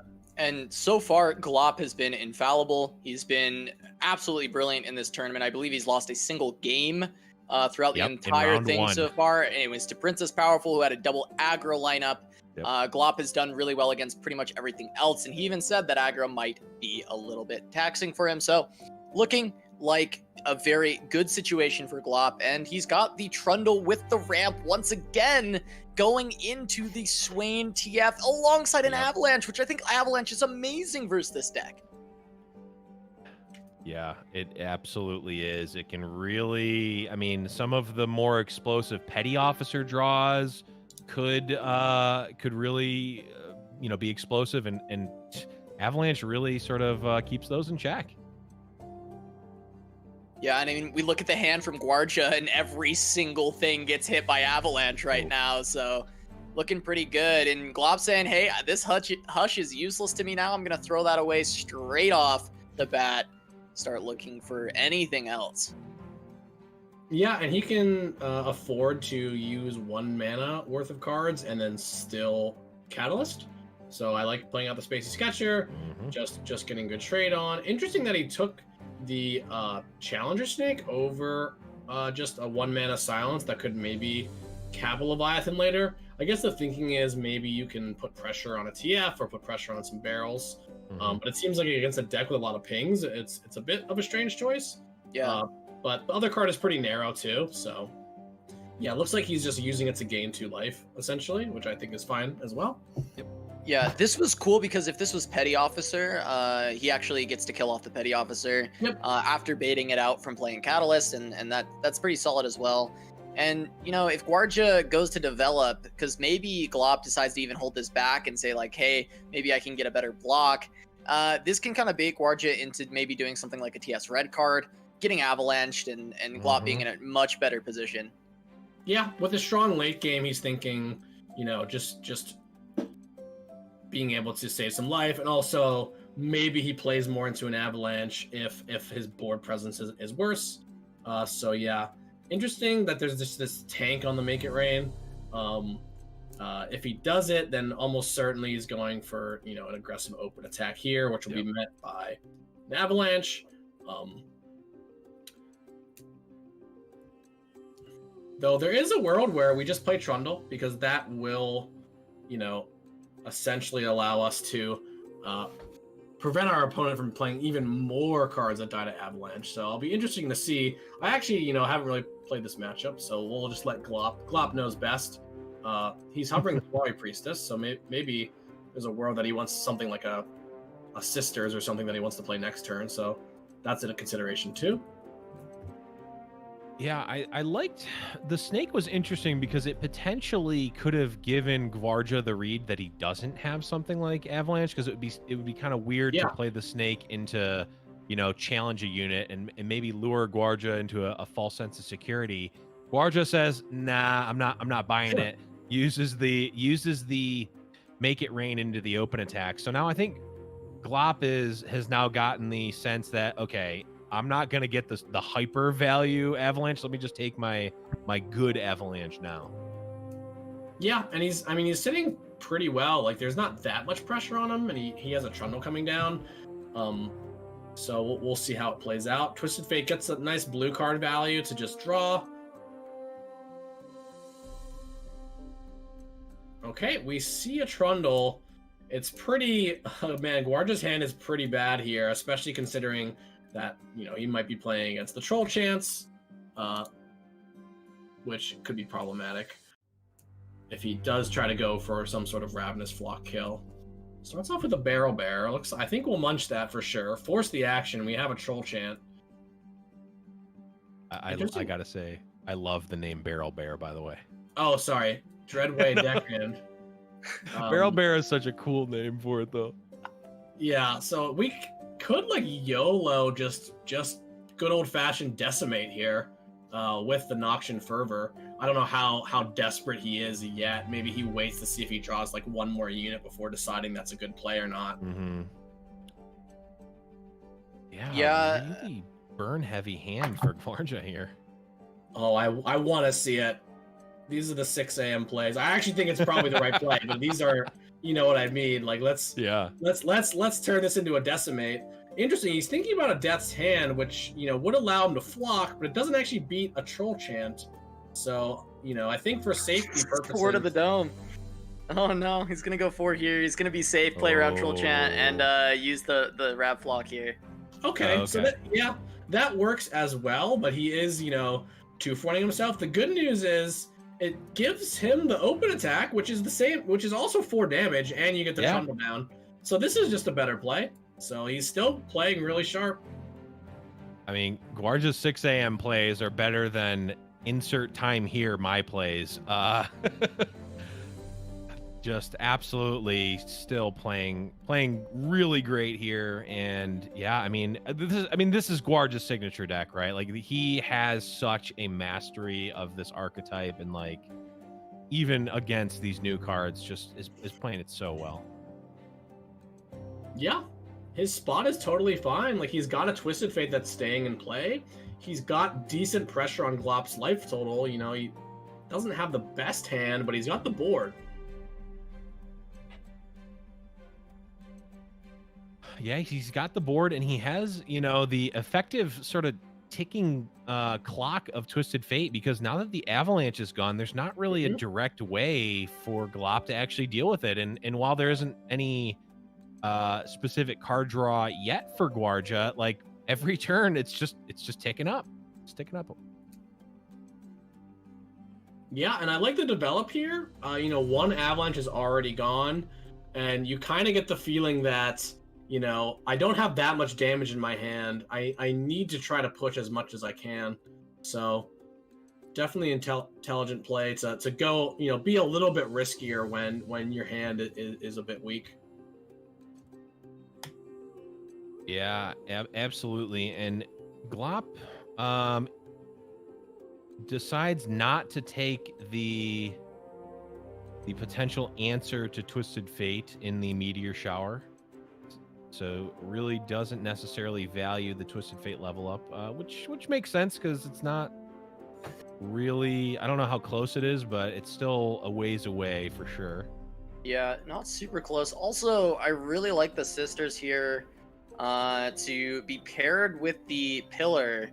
Yeah, he's gonna have a lot. And just right. allowing the lifesteal to get very good value by using it with the vulnerable, setting up to have an additional unit on board. I really like this line from Glop. I think Sisters was likely one of the best things he could have found. Actually, it might have been the best, single best thing for him to find here. He also has 9, so I believe he gets a rebuy this turn where he can, you know, go again. Maybe he gets a Meteor Shower. Oh, true. You could do that instead of Pillar. Yeah, it's kind of interesting. Like the Pillar, unfortunately for him, is making the 3/1 vulnerable, not the Twisted Fate. Right. Oh wait, he can do both, right? Yeah, he could just Pillar. Well, it's oh weird. no, yeah, he can't because Actually Daybreak. prevents him Right. from Yeah. doing that. Right. Man, Pillar Sister seems very good, but you are right about the rebuy. Well, what does he even want to buy? I mean, I guess he just wants to play this. Yeah, he has the best card. He has Golden Sisters, and then he has Asol, and even has a Hush, and it is, you know, just looking really, really good for Team Glop. Yeah, and again, this kind of goes back to another point that we made earlier, Casa, with the invoking is like, you want to the later that you can afford to play it, the better, because you're just getting more information. Like you said, what is he gonna try to buy here? What is he gonna try to invoke? I mean, there's not a ton of different options, but I mean the choice that he makes could change drastically over the course of 2 turns or even just 1 turn based on, you know, how this combat resolves. Sure. I mean, this is a good make it rain hit for. That was a huge make it rain, actually. Yeah, because if that didn't happen, we could have seen a challenge on the Petty Officer, which would have meant that we could attack with the lifesteal with 3 health, which basically demands multiple spells. Instead, we don't get that.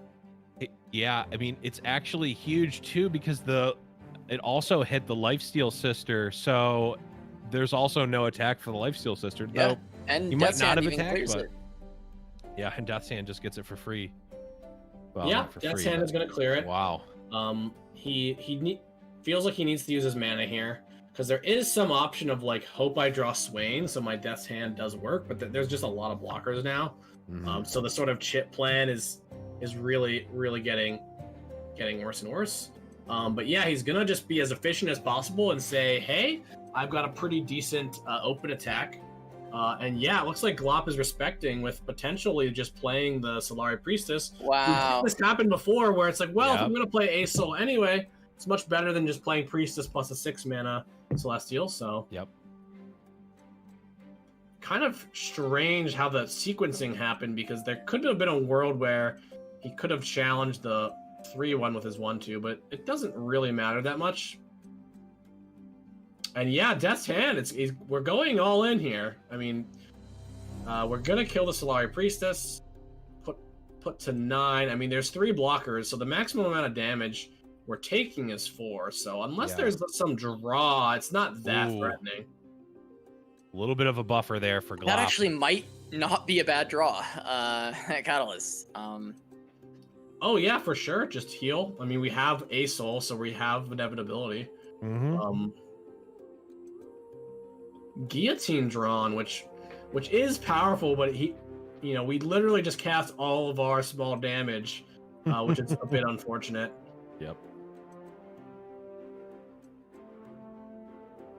Yeah, I'm curious if Glop ever plays around this Guillotine. If he plays Aurelion, it does feel like a spot where you almost want to be attacking with your Aurelion and forcing blocks, getting Fury value. And I believe the Guillotine would act like Hush, where even if it hits the spell shield, you still get it back. You do get Hush back, right? Wait, am I remembering this wrong? I played this interaction a bunch, but... I'm pretty sure you do. The thing to know about Spell Shield is Spell Shield blocks what's happening to your units. Right. Basically means like cards in our game still do as much as they can. So Hush will create another Hush, but the first one, will just remove. Yeah, so he could theoretically Guillotine twice on the Aurelion Soul. Yep. Oh well. Or is it an if? Is it an if statement? Is it an if it kills? Bile Feast, yeah, I believe. I'm it might not be get an if that statement. text. But cards like Bile Feast say to do something, which means that's kind of our filter for this has to resolve to get it. Oh my god, okay. Wow. If he ever levels Aurelion, this game's over. Yeah, Living Legends. I mean, looks like he's just gonna run it because he might wants just be good now. He wants cheap units, and he'll be able to just heal off of the Catalyst. So I think it's just rough here. Yeah, no Swain or no Leviathan was really problematic. That's kind of what Gvuardya needed to make his Death's Hands and Make It Rains actually into real Legends of Runeterra cards. A Moonsilver. Pretty good. Yeah, gives him more options. It's got fleeting, so he's probably going to use it one way or another. And this is the classic, you know, you've got so much, you just need to figure out what the best play is. Yeah. You can at least start with the moon silver and pass if you want, if you're not sure what you want to go for. Equinoxing a 2/2. Oh, he's just trying to get more stacks for the destroyer. He's Sure. going big with it. Sure. Yeah, the petty officer is vulnerable, so there with the elusive unit there could be a kind of nasty play where he can. Well, I guess all of the units have low health. Yeah, but it is specifically one which might be relevant. Yep. So 12. Yeah. Double spell This shield is- prevents the sentry. This is still one off. Yeah, it looks like his plan is to just maybe he doesn't even play the comet because he wants to hold up the catalyst. But either way, I guess what we could try to use this to get the spell shield off of something, and then he gets the fervor, or sorry, guillotine. Oh, but Which with doesn't really this- matter. Yeah, I mean, I think Glop probably doesn't attack in with Aurelion Soul because this is very telegraphed at this point. Because it doesn't make a lot of sense Yeah. to pop not- the Aurelion spell shield unless you specifically have a way to kill it. Because the Mhm. destroyer, Yeah. the damage is going to be done. But did you see the sad Poro emote from Gvuardya? The bait emote? Maybe it's a bait. I mean, I think it was a bait. Gassa? I think that was 100% the I'm gonna play this. I want this Aurelion Soul to attack. I need to make Glop think that I accidentally clicked the sentry on the soul, not knowing that the spell shield would go through, so that he can get the No. guillotine. No. Wait, Glop has to realize that I know playing around one-ofs is generally bad practice, but it's the only way he loses, right? It's He's like guaranteed to win. The sad Poro, Casa. It sold it. It sold it. And Swim now needs and he's to. got 3 of them. Yeah, he's got 3 of them, but he won't be able to kill everything. Right. So I actually wish I don't think he can get the spell shield off and the fervor back. But I'm not, because it says kill it to create, I believe. So he can kill the other 2 things though. I guess if he can do that, he can kill the 2 big guys and leave the elusive in play, because that's something that he can kill pretty easily. But yeah, I think we're gonna go ahead and fervor that. Then we will fervor the Aurelion Soul, and then he can get the other guy off the table. Though I guess it might even be a better play to. No, but he doesn't get the fervor back. He's just gonna guillotine. He's gonna guillotine the elusive and Aurelion Soul, Yeah. Yeah. and he can guillotine the ice pillar if he wants, which is probably good because it is Might a as well. blocker. Yeah, I mean, remember that Glop is still at 5. Obviously, there is healing available. Now that he knows Gvuardya's out of cards, though, he's not worried about any fervor shenanigans. So Oh, he does you, get right. you comment this. you get to comment the TF Twisted easily. Fate, which Yeah. is super nice.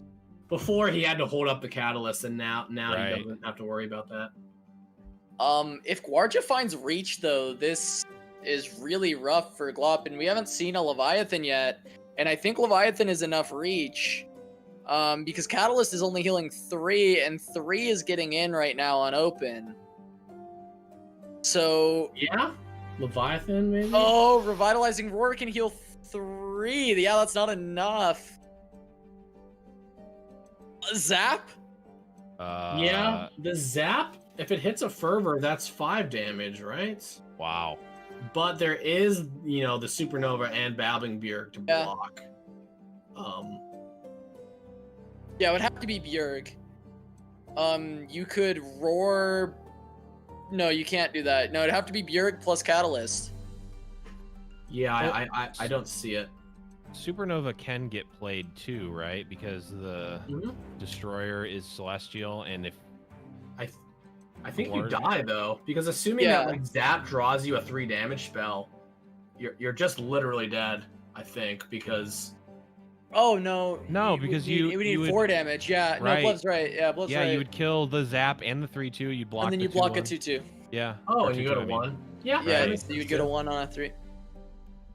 Interesting open attack. I kind of just like it because I think the plan is to spike a damage spell. Yeah, spike fervor. Babbling Bjerg though, guaranteed to hit something big. And the Zap is down, so I think if he draws a fervor, he's just gonna cast it. Yeah, Glop is actually just hovering the catalyst. Yeah, it's the fervor. Catalyst stays in the. I'm pretty sure you do cast it to not to waste the mana. Which is kind of interesting now because actually, if we draw another fervor off the top, he could steal the game. Yeah.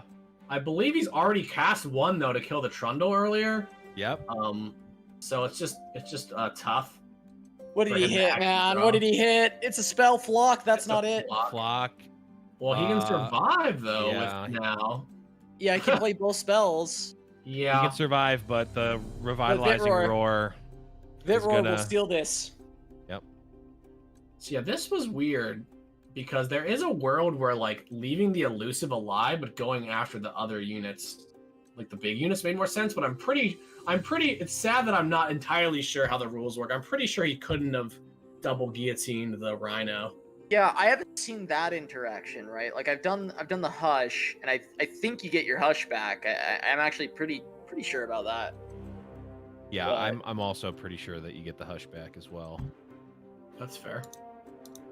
But yeah, I haven't seen the guillotine personally. Yeah, Hush. I'll get all these interactions eventually. So basically, like Hush is silence a unit this round, create a fleeting Hush in your hand. There's no 2 claws on it. Where guillotine, it has to kill the unit to get it. So I think that I think that everything was kosher. There is a world where like leaving. Yeah, we don't really have to talk about it anymore because I don't think that's how the rules are. But if they did work that way, he could have went after the 2 big units and might have actually squeaked away somehow. Yeah, but good old revitalizing roar, getting 10 life, putting Glop at a very healthy life total here. Asol also getting put into play for free. Yeah, Aurelian played for free. There's a destroyer that can come down. I mean, the game is just going to be done. Gvuardya, this time the Sadporo is definitely not a bait. And the Tarek emote, Glop loves this one. Kept spamming it at me when we were playing on the ladder. But he's a big fan of the Tarek emote. It's a good one. It's a solid emote. Glop's going to take the first game. And he's going to have a 1-0 lead. He'll just need 1 more to be the champion of Reckoning 2.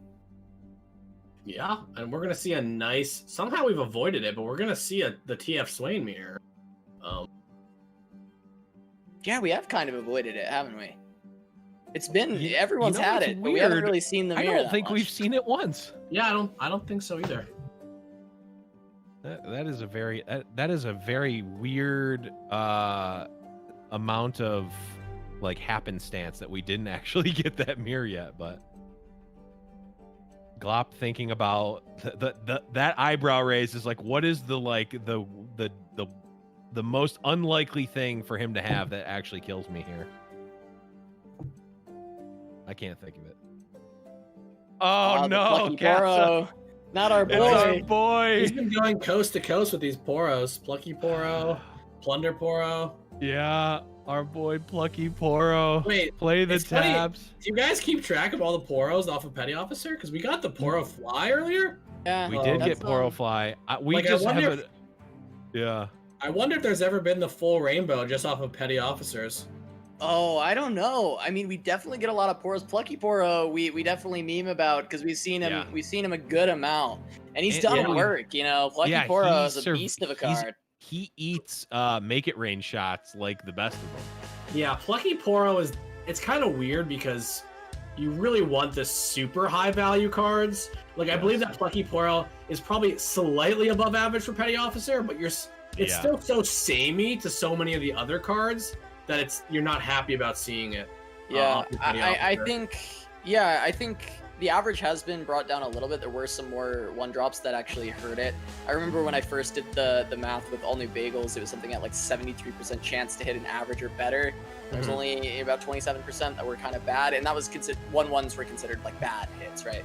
Yeah. So Poros are generally not super good, but Plucky Poro is our favorite. We love him. Yeah. Eating up all the shots from the Make It Rain, saving a lot of games, but we're gonna get that mirror that we talked about. We've kind of avoided. What happens in this matchup? I'm sure you guys have seen this enough times. So I don't think I've ever seen this. So this mirror is really about getting the early pressure, but also it's like any mirror. If you hit your win cons and your opponent doesn't, you're generally going to win. So we see Glop keeping the Leviathan here, as that is an incredibly important card. Another big thing that can swing this matchup is Riptide Rex, and Glop is running 2 while Gvuardya is only running 1. So that is going to be in the favor of Glop, especially if he's hitting that going into turn 8 and gaining board control with it. Yeah, definitely. From a deck build perspective, looks a little bit favored for Glop, but man, if there's one thing that I would not do, it is bet against Gvuardya playing TF Swain. That is just not it's not a winning bet, and a pretty similar type of hand for Gvuardya. Yeah, a lot of the same in both sides, and they're just top decking stuff that the other person has. Only difference here is Dreadway deckhand versus the Petty Officer. Yeah, I mean, Petty seems like kind of what you want. If you have more Petties and Spiders, then you can get a bit further ahead. The tokens are pretty annoying. Like, obviously, something like TF can go down. I mean, I'm a TF mage, so I played so many, or a summoner, whatever we call ourselves. And generally, you don't want to be the first person to put a TF in play. So, yeah, looks like Petty Officer does seem like it might give Glop slight advantage. Like, both players have Zap, both players have Salvage, both players have Fervor, both players have Leviathan. So the only difference is this: they actually have the same hand, except Petty Officer versus a barrel.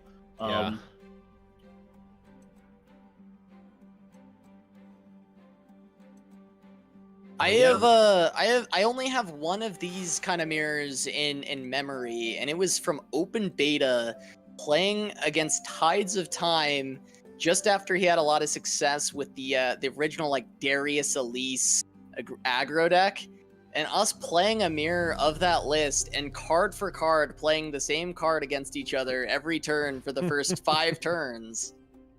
And yeah, this is kind of what this looks like here. It's just a lot of the same. Getting a good 1-drop off of Petty. This is another above average hit that has been actually added with Targon. Yeah, 2 health, 2 power. That's actually sick, honestly, and puts him, definitely in the lead in this like super mirrored board state. Could see a Zap come down to potentially block.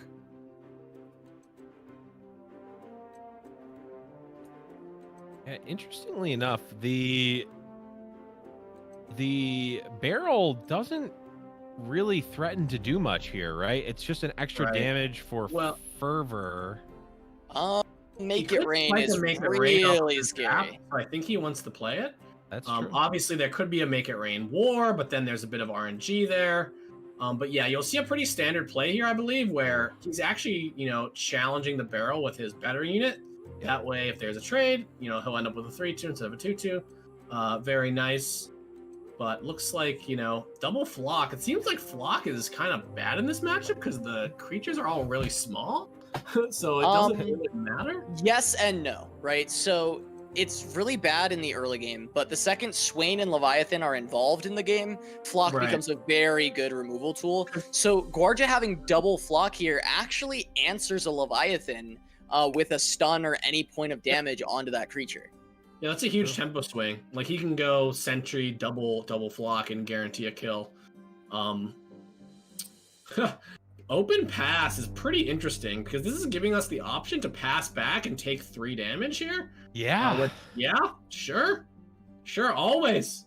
You love to slam. There's nothing like slamming that end around button. the Rex for Gvuardya. This is an important card for the matchup, and Gvuardya only has one, but he found it. Yeah, I believe it's actually funny because I believe Glop has 2 Rexes. He does, yeah. So that might give him a slight edge in the Rex department, but yeah, he doesn't have one. And he uses the salvage to not waste his mana.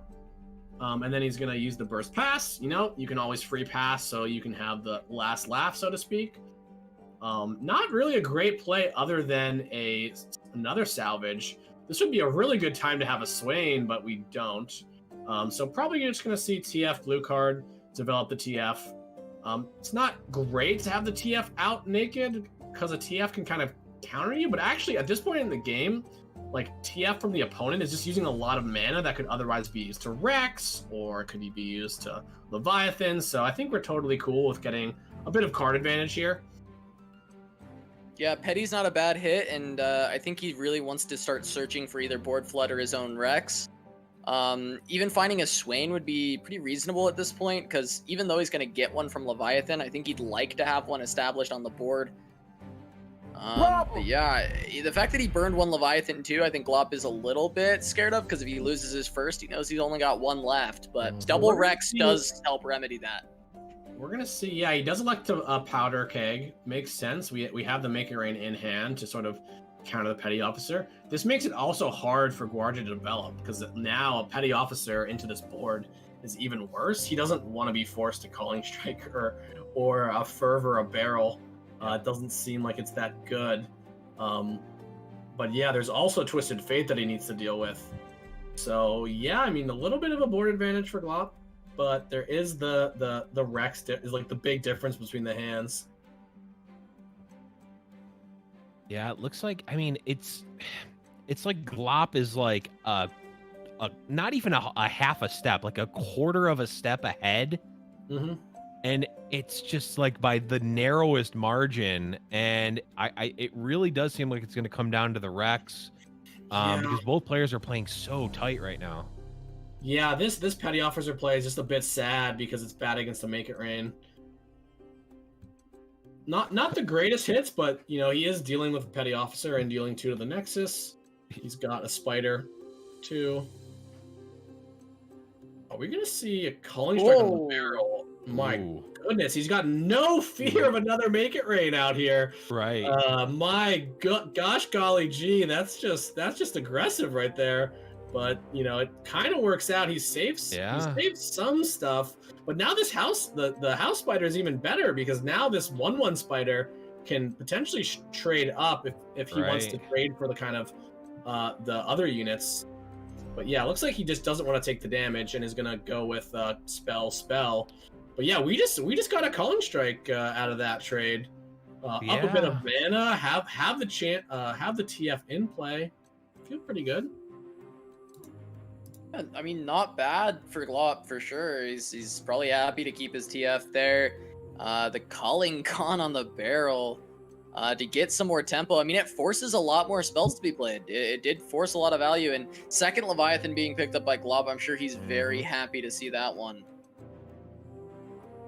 Yeah, and I like the attack first. Like, just kind of guaranteed us damage. Looks like there is going to be a block. He's worried about Rex. He's worried about Rex, but is Rex... How good is Rex into a Leviathan? It just kind of tanks it and you get a Swain. Though maybe... Can you live the whole game with trying to prevent plunder like this? Sometimes, yes, you can try and play around plunder, but I think, you know... We see Glop's hand. We know he's got a Death's Hand. We know he's got a Fervor, but I mean, you take away those 2 spells, you give him creatures, or you give him Ravflocks or something like that, and it does become kind of hard to find the plunder, other than Leviathan, of course. But Leviathan, yeah, I mean, it's a really strong play. Glop would only have to be concerned about something like, you know, Sentry Flock, which would really suck if Gvuardya had something like that. Because that would be really, really terrible for his Leviathan. That would be pretty unfortunate. Yeah, it is 3 cards, but yeah. It is, yeah. And we of course know that he has them, which is right.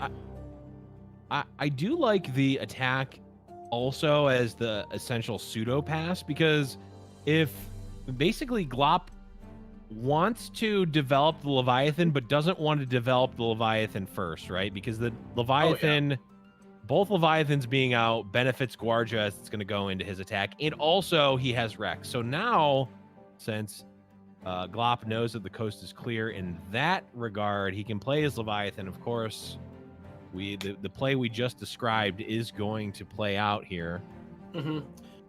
Yeah, this is like decent tempo to come back, because he does have the kind of the 8-drop advantage, I suppose, because he's got a Leviathan and a Rex. Where Glop, of course, we can see only has the Leviathan, and it does develop his board to be a bit bigger, which can be nice. Yeah, I mean, open into Rex is pretty scary here, but Glop still is very healthy, so it's not the end of the world, because he can respond to the Rex by playing this on Leviathan and start setting up the Swain as well. Yeah, Leviathan tanks a lot of the hits, and then he's just up cards, right? If you count the cards, it's always good habit to get into. You see that Gvuardya has 7 cards, right? And one of them's a Spiderling, so he kind of has 6.5. If you count Glop's cards, he's got 10. Somewhere Glop has managed to go up 4 cards in this matchup. So, inevitability, even though he's got 1 less 8-drop, is kind of on his side. Yeah, maybe Glop just goes wide here. It will die off to the Shark, the Riptide Rex. Get a lot of damage in, but looks like he wants to go Swain after. Getting a 3 health unit is actually kind of relevant. That effectively heals 1 against Rex. Yeah, it's solid. 2 shots. I think the Rex is not really the play anymore. Yeah, because it just isn't good against this board. This is nice. You get to draw a card, get some of that card advantage back. Looks like we're gonna go see Guillotine here. There could be a greedy play where he waits the Guillotine 1 more turn so that he can maybe also get the Swain. But he's up a lot of cards, so I kind of like just get that thing off the board and not have to rely on my opponent doing a specific thing that he might not do on the next round. Yep, I agree as well. And now, I mean, that card economy advantage seems like it's going to be coming in handy here for Glop, as now Glop can start filling up the board, and not only does a full board make Rex coming down be worse, it also, now there's just not really a great way to reliably trigger the Rex in the first place. Yeah, the Rex is pretty interesting, because finding the spot where you have the Plunder and it's good on the board, Make It Rain, Zap can maybe help him get there. Zap's a great draw. It seems like the kind of card that you want to draw when you're at 10 mana in this matchup, because it's just going to draw you a spell and be a threat on its own. Glop, soft develops, gets the Spider in play, and then wants to see what his opponent does first before he does anything.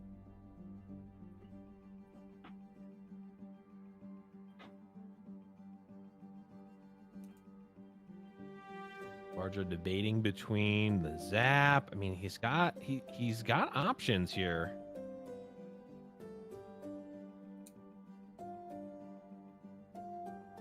Yeah, I think I also, at this point, I like from Glop, I would actually just like to see the Swain potentially instead of the Leviathan.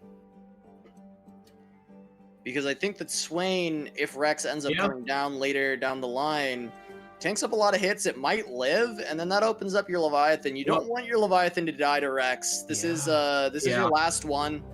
But Glop has a Sentry, so he actually might just win the game this turn, because he can stun any big units.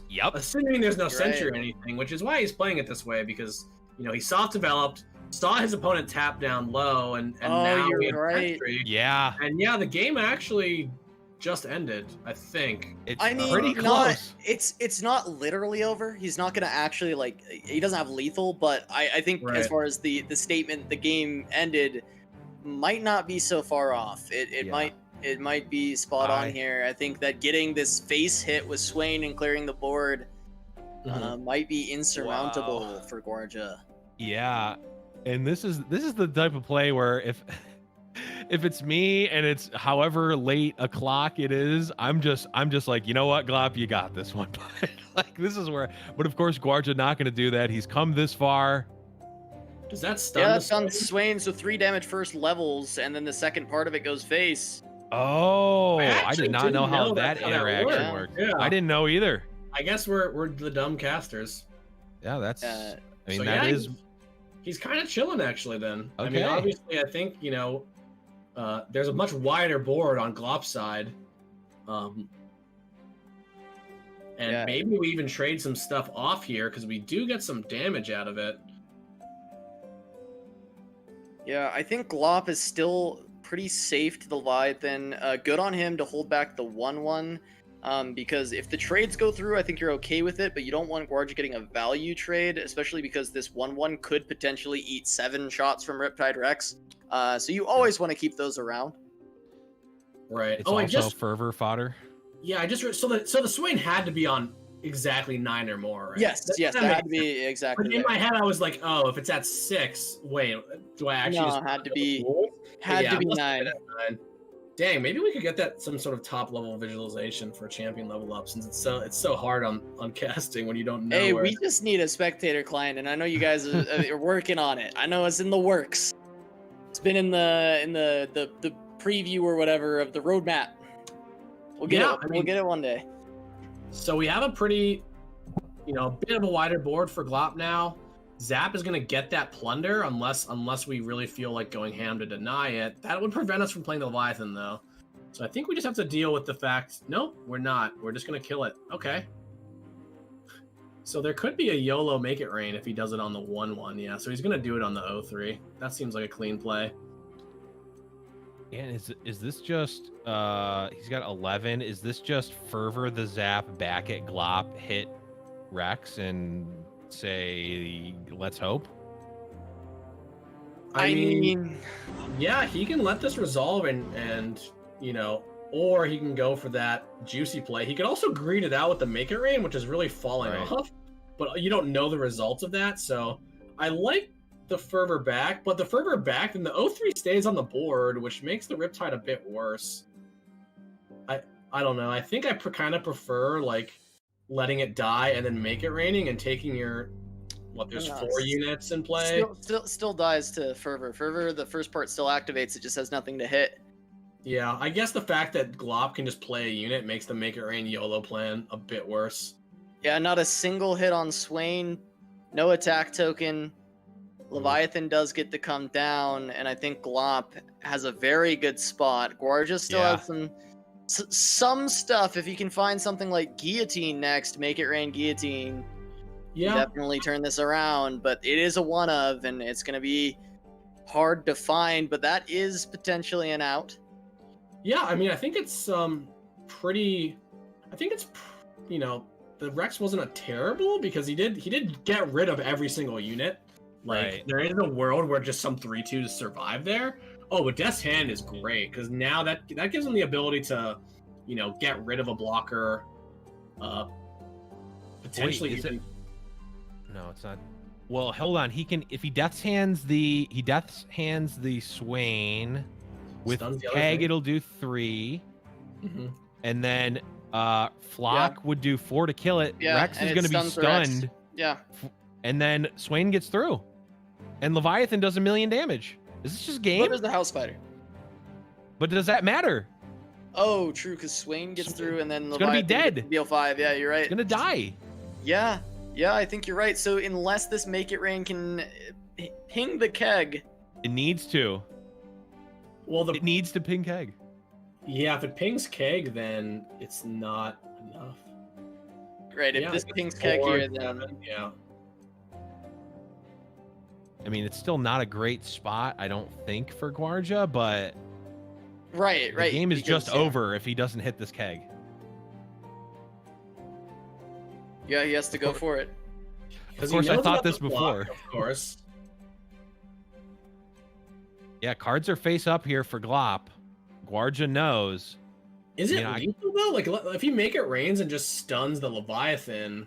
Right. That can. Oh, right. Okay. Like, he doesn't die, but the Swain is dealing him a lot of damage if it gets through, and he loses all his units. If the Swain gets through, it's gonna do 7. There's a specific hit that would end the game.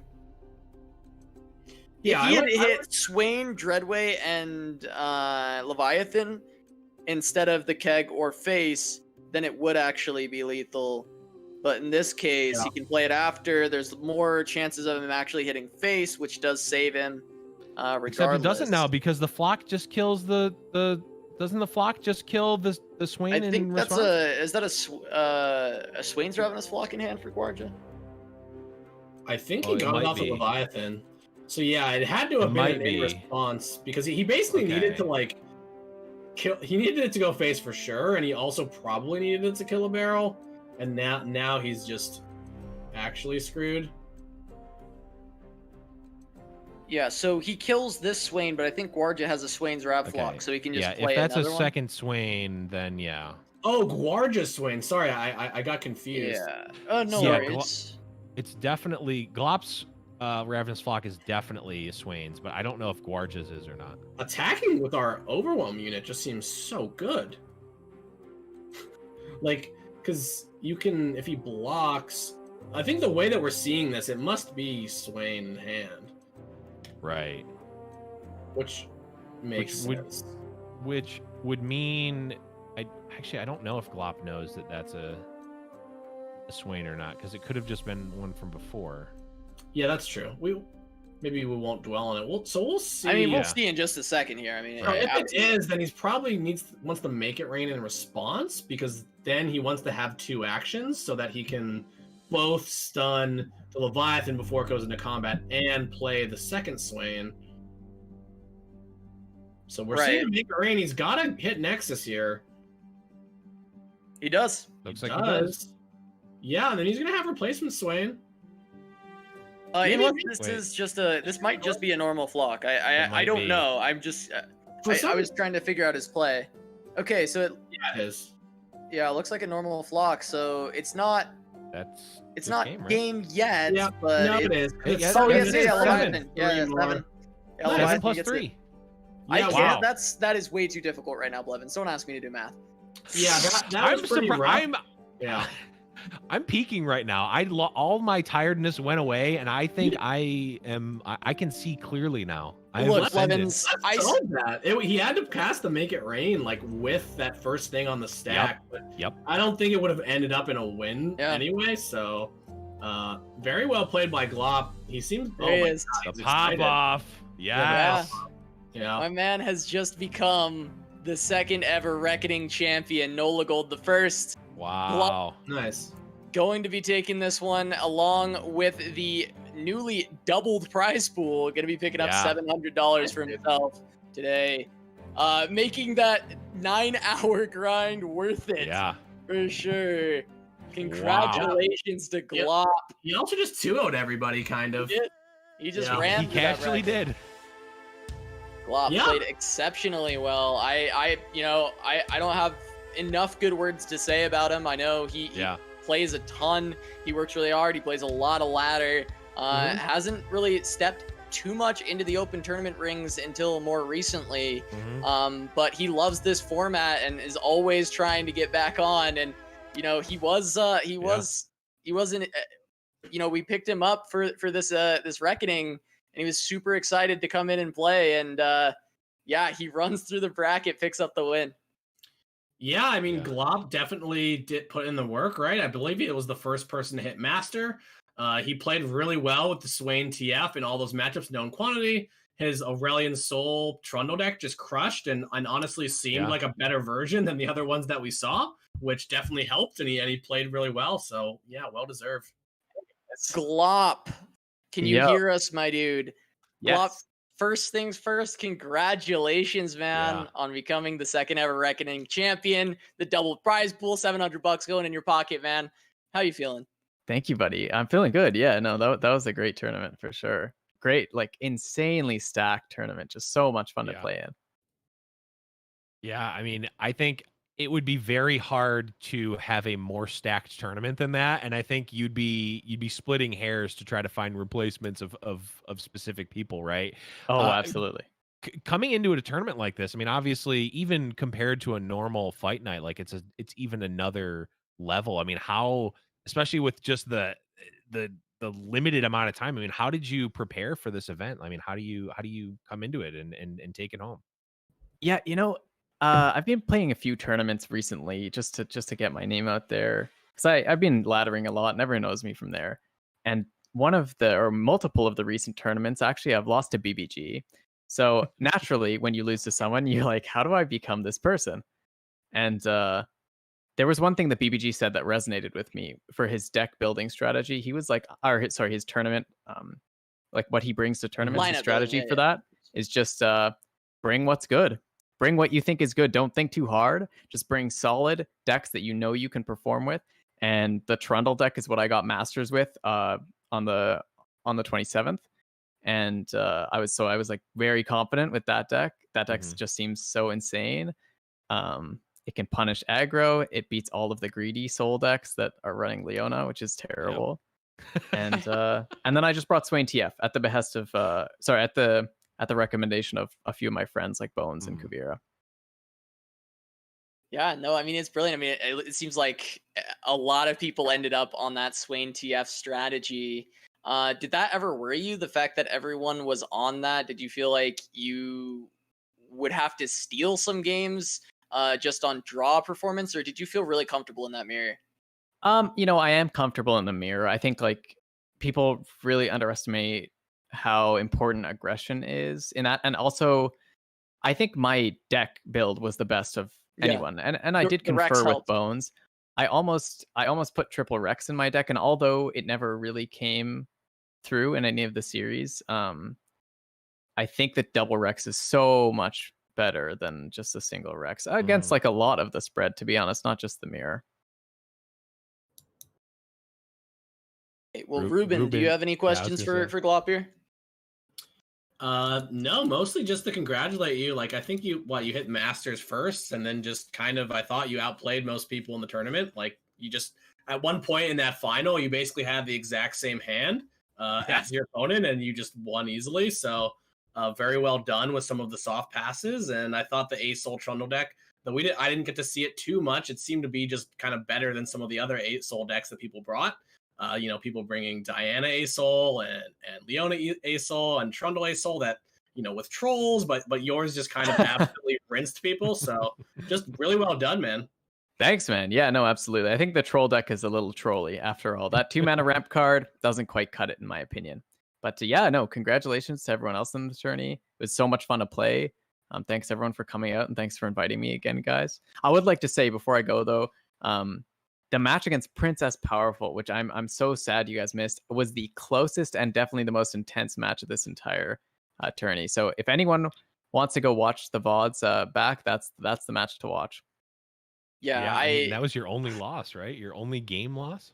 Yeah, absolutely. He had some crazy decks, and it was actually the deck that I thought was one of the worst decks in the tournament that took the game off me. So. Oh, really? I love that. Yeah, I remember you talking about. We were talking about that before the show started today. But congratulations once again, Glop. We're not going to keep you much longer. This tournament has gone longer than we anticipated already. So we're gonna let you go. But bunch thank of you ropers. for playing, and congratulations once again. All right, thanks so much, guys. It was great to be here. All right, so with that, we are going to be finished for today, but just before we end, I just want to thank you, Ruben Zoo, for coming on and casting with us, giving us some much-needed reprieve after all this long casting. So thank you so much for coming on. It's always a pleasure to have you. Yeah, always fun to be here. Honestly, like seeing the new decks and some of the tournament players really playing competitive lore is definitely up my alley, and I'm always glad to come contribute when I can. So hopefully we can do this again in the future.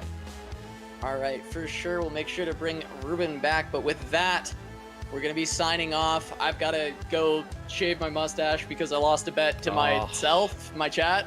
So see you guys over on my stream in a second for me to lose this. But thank you all for watching so much. this Giant Slayer Reckoning. It's been an amazing event for me, for Blevins, for the rest of the Giant Slayer team. Thank you all, and we'll see you guys next time. See ya.